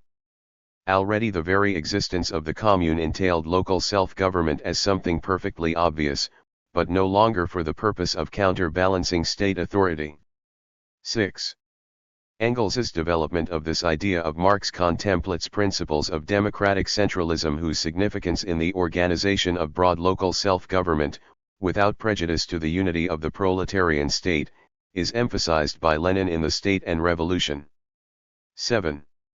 The Soviets of 1905 emerged as the organs for carrying on the struggle by means of strikes by the masses and later became, with the development of the revolution, organs of the general revolutionary struggle with Tsarism. Therein they became organs of insurrection, of the revolutionary struggle for authority, during which they seized the functions of organs of authority. They promoted measures to liquidate unemployment, to provide supplies, and to levy taxes as well as to organize revolutionary order and accord, and so on. The toilers gave orders to the deputies they had elected to the Soviets, heard their reports, and recommended and re-elected deputies, judges, leaders of military companies and so on. The Soviets created their executive committees, organized sections and commissions for various branches of work, even created organs like the present representative groups in separate places and published their newspapers, thereby strengthening their bonds with the broad masses of the toilers. Striving for unification, for centralization of their activity, the city Soviets were, on the one hand, connected with the Soviets and the committees beginning to emerge in the rural areas, while at the same time they sought statewide unification through the All-Russian Congress of Soviets, convening upon summons prepared by the St. Petersburg and Moscow Soviets. Lenin generalized the experience of organizing the 1905 Soviets in his draft resolution as to Soviets of Worker Deputies, introduced by him at the Fourth Congress of the Russian Social Democratic Worker Party, wherein he confirmed the directive role of the party as regards the Soviets, and of the Soviets as regards the entire revolutionary democracy. The basic task of the Soviets, as he saw it, was to prosecute the armed struggle for authority and to become therein temporary local revolutionary governments under a single temporary government of the entire country. The first Soviets developed under the conditions of the 1905 revolution. This first revolution prepared the way for swift victory of the second revolution. Lenin has pointed out that without the 3 years of extreme class conflict and the revolutionary energy of the Russian proletariat during the years 1905 to 1907, the second revolution could not possibly have been so swift, in the sense that its initial state attained its culmination within a few days. 8. In the very first days of the revolution the Soviets appeared. The victorious revolution rested on Soviets of worker and soldier deputies. The upsurging workers and soldiers created these Soviets. The revolution of 1905 showed that Soviets were at once organs of armed uprising and the embryo of new, revolutionary authority. The idea of Soviets lived in the consciousness of the worker masses, and they brought it to realization on the VG Day after Tsarism had been overthrown, with the difference, however, that in 1905 only Soviets of worker deputies were created, where in February of 1917 upon the initiative of the Bolshevik Soviets of worker and soldier deputies appeared.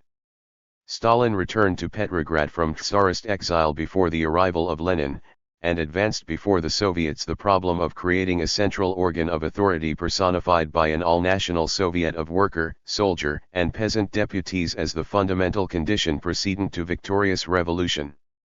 The Soviets had grown swiftly and developed their organization and their work on a far wider scale than did the Soviets of 1905. The development of congresses of Soviets, of which there were none in 1905, must be particularly noted. Detachments of the Soviets, which had developed during this period, included in their activity almost all the essential branches of the work of the local administrative and zemstvo municipal machinery, carrying on their work along parallel lines or together with the latter. Congresses of worker, soldier, and peasant deputies, embracing guberniyas, provinces, and regions, helped to strengthen the union between the worker class and the peasantry. An intense class struggle developed around the question of the significance of the Soviets, including local Soviets, as organs of authority. Striving to preserve capitalism, the Mensheviks and the SRs sought to pervert the Soviets into empty talking shops of the parliamentary type, and set off against them the organs of the bourgeois democratic zemstvo self-government. The Bolsheviks, however, mobilized the toiling masses for a decisive struggle to achieve the transfer of all authority into the hands of the Soviets to consummate the creation of the Soviet state.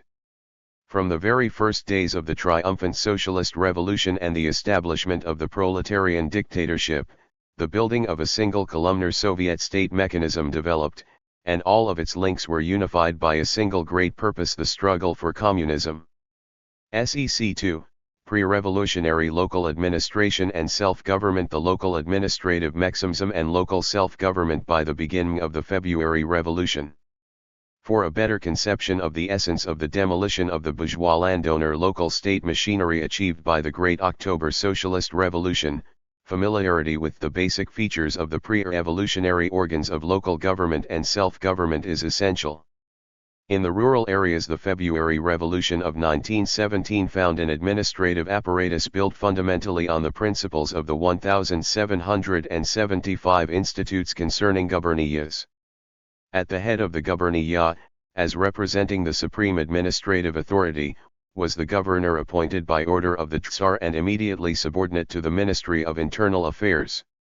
The governor's sphere of jurisdiction included in form the publication of statutes, oversight of the entire administration in the guberniya, and the issuance of obligatory directives on matters of social quiet, order, and security.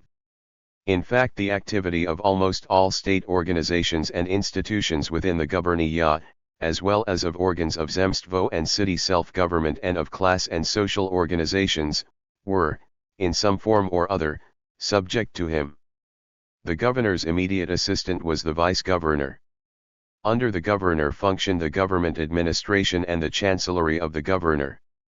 The governor presided in the sessions concerned with military affairs, provisions, zemstvo, and city affairs, and factory matters in the statistical committee, in the committee for social welfare, and in the council concerned with government schools. Besides these, there were fiscal chambers, the guardianship of nobles, the chamber of control, local organs of state control, the administration of excise, and the administration of state property. The police had no organ with authority throughout the guberniya except the political police, with their gendarme administration for the guberniya immediately subordinate to the Ministry of Internal Affairs. The provincial police, headed by provincial police officers, with their police inspectors, local policemen, and watchmen, as well as the municipal police, were subordinate to the administration of the guberniya and to the vice-governor immediately. Both capitals and a number of the largest cities were set apart into independent administrative units headed by town governors, possessing generally the rights of provincial governors. In a number of places, chiefly in the borderlands, there were guberniyas united into one general guberniya. The inhabitants of the guberniyas were basically included in organizations of the different social orders. The order of nobility had organizations throughout the guberniya and the provinces headed by leaders of the nobility. The nobility played an important role in the guberniya, since it possessed a large part of the lands and the other immovable property, while all the ruling bureaucracy of the guberniya belonged to it. The leaders of the nobility in the guberniya were elected from among the hereditary nobility in the assembly of nobles of the guberniya. That assembly selected 2 candidates to be guberniya leaders, and one of them was confirmed by the Tsar upon the recommendation of the Minister of Internal Affairs. Provincial leaders were likewise chosen by the assembly of the nobility and confirmed by the governor. Leaders of the nobility were required to become members, and were sometimes the heads, of a number of local state organs of the collegium type. In particular, one of them presided at sessions of the Zemstvo. The system of organization of the local administrations of the guberniyas and the provinces included a peasant social organization with its village local organs of state authority, 429 societies, with their village assemblies and elders elected by them, with a Volost II assembly, a Volost administration, Volost elders, and a Volost court. The peasant class and its organs of administration were essentially subordinate to the nobility. The Zemstvo chiefs, to whom the peasant social organizations were subordinate, were appointed exclusively from the nobility. 8. Besides these two basic social orders, there was also the class of merchants, which united the merchants into 3 guilds, depending upon their property qualification, with an elder chosen by each guild and, in the bigger cities, an elective mercantile court, the burgher class, which elected its elders and, in the biggest cities, its court also, and finally, the craftsman class, organized in corporate form, with its own elective organs. All elective organs of all the social classes were chosen for 3 years. The order of distinguished citizens, hereditary and otherwise, had no corporate organization. The organs of local self-government were recommended by the Zemstvo of the guberniyas and the provinces, and by the municipal self-governments. The Zemstvo of the guberniyas consisted of the Zemstvo Assembly of the Gubernia, whose members Zemstvo town councillors were chosen for 3 years, and a Zemstvo court of the Gubernia under a president elected for the same period. Ordinary Zemstvo assemblies of the Gubernia were summoned once a year.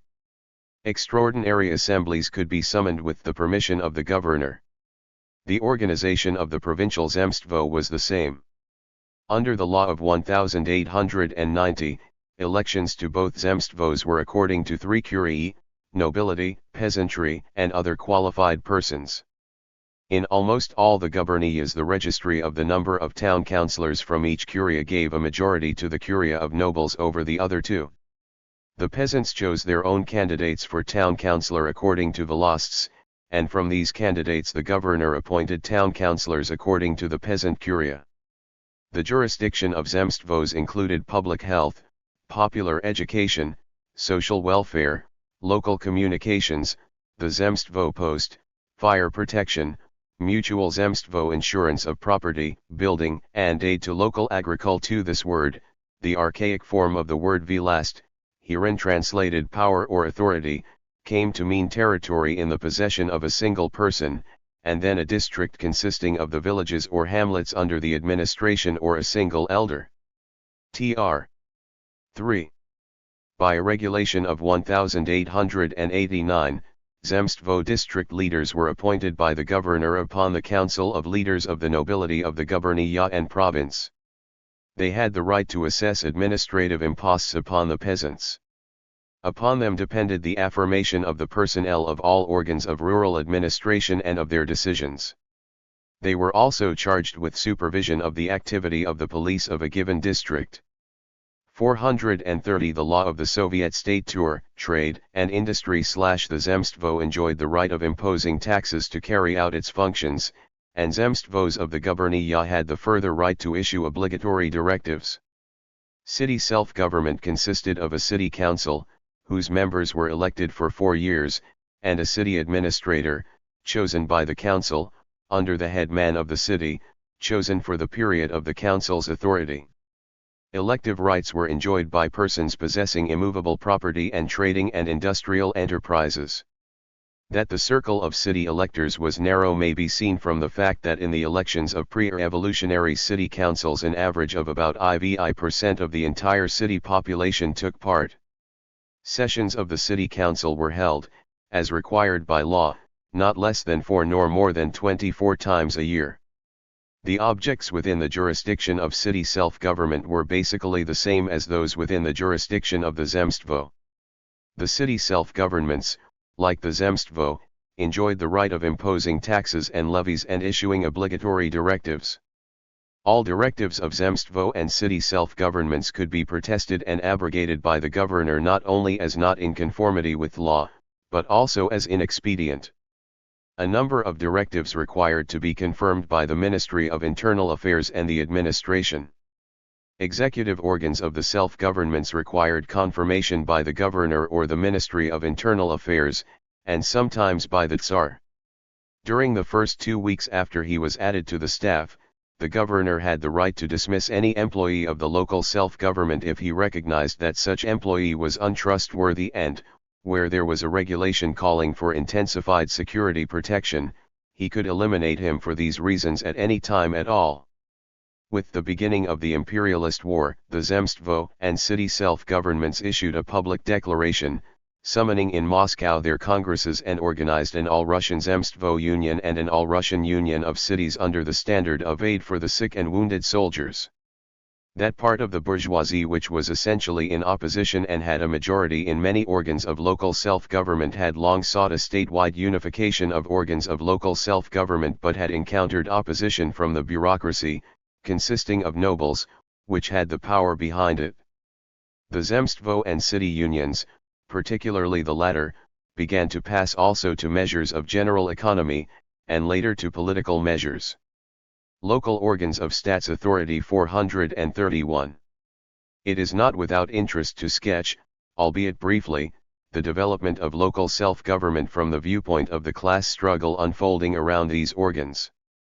As local self-government developed in the pre-October period, collisions of class interests and various forms of class struggle around questions of local self-government, and in the very organs of self-government, were constantly more frequent.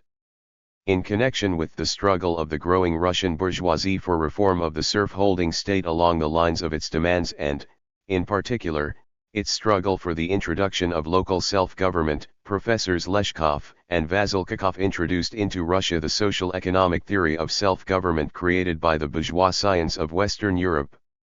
Its primal ancestor was the theory of natural rights of the commune, created during the period of the French Revolution, 1789 to 1793, which later became the theory of the free commune.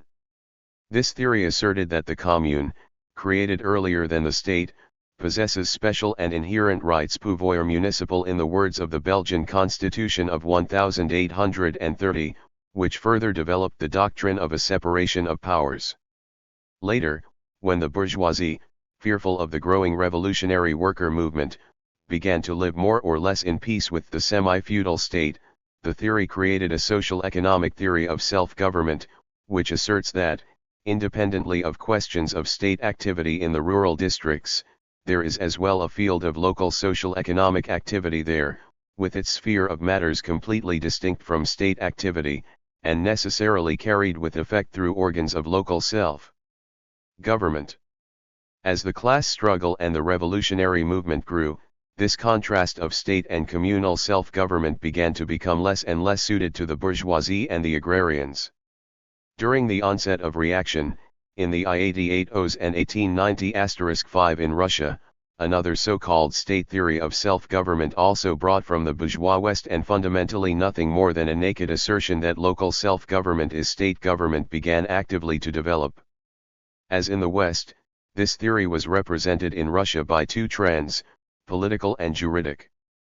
The political, conservative trend, represented in the West by Neist and Meyer, and in Russia by Bezobrozov, Golovin, and Korf, considered that the basic sign of self-government was that elected persons gratuitously perform all obligations through tenure of honorary offices or in conjunction with other and basic employment, a theory obviously directed against any democratic elements penetrating into directive work, into organs of self-government.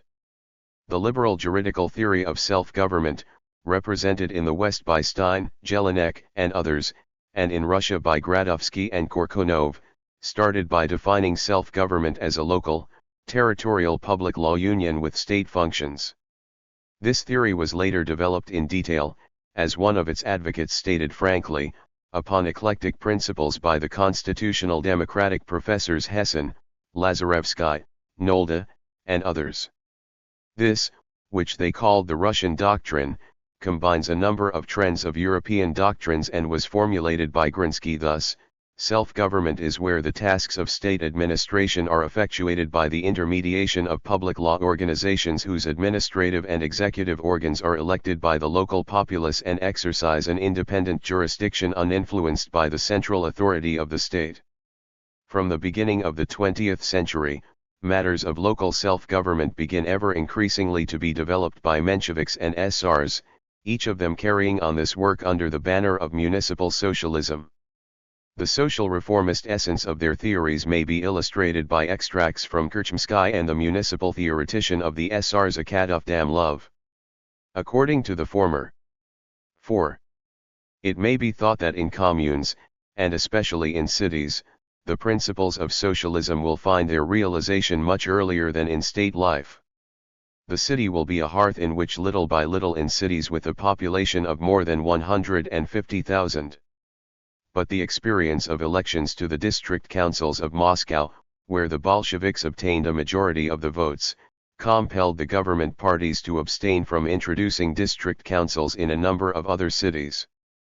The effort of the provisional government to preserve the former organization of self-government was clearly characterized by the fact that it did not even issue new regulations as to city and zemstvo institutions, but confined itself to the introduction of partial corrections in the Tsarist regulations of 1890 and 1892. It is typical that the last to be published in July-August 1917 was a law concerning rural self-government. The provisional government was so apprehensive of the rural workers that this law was held back and was not in fact put into practice. The new regulations relative to all the organs of local self-government took into account the fundamental principles worked out in this sphere by Western bourgeois democracy in defining their organization, jurisdiction, and functions. Fearing, however, the independence of even its own Volostzemstvos, the provisional government made them subordinate to the provincial zemstvos. A series of directives issued by organs of self-government, chiefly concerned with matters of property and credit, required affirmation by the government. Single administrative judges and administrative sections of district courts were set up in rural areas to guarantee legality in the work of organs of self-government and to defend legality in administration. The system of administrative justice was headed by the first department of the ruling Senate. The class interests of dominant classes were completely guaranteed by the personnel of the judiciary, headed by senators and appointed chiefly from legal specialists. The policy of the provisional government in reforms of the local state 434, the law of the Soviet state machinery, manifested even more clearly a bourgeois reactionary character. Here there was nothing more than replacing governors and chiefs of police by commissars of the provisional government, and replacing police by militias subject to the organs of self-government, often merely a matter of form.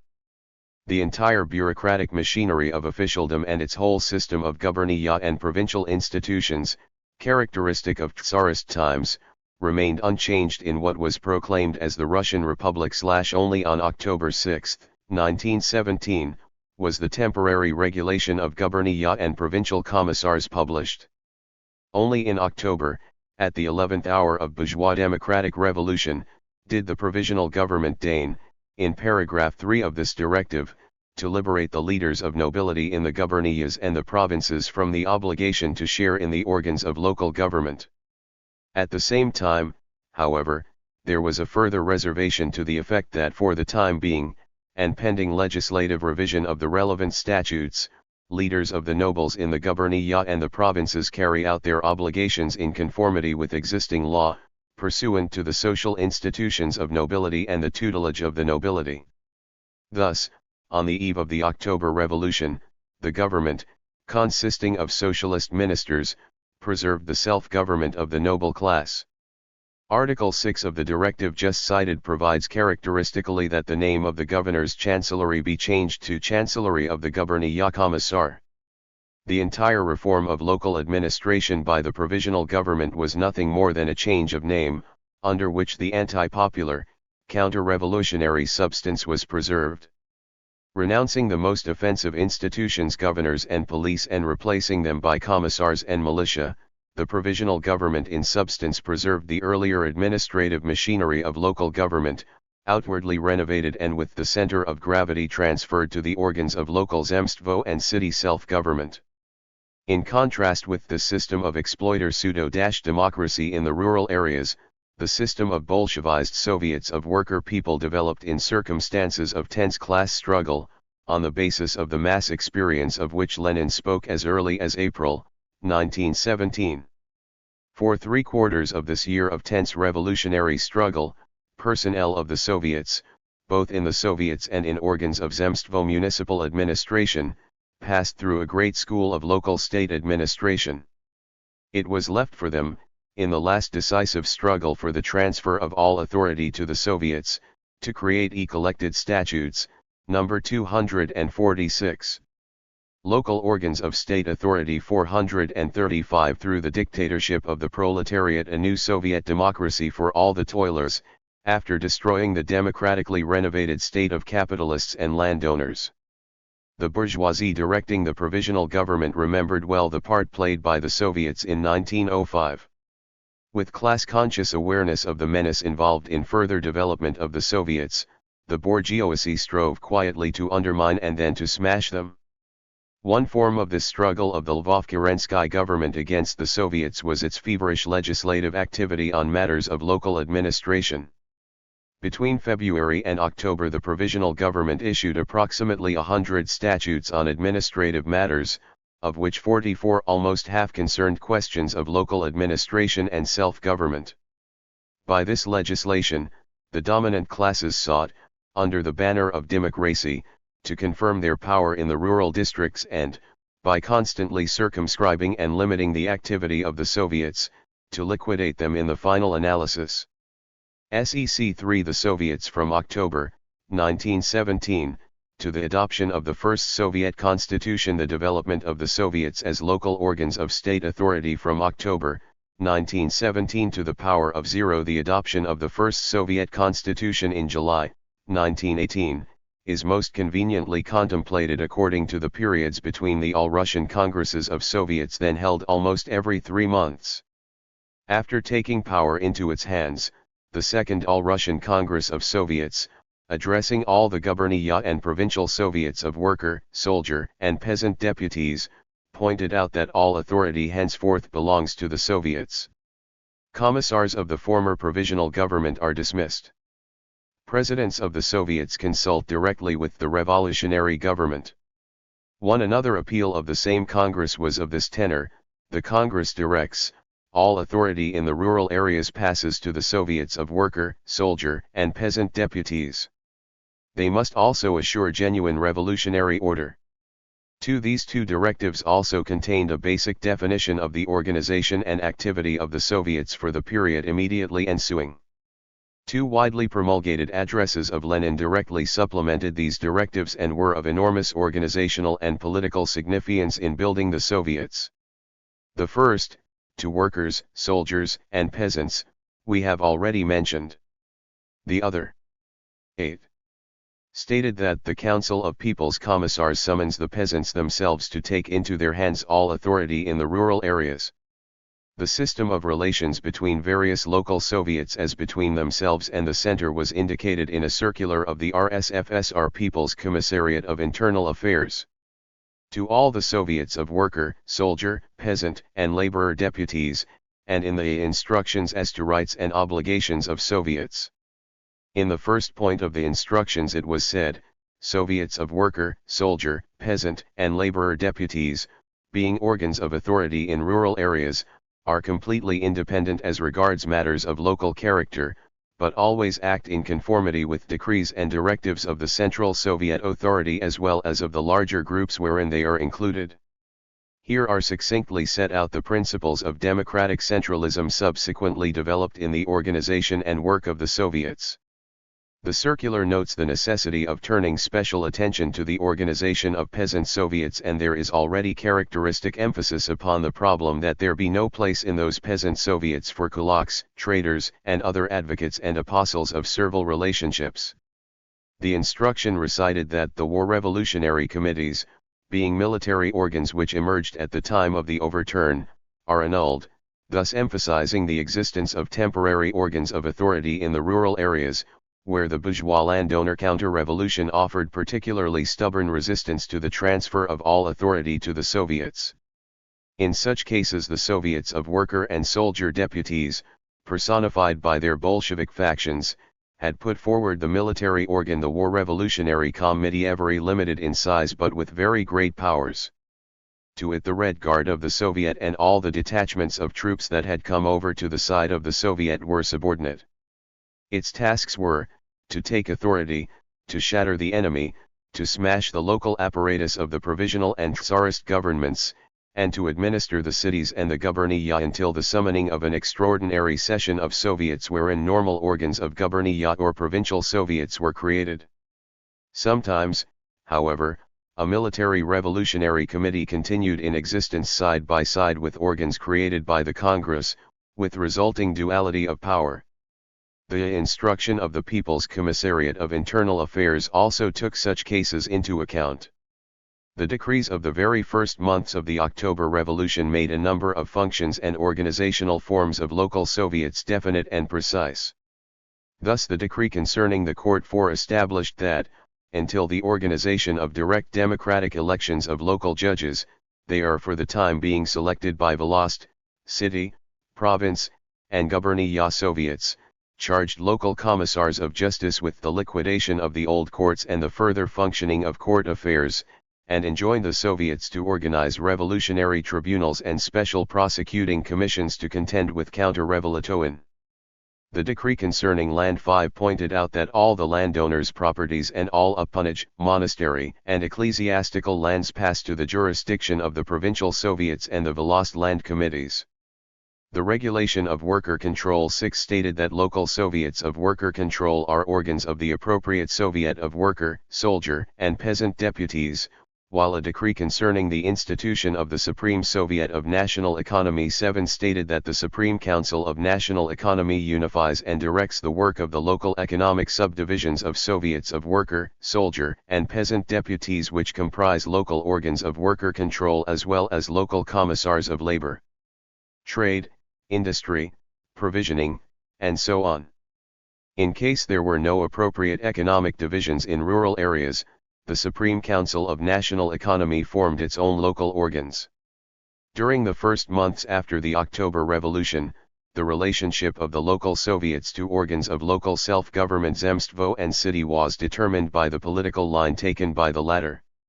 Where they came out against the authority of the Soviets, these resolutely entered upon the struggle, dismissing them and directing new elections or liquidating them completely, whereas, if they occupied a neutral position as regards the Soviets, or aided them in their work, these assigned to them a definite sphere of action. The Soviet government considered it expedient to utilize the machinery of local self-government for the time being until the Soviets should grow strong as organs of authority. The brief period from the latter part of January to the middle of March, 1918, from the dismissal of the Constituent Assembly and the ensuing Third All-Russian Congress of Soviets of Worker and Soldier Deputies down to the extraordinary Fourth All-Russian Congress of Soviets was a new stage in the development of local organs of authority.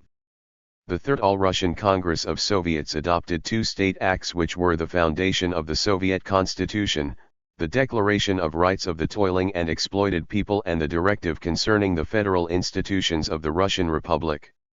The latter set out an epitome, based on the experience of the 3 months just expired, of the organization and activity of the entire Soviet state machinery, and stated that all local matters are decided exclusively by local Soviets. The right of Supreme Soviets to regulate relationships and their decision of discords arising between the lower Soviets is acknowledged. 8. The further fact of the liquidation of special all-Russian congresses of peasant deputies, and the merging of worker and peasant Soviets in rural areas where they still existed separately, were extremely important as regards the local Soviets.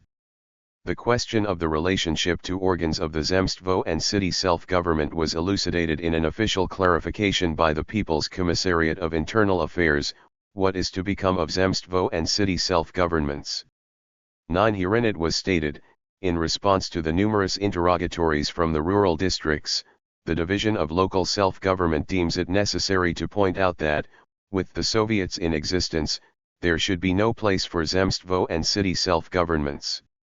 Where the organs of self-government are not ours, where they are coming out against Soviet authority, they should be dismissed.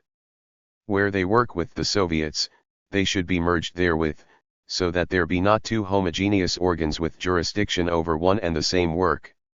In the existing conditions of the Soviet type of state, the so-called left SRs tried to resurrect the old social-economic theory of self-government. Under the banner of this theory, the counter-revolutionary petty bourgeoisie tried now to entrench itself against the Soviets for the organization of uprisings against Soviet authority. During July 1918, the left SRs in Moscow, in conjunction with left communists and Trotskyists, organized a counter-revolutionary conspiracy against Soviet authority. 10. The left SRs, together with the left communist Bukharinists, carried on their anti-Soviet work not only seeking to preserve bourgeois self-government, but also seizing the Soviets, creating their councils of PEOPLEs commissars and republics after the manner of Kalyuga. They were supported also by the anarchists, who later developed in the Ukraine in their anarchist republic in Gilyaipol, headed by Daddy Makhno.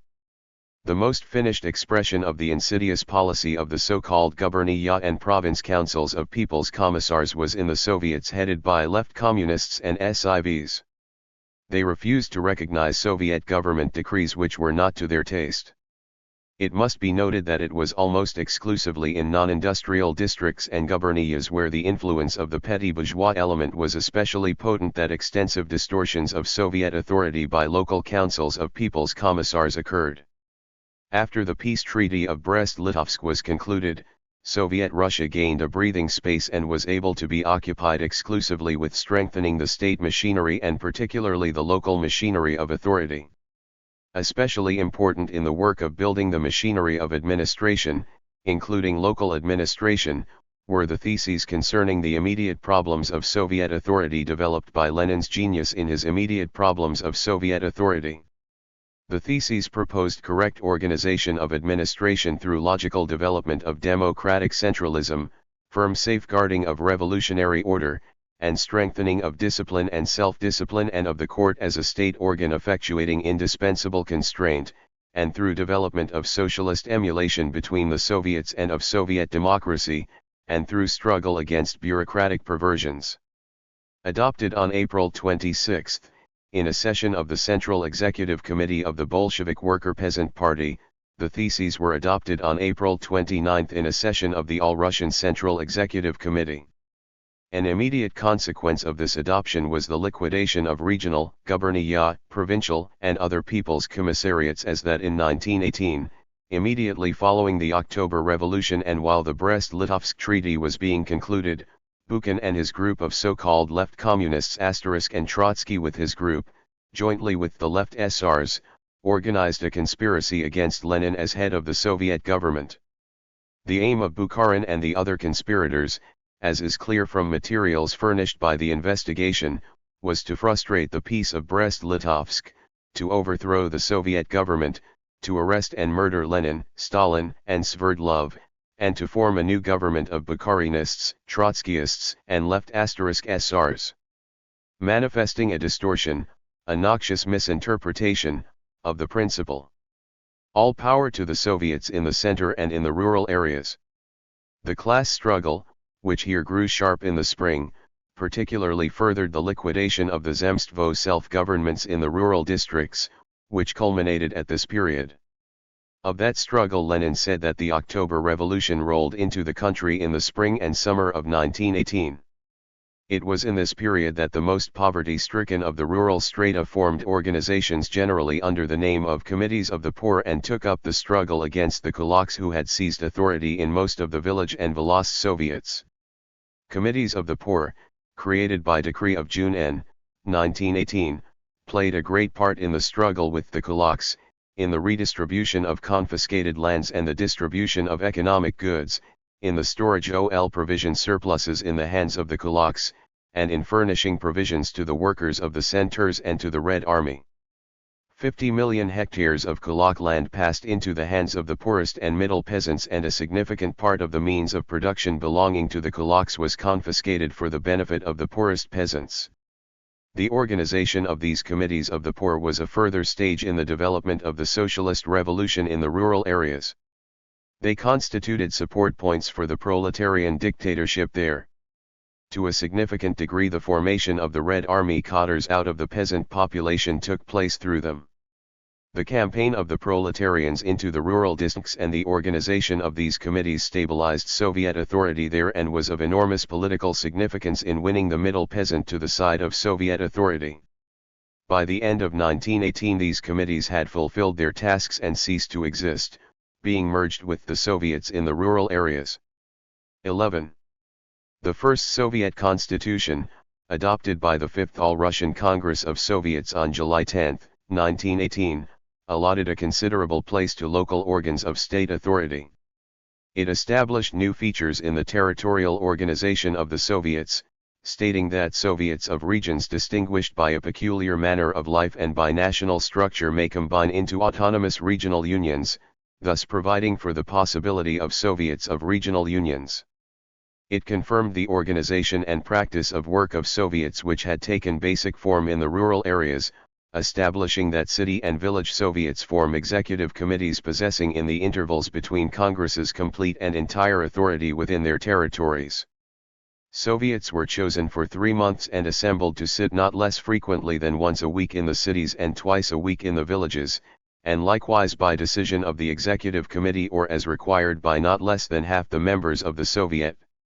Congresses of the Soviets were summoned by the appropriate executive committees not less frequently than twice a year by region, once in 3 months by gubernia and province, and once a month by Volost, and likewise by decision of the executive committee or as required by Soviets representing not less than 1/3 of the population of a given district. 12. The objects of jurisdiction of the organs of Soviet authority in the rural areas were defined, on the one hand, by the fact that each Soviet, Congress of Soviets, and Executive Committee is the supreme authority within the limits of the given territory, and, on the other hand, by Article 61 of the Constitution, which pointed out that all local organs of Soviet authority have as the object of their activity a. To put into practice all the directives of the corresponding supreme organs of Soviet authority, FC, to adopt all measures to elevate the given territory culturally and economically, c. To solve all questions of a purely local significance, and d. To unite all Soviet activity within the limits of the given territory.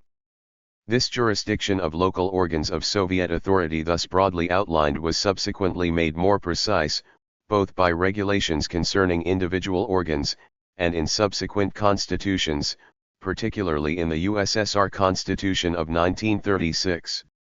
The principles of democratic centralism, according to the RSFSR Constitution in the relations of Soviets among themselves and with the central authority, were established also in the chapter concerning objects of jurisdiction of the Soviets and in that concerning their budget laws. It was settled that regional and gubernia congresses of Soviets and city Soviets were accountable to and subject to the control of the All-Russian Central Executive Committee and the Council of People's Commissars. Thus, under Article 86, estimates of city, gubernia, and regional organs of Soviet authority were confirmed by the All-Russian Central Executive Committee and the Council of People's Commissars, while these same local organs of authority enjoyed the right to abrogate decisions of Soviets functioning in their districts, reporting thereof in the most important cases to the Central Soviet Authority. As to control of subordinate by superior local organs in general, Congresses of Soviets and their executive committees, regional, gubernia, provincial, and Volost, enjoyed the right to control all Soviets in the territory of the respective administrative unit, except that Soviets of cities with a population of more than 10,000 were subject only to the control of regional and central organs. Budgets of village and Volost Soviets and of city Soviets participating in provincial congresses of Soviets, and also budgets of provincial organs or Soviet authority, are confirmed accordingly by gubernia and regional congresses of Soviets or by their executive committees. Thus basically did the 1918 Constitution establish interrelations between the local organs of state authority. As to the working mechanism of Soviets, Article 63 granted all Soviets and executive committees the right to form appropriate subdivisions in order to fulfill the tasks imposed upon them. Thus was the first experience of building local organs of authority of the Soviet state generalized and confirmed in the Constitution. SEC 4, Local Organs of State Authority during the Foreign Military Intervention and the Civil War. The experience of organizing local organs of state authority, generalized in the constitution adopted by the Fifth All-Russian Congress of Soviets, had to be applied in the setting of civil war. To achieve uniformity in the application of the Soviet Constitution, the First All-Russian Congress of Presidents of Gubernia Executive Committees and Overseers of Gubernia Administrative Departments was summoned at the end of July, 1918. Its significance is evident from the fact of Lenin's speech on July 30. Taking into account the setting, as it was becoming more and more complex in the conditions of civil war, the Congress directed the summoning of Gubernia Congresses of Soviets not every 3 months but not less frequently than twice a year. At the same time, the Gubernia Executive Committee was granted the right to summon Gubernia Conferences of Soviets, with the participation of not more than 3 representatives from each provincial executive committee and 1 representative from each of the city and district Soviets, to find solutions for extraordinary matters of principle. The Congress sanctioned the creation of presidia of executive committees to carry on the current work, and established a system of interrelations between higher and lower executive committees on basis of democratic centralism developed and made precise in the directive of the Seventh All-Russian Congress of Soviets. The Congress likewise established the departmental structure of government executive committees. On the basis of the directive of the extraordinary Sixth All-Russian Congress of Soviets, concerning the liquidation of committees of the poor, the All-Russian Central Executive Committee published a directive concerning the method of re-electing Volost and village Soviets. 1. The second, third, and fourth subdivisions of this directive represented essentially the first instruction for elections to the Soviets. The sixth subdivision, tasks and organization of village and Volost Soviet organizations, was, as it were, the prototype of future regulations concerning these organizations. Defining the jurisdiction of village and Volost Soviets by the familiar 4 points of Article 6.1 of the Constitution, the enactment amplified them further by the following 6 points. To maintain revolutionary order in the village, to calculate the population, the land, the plowing, the sowings, the hay, the seeds, the livestock and other stock and the harvest, and to communicate the information to the Volost Executive Committee, to be concerned for the correct formulation of questions relating to agriculture, particularly the reorganization thereof on communist principles, to be concerned for the correct formulation of local trades, to fulfill commissions of Gubernia and provincial supply divisions, particularly as to calculation of products and control of the transfer of surpluses, the distribution of certificates concerning the transfer of surpluses, winky face, to organize village institutions of culture and education, reading rooms, clubs, tea shops, and so forth, and to be concerned for the general well-being of the population. As regards the organization of Volost committees and village Soviets, the directive gave categorical instructions that village Soviets do not form departments. In the Volost executive committees only 3 departments are organized: the Land Department, the Military Department, and the Department of General Administration. Other departments are formed only upon affirmation by the Provincial Executive Committee in accordance with decrees of Soviet authority and the instructions of People's Commissariats. Revolutionary committees. As local organs of state authority during the Civil War, from the second half of 1918 to the end of 1920, the revolutionary committees played a very considerable part. Only 1/9 of the territory of Soviet Russia was not caught in the grip of military operations. In this setting, the usual apparatus of local organs of authority was inadequate or inappropriate, being too unwieldy and complex and essentially ill-adapted to this work. In this connection, on the basis of the year's experience of work of the revolutionary committees, the All-Russian Central Executive Committee and the Council of Labor and Defense issued a regulation concerning revolutionary committees. 2. Whereby such committees are formed for stubborn defense against the enemy and for the maintenance of revolutionary order, go in localities liberated from the enemy, in the front zone, and in the rear. An important part in Soviet building was played by revolutionary committees of localities liberated from the enemy, Into them were ordinarily recruited the best Soviet and party workers who applied their broad experience to the rehabilitation and development of organs of Soviet authority, taking into account all that they had affirmatively gained from practice. A whole series of new organizational forms, manifested during the Civil War in the local Soviet mechanism, came from districts where these revolutionary committees were active. In regard to local congresses of Soviets, the directive of the 7th All-Russian Congress of Soviets 8, concerning Soviet building, established the terms which had already been projected by the First Congress of Presidents of Gubernia Executive Committees, for province, gubernia, and region, not less frequently than twice a year, and for volosts not less frequently than once in 3 months. At the same time there was a special reservation as to representation in gubernia, provincial and volost congresses of Soviets from factory and works villages, and likewise from factories and works outside inhabited places, whereby the proletarian nucleus of the congresses was strengthened. The Congress directive required that basic questions of local life, state, and social, be put for the consideration of General Assemblies of Soviets. In so far as the Soviets began to be isolated from practical life as the mechanisms of city Soviets merged with those of gubernia and provincial executive committees, and the tide of workers ebbed to the fronts, the Congress directive pointed out that they must work not only as a mechanism of agitation and information but also as an active mechanism, while deputies of the Soviets were obligated to give responses to *Psi. 1919, number 53, Art. 508. Psi. 1919, number 64, Art. 578.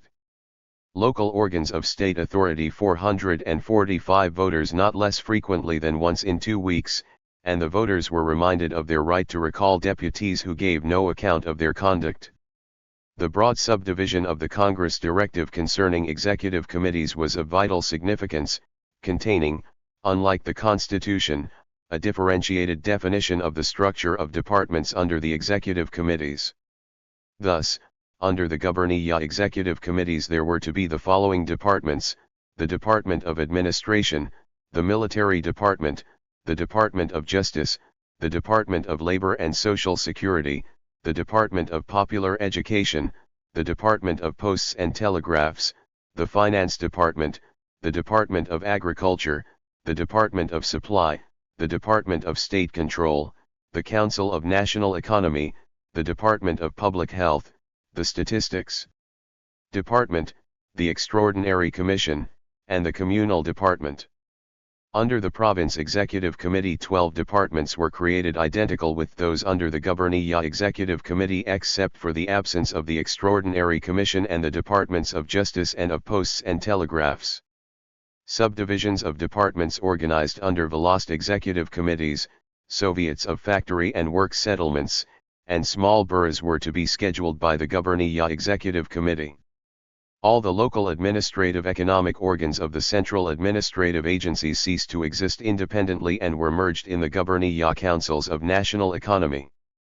At the same time, the Gubernia Executive Committee acquired the right to control and to review the activity of all administrative institutions, whether temporary or standing, not structurally identified with divisions of the Gubernia Executive Committee, although in the territory of a given gubernia reporting immediately thereon to the appropriate central institution. Thus local Soviet organization was unified and made orderly. The principles of democratic centralism were distinctly expressed in the so-called system of dual subordination. That system was manifested in the right of the appropriate People's Commissariat to challenge a departmental supervisor chosen by the Executive Committee, the right of an Executive Committee department to protest through its presidium directives of a People's Commissariat or of a higher department which are impracticable for any reason, and such method of issuing orders by People's Commissariats and subdivisions thereof to lower subdivisions as would achieve the simultaneous communication of all those of particular importance to the appropriate executive committees. The Congress directive sanctioned the creation of presidia of executive committees to direct all the current work in administering their respective territories, made up of 3 to 5 members in gubernia executive committees and of 3 members in the provinces. Without rendering general decision as to the method of merging the executive committees of city Soviets with gubernia of provincial executive committees, the Congress pointed out that this question is decided in each separate case by the Presidium of the All-Russian Central Executive Committee.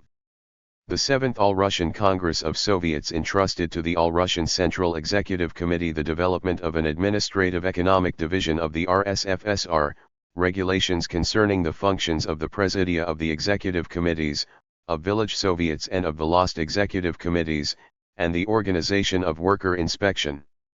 Local Soviet administration during the Civil War.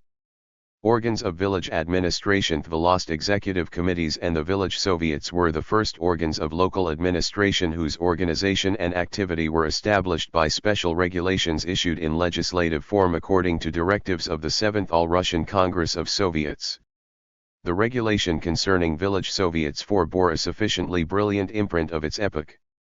In its organizational part, the working mechanism of the village Soviet, transferred to the state budget, was put into first place.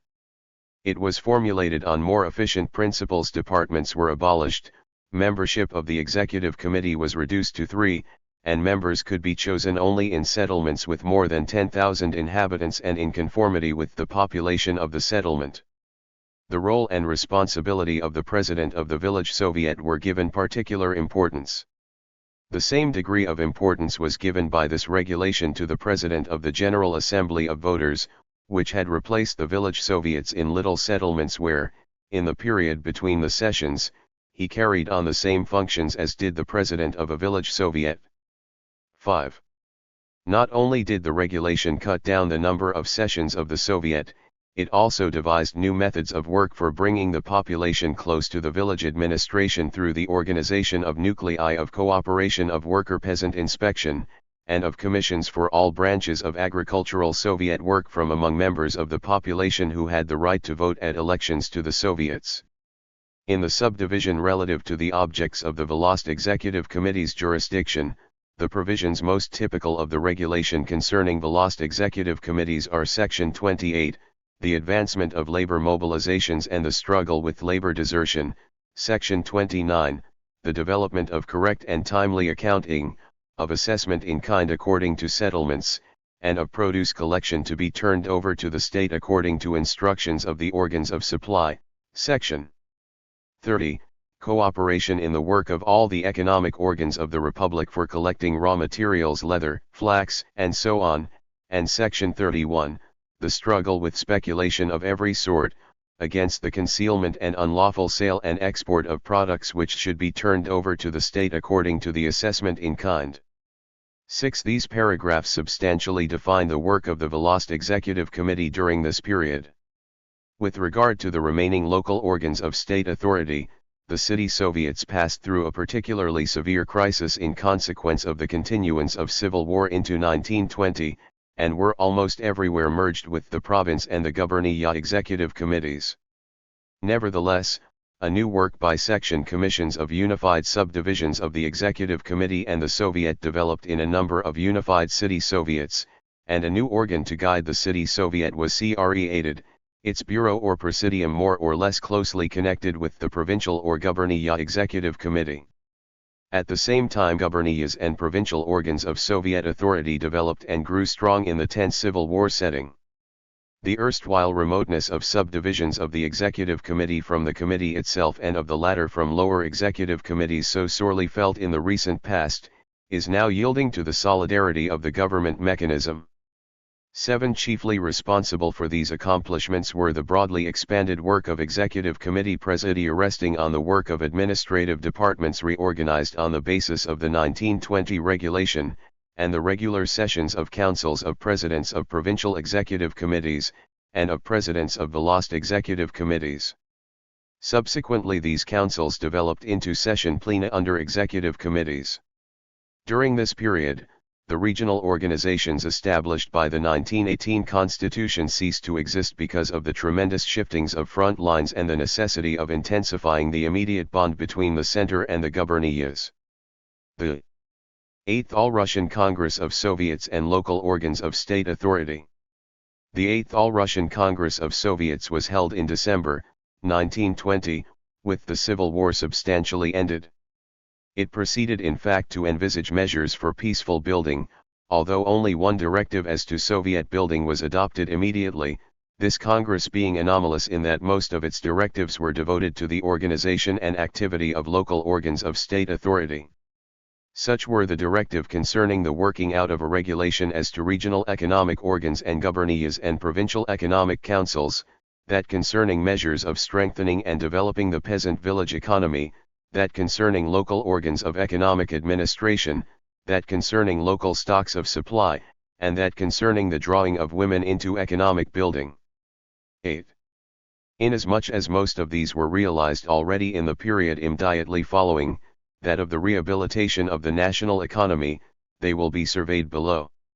Here the first of them should be especially noted, the integrating directive concerned with Soviet building, 9, whose extensive subdivision 4, concerning the interrelations of central and local organs, fundamentally confirmed the goals set by the 7th All-Russian Congress of Soviets in this regard, making them precise and amplifying them on the basis of accumulated experience. Thus, on the matter of suspending the putting of orders of separate commissariats into practice, it was pointed out that this is admissible only in exceptional cases, and furthermore that the Presidium of the All-Russian Central Executive Committee, in passing on the correctness of suspending an order, directs that the guilty piety, whether People's Commissar or directors of the Gubernia Executive Committee, be brought into court. Subdivision 5, concerning the work of local Soviets and of their executive committees, confirmed the obligation to further the corresponding directives of the 7th All-Russian Congress of Soviets, and at the same time pointed out the necessity of developing regularly the re-elections of the Soviets and the summoning of their congresses, and proposed the formation in all settlements of the city type, of city Soviets whose plena were to meet not less than twice a month. A regular summons of sessions of executive committees was likewise required, inasmuch as they had begun to be entirely superseded by sessions of the Presidia. Furthermore, expanded councils of all executive committees were established, with participation of representatives of lower executive committees and Soviets, by Volast and province not less frequently than once a month, and by gubernia not less frequently than twice a month. In orderly realization of the directives of the 8th All-Russian Congress of Soviets, the Presidium of the All-Russian Central Executive Committee issued directives concerning regular re-elections of Soviets and summoning congresses thereof at established times. 1. And concerning the summoning of regular expanded councils of representatives of village Soviets and Volast and province executive committees. 2. At the same time the Presidium of the All-Russian Central Executive Committee adopted a directive concerning the organization of city Soviets of Worker and Red Army deputies 8, which proposed to re-establish city Soviets in all cities and factory and works villages where they had ceased to exist during the Civil War, and also to create them where they had never existed previously. On March I, the Presidium of the All-Russian Central Executive Committee distributed a circular letter concerning the work of city Soviets devoted chiefly to improving the work of plena and of the standing committees of the Soviets which had developed during the Civil War period. The opening lines of this circular letter to the effect that the rehabilitation of the economy of the Soviet Republic requires the toiling people to struggle with unprecedented intensity, are, in general, the leitmotif of the Presidium directives here enumerated. In these conditions, the work of the Soviets, work which had been unified by economic councils of a regional character, took on special significance. These councils were created from the inception of the new economic policy upon the motion of Lenin and were associated with all the subordinate executive committees and Soviets. Lenin's policy in the sphere of Soviet economic building at the very beginning of the new economic policy found brilliant theoretical and organizational expression in a mandate from the Council of Labor and Defense to local Soviet institutions and a proposed directive of the All-Russian Central Executive Committee concerning local economic councils, their accountability and leadership by the mandate of the Council of People's Commissars and of the Council of Labor and Defense. Both these documents, written by Lenin during the last 12 days of May, 1921, were considered at the 4th All-Russian Congress of Trade Unions and at the 10th Conference of the Bolshevik Worker-Peasant Party. On June 30 they were affirmed by the Presidium of the All-Russian Central Executive Committee. 5. They have, over a period of years, defined the leading lines of Soviet economic building in the rural districts. In essence, these two documents, like many other works of Lenin, are broader than their titles. The mandate properly takes economic work, the organization of ECOSO, as the decisive link in the chain during the period under consideration, while at the same time, and particularly in its general part and first group of questions, it presents an analysis of the problems of the state of the proletarian dictatorship during the most critical stage under review, with particular emphasis upon the tasks of local organs of authority. The beginning of the policy of resuscitating the work of the Soviets. The first 2.5 years of the new economic policy, with its economic successes, the struggle of the worker class to confirm its union with the peasantry, the growth of the worker class in connection with the development of industry, created a sharp crisis in elections to the Soviets at the end of 1923. Thus, activity in elections to the village Soviets, which had been only 22.3% of all qualified electors in 1922, had increased to 37.2% in 1923. The increase of activity in elections to city Soviets was less notable, from 36.5% to 38.5%, but activity in elections in the worker settlements to gubernia congresses of Soviets increased greatly. Their representation grew from 0.3% to 7.3% of the entire structure of congresses. The increased activity in elections to Soviets was a symptom of the incipient resuscitation of their work, expressed in the development of the organization and work of their standing committees, and of promotion, in the expansion of the work of numerous mass organizations connected with the Soviets, and in the development of a net of worker correspondents and agricultural correspondents, and so forth. Calculation of all these factors, noted by Stalin in his report at the 13th Party Congress, was reflected in the following words of the Congress directive upon the report of Molotov, summarizing the general features of development of the Soviets during this period. 5. The political activity of the worker masses grows in conjunction with the country's general rise, and finds expression in the incipient resuscitation of the work of Soviets and trade union organs, and in the growth of worker organizations, including those concerned with culture and education, and with living conditions. Of special significance is the resuscitation of the work of Soviets of worker and peasant deputies. 6. Stalin's report at the 13th Party Congress marked the beginning of a new stage in the development of the Soviets. Soon after the Congress, a revision of the regulations relating to local organs of state authority was begun, and in October of the same year a session of the All-Russian Central Executive Committee confirmed new regulations relating to village Soviets 7 and to Volast and provincial congresses of Soviets and their executive committees. 8. At that time the Commission for Soviet Building began its work under the Central Committee of the Bolshevik Worker Peasant Party on the basis of a directive of its October plenum. For further development of matters connected with the policy of resuscitating the Soviets, the Presidium of the Central Executive Committee of the USSR directed the summoning of an all-union council on matters of Soviet building from representatives of central and local institutions. At the same time, in the course of developing the policy of resuscitating the Soviets in connection with the then campaign of Soviet re-elections and the feeble activity of voters in numerous places, the Central Executive Committee of the USSR issued a directive to count as valid only elections in which not less than 35% of the voters took part, and to re-elect those Soviets in which less than this number of voters participated. The first session of the All-Union Council for Soviet Building, assembling in January 1925, planned the basic tasks of the policy of resuscitating the work of the Soviets according to the reports of Kalinin and Kaganovich, and organized a study thereof in the center and in the rural districts, for which commissions for Soviet building were created under executive committees and Soviets.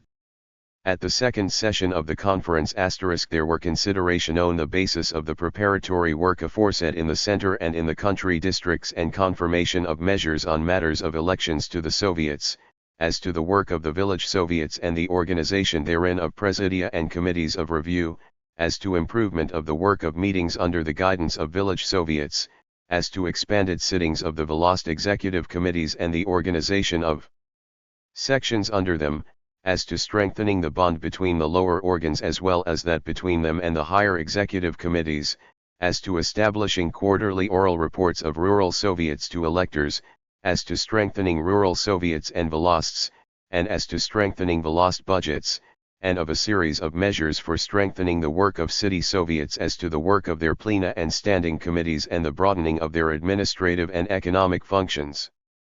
The decisions of the Conference for Soviet Building were approved by the Third All-Russian Congress of Soviets held in May, 1925, which, in a directive pursuant to the report of Kalinin, pointed out that the Soviets must, as organs of authority, become in reality the head of all economic and cultural building of the Soviet Republic and direct the same. Moreover, the Soviets can carry on this pressing and enormously important work only upon the condition of attracting the toilers themselves into Soviet building and of developing the independence of workers and peasants, male and female, guaranteeing thereby genuine proletarian guidance. 9. In a conversation with students of the Communist University bearing the name of Sverdlov, Stalin spoke of the policy as a form of strengthening the administrative political bond between the worker class and the peasantry through implanting Soviet democracy in city and country and resuscitating the Soviets with the objects of making the state mechanism simpler and less expensive and improving its moral sanitation, of hunting therefrom the elements of bureaucracy and bourgeois decomposition, and of effecting a complete rapprochement of the state mechanism with the millions of the masses. 10. The counter-revolutionary Trotsky-Bukharin Kamina gang, then operating under the banner of the opposition, sought to combat the policy of resuscitating the Soviets, slanderously attacking the party and broadcasting their paltry anti-Lenin theories against a worker-peasant union under the guidance of the worker class, affrighted by the regeneration of the Soviets and the scourgings of the peasant element in the lower stages of the Soviet state mechanism, and so on and so on. With every day and every hour, however, sober reality disclosed that this anti-Soviet concoction was utterly thin and spurious. Regulations of local organs of Soviet authority during 1924-1925 expressed the policy of resuscitating the Soviets and rehabilitating the national economy.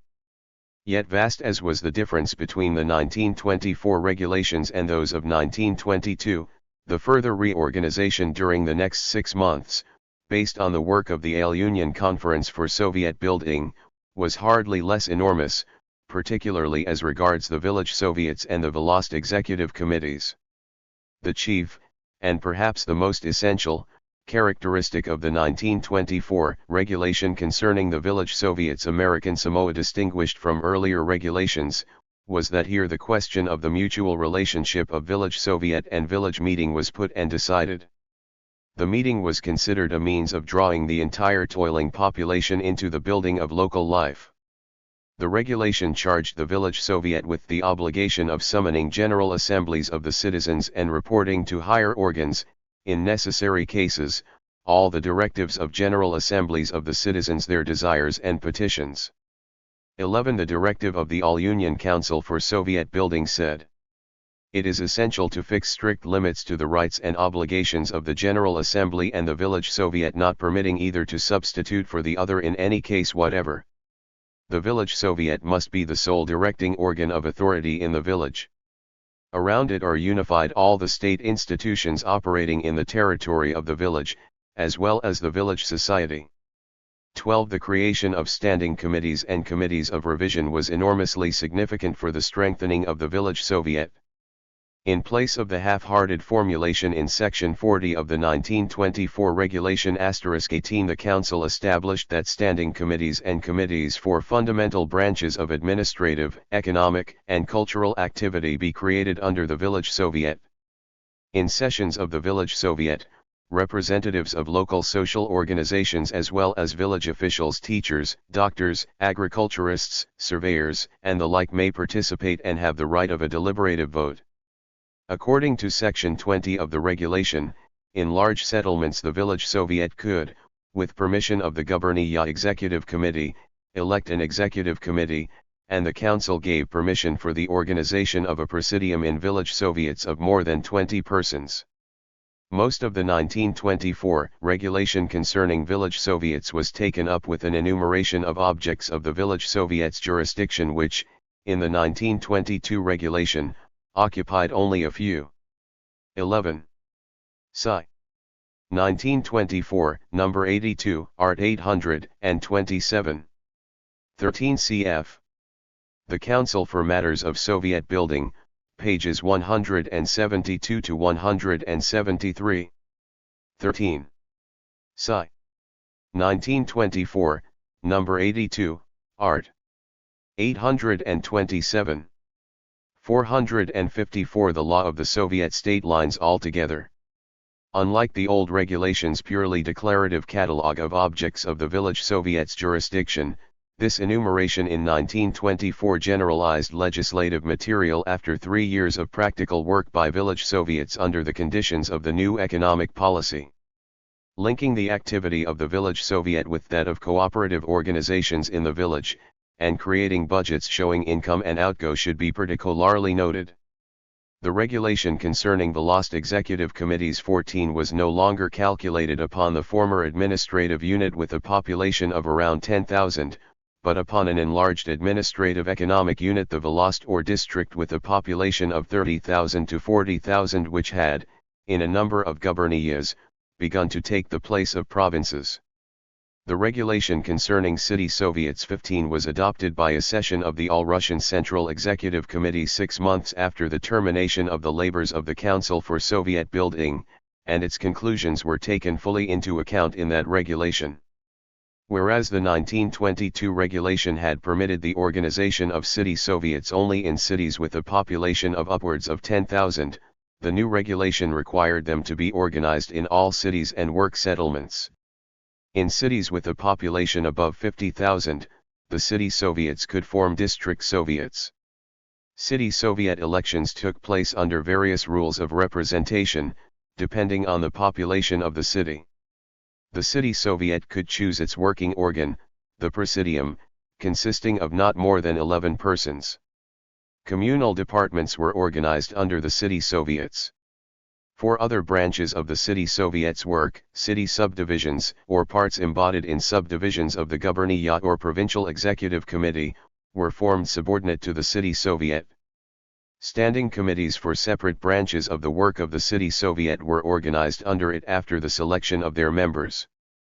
Members of trade unions and of other social organizations put forward by the latter to work in sections of the Soviet were eligible as section members. Members of sections were either attached individually to different city institutions and enterprises for work and control, or worked there in section brigades formed for a specific purpose. All city Soviets were required to have certain standing committees and could organize others as well. Directives of a standing committee were affirmed and put into practice through the Presidium of the Municipal Soviet. If the section were not in accord with the decision of the Presidium, the former had the right to present the question for consideration of the plenum of the Soviet. Under the new regulation, city Soviets had the rights of a juristic person, including the right to issue binding directives, to impose administrative levies, and to an independent municipal budget, and a broad jurisdiction in all branches of work concerned with city government, economy, and cultural building. The starting point of the development of the territorial organization of Soviets during the rehabilitation period was the 6th subdivision of the directive of the 8th All-Russian Congress of Soviets for Soviet Building. The All-Russian Congress of Soviets charges the Presidium of the All-Russian Central Executive Committee to accelerate the work of developing the new administrative economic division of the RSFSR principally on the basis of economic gravitation, to obligate all departments to finish their labors in the formation of districts within a month and to present them to the Administrative Commission under the All-Russian Central Executive Committee. 16 In another directive, concerning the working out of a regulation as to regional economic organs, 17 The 8th All-Russian Congress of Soviets entrusted to the Council of Labor and Defense the working out of such a regulation for the very next session of the All-Russian Central Executive Committee. On the basis of these directives, the Administrative Commission of the All-Russian Central Executive Committee proceeded to work out basis regulations which were adopted at the March, 1921, session of the committee. but in March the regulation concerning regional economic organs was published, which pointed out that these organs are created in order to reduce bureaucracy, accelerate the development in rural districts of measures which can and should be carried into effect by local decisions, and harmonize and intensify the activity of all the local economic organs functioning in the territory of a given region. 18 In March of the same year, a commission for the apportionment of districts was organized under the newly created State Planning Commission. To it passed the future working out of the problems of forming districts and of the entire scheme of territorial organization of the state mechanism with its new links, the district, the area, and the region. The organization and activity of regional economic organs, a prototype of the future administrative region in rural areas, were broadly developed in conformity with the network of districts designed by the State Planning Commission. In March, 1922, at the 11th Congress of the Bolshevik Worker Peasant Party, Lenin said in a political report to the Central Committee, "It is essential to broaden and develop the autonomy and the activity of the regional economic organs. We now have a division of Russia into regional districts based on scientific principles and taking into account economic and climatic conditions, ways of life, conditions of obtaining fuel and of local industry, and so on. District and regional economic organs are created on the basis of this division. Of course there will be particular corrections, but it is essential to elevate the authority of these regional economic organs." 19.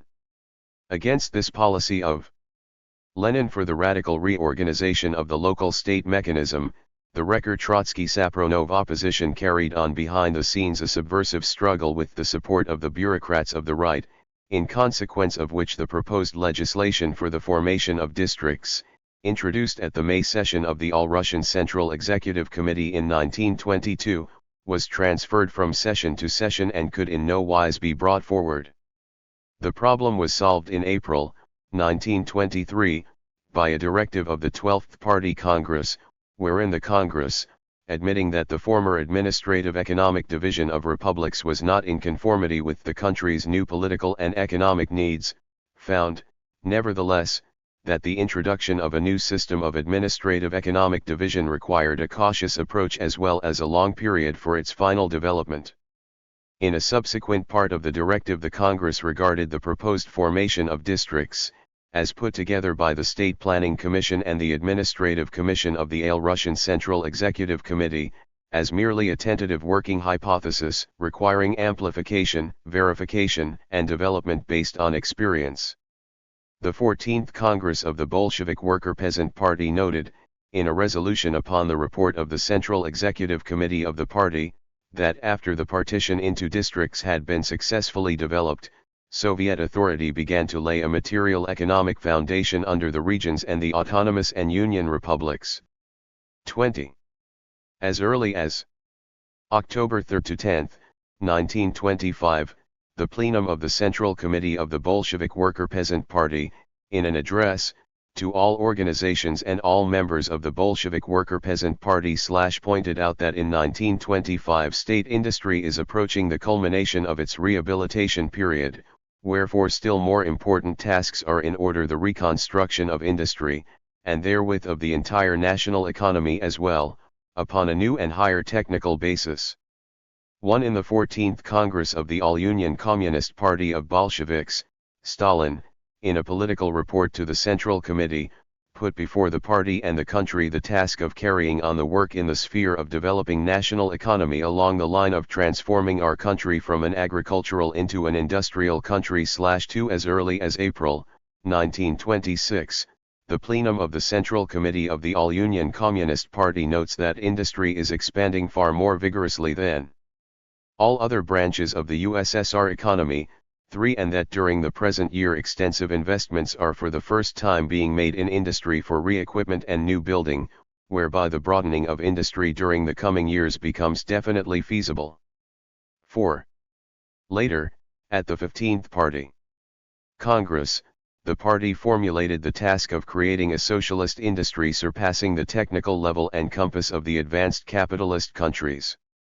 The task of industrializing the country put before the Soviets organization problems in the economic sphere, as well as in that of mass work, which were solved by the method of further developing the policy of resuscitating the Soviets in 1926. On this basis a number of special problems were put forward. Thus, the directive of the April plenum of the Central Committee of the party pointed out that it is necessary to cooperate in every way for the development of local industry, both state industry and that of individual handicraftsmen, working especially on local fuel. The development of local industry and the precise definition and strict observance of property rights of the Soviets were intimately interrelated, and accordingly, to regularize the matter, the Central Executive Committee of the USSR issued basic regulations concerning property rights of local Soviets. 5. According to paragraph 2 of those regulations, the distribution and redistribution, as between local Soviets of different grades, of property of local significance is accomplished by means of Union Republic legislation. These regulations established in numerous later points the basic rights granted to local Soviets in organizing and exploiting their enterprises, utilizing credit, and the like. In addition to this problem, a special problem, yet one of substantial importance for the Soviets, the tasks of developing industrialization put forward before them for solution more general problems of organization as well. The July resolution of the plenum of the Central Committee of the All-Union Communist Party relative to re-elections of the Soviets said, it is essential to accelerate the putting into practice of the new regulations concerning city Soviets, and to work out from beginning to end the new problems of their labor, particularly in cities with a negligible proletarian population. These issues were settled in accordance with the Soviet line only in 1928 to 1929 and, in the first instance, by the issuance by the USSR Central Executive Committee of the fundamental regulations as to organizing city Soviets of worker, peasant, and Red Army deputies in the USSR. 7. Confirming all the rights of the city Soviet set out in the 1925 regulations, the fundamental regulations of 1928 made those rights precise, pointing out that all enterprises, lands, and buildings within the pale of a city and of city significance must be confirmed in behalf of the city Soviets, further indicating a number of measures assuring the effectuation of this point. Article 20 is also of essential significance. It pointed out tie-in cities and worker settlements which are highly developed industrially, wherein the directive organs of state enterprises carry on a significant part of the functions of rendering cultural and economic service to the worker population. Legislation of the USSR and of the Union Republics whereto they appertain should assure to the city Soviets the directing influence in serving the workers' cultural and life needs by handing over to them that portion of the material resources, social cultural institutions, and enterprises of social enjoyment not indissolubly integrated with production. This permitted industrial enterprises to be relieved of such institutions as schools, hospitals, baths, and laundries, and allowed the city Soviet to intensify its service to production in respect of culture and living conditions. CZ 1929, No. 3, Art. 26-6 The All-Union Communist Party to be occupied in the broadest aid published in the journal The Authority of the Soviets, API, also in all editions of the collection Local Organs of Authority. 460 The Law of the Soviet Stat and Most Rational Way with City Economy and Aid to Production. The All-Russian Central Executive Committee issued a directive, concerning city Soviets of cities which are centers of territorial and regional unions and their interrelations with territorial and regional organs of authority. 9 As a rule, these city Soviets had been segregated from districts and were, as regards the election of deputies to the All-Russian Congress of Soviets, on an equality with district congresses. Their presidents could not at the same time be presidents of territorial executive committees. This directive sanctioned the creation by city Soviets of their own independent subdivisions, communal, finance, labor, trade, popular education, public health, and social security, and it was proposed to organize under their presidia a secretariat whose members included instructors in mass organization work.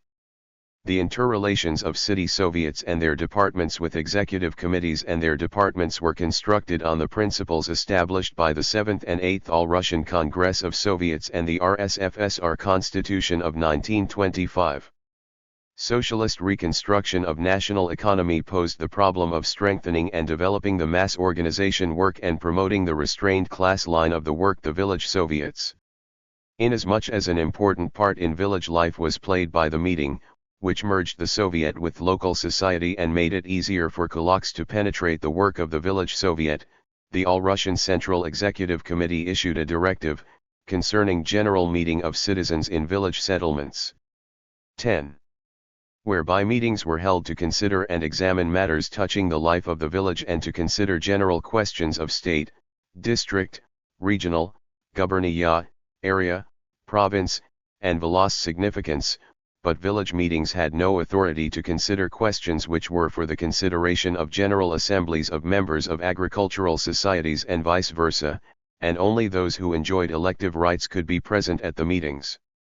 On March 21, 1927, the All-Russian Central Executive Committee and the RSFSR Council of People's Commissars affirmed the regulation concerning standing committees under district and Volost executive committees and village Soviets, 11 which were formed for separate branches of work to attract broad masses of the toilers into the practical work of the district executive committees and village Soviets and to work out in advance questions to be examined by them. Paragraph I contains a small but essential note inserted in 1931. Deputy groups are organized under kolkhozes or production sections of the big kolkhozes, or sovkhozes or significant industrial enterprises, if such there be within the territory of a village Soviet. 12. The role played by the agricultural standing committees of village Soviets constantly increased as the collectivization of agriculture proceeded. On December 10, 1929, the All-Russian Central Executive Committee and the RSFSR Council of People's Commissars affirmed the regulation of agricultural production councils under village Soviets, pointing out that agricultural production councils purpose to work out and promote measures for socialist reorganization of the agriculture of their district as well as for broadening the areas under crop, increasing harvest productivity, and developing animal husbandry and other branches of agriculture of their district in the sovkhozes and kolkhozes and in the poorest and middle economies also. They must prosecute their work on the basis of the class policy of Soviet authority. 18. Their structure was very broad inasmuch as they could comprise representatives of kolkhozes, sovkhozes and agricultural societies, delegates of women's assemblies, activists from young communist leagues, hirelings, poor and middle peasants, agronomists, teachers, doctors, and so on, in addition to members and candidates of the village Soviet. The council for guiding its work chose a bureau of from 5 to 7 persons and worked out a plan to accord with the plan of works of the village Soviet. The agricultural production councils played a great part, as the authoritative social mass organ of the village Soviet, in the social reorganization of the rural districts. The new territorial organization of local Soviets. The swiftly expanding industrialization of the Soviet Union intensified the principles of planned economy in the country, and therewith the positive significance of regional organizations economically homogeneous and of adequate economic strength with division thereof into area and particularly district links which had everywhere ousted the obsolete province-Volos system. In the middle of 1927, a great part of the RSFSR territory was already divided into regions. The presence of two systems of local organs of state authority created great difficulties in administration. To attain the utmost unification of the work of the inferior Soviet organs connected with the economically expanding village, the People's Commissariat of Worker-Peasant Inspection worked out the draft of a directive concerning a revision of the rights and obligations of local organs of Soviet administration. This draft was adopted by the All-Russian Central. 13. Sci.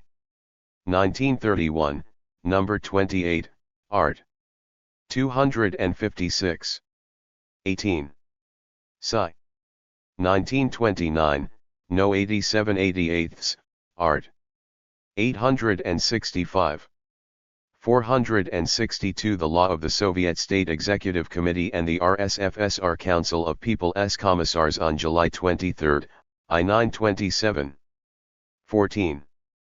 Embracing all the fundamental branches of economy and administration, the directive promoted a great decentralization of the work in the country districts, intensifying the operative functions of INFN organs, and relieving therefrom the superior organs, particularly the governing executive committees. In December 1927, an enactment of the 15th Congress of the All-Union Communist Party, concerning directives for the formation of a 5-year plan of national economy, pointed out that in order that planned guidance of the national economic life of the country may be as all-inclusive as possible, the Congress deems it necessary to complete the division of the entire country into districts during the course of the 5-year period immediately ensuing. This was in fact completed during the next 2 years. At a session on April 6, 1928, the All-Russian Executive Committee adopted a regulation concerning territorial, area and district congresses of Soviets and their executive committees. 15 hitherto only regulations concerning separate territories and regions had been in operation. The adoption of the single regulation for all territorial and regional unions proved that the division of the country into districts was already approaching completion. On February 25, 1929, the All-Russian Central Executive Committee extended the action of this regulation to area and district organs of areas and districts embodied in autonomous republics and autonomous territories.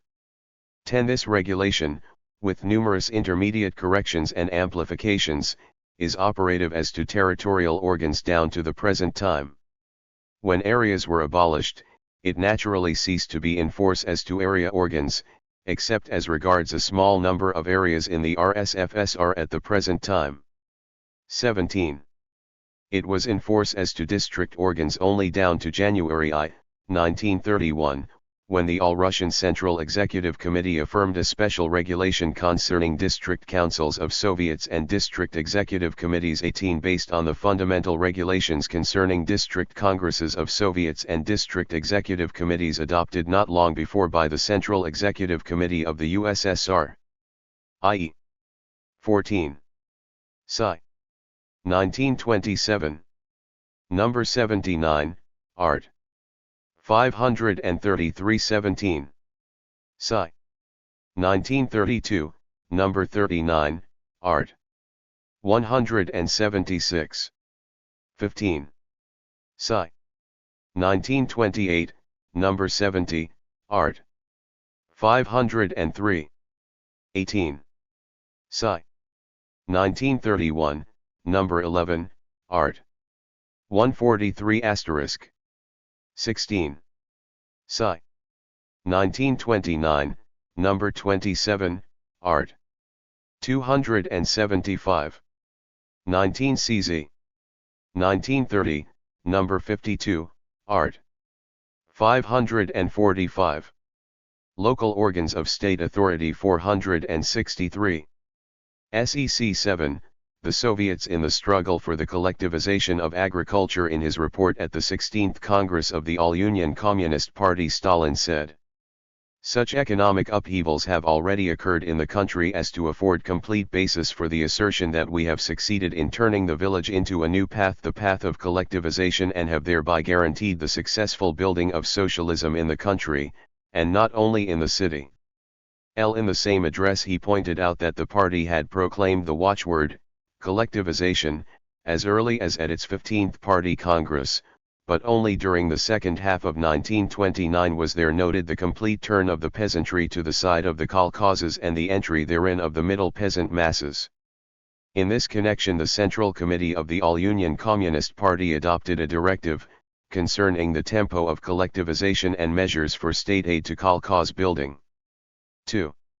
Reporting at the Party Council under the Central Committee of the Party. Molotov formulated the question of reorganizing the Soviets, which had failed to keep pace with life, and turning their faces toward the kolkhoz. Thereupon the Central Executive Committee of the USSR adopted a decision to summon an all-union council on the matter of the tasks of the Soviets in connection with collectivization. This council opened January 20, 1930. Agents set in motion by the kulaks, having wormed their way into the ranks of our party, sought to utilize the very successes of kolkhoz building against the Soviets, openly or covertly posing the question, were not the village Soviets needless in areas of complete collectivization where suppository-edly their functions could be carried on by the kolkhoz administrations? In the All-Union Council, with reference to the work of the Soviets in connection with collectivization, Kalinin and Kaganovich sternly rebuffed the novel liquidator creatures of the kulaks headed by Rossett. A directive of the Presidium of the Central Executive Committee of the USSR, concerning the new tasks of the Soviets in connection with the widely extended collectivization in the rural areas. 8. Issued and based on the labors of the Council, provided. All attempts to liquidate the village Soviets and to weaken or lower their directive role in connection with mass collectivization, whether overt or formally masked as an ostensible transfer of the rights of village Soviets to administrations of collective economies, all these attempts are essentially anti-Soviet, and reflect the moods of our class enemies, who seek to undermine the proletarian dictatorship and to weaken the power of its organs. Such liquidator efforts must be repulsed in the most decisive and pitiless fashion. The Council emphasized that village Soviets must stand at the head of the kolkhoz movement through active participation in putting together and carrying into effect production plans of the collective economies. Moreover, the role of the village Soviets must be particularly manifested in intensifying all the processes of socialization, of the correct organization of labor, and in seeing to it that the collective economies carry out all their obligations to the proletarian state. All this the village Soviets were obligated to perform on the condition that every farm laborer and poor peasant, together with the middle-class peasant, be drawn into daily work of the Soviets, liquidating the kulaks as a class, on the basis of complete collectivization.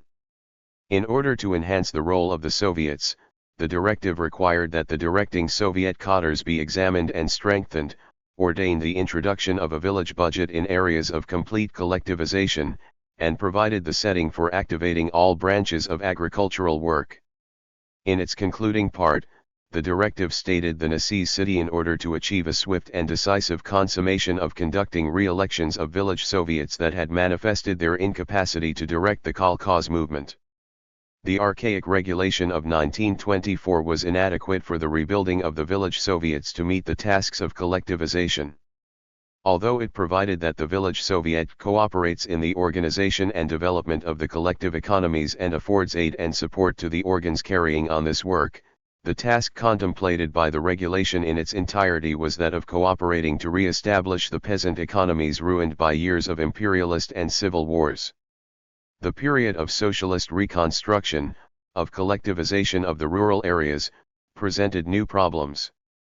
These, the turning of the village Soviet to face toward the kolkhoz, were also indicated in the basic regulations for organizing village Soviets in the USSR confirmed by the Presidium of the Central Executive Committee of the USSR on February 3, 1930 *, developing the principles set out in the directive of January 25, 1930, already considered. 5. In particular, Article 19 stated, independent budgets must be formed in all village Soviets and, in all districts of complete collectivization the village budgets must be introduced without fail beginning with the budget year 1930 at the January Party Conference under the Central Executive Committee of the All-Union Communist Party. Molotov spoke of the necessity of reorganizing the work of the Soviets in districts and regions. 6. This reorganization found its first expression in the new stage of district formation reorganization of the territorial arrangement of the Soviet state mechanism. In July, 1930, at the 16th Party Congress, Stalin said, "There can be no doubt that we could not have achieved the enormous work in reorganizing agriculture and advancing the kolkhoz movement if we had not promoted the formation of districts. The center of gravity of kolkhoz building is now shifted to the district organizations. Here the threads of kolkhoz building and of every other sort of economic work in the rural districts meet along the lines of cooperation and of the Soviets and of credit and of stores. 7. But the district lacks sufficient people and resources as well as the immediate guidance of the territory. The path to all this was blocked by the obsolete area which was eliminated by decision of the Central Party Committee as an unnecessary dividing wall between the region and the districts. In its resolution upon the report of the Central Party Committee, the 16th Party Congress pointed out that it completely and entirely approves the decision of the Central Committee concerning the abolition of areas and the strengthening of the district as the fundamental link of socialist building in the rural districts, which must result in the party-Soviet mechanism being brought decisively near to the village, to the kolkhozes, to the masses. 8. According to the decision of the Central Committee of the All-Union Communist Party, the liquidation of areas must be finished by October 1930. On October 13 the Central Executive Committee and the Council of People's Commissars of the USSR affirmed the basic regulations concerning district congresses of Soviets and district executive committees, 9 the introductory part of which stated that with the liquidation of areas and the transfer of their rights to districts, the latter becomes the most important link in the system of Soviet organs of authority and acquires exceptional significance in socialist reorganization, the economic and cultural advance of the village, the drive on the kulaks, and the struggle with bureaucracy. The most essential element in this regulation concerning district executive committees was that the jurisdiction given to area district committees by the 1928 regulation passed substantially to the districts.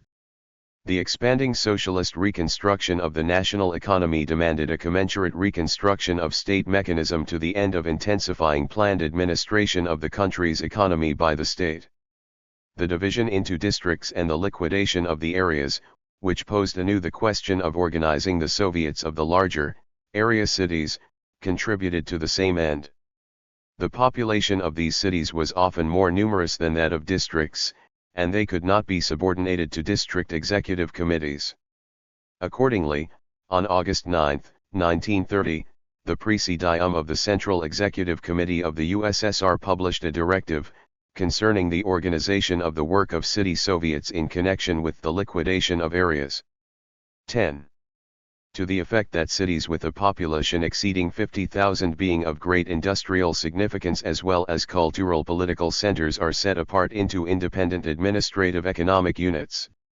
Their city Soviets are immediately subordinate to presidia of the Central Executive Committees of the USSR or of the Autonomous SSR, or to the corresponding executive committees of the territory. Into cities so set apart, contiguous village localities, within limits no greater than one district, could be incorporated. In these localities village Soviets are preserved, while at the same time their population takes part also in elections of the city Soviet, which forms its own independent mechanism to administer separate branches of government and economy. Great significance attached to paragraph 5 of the directive, which pointed out that numerous city social cultural institutions were relied upon to serve the rural and not only the city population, wherefore it was proposed that the Central Executive Committees of the Union Republics instruct the city Soviets as to how they could further minister to the social and cultural needs of the rural population nearest the cities. The same paragraph directed that the city Soviets form standing committees for work in the villages, to the end of intensifying the work of city Soviets in rural districts. This directive furnished the impulse for intensification of the city's patronage work over the village and along the Soviet line. To intensify the turning of city Soviets to face toward production, the All-Russian Central Executive Committee distributed a circular as to strengthening the patronage of factories and works over the state mechanism, stating that city Soviets and their standing committees must establish the closest connection with the patronage. Bre 10 CZ 1930, number 42, Art. 435. Local organs of state authority 457 Gades, giving heed at their conferences to communications of the worker brigades as to work done in control of the state mechanism, and that deputy groups in the enterprises must become advanced organizers of the mass patronage movement. And the successful development of the socialist reconstruction of the country intensified the part played by the city and the city economy. In June 1931, a plenum of the Central Committee of the All-Union Communist Party adopted a directive upon the report of Yanuaryevich concerning the Moscow city economy and the development of the USSR city economy, which stated: in the old industrial centers, whose growth during recent years has been tempestuous, the question of the development and reconstruction of city economy is not merely one of service to the toiling masses now living there, but also one of accommodating and shifting hundreds of thousands and millions of workers and serving their material and cultural needs. At the same time, the organization of the machine and tractor service stations of the big kolkhozes and sovkhozes, the liquidation of the areas, and the turning of numerous settlements into district centers, leads to the building of hundreds of new cities in the erstwhile settlements. All this in the aggregate puts before the party anew the problem of the city during the period of reconstruction, the problem of rebuilding old cities and building new ones. 12. The reconstruction and building of cities enhanced the significance of the work of city Soviets and required its reorganization as applied to the new tasks. The directive of the plenum of the Central Party Committee pointed out. City Soviets must as organs of proletarian authority in the cities so reorganize their work that deputies of the Soviets be drawn into each branch of city economy in the first instance for active participation in the work. Standing committees of city Soviets must actually carry into effect daily observance and guidance of the work in each branch of the city economy. It is essential to have done with the practice of triumphant parade sessions of plena of city Soviets. These plena must become centers for the efficient solution of questions of city economy on the basis of the hundreds and thousands of notes and suggestions of their electors. 18 great upheavals occurred in the organization and work of the city Soviets, attributable to these directives, intensifying their role in the socialist reconstruction of city and village alike. In particular, city Soviets, their standing committees, and deputy groups played an extremely notable part in promoting shock work and socialist emulation here. Such emulation developed not only as between the standing committees and the deputy groups within a city, but also as between different cities. Moreover, there were during this period a number of conferences of cities and districts to consummate agreements of socialist emulation which decidedly raised the work of a notable number of the cities. This work also attracted lower mass organizations of city Soviets, the quarter and street committees for city welfare, which were again developing strongly. On January 20, 1933, the All-Russian Central Executive Committee affirmed a new regulation concerning city Soviets. 14. Generalizing the directives and legislative acts previously issued and all the experience of the work of the city Soviets. As regards the scope of their rights, the objects of their jurisdiction, under this regulation the city Soviets possessed, within the limits of the city, rights and jurisdiction precisely like those of district executive committees after areas had been abolished. Numerous new elements were introduced into the organization of the city Soviets' work. To intensify the active role of their plena, exclusive jurisdiction was then established as to matters which must be necessarily considered by a Soviet plenum, including specifically, a plan of economic and of social and cultural building, a city budget and an accounting of the fulfillment thereof, the effecting of loans, a draft of a general replacing of the city, a plan of the city Soviet's work, an account of the activity of the Presidium of the City Soviet, a report of the mandate commission of the City Soviet, and a report as to the execution of mandates of the electors. If, between sessions of the plenum, the Presidium of a City Soviet had to adopt a directive on any of these matters within the exclusive jurisdiction of the plenum, it must at the very next sitting of the Soviet present such directive for confirmation by the plenum.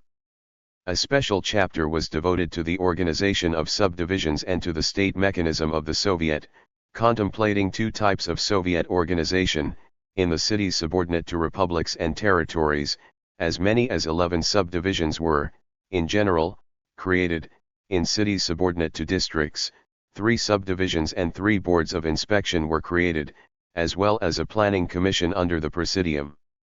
In defining the jurisdiction of sections of the City Soviet, the essential point is that the directive of the plenum of the City Soviet can charge the standing committees with fulfillment of the individual obligations of the City Soviet departments and boards of inspection. There is also the instruction that in order that they may be put into practice, decisions of a standing committee, reached within the limits of its jurisdiction, are transferred to the supervisors of departments and the heads of the boards of inspection. If he disagrees with the decision of the standing committee, such supervisor or head may, within 5 days, transfer the question to be decided by the president or of the Presidium of the City Soviet. If a standing committee disagrees with a directive of the Presidium of the City Soviet, the former can transfer the matter to be decided by the plenum of the City Soviet. A special chapter is devoted to deputy groups, which are regarded as cells of the City Soviets in enterprises through which the City Soviet organizes the workers to struggle for better fulfillment of production tasks, and attracts collectives of the toilers of the given enterprise to participate in the work of the City Soviet. Cart. 36. At the beginning of the period under review, at the December, 1930, plenum of the Central Committee of the All-Union Communist Party, it was pointed out in a resolution concerning re-elections of the Soviets that the work of the Soviets can be reorganized only on the basis of elevating the Soviets' role as pilots of the general party line, which is irreconcilably hostile as regards the right and the left. Opportunism alike. 15. In the years immediately following, the role of the Soviets as pilots of the general party line increased notably, and they were measurably instrumental in assuring the success of the party policy in the rural districts. Further attacks along the entire front in the struggle to build socialism, however, required Bolshevik organization to attain still higher levels. At the 17th Party Congress, Stalin pointed out that after the correct political line has been given, organization work decides everything, including the fate of the political line itself, its fulfillment or frustration. 16. And demanded that organization guidance be elevated to the level of political guidance. 1. Stalin's point as applied to the matter of Soviet building was also broadly developed in Kaganovich's address upon organization questions at this Congress. A directive of the 17th Party Congress, pursuant to this report, upon organization measures in the field of Soviet building ordained with reference to the Soviets, abolition of building all Soviet economic mechanisms according to the functional system and the rebuilding thereof on the production territorial basis, starting from the lower production links and ending with the people's commissariats, elevation of the role and obligations of local, regional, territorial, and republic organs of authority, especially in developing local industry and agriculture, replacement of authorized people's commissariats in regions and territories by creating regional and territorial administrations for heavy and light industry and for other branches of industry, having charged them with the obligation to administer all local industry and at the same time carry out the mandates of the appropriate people's commissar. And entrusting to the Central Committee the concrete working out of organizing the administration of local industry and representing Union industrial people's commissariats in the rural areas. 18. The same directive ordained, along the line of mass Soviet organizations, the organization of mass control of the work of administrative organs, stern criticism by the masses of bureaucratic ulcers and mechanical shortcomings, expansion of the network of standing committees of Soviet and deputy groups in enterprises and in the settlements, the organization of sub-district and precinct groups of deputies of the Soviets in the large cities, special attention to the drawing of activist women into the work of Soviets and their standing committees sections, and the extension and qualitative improvement of the patronage of enterprises over state institutions and of socialist compatibility of work therein with work in production. 19. On the basis of directives of the Party Congress of May 27, 1934, the Central Executive Committee of the USSR adopted a directive concerning organization work of the Soviets, which made the party injunctions definite along this line. 20. It proposed that executive committees and Soviets assure the expansion of standing committees and deputy groups as the basic forms of drawing the masses into the work of the Soviets, turning them ever more and more into a mass mechanism for carrying out the decisions of the party and the government in the various branches of socialist building. The number of standing committees was to be increased according to a definite enumeration by city Soviets up to 12, and by village Soviets up to 9, in conformity with local conditions. Thereafter the network of deputy groups, unifying the Soviet party members, was to be more broadly developed in all enterprises and institutions being created, even if there were but one deputy present. In cities whose population exceeded 100,000, territorial deputy groups were to be organized according to the domicile of the deputies, sub-district groups if there were district Soviets, otherwise precinct groups. Sessions of plena of standing committees and deputy groups were arranged to be held on the same days throughout the country.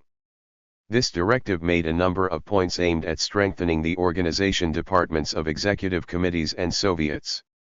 By way of overcoming functionalism and bringing essentially homogeneous work to a focus, it established that, as a rule, work on cadres of Soviets, accounting information work, and work on matters of administrative territorial division and on rationalizing and improving the mechanism of executive committees and Soviets must be concentrated in the organization departments. It also set apart instructor groups, working under the immediate direction of the president of the district executive committee or municipal Soviet, in place of organization subdivisions in district executive committees and city Soviets.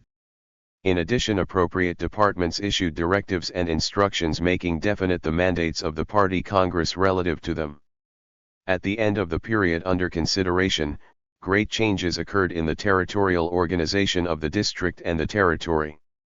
In connection with the difficulties of the colossal work in the socialist reorganization of agriculture being achieved within a brief period, the plenum of the Central Committee of the All-Union Communist Party adopted in January 1933, a decision concerning the organization of political subdivisions in the machine and tractor service stations and the sovkhozes. Stalin's speech, at the same plenum of the Central Committee, disclosed the shortcomings of work in the rural districts and pointed out that political subdivisions of machine and tractor service stations and sovkhozes are among the decisive means whereby these shortcomings may be eliminated in the very shortest time. 21. Stalin's words were justified.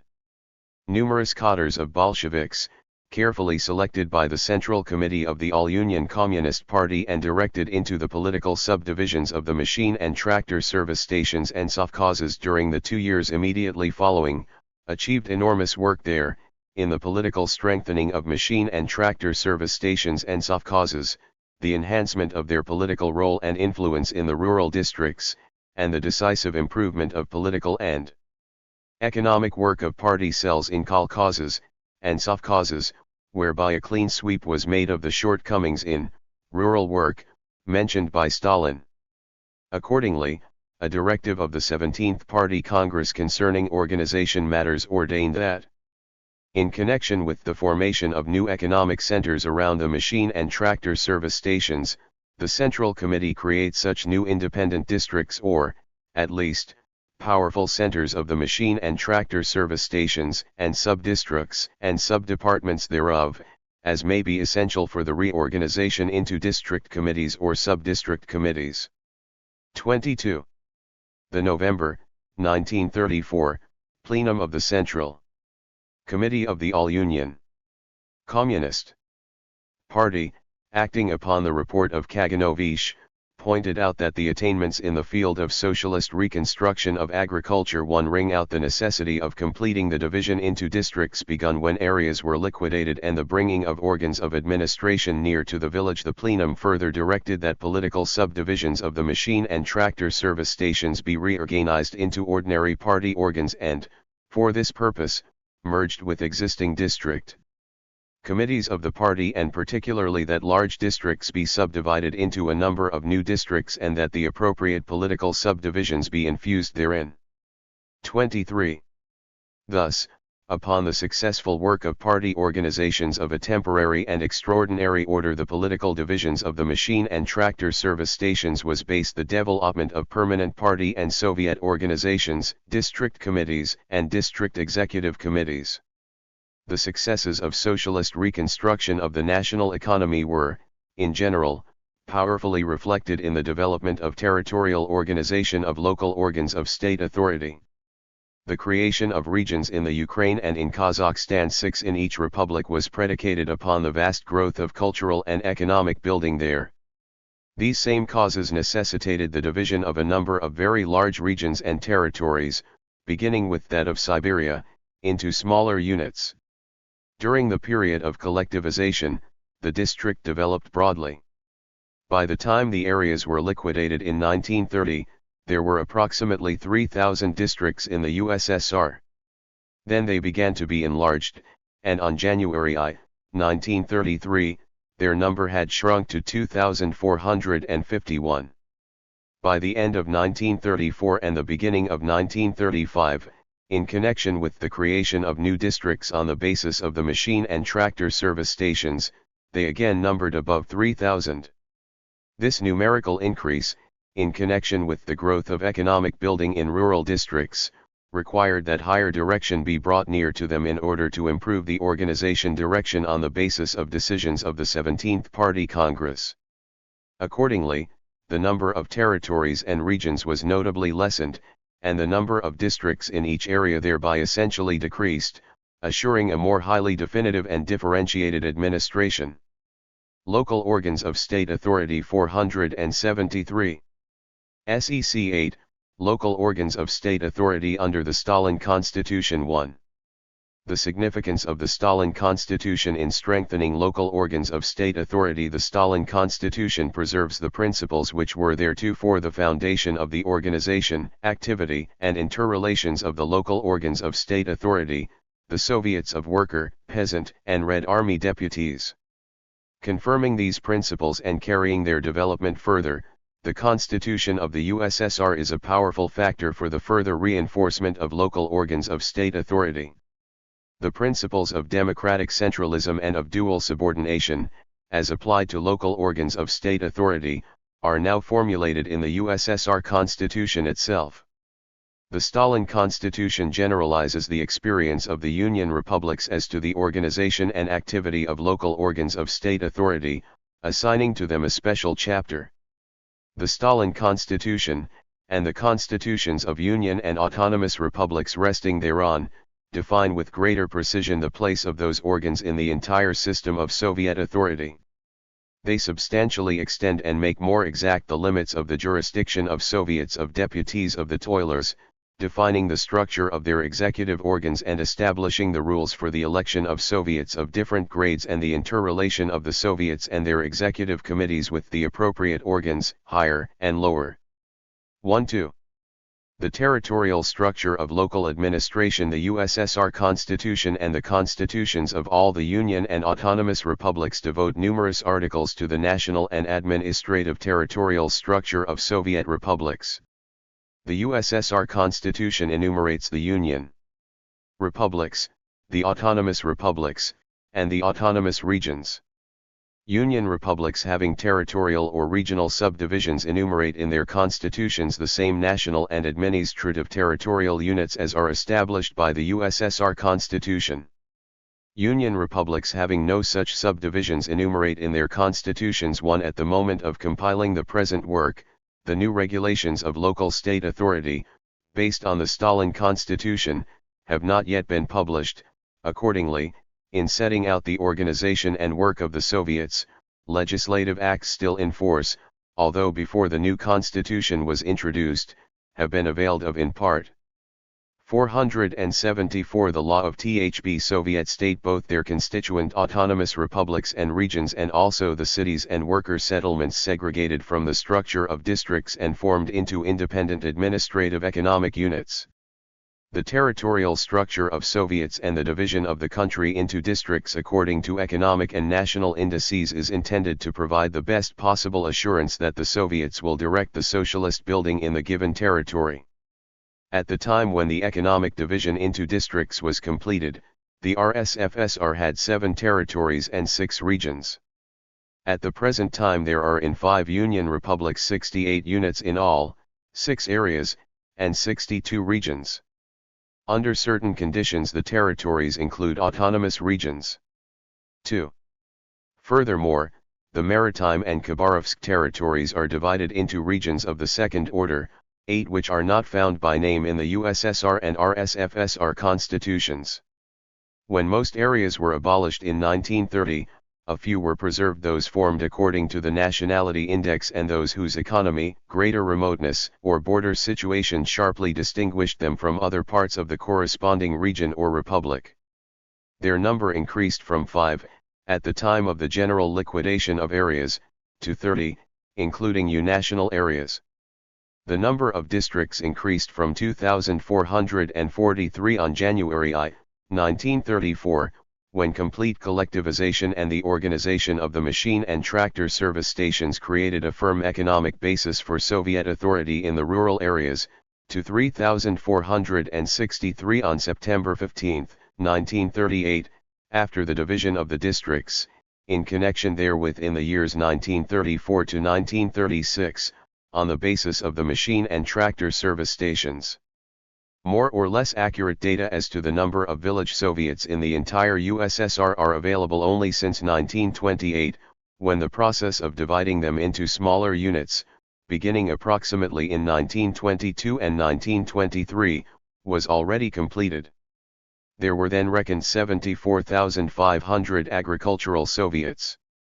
Later they shrank to 68,209 in 1931 and 62,824 in 1934. In recent years this consolidation has stopped and some increase in the number of agricultural Soviets was actually contemplated. On September 15, 1938, there were 63,036 in the USSR. 3. Directive of the All-Russian Central Executive Committee and RSFSR Council of People's Commissars, Sci. 1928, number 137, Art 889. 4. Decree of the Presidium of the USSR Supreme Soviet. Local organs of state authority 475. When areas were abolished, a notable number of cities, 157 out of a total of 711, were not incorporated in districts but remained administratively and economically independent units. Moreover, village localities were united with many of them. With regard to these, the city Soviets functioned as district organs of authority. 4. At the end of 1931 the number of such cities was defined as 93 units. By 1937 the number had increased to 130. Now, with the complication and differentiation of city and village economy alike, these village suburban localities are either segregated into independent districts or united with the nearest districts. On September 15, 1938, there were reckoned, in the USSR, 807 cities, 709 worker settlements, and 200 acknowledged settlements of the city type. Of the cities separated from districts, 92 include village territory within their boundaries. More than 70 of the largest cities are divided into districts having their district Soviets of deputies of the toilers. In some of them there are such Soviets only in particular sections of the city whose direct administration by the city Soviet entails some sort of difficulty. The total number of such districts in cities is by now upwards of 27,006. In addition to the 22 autonomous republics and 9 autonomous regions of the USSR, formed in accordance with the Nationality Index, there are in the RSFSR 11 national areas set off on the same basis. Where there is the possibility that nationally homogeneous districts and village Soviets may be formed in the districts, they are organized even though the population or territory of such districts or village Soviets be somewhat less than the rest. In 1934 the number of national districts inhabited by national minorities was upwards of 250, and of national village Soviets upwards of 5,300. Establishing the method of changing the existing network of national and administrative territorial units, the USSR Constitution provides, as to objects within the jurisdiction of the USSR, affirmation of the formation of new territories and regions as well as of new autonomous republics which are constituent parts of Union republics. All Union republics comprising autonomous republics and regions include within their jurisdiction the affirmation of the boundaries and district division thereof. The constitutions of Union republics include within the jurisdiction of the republic the establishment of boundaries and of district division of territories and regions if such there are, otherwise the boundaries of areas and districts. Constitutions of all autonomous republics include within their jurisdiction the establishment of the division of the republic into districts as well as of boundaries of districts and cities, their decisions to be referred for confirmation to the Supreme Soviet of the appropriate Union republic. At the present time the links in the organization of local organs of state authority are basically the 6 enumerated in the STOM Constitution: Soviets of Deputies of the Toilers territorial and regional, of autonomous regions, of areas, of districts, of cities, and of rural localities. Constitutions of Union republics speak also of one further additional link on the same level with them: district soviets in the cities. City soviets are in turn divided into two types, those subordinate to a district and those set off from districts into independent administrative economic units, subordinate immediately to one of the higher local soviets of deputies of the toilers rather than to the district soviets. Some of the soviets of cities set off from districts, in their turn, administer directly or through their district soviets the village soviets of village territory united with the city. The structure of certain administrative territorial units includes autonomous regions, in connection with which such division acquires the name of territory. As is shown by its very name, an autonomous region is organized on the basis of nationality. Soviets of deputies of the toilers of autonomous regions are independent of territorial organs of authority in numerous branches of administration, the bounds of this autonomy being defined by special regulations peculiar for each autonomous region. The autonomous region, like the entire territory, is divided into districts, cities, and village soviets. The regional soviets of the Primorsk and Khabarovsk territories are somewhat peculiar. In other territories the territorial soviets are in immediate direction of the district soviets and in part the city soviets only. The constituent regions of the Maritime and Khabarovsk territories differ from all other regions in that they are not immediately within the structure of any Union republic. In Far Eastern conditions, territories must be divided into parts whose soviets possess almost the same rights as do all other regions not, however, being immediately within the structure of any Union republic but within that of a territory unifying an entire group of regions having homogeneous conditions. These regions, like all others, are divided into districts, cities, and village soviets. Areas formerly a normal unit of Soviet territorial organization are exceptional at the present time. They are formed on the basis of nationality, where there are several adjacent and nationally homogeneous districts, and in a number of republics by reason of special conditions obtaining in the constituent districts. A district is the most widely extended link of Soviet territorial organization.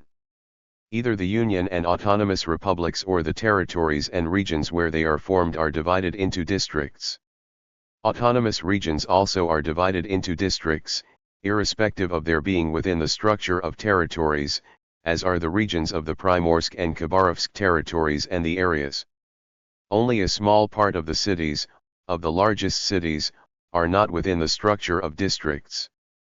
The district is thus so situated as to have become the nexus of socialist building in the rural areas. This was in fact the aim of the liquidation of areas carried through in 1930, to make the district into such a nexus even if it meant turning over to it the rights and obligations, the material possibilities, and even the individual structure of the liquidated area organs. It is the district organs that enact all the measures of the higher organs of state authority and administration applicable to the village and to small cities. The local system consists most frequently of 3 links, sometimes there are only 2 links, and relatively rarely are there as many as 4 or 5 links, chiefly in autonomous regions and national areas. The greatest number of links is to be found in the national areas which are component parts of the regions of the Khabarovsk territory, where such exceptional circumstances obtain that only the 5-link system guarantees that their toiling population will be broadly drawn into the building of socialism.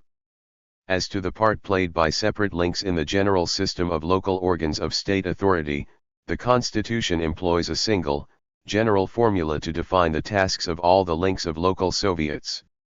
This does not, of course, mean that each Soviet exercises identical functions within its territory irrespective of its significance. In the performance of these tasks each has its own perfectly definite jurisdiction. Territorial and regional Soviets occupy first place among local organs of state authority. They are the highest of such organs and the task of correctly advancing Soviet policy within the limits of the territory or region rests upon them in the first instance. Territorial Soviets are chiefly planning and regulating organs. Unlike them, almost all the institutions, enterprises, and organizations of district or village significance are directly subordinate to district organs, whereby the latter become for the most part operative organs, the more so that their constituent village Soviets have no differentiated network of their own institutions and enterprises. Such a measure as that transferring the maintenance of schools completely to village Soviets showed that the latter cannot as a rule cope with the task, and the law is now abrogated. The purpose of relieving the village Soviets from the duties of computing and collecting taxes, insurance payments, and compulsory agricultural deliveries 7 was to focus all their work upon organization of the masses to carry out the tasks of socialist building in the rural areas, and guidance of the mounting improvement of cultural and living conditions there. The tasks of the city Soviets in serving the masses, in respect of cultural and living conditions, and organizing them were similarly brought into sharp focus considerably earlier, and important results in this direction are already at hand. Side by side with their immediate tasks of serving the city population, city Soviets of deputies of the toilers, as representatives of the vanguard of the toiling proletariat, prosecute their work also among the rural population surrounding the city. This work is of the most diverse forms: direct addition to the city of the nearest agricultural territories, expanding the sovkhozes, increasing the compulsory agricultural deliveries, ministering to the village through city institutions and enterprises, aid through patronage, and the like. 3 objects of jurisdiction apropos of the new tasks which had arisen in the course of the socialist construction associated with the basic building of socialism in the USSR. The reorganization of the work of all the Soviets began as early as 1934, founded on decisions of the 17th Congress of the All-Union Communist Party, when an all-union law, concerning organization measures in the field of Soviet and Eco 7 CZ. 1937, number 22, Art. 85. Local Organs of State Authority 479 Nomic Building, was issued. 8. This proposed in particular, to enlarge the rights and obligations of local organs, regional, territorial, and republic, in the development of local industry and agriculture, to intensify the vital guidance of lower organs and the furnishing of practical aid thereto, to reinforce mass control over the work of administrative organs, and to employ all means to assure that the masses are drawn into the struggle against the bureaucratic ulcers and shortcomings of the state mechanism, to broaden the net of Soviet standing committees and deputy groups in enterprises and in the villages, and to organize sub-district and precinct groups of deputies of the Soviets in the large cities, with particular emphasis upon drawing women activists, workers, and kolkhoz members into this work, to hand over to the trades unions preponderant rights in enterprises and direction of the organs in control of trade organizations, and to promote the patronage of enterprises over state institutions and the socialist compatibility of work in production with work in state institutions. As stated previously, the statute, concerning the organization work of the Soviets 9, developed the foregoing statute chiefly along the line of the Soviets' mass organization work. It gave a model schedule of standing committees of city and village Soviets, pointed out the method of organizing standing committees, and indicated their structure and general problems, as well as the method of organizing deputy groups, both production and territorial, and their problems, and established a single Soviet day, and settled the basic obligations of deputies, members of standing committees, deputy groups, and the like. The Stalin Constitution defines the objects of jurisdiction of local organs of state authority. They direct the activity of administrative organs subordinate to them, assure the maintenance of public order, the observance of laws and the protection of civil rights, guide local building, economic and cultural, and establish the local budget. Comparison of these functions with those of the Soviets as enumerated in earlier constitutions of individual Union republics shows that the Stalin Constitution generalizes and confirms the best models of local Soviets' organization and activity. In Article 98 it speaks specifically of laws of the USSR and of Union republics, defining the rights within whose limits Soviets of the toilers' deputies can adopt their decisions and issue their orders. The most essential change in the organizational structure of local organs of Soviet authority is the line of demarcation separating organs of authority Soviets of deputies of the toilers from organs of administration executive committees. Under the Stalin Constitution, the latter become merely the executive and administrative organs of Soviets of the deputies of the toilers, hence the necessity of drawing the line between the functions of the Soviets and those of the executive organs. The Stalin Constitution and the constitutions of the Union and autonomous republics built on its foundation give the basis of such demarcation, to be developed by subsequent legislation in conformity with Article 98 of the Stalin Constitution. The boundary between objects within the jurisdiction of Soviets of the deputies of the toilers and those within the jurisdiction of their executive committees is drawn on the basis of the schedule previously cited of objects within the jurisdiction of Soviets of deputies of the toilers and the definition of executive committees as executive and administrative organs of these Soviets, elected by them and accountable to them, pursuant to Articles 99 and 101 of the Stalin Constitution.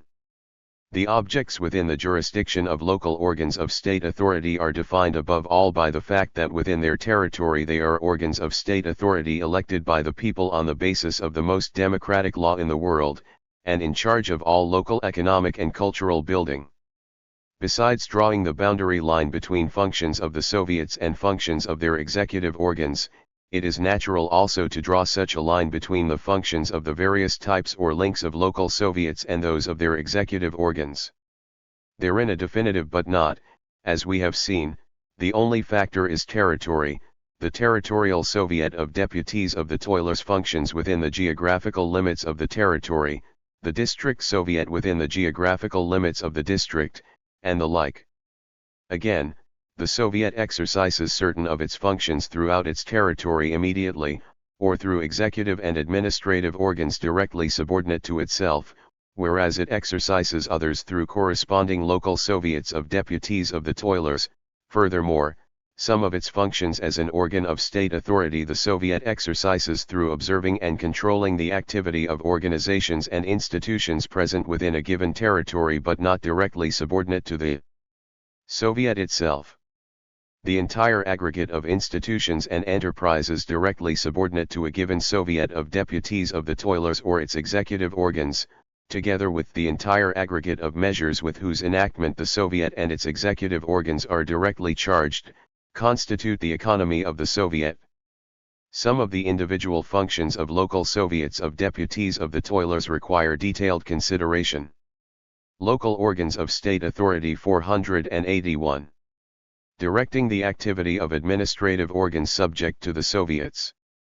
The administrative organs in territories, regions, and other links of the administrative territorial organization are the executive and administrative organs created by the appropriate Soviets of deputies of the toilers, their executive committees. These are directly accountable to the Soviet which selected them, an assurance that the Soviets can guide their activity. Constitutions of Union and autonomous republics fortify this proposition by their emphasis upon the analogous subordination to Soviets of deputies of the toilers of all the subdivisions thereof which are under the immediate direction of the appropriate executive committee. Assuring the preservation of state order.